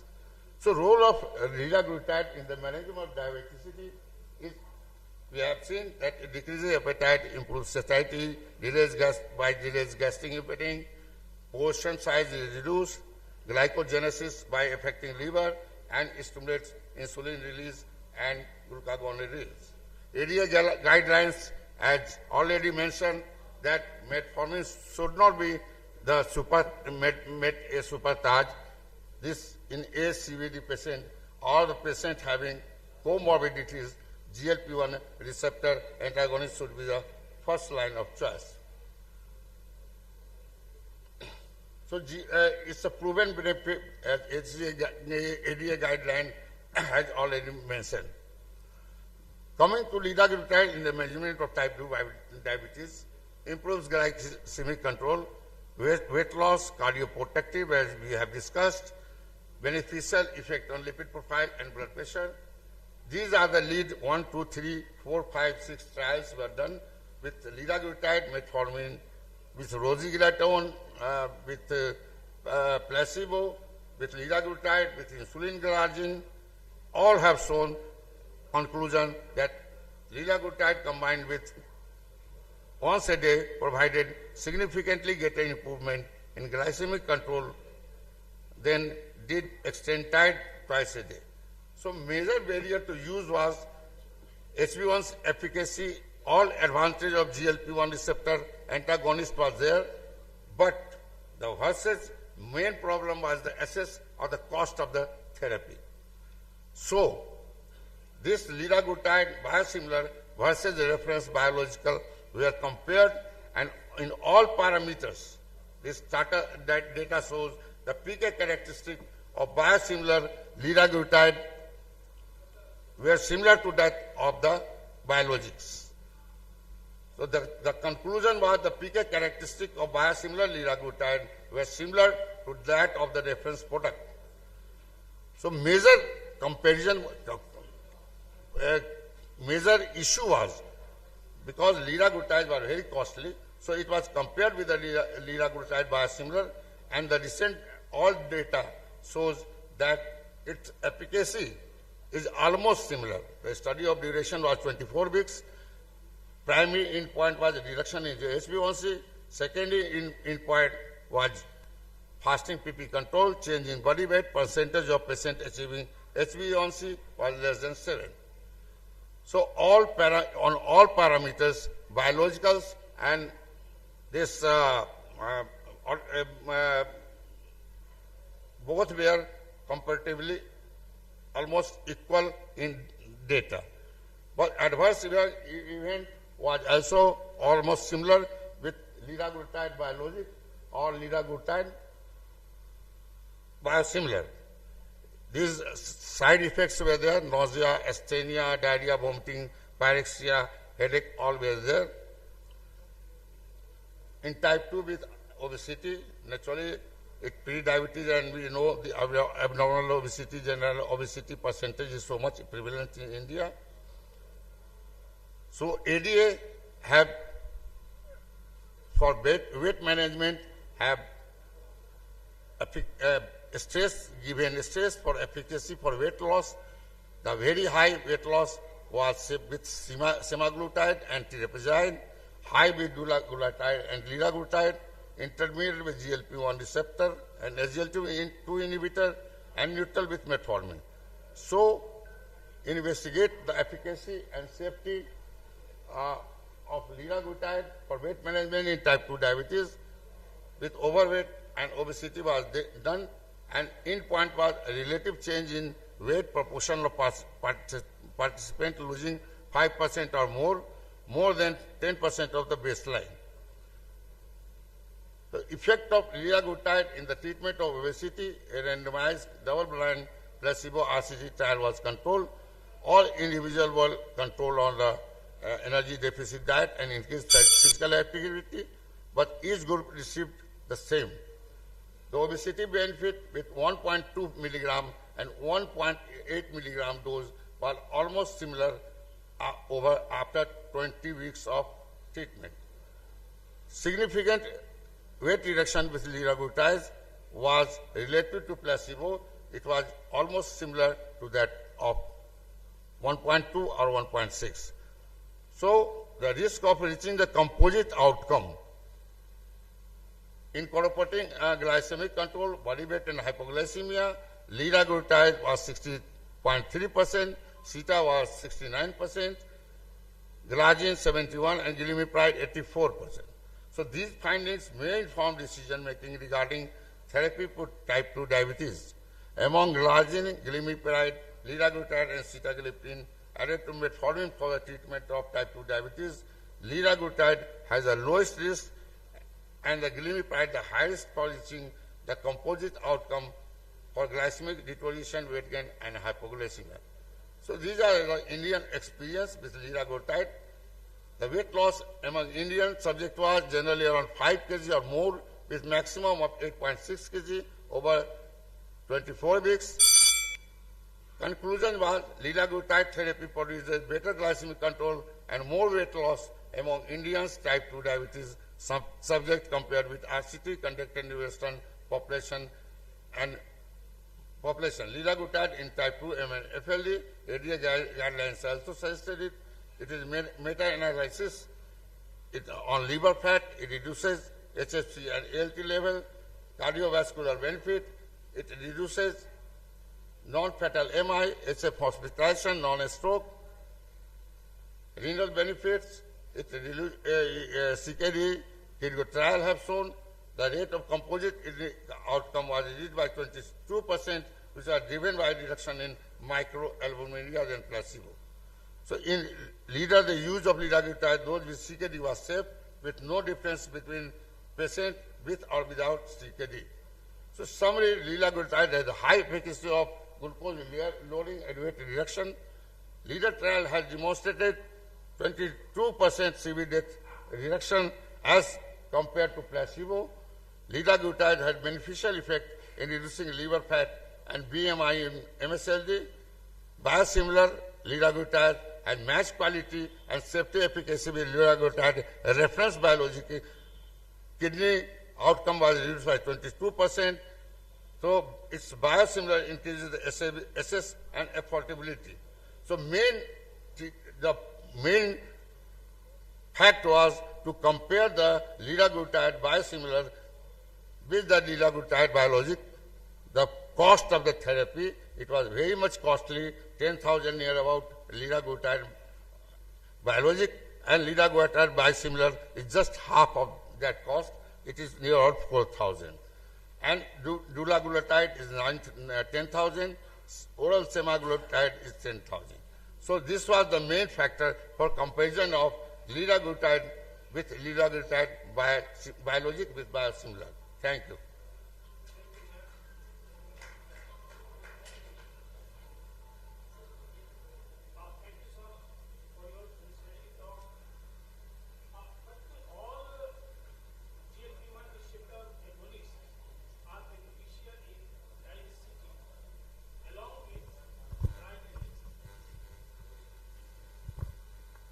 Thank you, sir.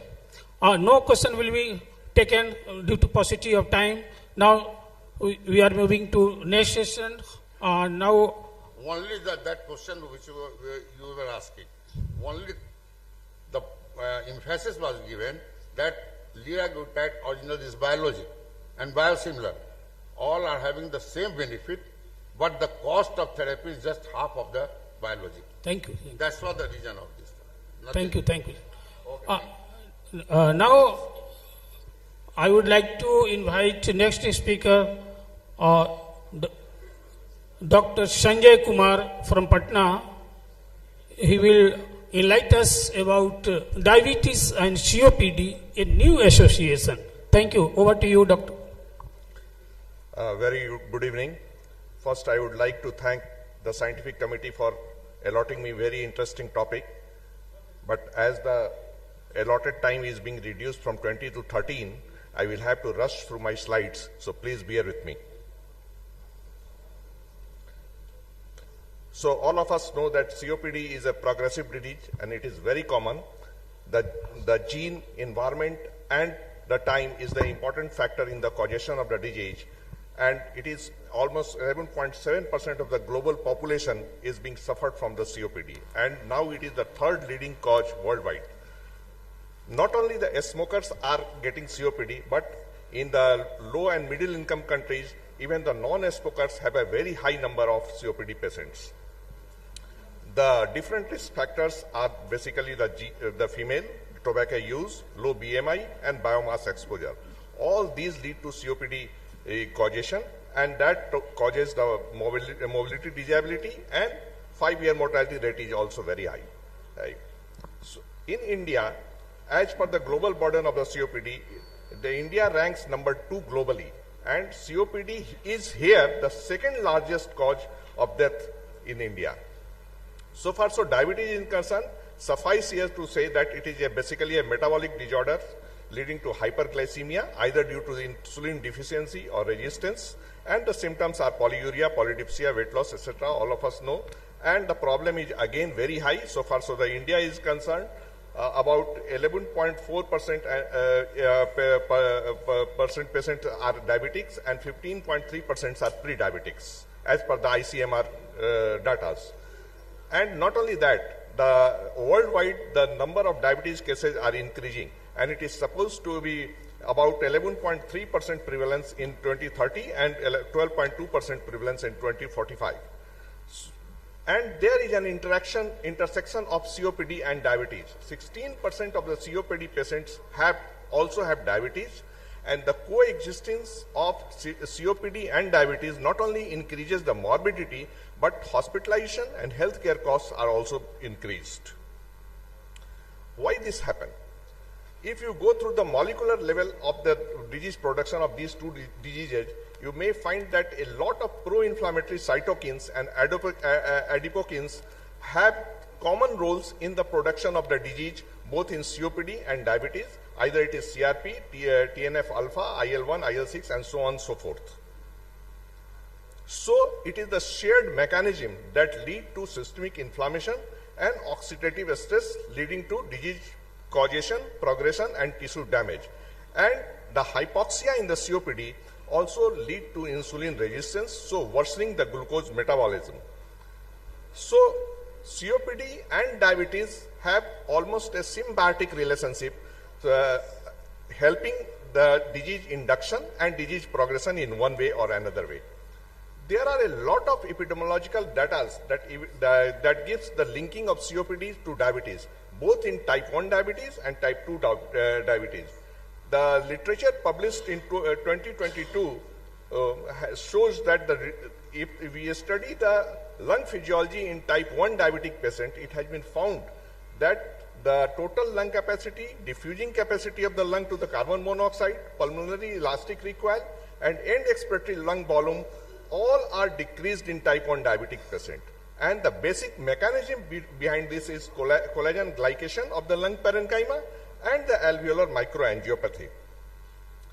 The possible mechanism is oxidative stress, systemic inflammation, and genomic sequential changing. All these lead to cellular apoptosis and the diabetes production leading to hyperglycemia, insulin resistance, further lead to glycation, glucotoxicity, and thus causing the airway injury.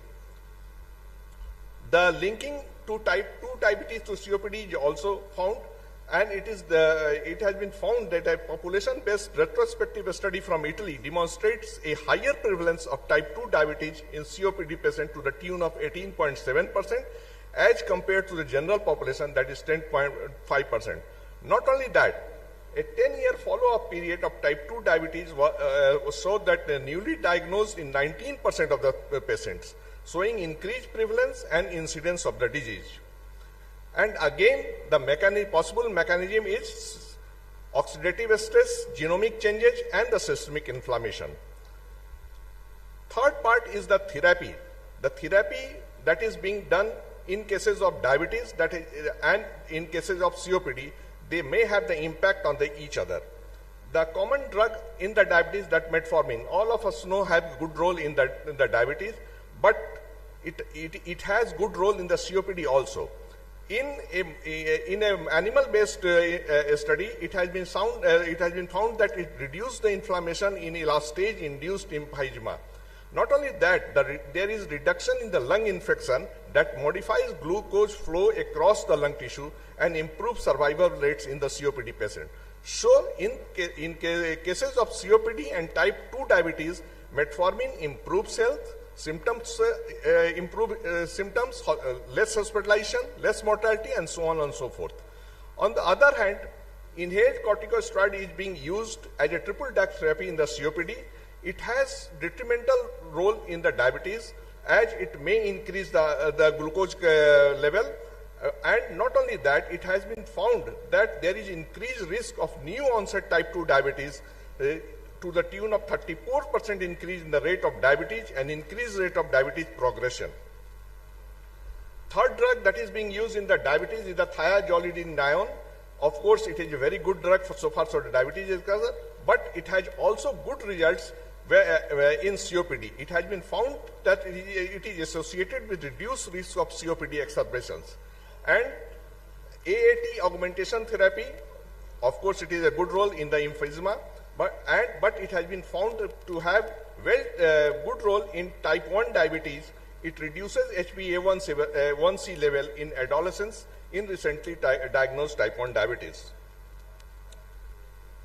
recently just published in August 2024 a Mendelian randomization study in COPD and type 2 diabetes, and the study involved a 2-sample Mendelian randomization analysis on COPD and type 2 diabetes mellitus, and some additional tests for heterogeneity and horizontal pleiotropy were performed. The 26 independent single nucleotides polymorphism with a strong association to COPD were chosen as instrumental variables, and the findings suggest a pronounced causal relationship between COPD and type 2 diabetes mellitus. Specifically, COPD emerges as a risk factor for type 2 diabetes mellitus with an odds ratio of 1.06 and a 95% confidence interval ranging from 1.01 to 1.11. So, the Mendelian randomization analysis underscores a significant causal relationship between COPD and type 2 diabetes mellitus, highlighting COPD as a prominent risk factor for type 2 diabetes mellitus. So, in nutshell, the systemic inflammation in COPD lead to pancreatic B-cell dysfunction, to overt diabetes, again leading to systemic inflammation, and ultimately decreasing the DLCO and respiratory muscle dysfunction. So it is a vicious cycle affecting each other. Coming to the clinical implication of coexisting COPD and diabetes, there is high mortality and hospitalization, increased cardiovascular risks, and diabetes accelerate lung function decline in COPD. So hyperglycemia increases risk of pulmonary infection, diabetes worsens COPD exacerbation and recovery, and increased hospitalization risk and longer hospital stay. So what we need? We need an integrated care approach with pulmonologists, endocrinologists, and primary care physicians. Lifestyle modification, smoking, cessation, balanced diet, and physical activity has beneficial role in both.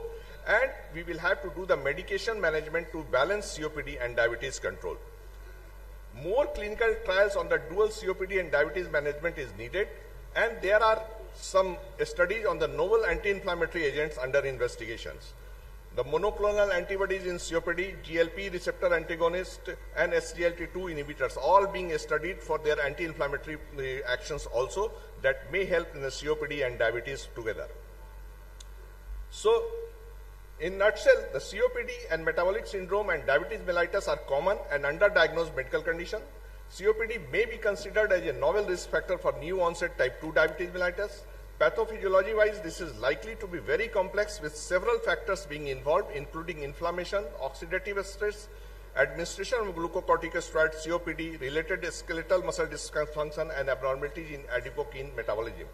On the other hand, diabetes may act as an independent factor negatively affecting lung structure and function, and diabetes can cause muscle and neuronal damage, which is relevant to the deficient function of respiratory muscles. And diabetes is independently associated with lower physical performance, which can be disabling for patients with COPD who already have some limitation in physical performance. Diabetes mellitus is able to determinantly affect alveolar capillary membrane and decrease DLCO, similarly to other microangiopathic complications such as diabetic nephropathy. Furthermore, diabetes mellitus is associated with presence of glucose in the airway secretion, and this may contribute to the increased risk of pulmonary infections seen in diabetics. Metabolic syndrome can increase the risk of COPD exacerbations, and diabetes is associated with worsened outcome of COPD flares. So I end here. Thank you for hearing the meeting retreat talk of today's RSSDI function. Thank you. Thank you, sir. It was really very nice and informative presentation. And good part is that you are well within your time. Thank you. Because we are already running short of time, so question answer part can be escaped. Thank you, sir. Our next speaker is Dr. Jayant Kumar Panda from Odisha. He is a great orator, and he will talk on personalized medicine in type 2 diabetes. Are we ready? Over to you, sir.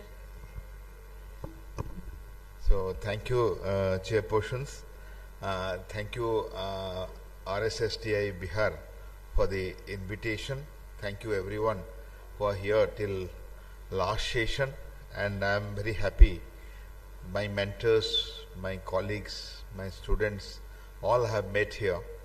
I apologize for rushing to today's program out of the town because my flight was preponed by 12 hours tomorrow. I have to go back. What I heard since afternoon, multiple speakers have spoken about personalized medicine. The MicroRNA presentation, Professor D.P. Singh has taken, and many presentations on artificial intelligence included personalized medicine.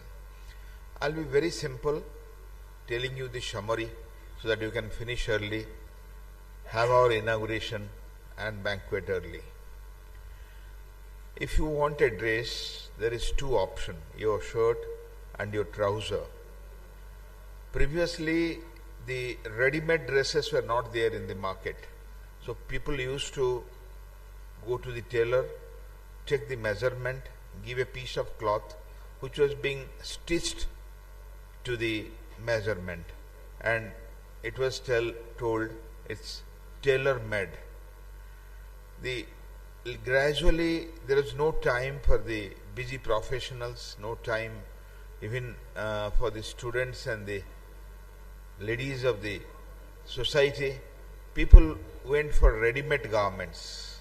They picked up trousers, they picked up shirts, they picked up dresses of an approximate measurement and started wearing.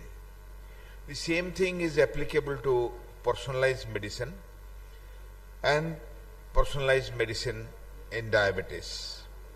We know it's an evolving approach where we see 4 factors. The first is genetic. We know the genetic composition is different in different people. Second is biomarker.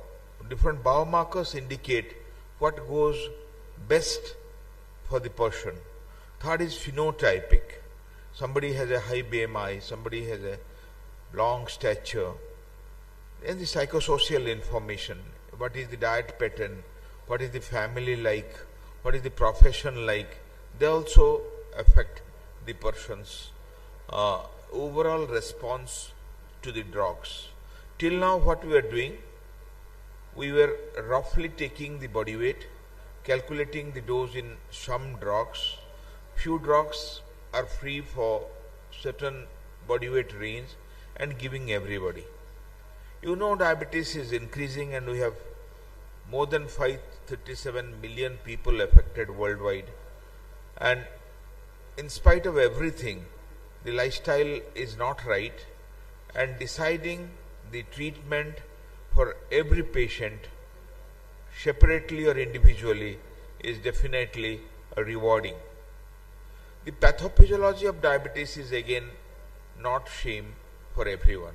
We have seen monogenic diabetes, we have seen the muscle, liver and fat tissue where the insulin resistance exists. We have seen the progressive beta cell dysfunction. We have seen MODY, LADA and different types which differ in their phenotypic composition. The treatment of paradigm shift tells that the sensitizers have come, GLP-1 receptors taking the center stage, SGLT2 inhibitor are preferred in people who have cardiorenal involvement, and in this scenario, the personalized medicine in diabetes aim to recognize the individual variability, prevent adverse drug reactions, improve the glycemic outcome, and optimizing quality of life. It moves beyond one size fits all. So right drug, right dose and right patient is the concept. You'll be surprised to know in certain A1C the complications are not equal to all diabetics. Suppose the A1C is around 9. You must have come across the patient with that A1C with poorly controlled diabetes. Few develop very severe diabetic kidney disease and the heart failure, whereas others remain unchanged. We know the genetic factor come as a big way, and the TCF7L2, FTO and KCNJ11 are known to many of us in the diagnosis of monogenic diabetes, the MODI, and the different polymorphism in the patients. The biomarkers, the A1C, the C-peptide, the lipid, the CRP, interleukin-6, there are many genetic biomarkers which are in the scenario. The pharmacogenomics decide the genetic variation. I have already told about the CYP to C9 influencing sulfonylurea response. These are already known to us that even in sulfonylurea, even in metformin, even in mutations affecting these drugs, the hypoglycemia caused by sulfonylurea are variable in the variable population depending on the pharmacogenomics, which we read in the books, but we are not coming to the people. You will be surprised the amount of exercise responsible for sensitization, preventing complications, decreasing the blood glucose also varies from person to person. We were quantifying 30 minutes, burning 300 calories, or walking like this. But the lifestyle modification, the tailoring to the fitness level, behavioral therapy, that's also decided in the genetic makeup. So the basis of lifestyle, the exercise, the restorative sleep, the social connections, substance abuse, stress management, healthy eating, all uncontrolled or controlled, different in your patient depending in their genetic makeup. The technological advances are many. We all use the continuous glucose monitoring, insulin pump and mobile health apps, and the patient's intelligence and ability to take gadgets definitely make a difference in choosing the equipments. The patient-centered care in the diabetes, what we are planning, people have become rich, affording, and they demand that all should not get the same treatment for similar problems. So every patient has to be calibrated regarding the genetic backup, the biomarkers, the phenotype, and the socio-cultural, socio-emotional environment, and the treatment will be planned. The global perspective is the adoption of the rate across countries, high in developed countries, low in developing countries, because the expenses become high. But challenges, limited access to the genetic testing, lack of clinician awareness, high cost, insufficient evidence in diverse population, and data privacy and ethical conscience, they come into picture. The genetic discrimination, equity of access, informed consent and data privacy raise the ethical issues. When these are done, people are discriminated. You will tell the intelligence is different, the ability is different, the response to the drug is different. There will be discrimination and there will be social boundaries. And here the regulatory bodies like FDA, EMA, developing framework of approving genomic tests, ensuring data security, monitoring clinical utility, global harmonization of regulation is needed. So future directions in personalized medicine are integration of multi-omics like genomics, proteomics and metabolomics. All of us know this genomics decide the response of the people. Recently we know that in responding to DPP-4 inhibitor, all are not equal. In responding to SGLT2 inhibitor, all are not equal. And the real-time personalized feedback system expanded genetic database in the diverse population. The integrating personalized medicine into clinical practice is what the latest need, where all people want that they should be personalized. If you tell this to your patient, patient will be very happy.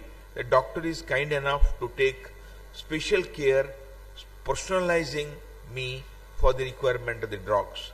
For a doctor, for medical science, for the hospital, for the center is a big task, but the clinicians' training and incorporation into the clinical guidelines, development of decision support is a challenge, but it is not far and already started in the developed countries. The artificial intelligence has come, the predictive analytic for risk stratification, personalized diet and exercise recommendation, and automated insulin dose adjustments are already in picture where virtual health coaching is in use. Patient's perspective on the personalized medicine, the favor personalized care may have genetic data, additional cost and complexity of information, but that is of use for the treatment. And the economic implication of personalized medicine are many.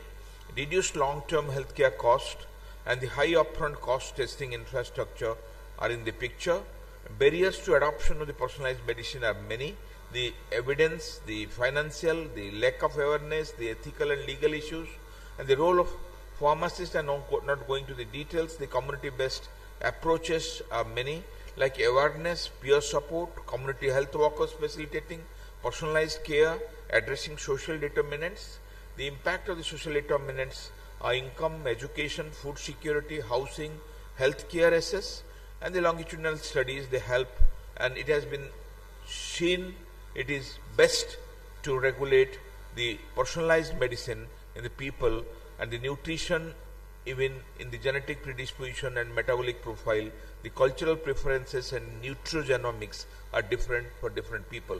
If you are thinking the lifestyle is same for all, the sulfonylurea, SGLT2 or the GLP-1 is same for all, we are at wrong. So the even diet, exercise prescription, the mental health consideration, cultural competence, and the telemedicine and the remote monitoring, they differ in our patients. Many people will be comfortable in telemedicine, many people will not. They'll not be benefited, they'll see their doctor once. That's what their mental makeup is.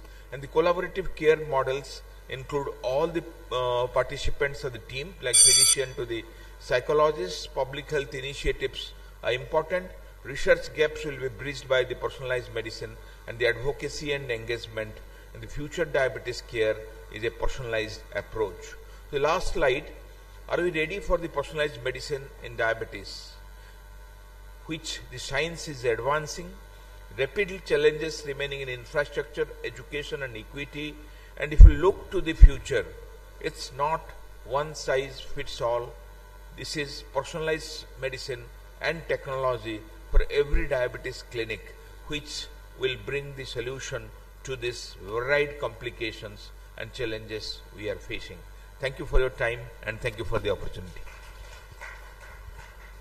Thank you, Dr. Panda sir.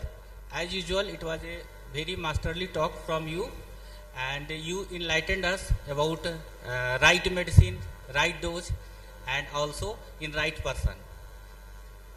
Thank you, sir. I think this was the last session for the day. All well, that ends well. We are going to conclude it. Thank you very much.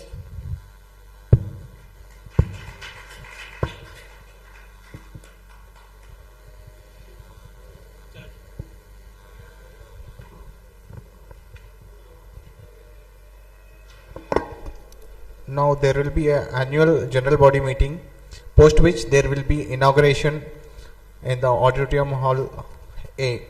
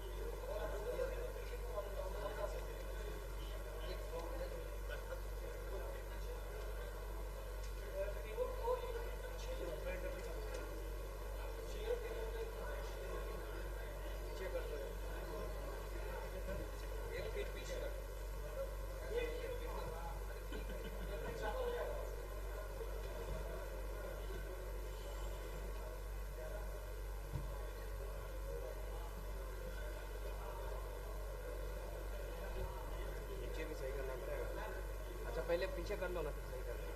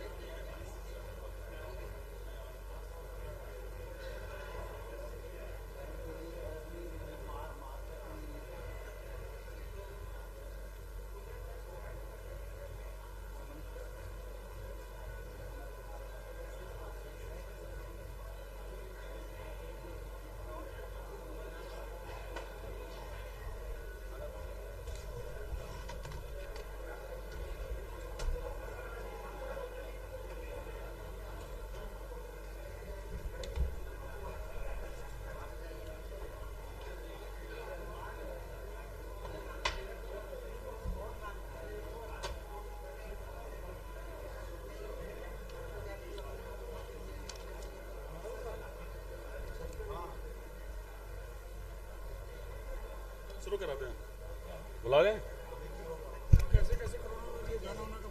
हाँ वो तो है madam, वो आगे में करेंगे। Madam कह रही थी ऊपर ही करा देते तो बेहतर था, तो ऊपर में हाँ वो केवल हट जाए ना। इसको आनंद और ये जो स्कॉट करके जो लाएंगे उनके सम्मान कौन करेंगे, ये केवल नाम किसी को देख देख के हम लोग ये हाँ किसी किसी का नाम एक दो आदमी से करा देते हैं क्या। कोई एक दो नाम दीजिए जो सबके लिए काम आ जाए। इतने लोगों को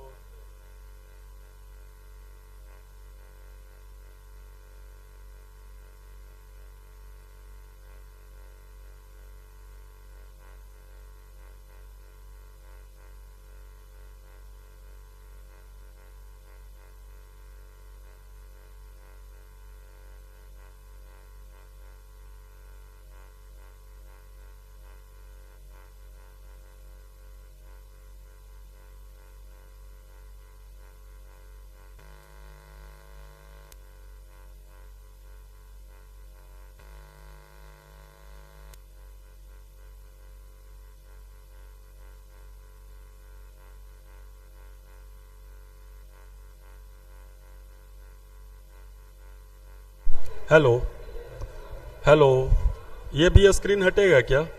ये भी हेलो भाई साहब, ये भी हटेगा क्या? ये रहेगा?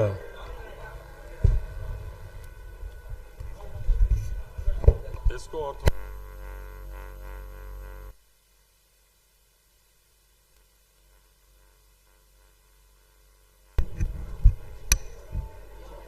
Hello check, hello check.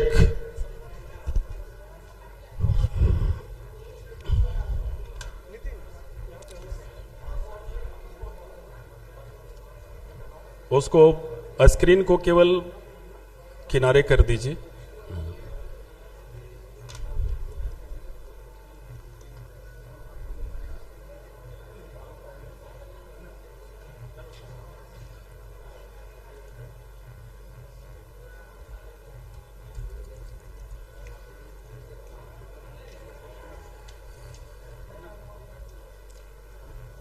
Very good evening. आज औरंगाबाद के इस पावन धरा पर आप सभी बाहर से आए चिकित्सकों का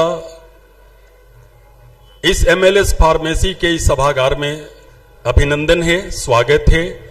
और पूरी दुनिया के लिए जो एक समस्या बन चुकी है उसके निदान के लिए आपकी प्रतिबद्धता का औरंगाबाद जिला स्वागत करता है। एक कमिटमेंट जो पूरी लाइफस्टाइल से रिलेटेड प्रॉब्लम है उसको सरलता से, सहजता से जनता के बीच ले जाने की जो संकल्प है उसके साथ आप सभी अतिथि यहां आए हैं। तो इस भगवान भास्कर की पावन धरा पर जहां भगवान सूर्य की रश्मियों से यह शहर पुष्पित पल्लवित है, वहां आप सभी का खैर मकदम है, स्वागत है, वेलकम है। एक बार तालियां औरंगाबाद जिले के लिए।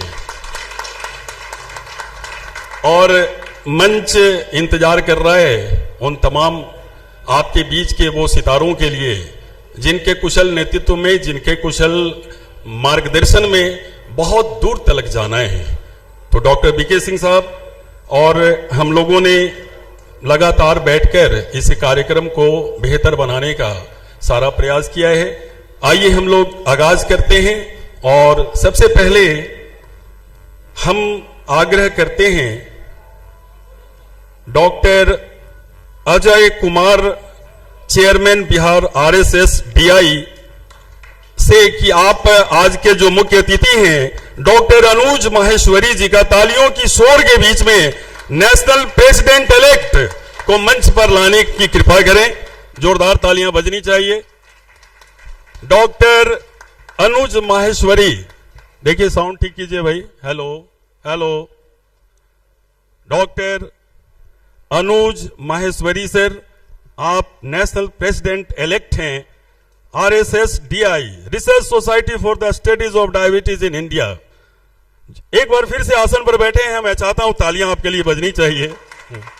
लखनऊ से पधारे हैं, अदब का शहर है और हम लोगों ने बड़े अदब से आपको आसीन कराया है मंच पर।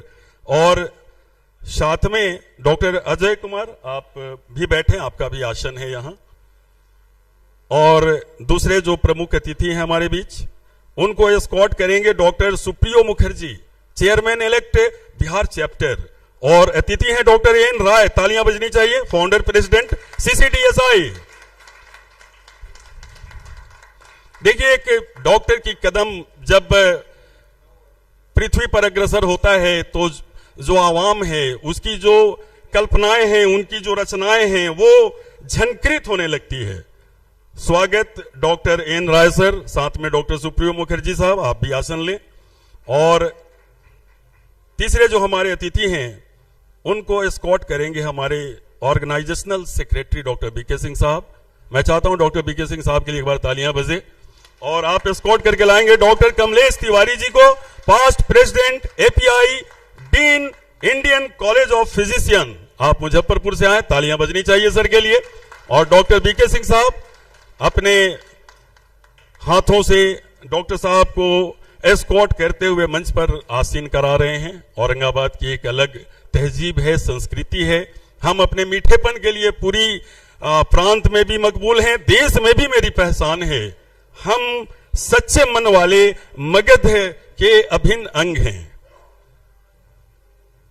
धन्यवाद डॉक्टर बीके सिंह साहब। और साथ में डॉक्टर बीके सिंह साहब का भी आसन है। चौथे हमारे जो गेस्ट हैं बड़े खास हैं, doctor Subhash Kumar ji, secretary RSSDI Bihar chapter. Escort करेंगे डॉक्टर विजय कुमार जी, आप न्यू दिल्ली सेक्रेटरी इलेक्ट हैं। कृपया मंच पर डॉक्टर, बड़े ऊर्जावान, बड़े स्फूर्ति दिखाने वाले डॉक्टर सुभाष कुमार जी के लिए एक बार तालियां बजनी चाहिए, जोरदार तालियां डॉक्टर सुभाष सर के लिए। आप दोनों आसन ले लें। अगले गेस्ट हैं इस ऑर्गेनाइजेशन जो औरंगाबाद की पावन धरा पर ये जो आकार लिया है अभी, उसके जो ऑर्गेनाइजेशनल चेयरमैन हैं, बड़े ही विनम्र और भद्र पुरुष डॉक्टर विजय कुमार सिंह जी।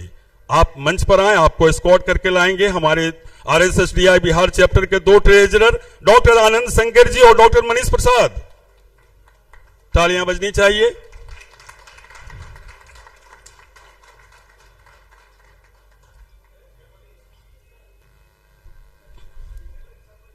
डॉक्टर विजय कुमार सिंह जी एस्कॉर्ट कर रहे हैं डॉक्टर आनंद शंकर जी और डॉक्टर मनीष प्रसाद। आप दोनों भी ट्रेजरर RSSDI। एक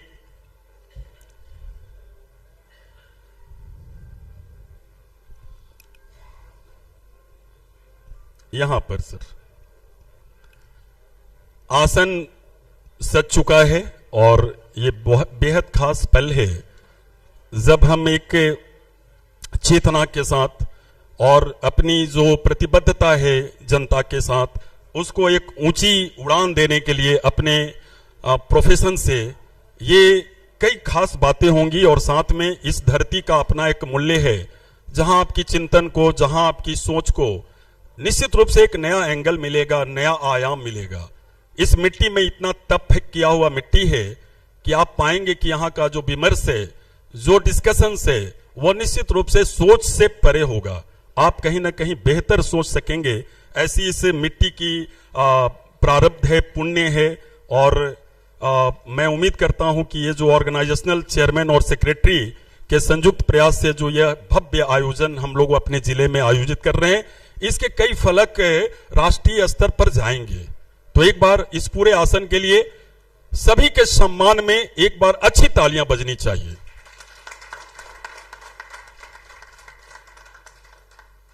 और अब हम अपने अतिथियों का फैसिलिटेशन करेंगे।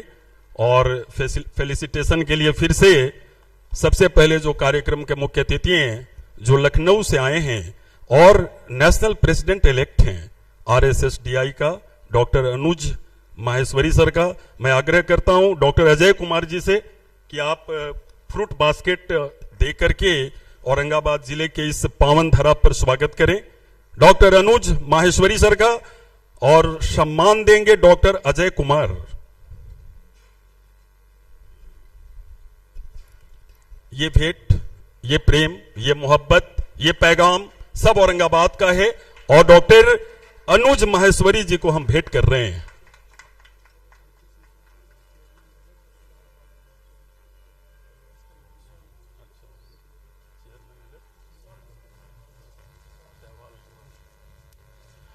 डॉक्टर सहवाल गुहा, चेयरमैन इलेक्ट, मैं आग्रह करता हूं कि आप कृपया मंच पर आ जाएं, तालियां बजनी चाहिए।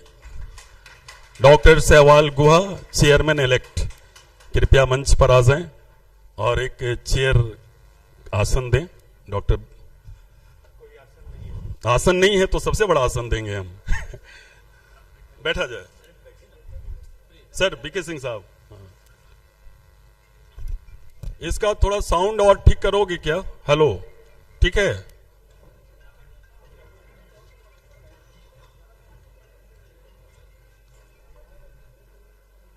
अब हमारे दूसरे अतिथि जो हैं, आप clinical cardio diabetes society of India के फाउंडर प्रेसिडेंट हैं, डॉक्टर एन राय सर। आपको सम्मानित करेंगे इस औरंगाबाद की पवित्र, जहां पर सर्वधर्म का पैरोकार रहा है ये औरंगाबाद। आपको डॉक्टर सुप्रियो मुखर्जी सर, जो चेयरमैन इलेक्ट हैं, आपको फूलों का बास्केट देकर सम्मानित करेंगे। डॉक्टर एन राय सर को, founder president clinical cardio diabetes society of India. तालियां बजाइए सर के लिए।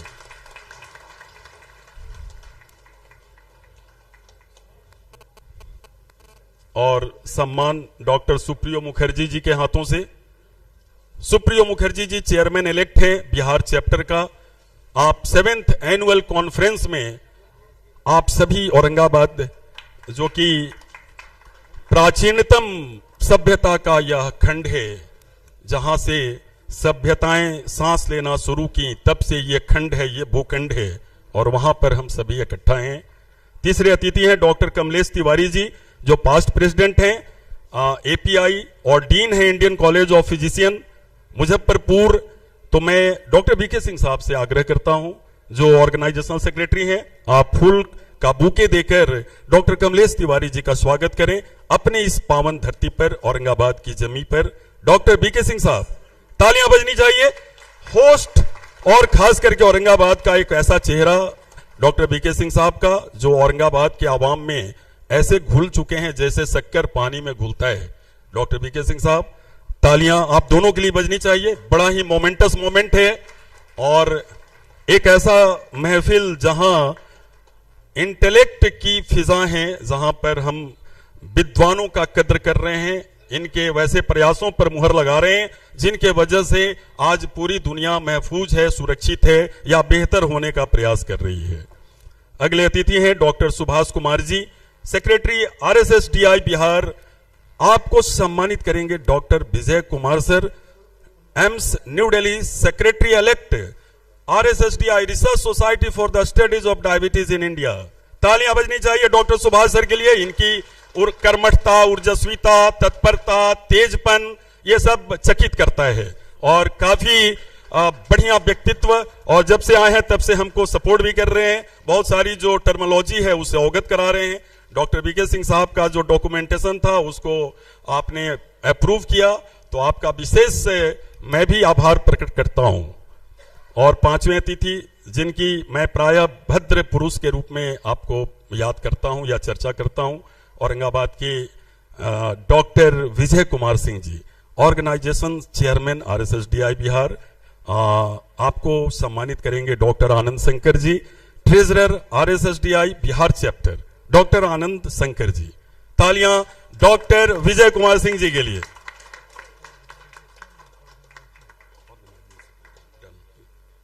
Organising chairman doctor Vijay Singh Kumar Singh ji का सम्मान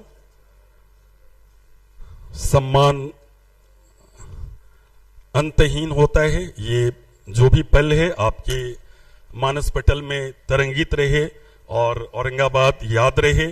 अब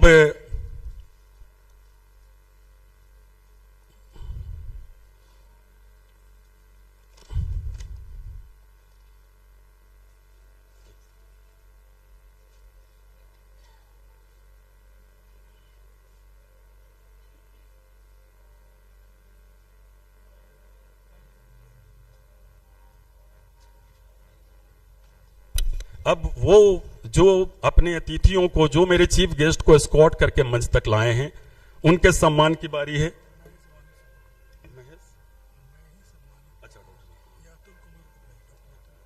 हाँ, मैं आग्रह करता हूं डॉक्टर अतुल कुमार जी से कि आप मंच पर आएं, और जिन्होंने ये महती दायित्व अदा की है आज इस प्रबंधन की तरफ से कि हमारे अतिथियों को मंच पर लाए हैं, उनका सम्मान बनता है। और अतुल जी से मैं आग्रह करता हूं कि कृपया मंच पर आ जाएं, तालियां बजनी चाहिए। सबसे पहले मैं चाहूंगा कि Atul ji doctor Ajay Kumar ji, chairman Bihar RSSDI का सम्मान फ्रूट बुके से करें। डॉक्टर अजय कुमार जी का सम्मान, जिन्होंने डॉक्टर अनुज माहेश्वरी जी को लाया था, तालियां बजनी चाहिए।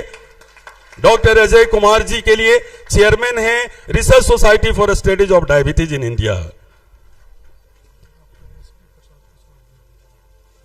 इसके बाद डॉक्टर SB प्रसाद जी से मैं आग्रह करता हूं कि कृपया मंच पर आ जाइए, और सम्मान हम करेंगे डॉक्टर सुप्रियो मुखर्जी जी का, जो चेयरमैन इलेक्ट हैं।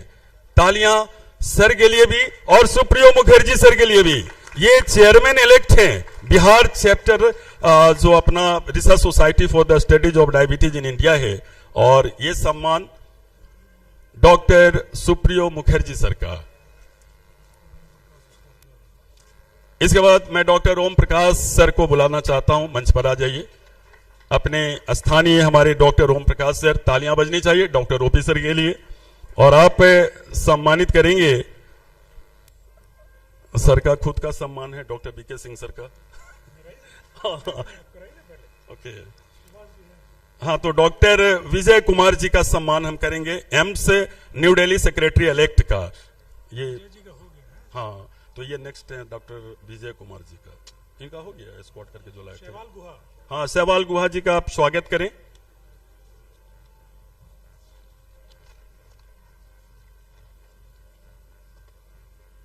इसके बाद डॉक्टर आनंद शंकर,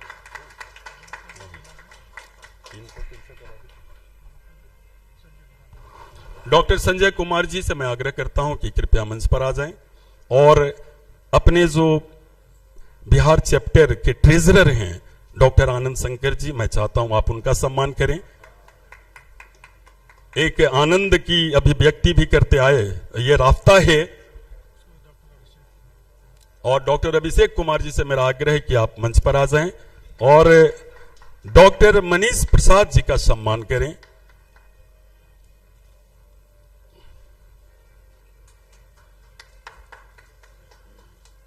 डॉक्टर अभिषेक सर, और सम्मान होगा डॉक्टर मनीष प्रसाद जी का, ट्रेजरर इलेक्ट।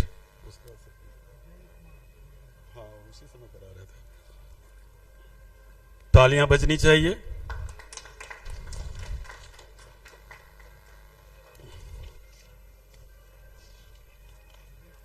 हाँ, और हमारे सेक्रेटरी इलेक्ट हैं डॉक्टर विजय कुमार सर। हाँ, डॉक्टर BK सिंह साहब अपने हाथों से, अपने करकमलों से secretary elect doctor Vijay Kumar जी का सम्मान करेंगे। मैं चाहता हूं एक बार सेक्रेटरी इलेक्ट के लिए बढ़िया ताली बजनी चाहिए। औरंगाबाद की इस आवाज को संजो कर रखेंगे डॉक्टर विजय कुमार जी, एम्स न्यू दिल्ली, और आप सेक्रेटरी इलेक्ट हैं research society for the studies of diabetes in India.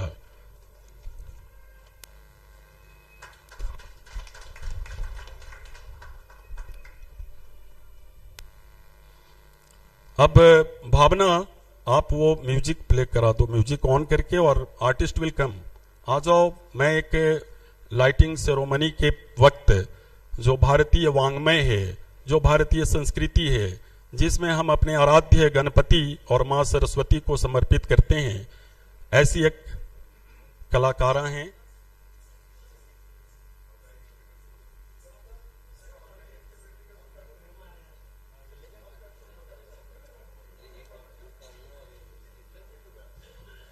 Sorry to interrupt. May I request Supriyo sir to kindly felicitate BK Singh sir, our organizing secretary. अच्छा sir ने अपना लिया नहीं था। हाँ, सर ने बतौर होस्ट चूंकि भूमिका में थे, इसलिए सर ने, मैं चाहता हूं डॉक्टर वीके सिंह का सम्मान, डॉक्टर ब्रज किशोर सिंह जी का सम्मान का पल है। सभी लोग ऑडियंस से मैं अपील करता हूं, एक बार अच्छी ताली बजाइए। ये सब अपने जिले वासियों के लिए भी बड़ा गर्व का पल है कि ऐसे खास से, बेटा आप 1 मिनट रुक जाना, एक थोड़ा ये लोग कर लेंगे, उसके बाद मैं आपको बुलाता हूं, ठीक है ना। भावना आप इन्हें बिठा लो। बहुत धन्यवाद सभी का जिन्होंने इस सम्मान कार्यक्रम के स्टेक होल्डर रहे हैं, सबका दिल से आभार इस पोडियम से मैं करता हूं। और अब मैं MLS फार्मेसी की बच्चियों को मैं आमंत्रित करता हूं मंच पर, आप आए और आ जाइए। और इसके बाद लैंप लाइटिंग होगा, तो ये कथक की जो नृत्यांगना है वो गणपति और सरस्वती का एक जुगल गायन करेगी, जिस पर ये कथक करेंगी। आप लोग आओगे तो माइक कॉर्डलेस वगैरह है क्या भाई? है तो दीजिए।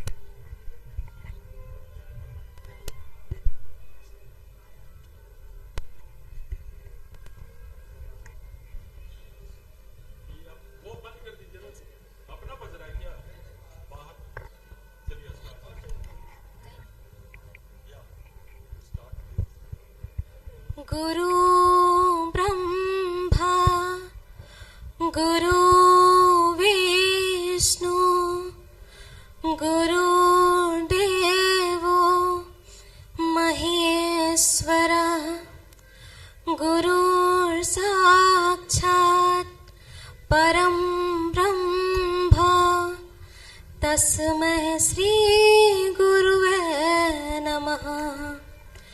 तस्मै श्री गुरुवे नमः। या कुन्देन्दु तुषारहार धवला या शुभ्रवस्त्रावृता या वीणावरदण्डमण्डितकरा या श्वेतपद्मासना या ब्रह्माच्युतशङ्करा प्रभृतिः देवैः सदा वन्दिता सा मां पातु सरस्वती भगवती निःशेषजाड्यां पहा शुक्लां ब्रह्मविचारसार परमा माध्यां जगद्व्यापिनी वीणा पुस्तकधारिणीं अभयदां जाड्यां जकारां पहा हस्ते स्फाटिकमालिकां दधति पद्मासने संस्थितां वन्दे तां परमेश्वरीं भगवतीं बुद्धिप्रदां शारदां बुद्धिप्रदां शारदां।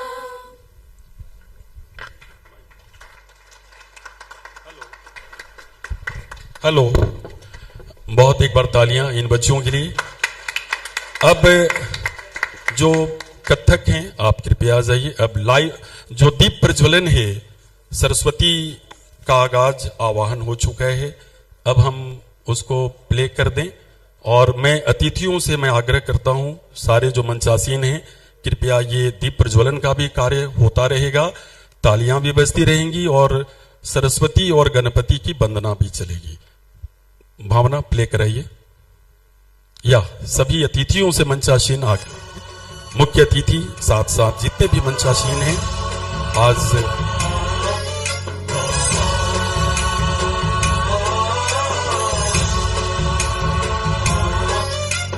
गणनायकाय गणदैवताय गणाध्यक्षाय धीमहि गुणशरीराय गुणमण्डिताय गुणेशानाय धीमहि गुणातीताय गुणाधीशाय गुणप्रविष्टाय धीमहि एकदन्ताय वक्रतुण्डाय गौरीतनयाय धीमहि गजेशानाय भालचन्द्राय श्रीगणेशाय धीमहि एकदन्ताय वक्रतुण्डाय गौरीतनयाय धीमहि गजेशानाय भालचन्द्राय श्रीगणेशाय धीमहि।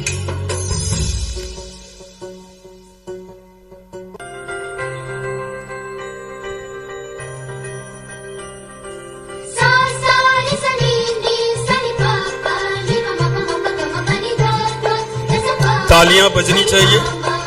ये एक शानदार शुरुआत मां सरस्वती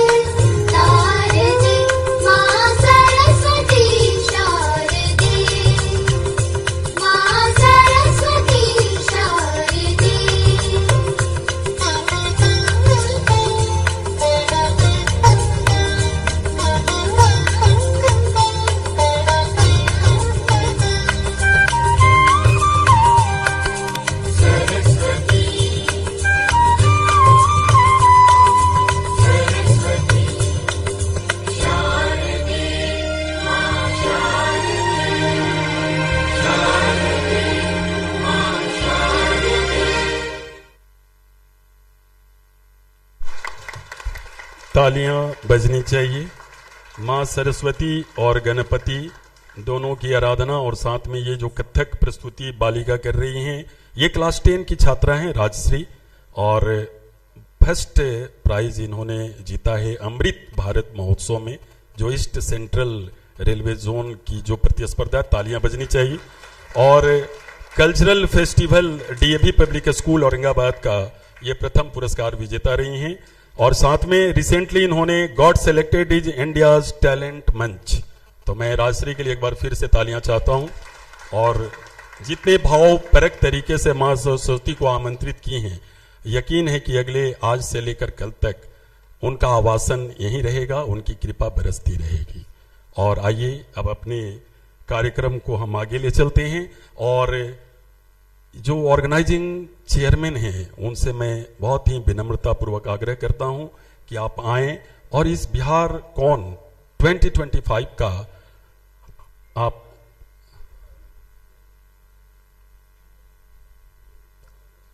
मैं डॉक्टर विजय कुमार सिंह जी, आप ऑर्गेनाइजिंग चेयरमैन हैं, एक बड़े कार्यक्रम जिन्होंने अपने विवेकपूर्ण निर्णय से आपने यहां कराने का प्रयास किया। एक बार तालियां डॉक्टर विजय कुमार सिंह जी के लिए।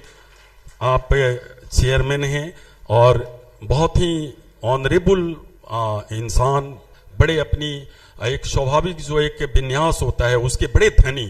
एक बार फिर से तालियां doctor Vijay Kumar Singh ji, organising chairman. President elect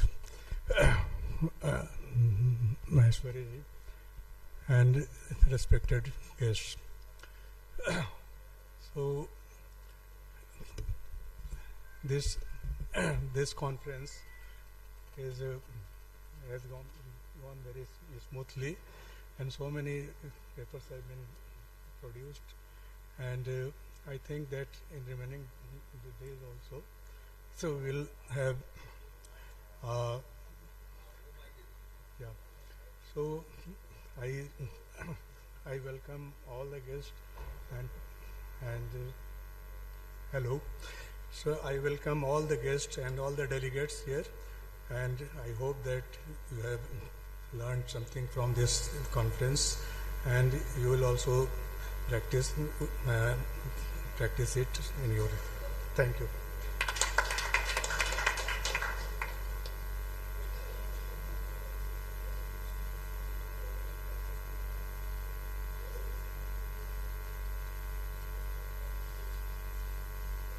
तालियां बजाइए डॉक्टर विजय कुमार सिंह जी के लिए।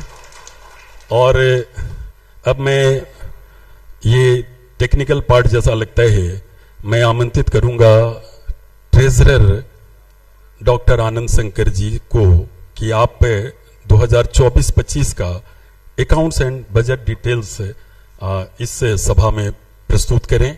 Doctor Anand Shankar, treasurer RSSDI Bihar chapter. तालियां बजनी चाहिए। नमस्कार। RSSDI बिहार चैप्टर के एनुअल कॉन्फ्रेंस में आप सभी लोगों का हार्दिक स्वागत है। खास करके हमारे मेहमान जो प्रदेश से बाहर से आए हैं और जो प्रदेश के सीनियर हैं। बहुत ही मुश्किल काम है हिसाब किताब देना, क्योंकि इसमें कभी न कभी कुछ न कुछ रह ही जाता है। आप लोग वरिष्ठ लोग हैं, कई कॉन्फ्रेंस को करा चुके हैं और कभी भी हिसाब पूरा नहीं होता है।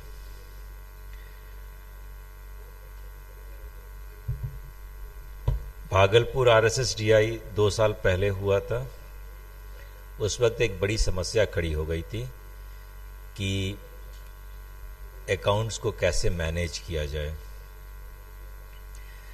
उस वक्त बिहार चैप्टर के पास सिर्फ एक अकाउंट था, जैसा कि सेंट्रल टीम का आदेश था कि कैनरा बैंक में एक अकाउंट रखना है।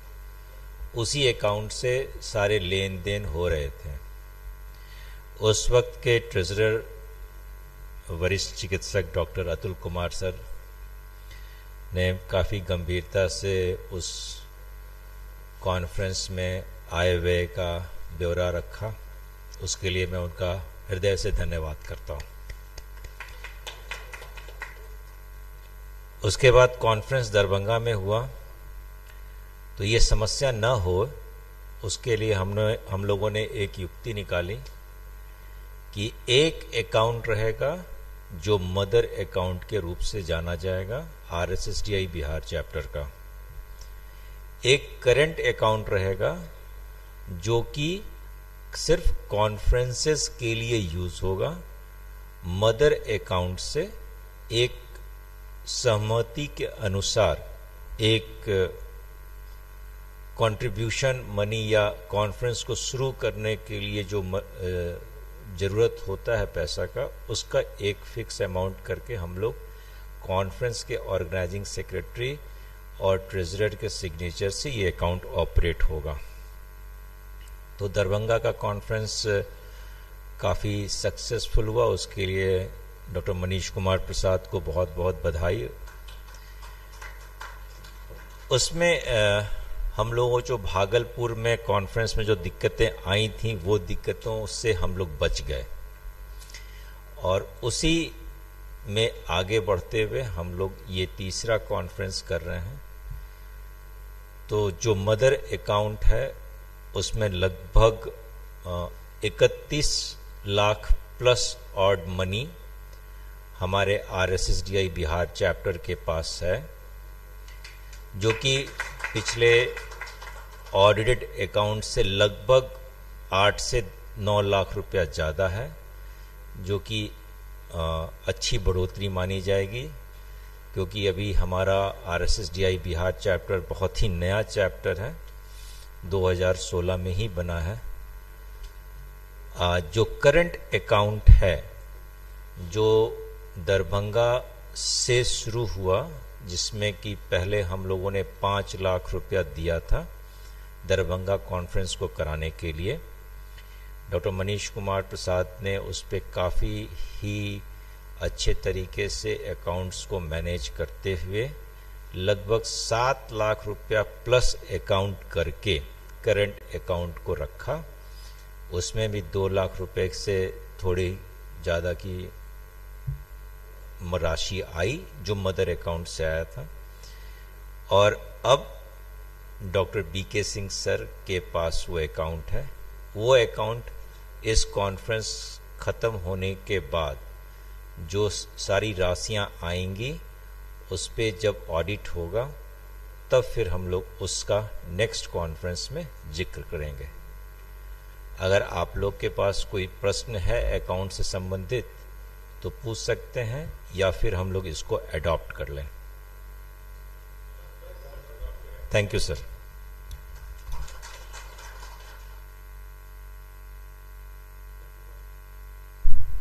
हेलो, धन्यवाद डॉक्टर आनंद शंकर जी। और अब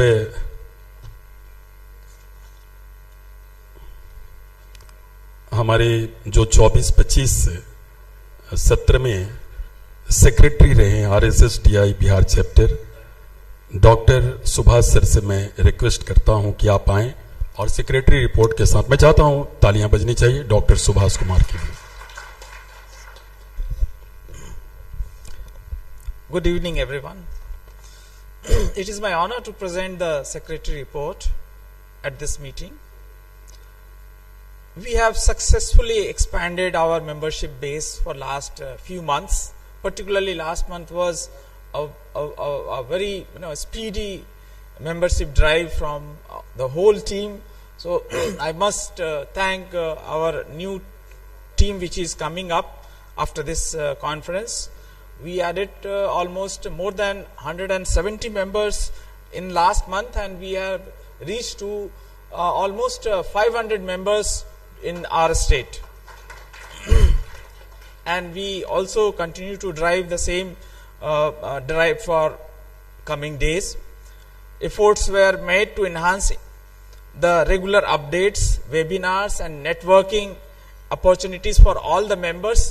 We have conducted several webinars as well as local CMEs.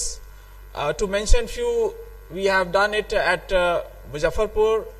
Darbhanga was one of the center where we did the last conference, and we added not only the new members, but we also we did successful conference over there to enhance the knowledge of local diabetologists and physicians. Multiple continuous medical education sessions were conducted in various cities otherwise also, which were nearby Patna and interiors. For last few months since I joined as a secretary, this happened to be the second term for me, though I never wanted to continue for the second term, but due to some technical reason. And my efforts were there to reach to the periphery of Bihar, where the science of diabetology should reach the students, the postgraduates, and all other relevant parties should be aware of the current practices and the most evidence-based science to our people who lives in the not only in the cities but also in the peripheries. The annual conference was one of the landmark feature at Darbhanga, which was well appreciated by the whole nation, all the RSSDI team members. And now at Aurangabad also, we are seeing the new grounds have been made, and we are progressing it in a very organized way. Regarding public health awareness, I have long list of names and places where we conducted a public health awareness program, not only by the center Patna team but to the peripheries. and I am thankful to all those people in the periphery, to name Abhay, to name Amit, so many people, and they had a continuous drive for public awareness, and I can see that the impact on our health system is almost started coming, and we can gauge it. Regarding the research and collaboration, I should say we had several new areas opened up with our Chairman Scientific Committee and Chairman Research Committee, Dr. Supriyo Mukherjee. We have worked on several aspects of it, though we need further drive on it, but our students have presented papers at the national level, and I must acknowledge Saharsa Medical College, Team Amit, to reach to the national level as a poster presentation by postgraduates, and other medical colleges have been involved in different research activity and educational activity. So we have got new insights and new grounds to work on, and I am very sure that in coming days we will be able to reach to a height where we can say that we have done well enough to console ourselves. So ongoing research activity, today also we had a discussion on the same research work which is there, which is on ground or which is still on paper we have to work on. I think financial overview, Dr. Anand Sankar, our treasurer, has given you a very clear brief of it, how well we progressed in terms of finances, and we could make new progress in that part also.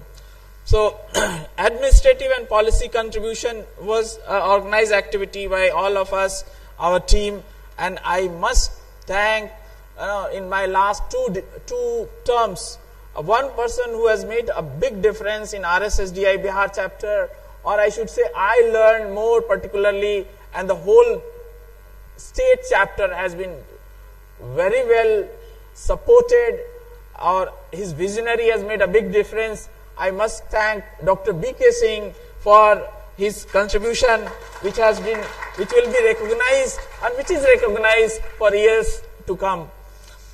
And we also have certain future plans. I think we have discussed, these will be more technical, so I'll just brief over it. And I sincerely thank our President Ajay Kumar, Executive Committee member who have been always helped me in whenever we wanted, organizing team member at this conference. Also they have worked day and night to make this conference successful. All the members and sponsors and media team I want to thank. So thank you very much.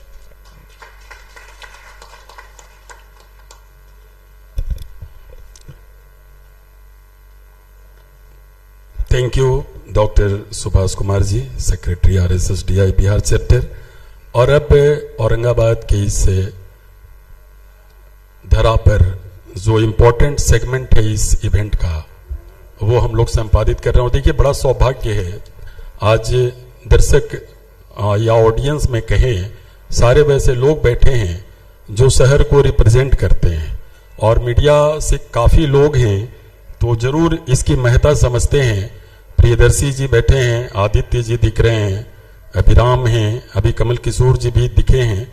ये ऐसा moment है जिसको जरूर आप capture कर रहे होंगे, और औरंगाबाद की जो बढ़ती रुआब है, जो बढ़ता आना है, उसमें एक बड़ा कदम है, जिसमें हमारे डॉक्टर विजय कुमार सिंह जी और डॉक्टर बीके सिंह साहब ने इतने बड़े इवेंट को यहाँ पर कराकर इतने बड़े बड़े डॉक्टरों को, इतने बड़े बड़े फेम्ड, माहेश्वरी सर से बात हो रही थी, लखनऊ से चलकर आए हैं, और राष्ट्रीय स्तर से इस कार्यक्रम को देखने या अवलोकन करने वाले लोग औरंगाबाद को समझ सकेंगे।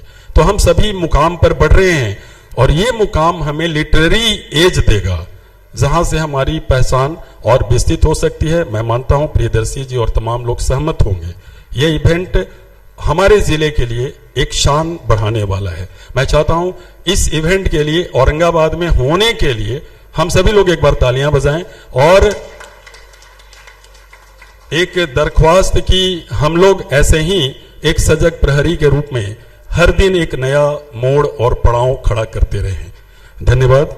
अब कॉलर चेंज जो एक इंपॉर्टेंट पार्ट होता है इस सेगमेंट का, उसको हम लोग संपादित करेंगे बड़े हर्ष के साथ। जिन्होंने अपना पूरा कार्यकाल बड़े ही संजीदगी और शिद्दत से कैरी किया है, वो अपनी लेगेसी को ट्रांसफर करेंगे और ये मोमेंट एक तरह से एक कैरी करने का है और जो लेने वाले हैं वो भी बड़े भाग्यशाली हैं। तो सबसे पहले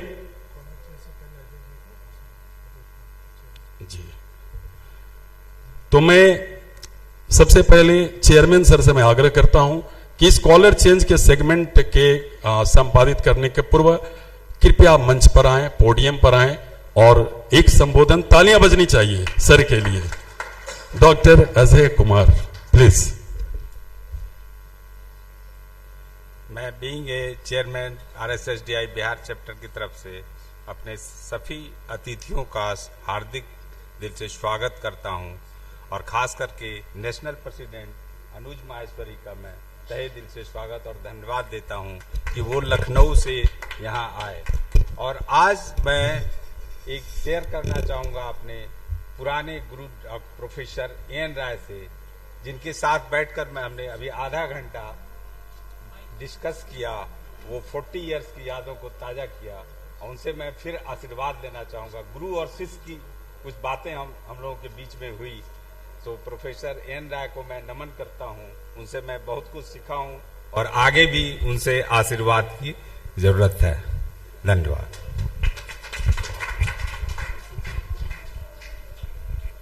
थैंक यू सर। और अब वो पल आ चुका है जब हम लोग लेगेसी का ट्रांसफर होगा। मैं सबसे पहले आग्रह करता हूं कि डॉक्टर अजय कुमार सर अपना जो कॉलर है डॉक्टर सुप्रियो मुखर्जी सर को हैंडओवर करेंगे और ये मोमेंट बड़ा खास है, इसलिए तालियां बजाकर अपनी मुहर लगाएं और एक विश करें कि आने वाला जो कमिंग एरा है, काल है, वो और महत्वपूर्ण हो और प्रभावी हो। तालियां बजनी चाहिए, ये बहुत इंपॉर्टेंट पल होता है, पूरा इवेंट का ये मेन पार्ट है।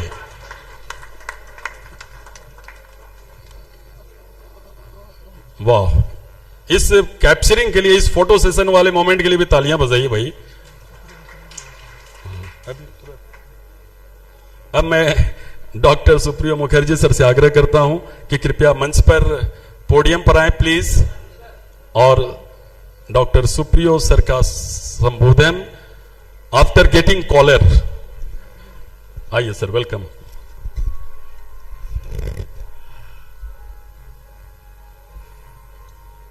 Good evening, ladies and gentlemen, dignitaries in the dais, Dr. Anuj Maheshwari, Dr.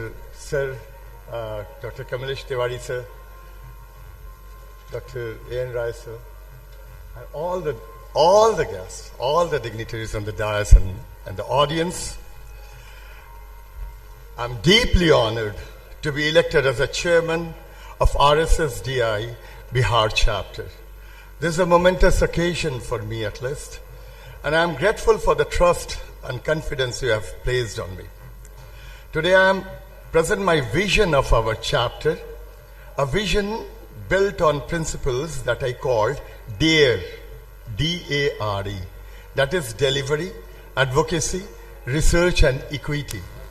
This fourth pillar will guide our efforts to revolutionize diabetes care in Bihar and create a lasting impact on the lives of those we serve. Delivery at the very heart of our mission, with the exceptional diabetes care in Bihar where healthcare challenges are multifaceted, we must ensure that every individual have access to timely, affordable and high quality care. By standardizing care, delivery and empowering healthcare provider and healthcare literacy as a core element, we can ensure that no person living with diabetes is left behind. We might have noticed, you must have noticed, that we have included important topics on type 1 diabetes care in resource-limited settings with a focus on young children, adolescent and transitional ages. Discussion will address the unique challenges faced at each stage ensuring a comprehensive approach to managing type 1 diabetes. In a diverse condition, our approach will focus on region-specific needs and patient education. Advocacy, which I am going to tell, is a driving force behind any progress of a society. Our chapter will amplify its voice to influence policy, secure resources, especially insulin in type 1 diabetes. No, not a single child will lose insulin or they are deprived of insulin. And raise awareness about the growing burden of diabetes, especially type 1 diabetes. Research that our chapter will cultivate, and we have started it from the very core of this. A culture of research inspiring very young professionals to explore new frontier in diabetes. We have already taken a significant step by organizing a highly successful research workshop at Medical College Sasaram. Dr. B.K. Singh was absolutely a leader, and Dr. Mahendra and others were very much involved in that, and we were very much successful. We got a success of high level. Thank you very much, Sasaram. And moving forward, we will establish research grants. That Anuj is there, Dr. Anuj Maheshwari is there, and I tell you that moving forward, we will establish research grant, collaborate with academic institutions, and promote studies tailored to Bihar's unique demographic and cultural context. By translating research into practice, we can develop locally relevant solutions and set new benchmark in diabetes management. Equity is our passion. Diabetes does not discriminate, so neither should we leaving no one behind. Our chapter is committed to championing equity by addressing the diverse need of all the population, rural or urban, old or young, men or women. To bridge the gap in diabetes management, we will have decided awareness campaigns, training community health workers, NGOs, affordable screening and treatment, and policy advocacy, which we will discuss with our very able team. We have a blueprint of all those things. We have made it ready, and we will start as soon as possible once we resume our office.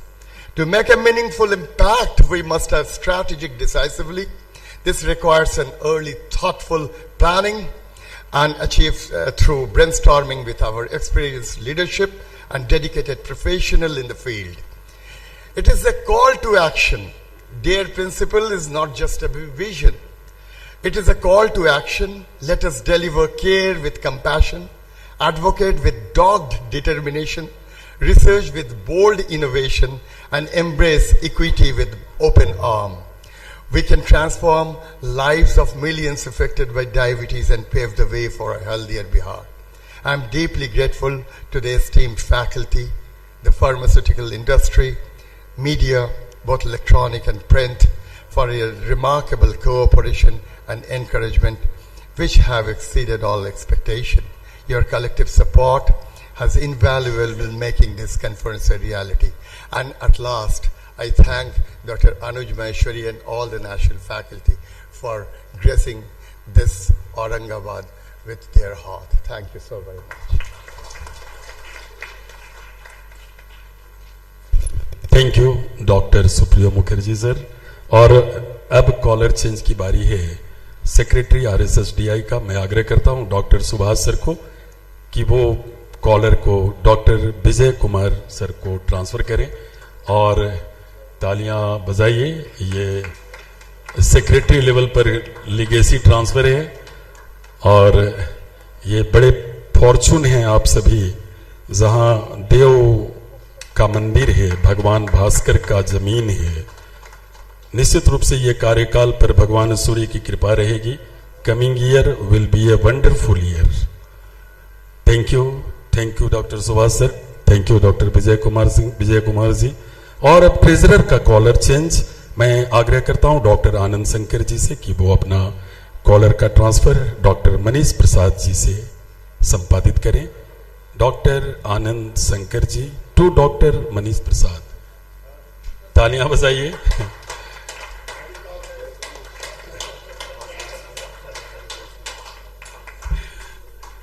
अभी time है।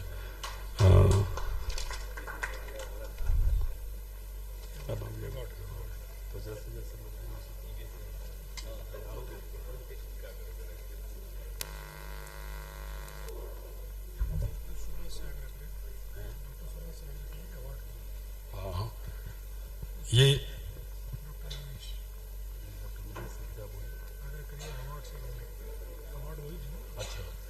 अब मैं doctor Manish sir से मैं आग्रह करता हूं कि आप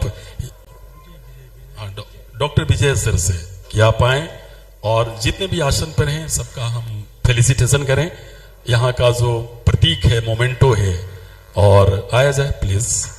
और ये बड़ा ही ब्लेस्ड भूमि है, यहाँ पर अवार्ड सेरेमनी सबको फेलिसिटेट करें, सबको मोमेंटो, एक रिकॉग्निशन का सर्टिफिकेट ये हम यहाँ देते हैं, तो वो एक आपके साथ जाएगा, आपके साथ होगा और औरंगाबाद की मधुर स्मृतियां आपके जहन में बना रहेगा।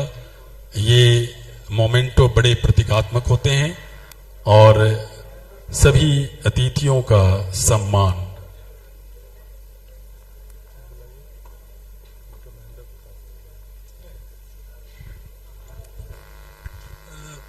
सबसे पहले मैं आग्रह करूंगा ये अवार्ड सेरेमनी के लिए कि पूरी RSSDI की टीम ने हमें रिस्पांसिबिलिटी सौंपी थी कि अवार्ड सेरेमनी होगी और 5 नाम उन्होंने दिया था हमें। उन 5 नाम में मैं आग्रह करूंगा सर्वप्रथम डॉक्टर अतुल कुमार को कि कृपया वो आए, और उन्होंने बहुत ही अच्छे तरीके से विगत पटना का कॉन्फ्रेंस ऑर्गेनाइज किया था और पूरी तन्मयता से साथ उन्होंने जो काम किया था RSSDI के लिए।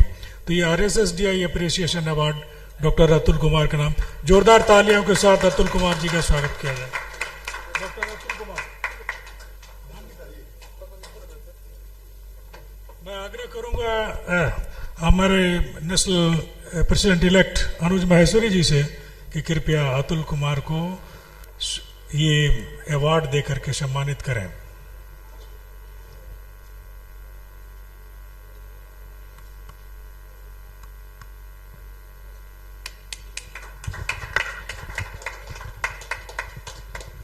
हेलो,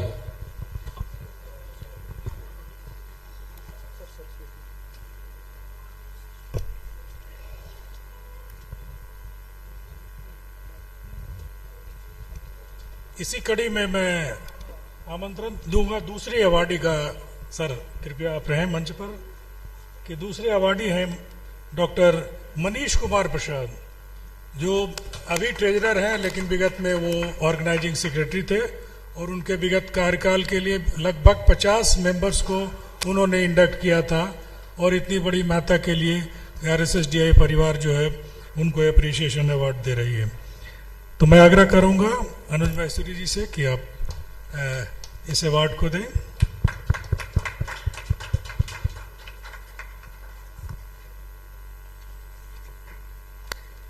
और तीसरा अवार्ड अगर सोशल सर्विसेज के लिए बहुत ही अहम रोल रहा है और बहुत ही रिमोट एरिया से डॉक्टर अभय कुमार अररिया से हैं, तो मैं अभय कुमार जी से आग्रह करूंगा कि वो मंच पर आए। और उन्होंने विगत सालों का कार्य किया है सोशल सर्विसेज के लिए और ये अररिया में रहते हैं और पूर्णिया मेडिकल कॉलेज से हैं और इन्होंने जो अपने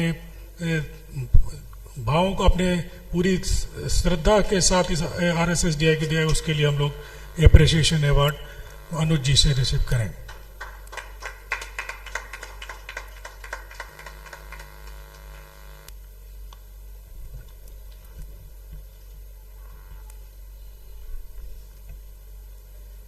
इस कॉन्फ्रेंस को काफी कुछ दिया है उन्होंने और विगत 1 साल से काफी कुछ काम किया है और पूरी तन्मयता से इस साइंटिफिक प्रोग्राम के पूरी तरह से बनाने में, उसको सजाने में और उसके जो आप खूबसूरत आप इस लोगों को और मोनोग्राम्स को पूरी देख रहे हैं उसको डिज़ाइन करने में जो सहयोग दिया है, मैं आग्रह करूंगा डॉक्टर महेंद्र प्रताप जी से कि मंच पर आएं और अपना अवार्ड रिसीव करें। जोरदार तालियां होनी चाहिए भाई।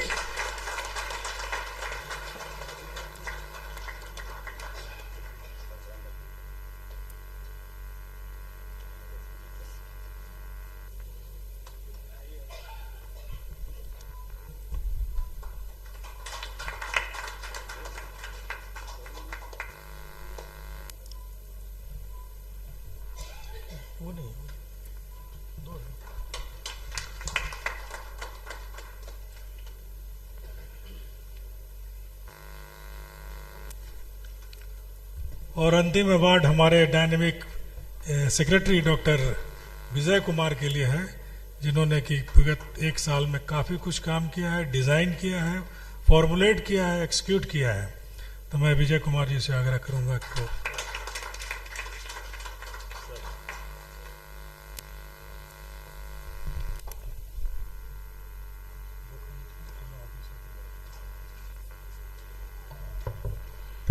धन्यवाद सर, बी सीटेड। और मैं तो फिर से आग्रह करूंगा डॉक्टर अनुज माहेश्वरी जी से कि फिर से आ जाएं। ये वहीं पर करा दें क्या book release?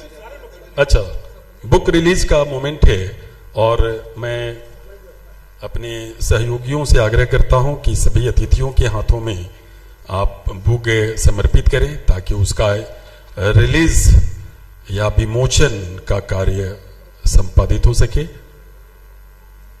Release of book और मैगजीन।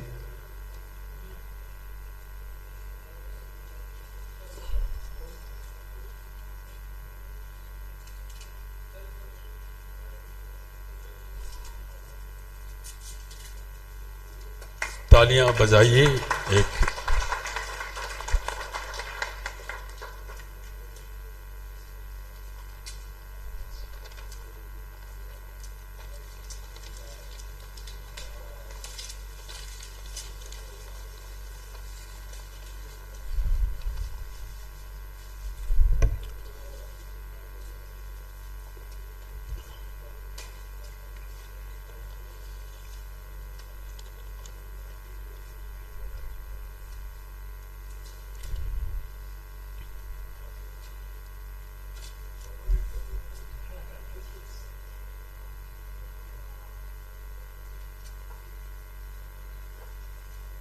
सर भी, डॉक्टर बीके सिंह साहब भी चले जाएं।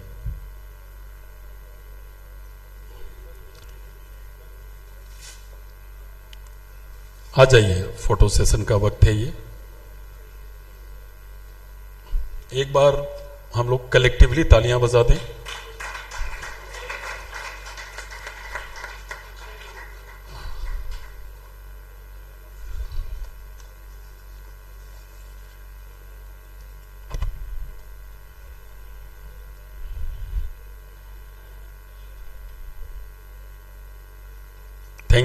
Thank you sir, thank you. अब ये अंतिम सेगमेंट की तरफ हम आ गए हैं, अब संबोधन हमारे अतिथियों का। तो सबसे पहले मैं आग्रह करता हूं, हमारे गेस्ट ऑफ ऑनर हैं doctor Kamlesh Tiwari ji, past president API, dean Indian college of physician. Doctor, mike वहीं देते हैं प्लीज, यहीं दे देते हैं।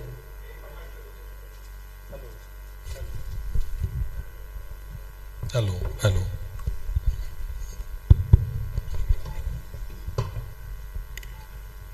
Chairman of the meeting, Dr. Supriya Mukherjee, Chief Guest, Dr. Anuj Maheshwari, Guest of Honor, Dr. N. Rai, other dignitaries of the RSSDI, seniors sitting in front of me, ladies and gentlemen. You can't imagine how much I am feeling. If a person is very sad or very happy, he speaks in his own language. And it is the time to speak me in my own language. Because today I am addressing Dr. Supriya Mukherjee. He was my favorite student in the college life. And not only Supriyo, 3 of my students are sitting in this row, Vijay and Seval Guha. So nothing can be better than this for me. So very happy. I'm very happy to see the arrangement done by Dr. B.K. Singh and scientific program done by Dr. Supriyo. Things are going very right. Everything is perfect. Scientific program, food, stay, it is very nice. One thing I would like to say that here we are RSSDI, but in the inner side of every one of you is physician. You are all a physician, basically. And you know that the annual conference of physicians is going to be held at Patna, and I am the organizing secretary. So you must cooperate, help to your extent, so that it becomes a successful one. Thank you very much. धन्यवाद sir. तालियां sir के लिए. बहुत ही नैसर्गिक और स्वाभाविक आकलन और एक स्वीकारोक्ति भी कि ये प्रबंधन बहुत ही व्यवस्थित है. Credit goes to doctor BK Singh साहब. And second guest of honour हमारे जो हैं doctor N Rai, founder president CCDI. Sir.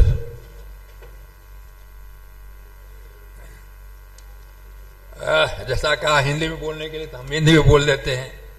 आज के chief guest professor doctor Anuj Maheshwari, guest of honour doctor Kamlesh Tiwari, other all dignitaries sitting on the dais of the dais. सर्वप्रथम हम सुप्रियो मुखर्जी को बधाई देना चाहता हूं कि वो आज से RSSDI बिहार चैप्टर का चेयरमैन का पदभार संभालना है. जैसा कि उन्होंने प्रोग्राम बनाया है, आई होप कि we are going to have an excellent year both in academic and social service.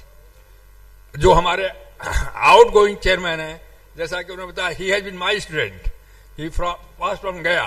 सो दोनों हम कमलेश तिवारी और मैं दोनों लकी हूं कि जो अभी जो चेयरमैन थे वो मेरे स्टूडेंट रहे, जो भाग ले रहे हैं वो डॉक्टर तिवारी के स्टूडेंट रहे. सो वो था लकी. ऐसा है कि हम एट आउटसेट हम सबसे पहले बीके सिंह को देखिए. ऐसा है कि हर जगह मेडिकल कॉलेज है, हर जगह कॉन्फ्रेंस ऑर्गेनाइज करने में, लेकिन we must give credit to BK Singh. He is a single handed person. उन्होंने बहुत मेहनत किया है और entire credit goes to other. सब लोग हैं साथ में, लेकिन entire credit goes to him for successful conference. You are having a good scientific programme, hospitality there, जैसा कि डॉक्टर कमलेश तिवारी ने कहा. लास्ट में मैं यही कहना चाहता हूं कि RSSDI हम लोग डायबिटीज के बारे में तो कर रहे हैं, लेकिन हम लोग डायबिटीज लाइफस्टाइल प्रिवेंट कर सकते हैं if you go to schools and rural areas. हमने CCDI के माध्यम से स्कूलों में जाना शुरू किया कि अब बच्चों में भी डायबिटीज हो रहा है, तो मास एजुकेशन हम लोग करें, रूरल स्क्रीनिंग करें. प्रिवेंशन रिसर्च तो करेगा, लेकिन प्रिवेंशन हमारे समझ से स्कूल्स में और रूरल में जाकर के टीचर्स को हम लोग ये मोटिवेट करें कि और हम लोग टाक दें बच्चों के लिए, क्योंकि देखिए फास्ट फूड की वजह से बच्चे इतने अबीज होने लगे और डायबिटीज यंगर एज में होने लगा. तो हम होने के बाद अगर हम करते हैं तो कॉम्प्लिकेशन होना ऐसा कुछ है. व्हाई नॉट टू प्रिवेंट और डिले इट. तो to prevent delay healthy lifestyle is most important. तो ये हम करें और मास स्क्रीनिंग रूरल एरिया में करें. यही जो मेरा RSSDI बिहार चैप्टर से कहना. I am sure Supriyo Mukherjee is there. We are going to have this. Thank you. धन्यवाद सर.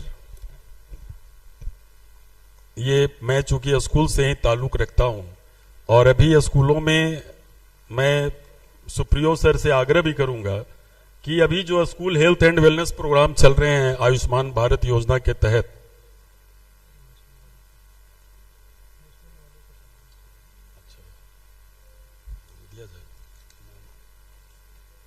तो उसमें बहुत सारे प्रॉब्लम्स एड्रेस्ड हैं. जैसा सर ने बोला, उसमें हम लोग एनीमिया भारत अभियान चला रहे हैं, राष्ट्रीय कृमि मिशन चला रहे हैं, आई टेस्टिंग हो रही है, लेकिन ये एंगल मिसिंग है. तो अगर सेक्रेटरी लेवल पर कोलैबोरेट किया जाए तो ये जो सर का कंसर्न है वो इंक्लूड हो जाएगा. हाँ सर.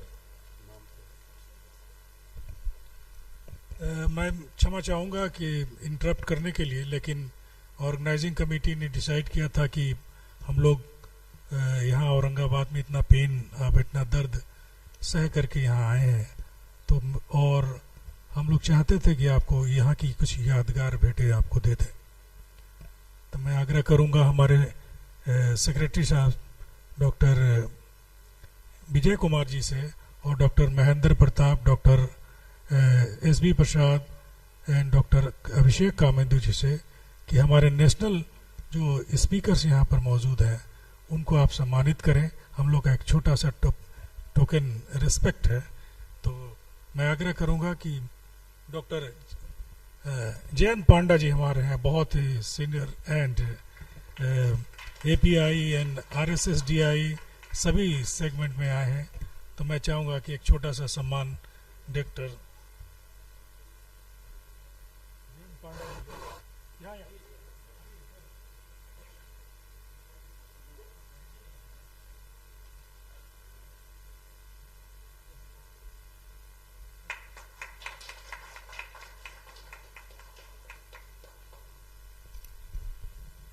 मैं आग्रह करूंगा डॉक्टर रवि कृति साहब से, please come on the DISE.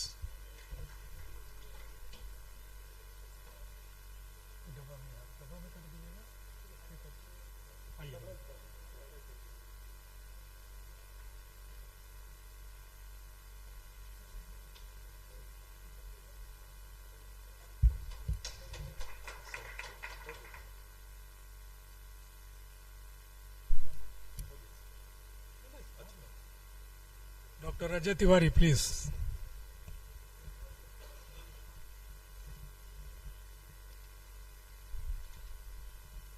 इसी कड़ी में डॉक्टर अशोक कुमार सिंह हैं, डॉक्टर अरविंद गुप्ता हैं, डॉक्टर अरविंद जगदीशा, प्लीज कम।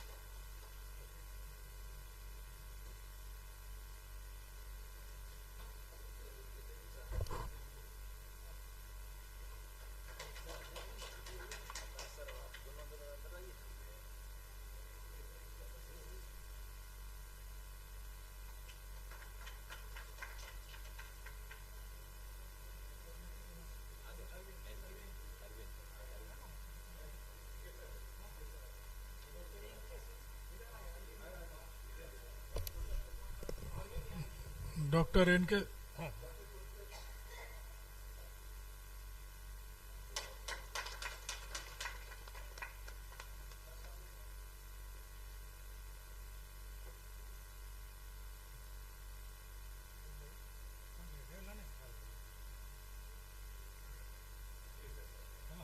बस आ रहा।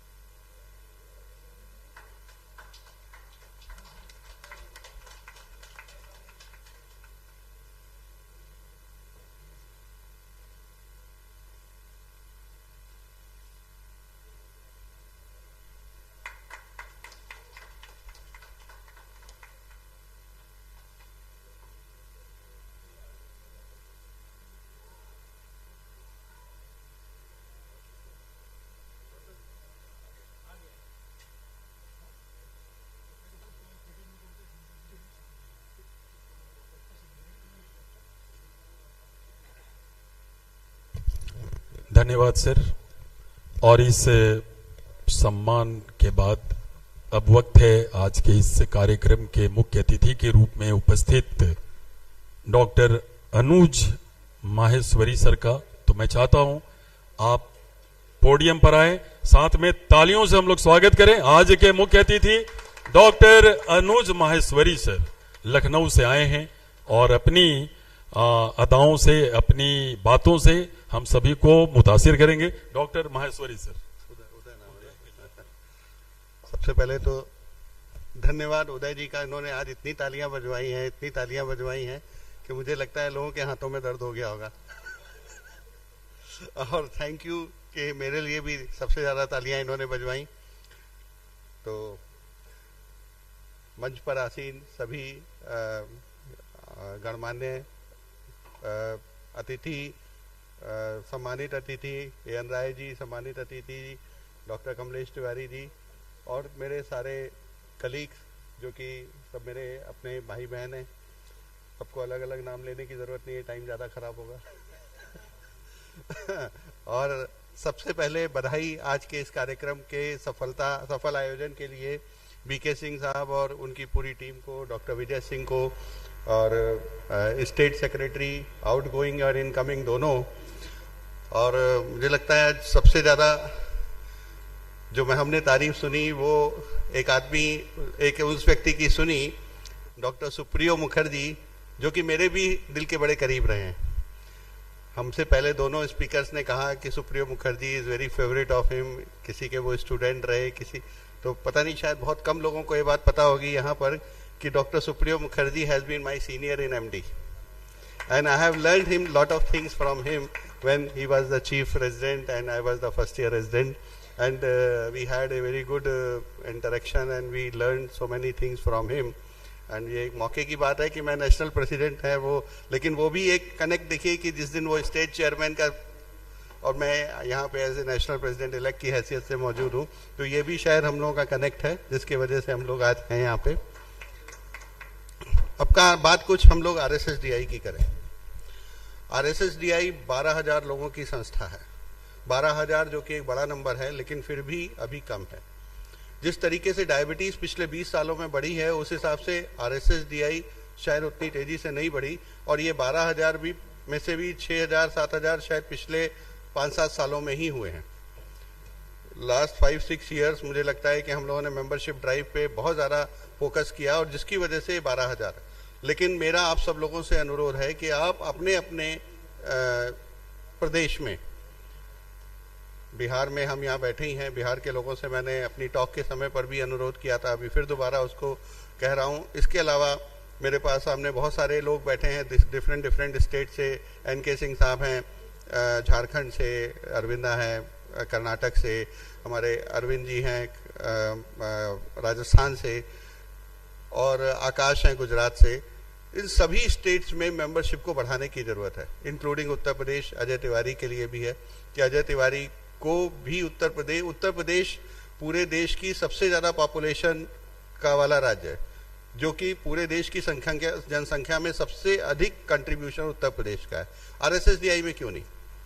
RSSDI में भी सबसे ज़्यादा मेंबर वहाँ से होने चाहिए, और उत्तर प्रदेश को एक मिसाल देनी चाहिए बाकी स्टेट्स को कि देखो भाई हमने इतना किया, तो आप लोग इससे भी इस लेवल तक आने की कोशिश करें। तो सबसे पहले हमें अपनी मेंबरशिप बढ़ानी है। मेंबरशिप ही हमारी ताकत है। हमारे पास जितने हाथ होंगे उतना ही हम लोग काम अच्छा कर पाएंगे। आज एक चीज़ ऐसी दिमाग में आई कि जैसे हम लोगों ने 3-4 साल पहले एक दिन में 1 मिलियन फुट केयर्स का एक लक्ष्य रखा था।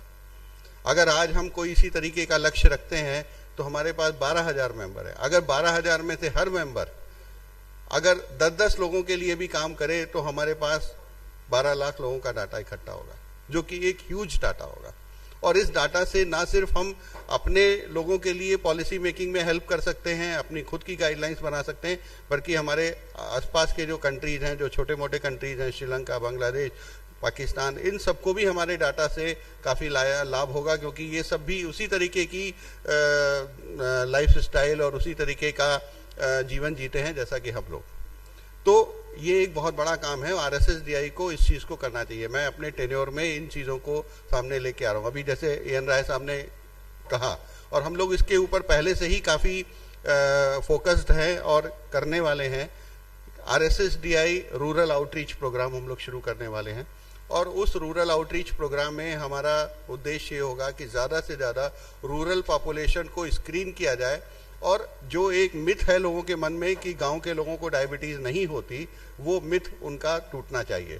क्योंकि ये जो 10 करोड़ से 11 करोड़ से ऊपर की जो संख्या है डायबिटीज़ में, जो कि डायग्नोस्ड डायबिटिक है, कहते हैं कि जितने डायग्नोस्ड हैं अबाउट 50% अनडायग्नोस्ड भी रहते हैं, पर अगर हम ये माने तो शायद हम 20-22 करोड़ होंगे। लेकिन 11 करोड़ की जो डायबिटीज़ की जनसंख्या है, ये सिर्फ शहरों से तो नहीं आ रही, इसमें काफ़ी गाँवों से भी आ रही है, लेकिन तमाम सारी गाँवों की अनडायग्नोस्ड में भी पड़ी हुई है, जिनको हम अभी तक पकड़ ही नहीं पाए हैं, और ना हम अभी तक उनको रोकने का कोई उपाय कर पा रहे हैं। ऐसा बहुत सारे लोगों के मन में ये भ्रांति रहती है कि डायबिटीज़ फिजिकल एक्टिविटी जो करता रहता है उसे नहीं होती। ये बात सही है up to certain extent, and काफ़ी हद तक इस बात सही है, और फिजिकल एक्टिविटी कम होने की वजह से ही डायबिटीज़ पहले आने शुरू हो जाती है या जल्दी होना शुरू हो जाती है।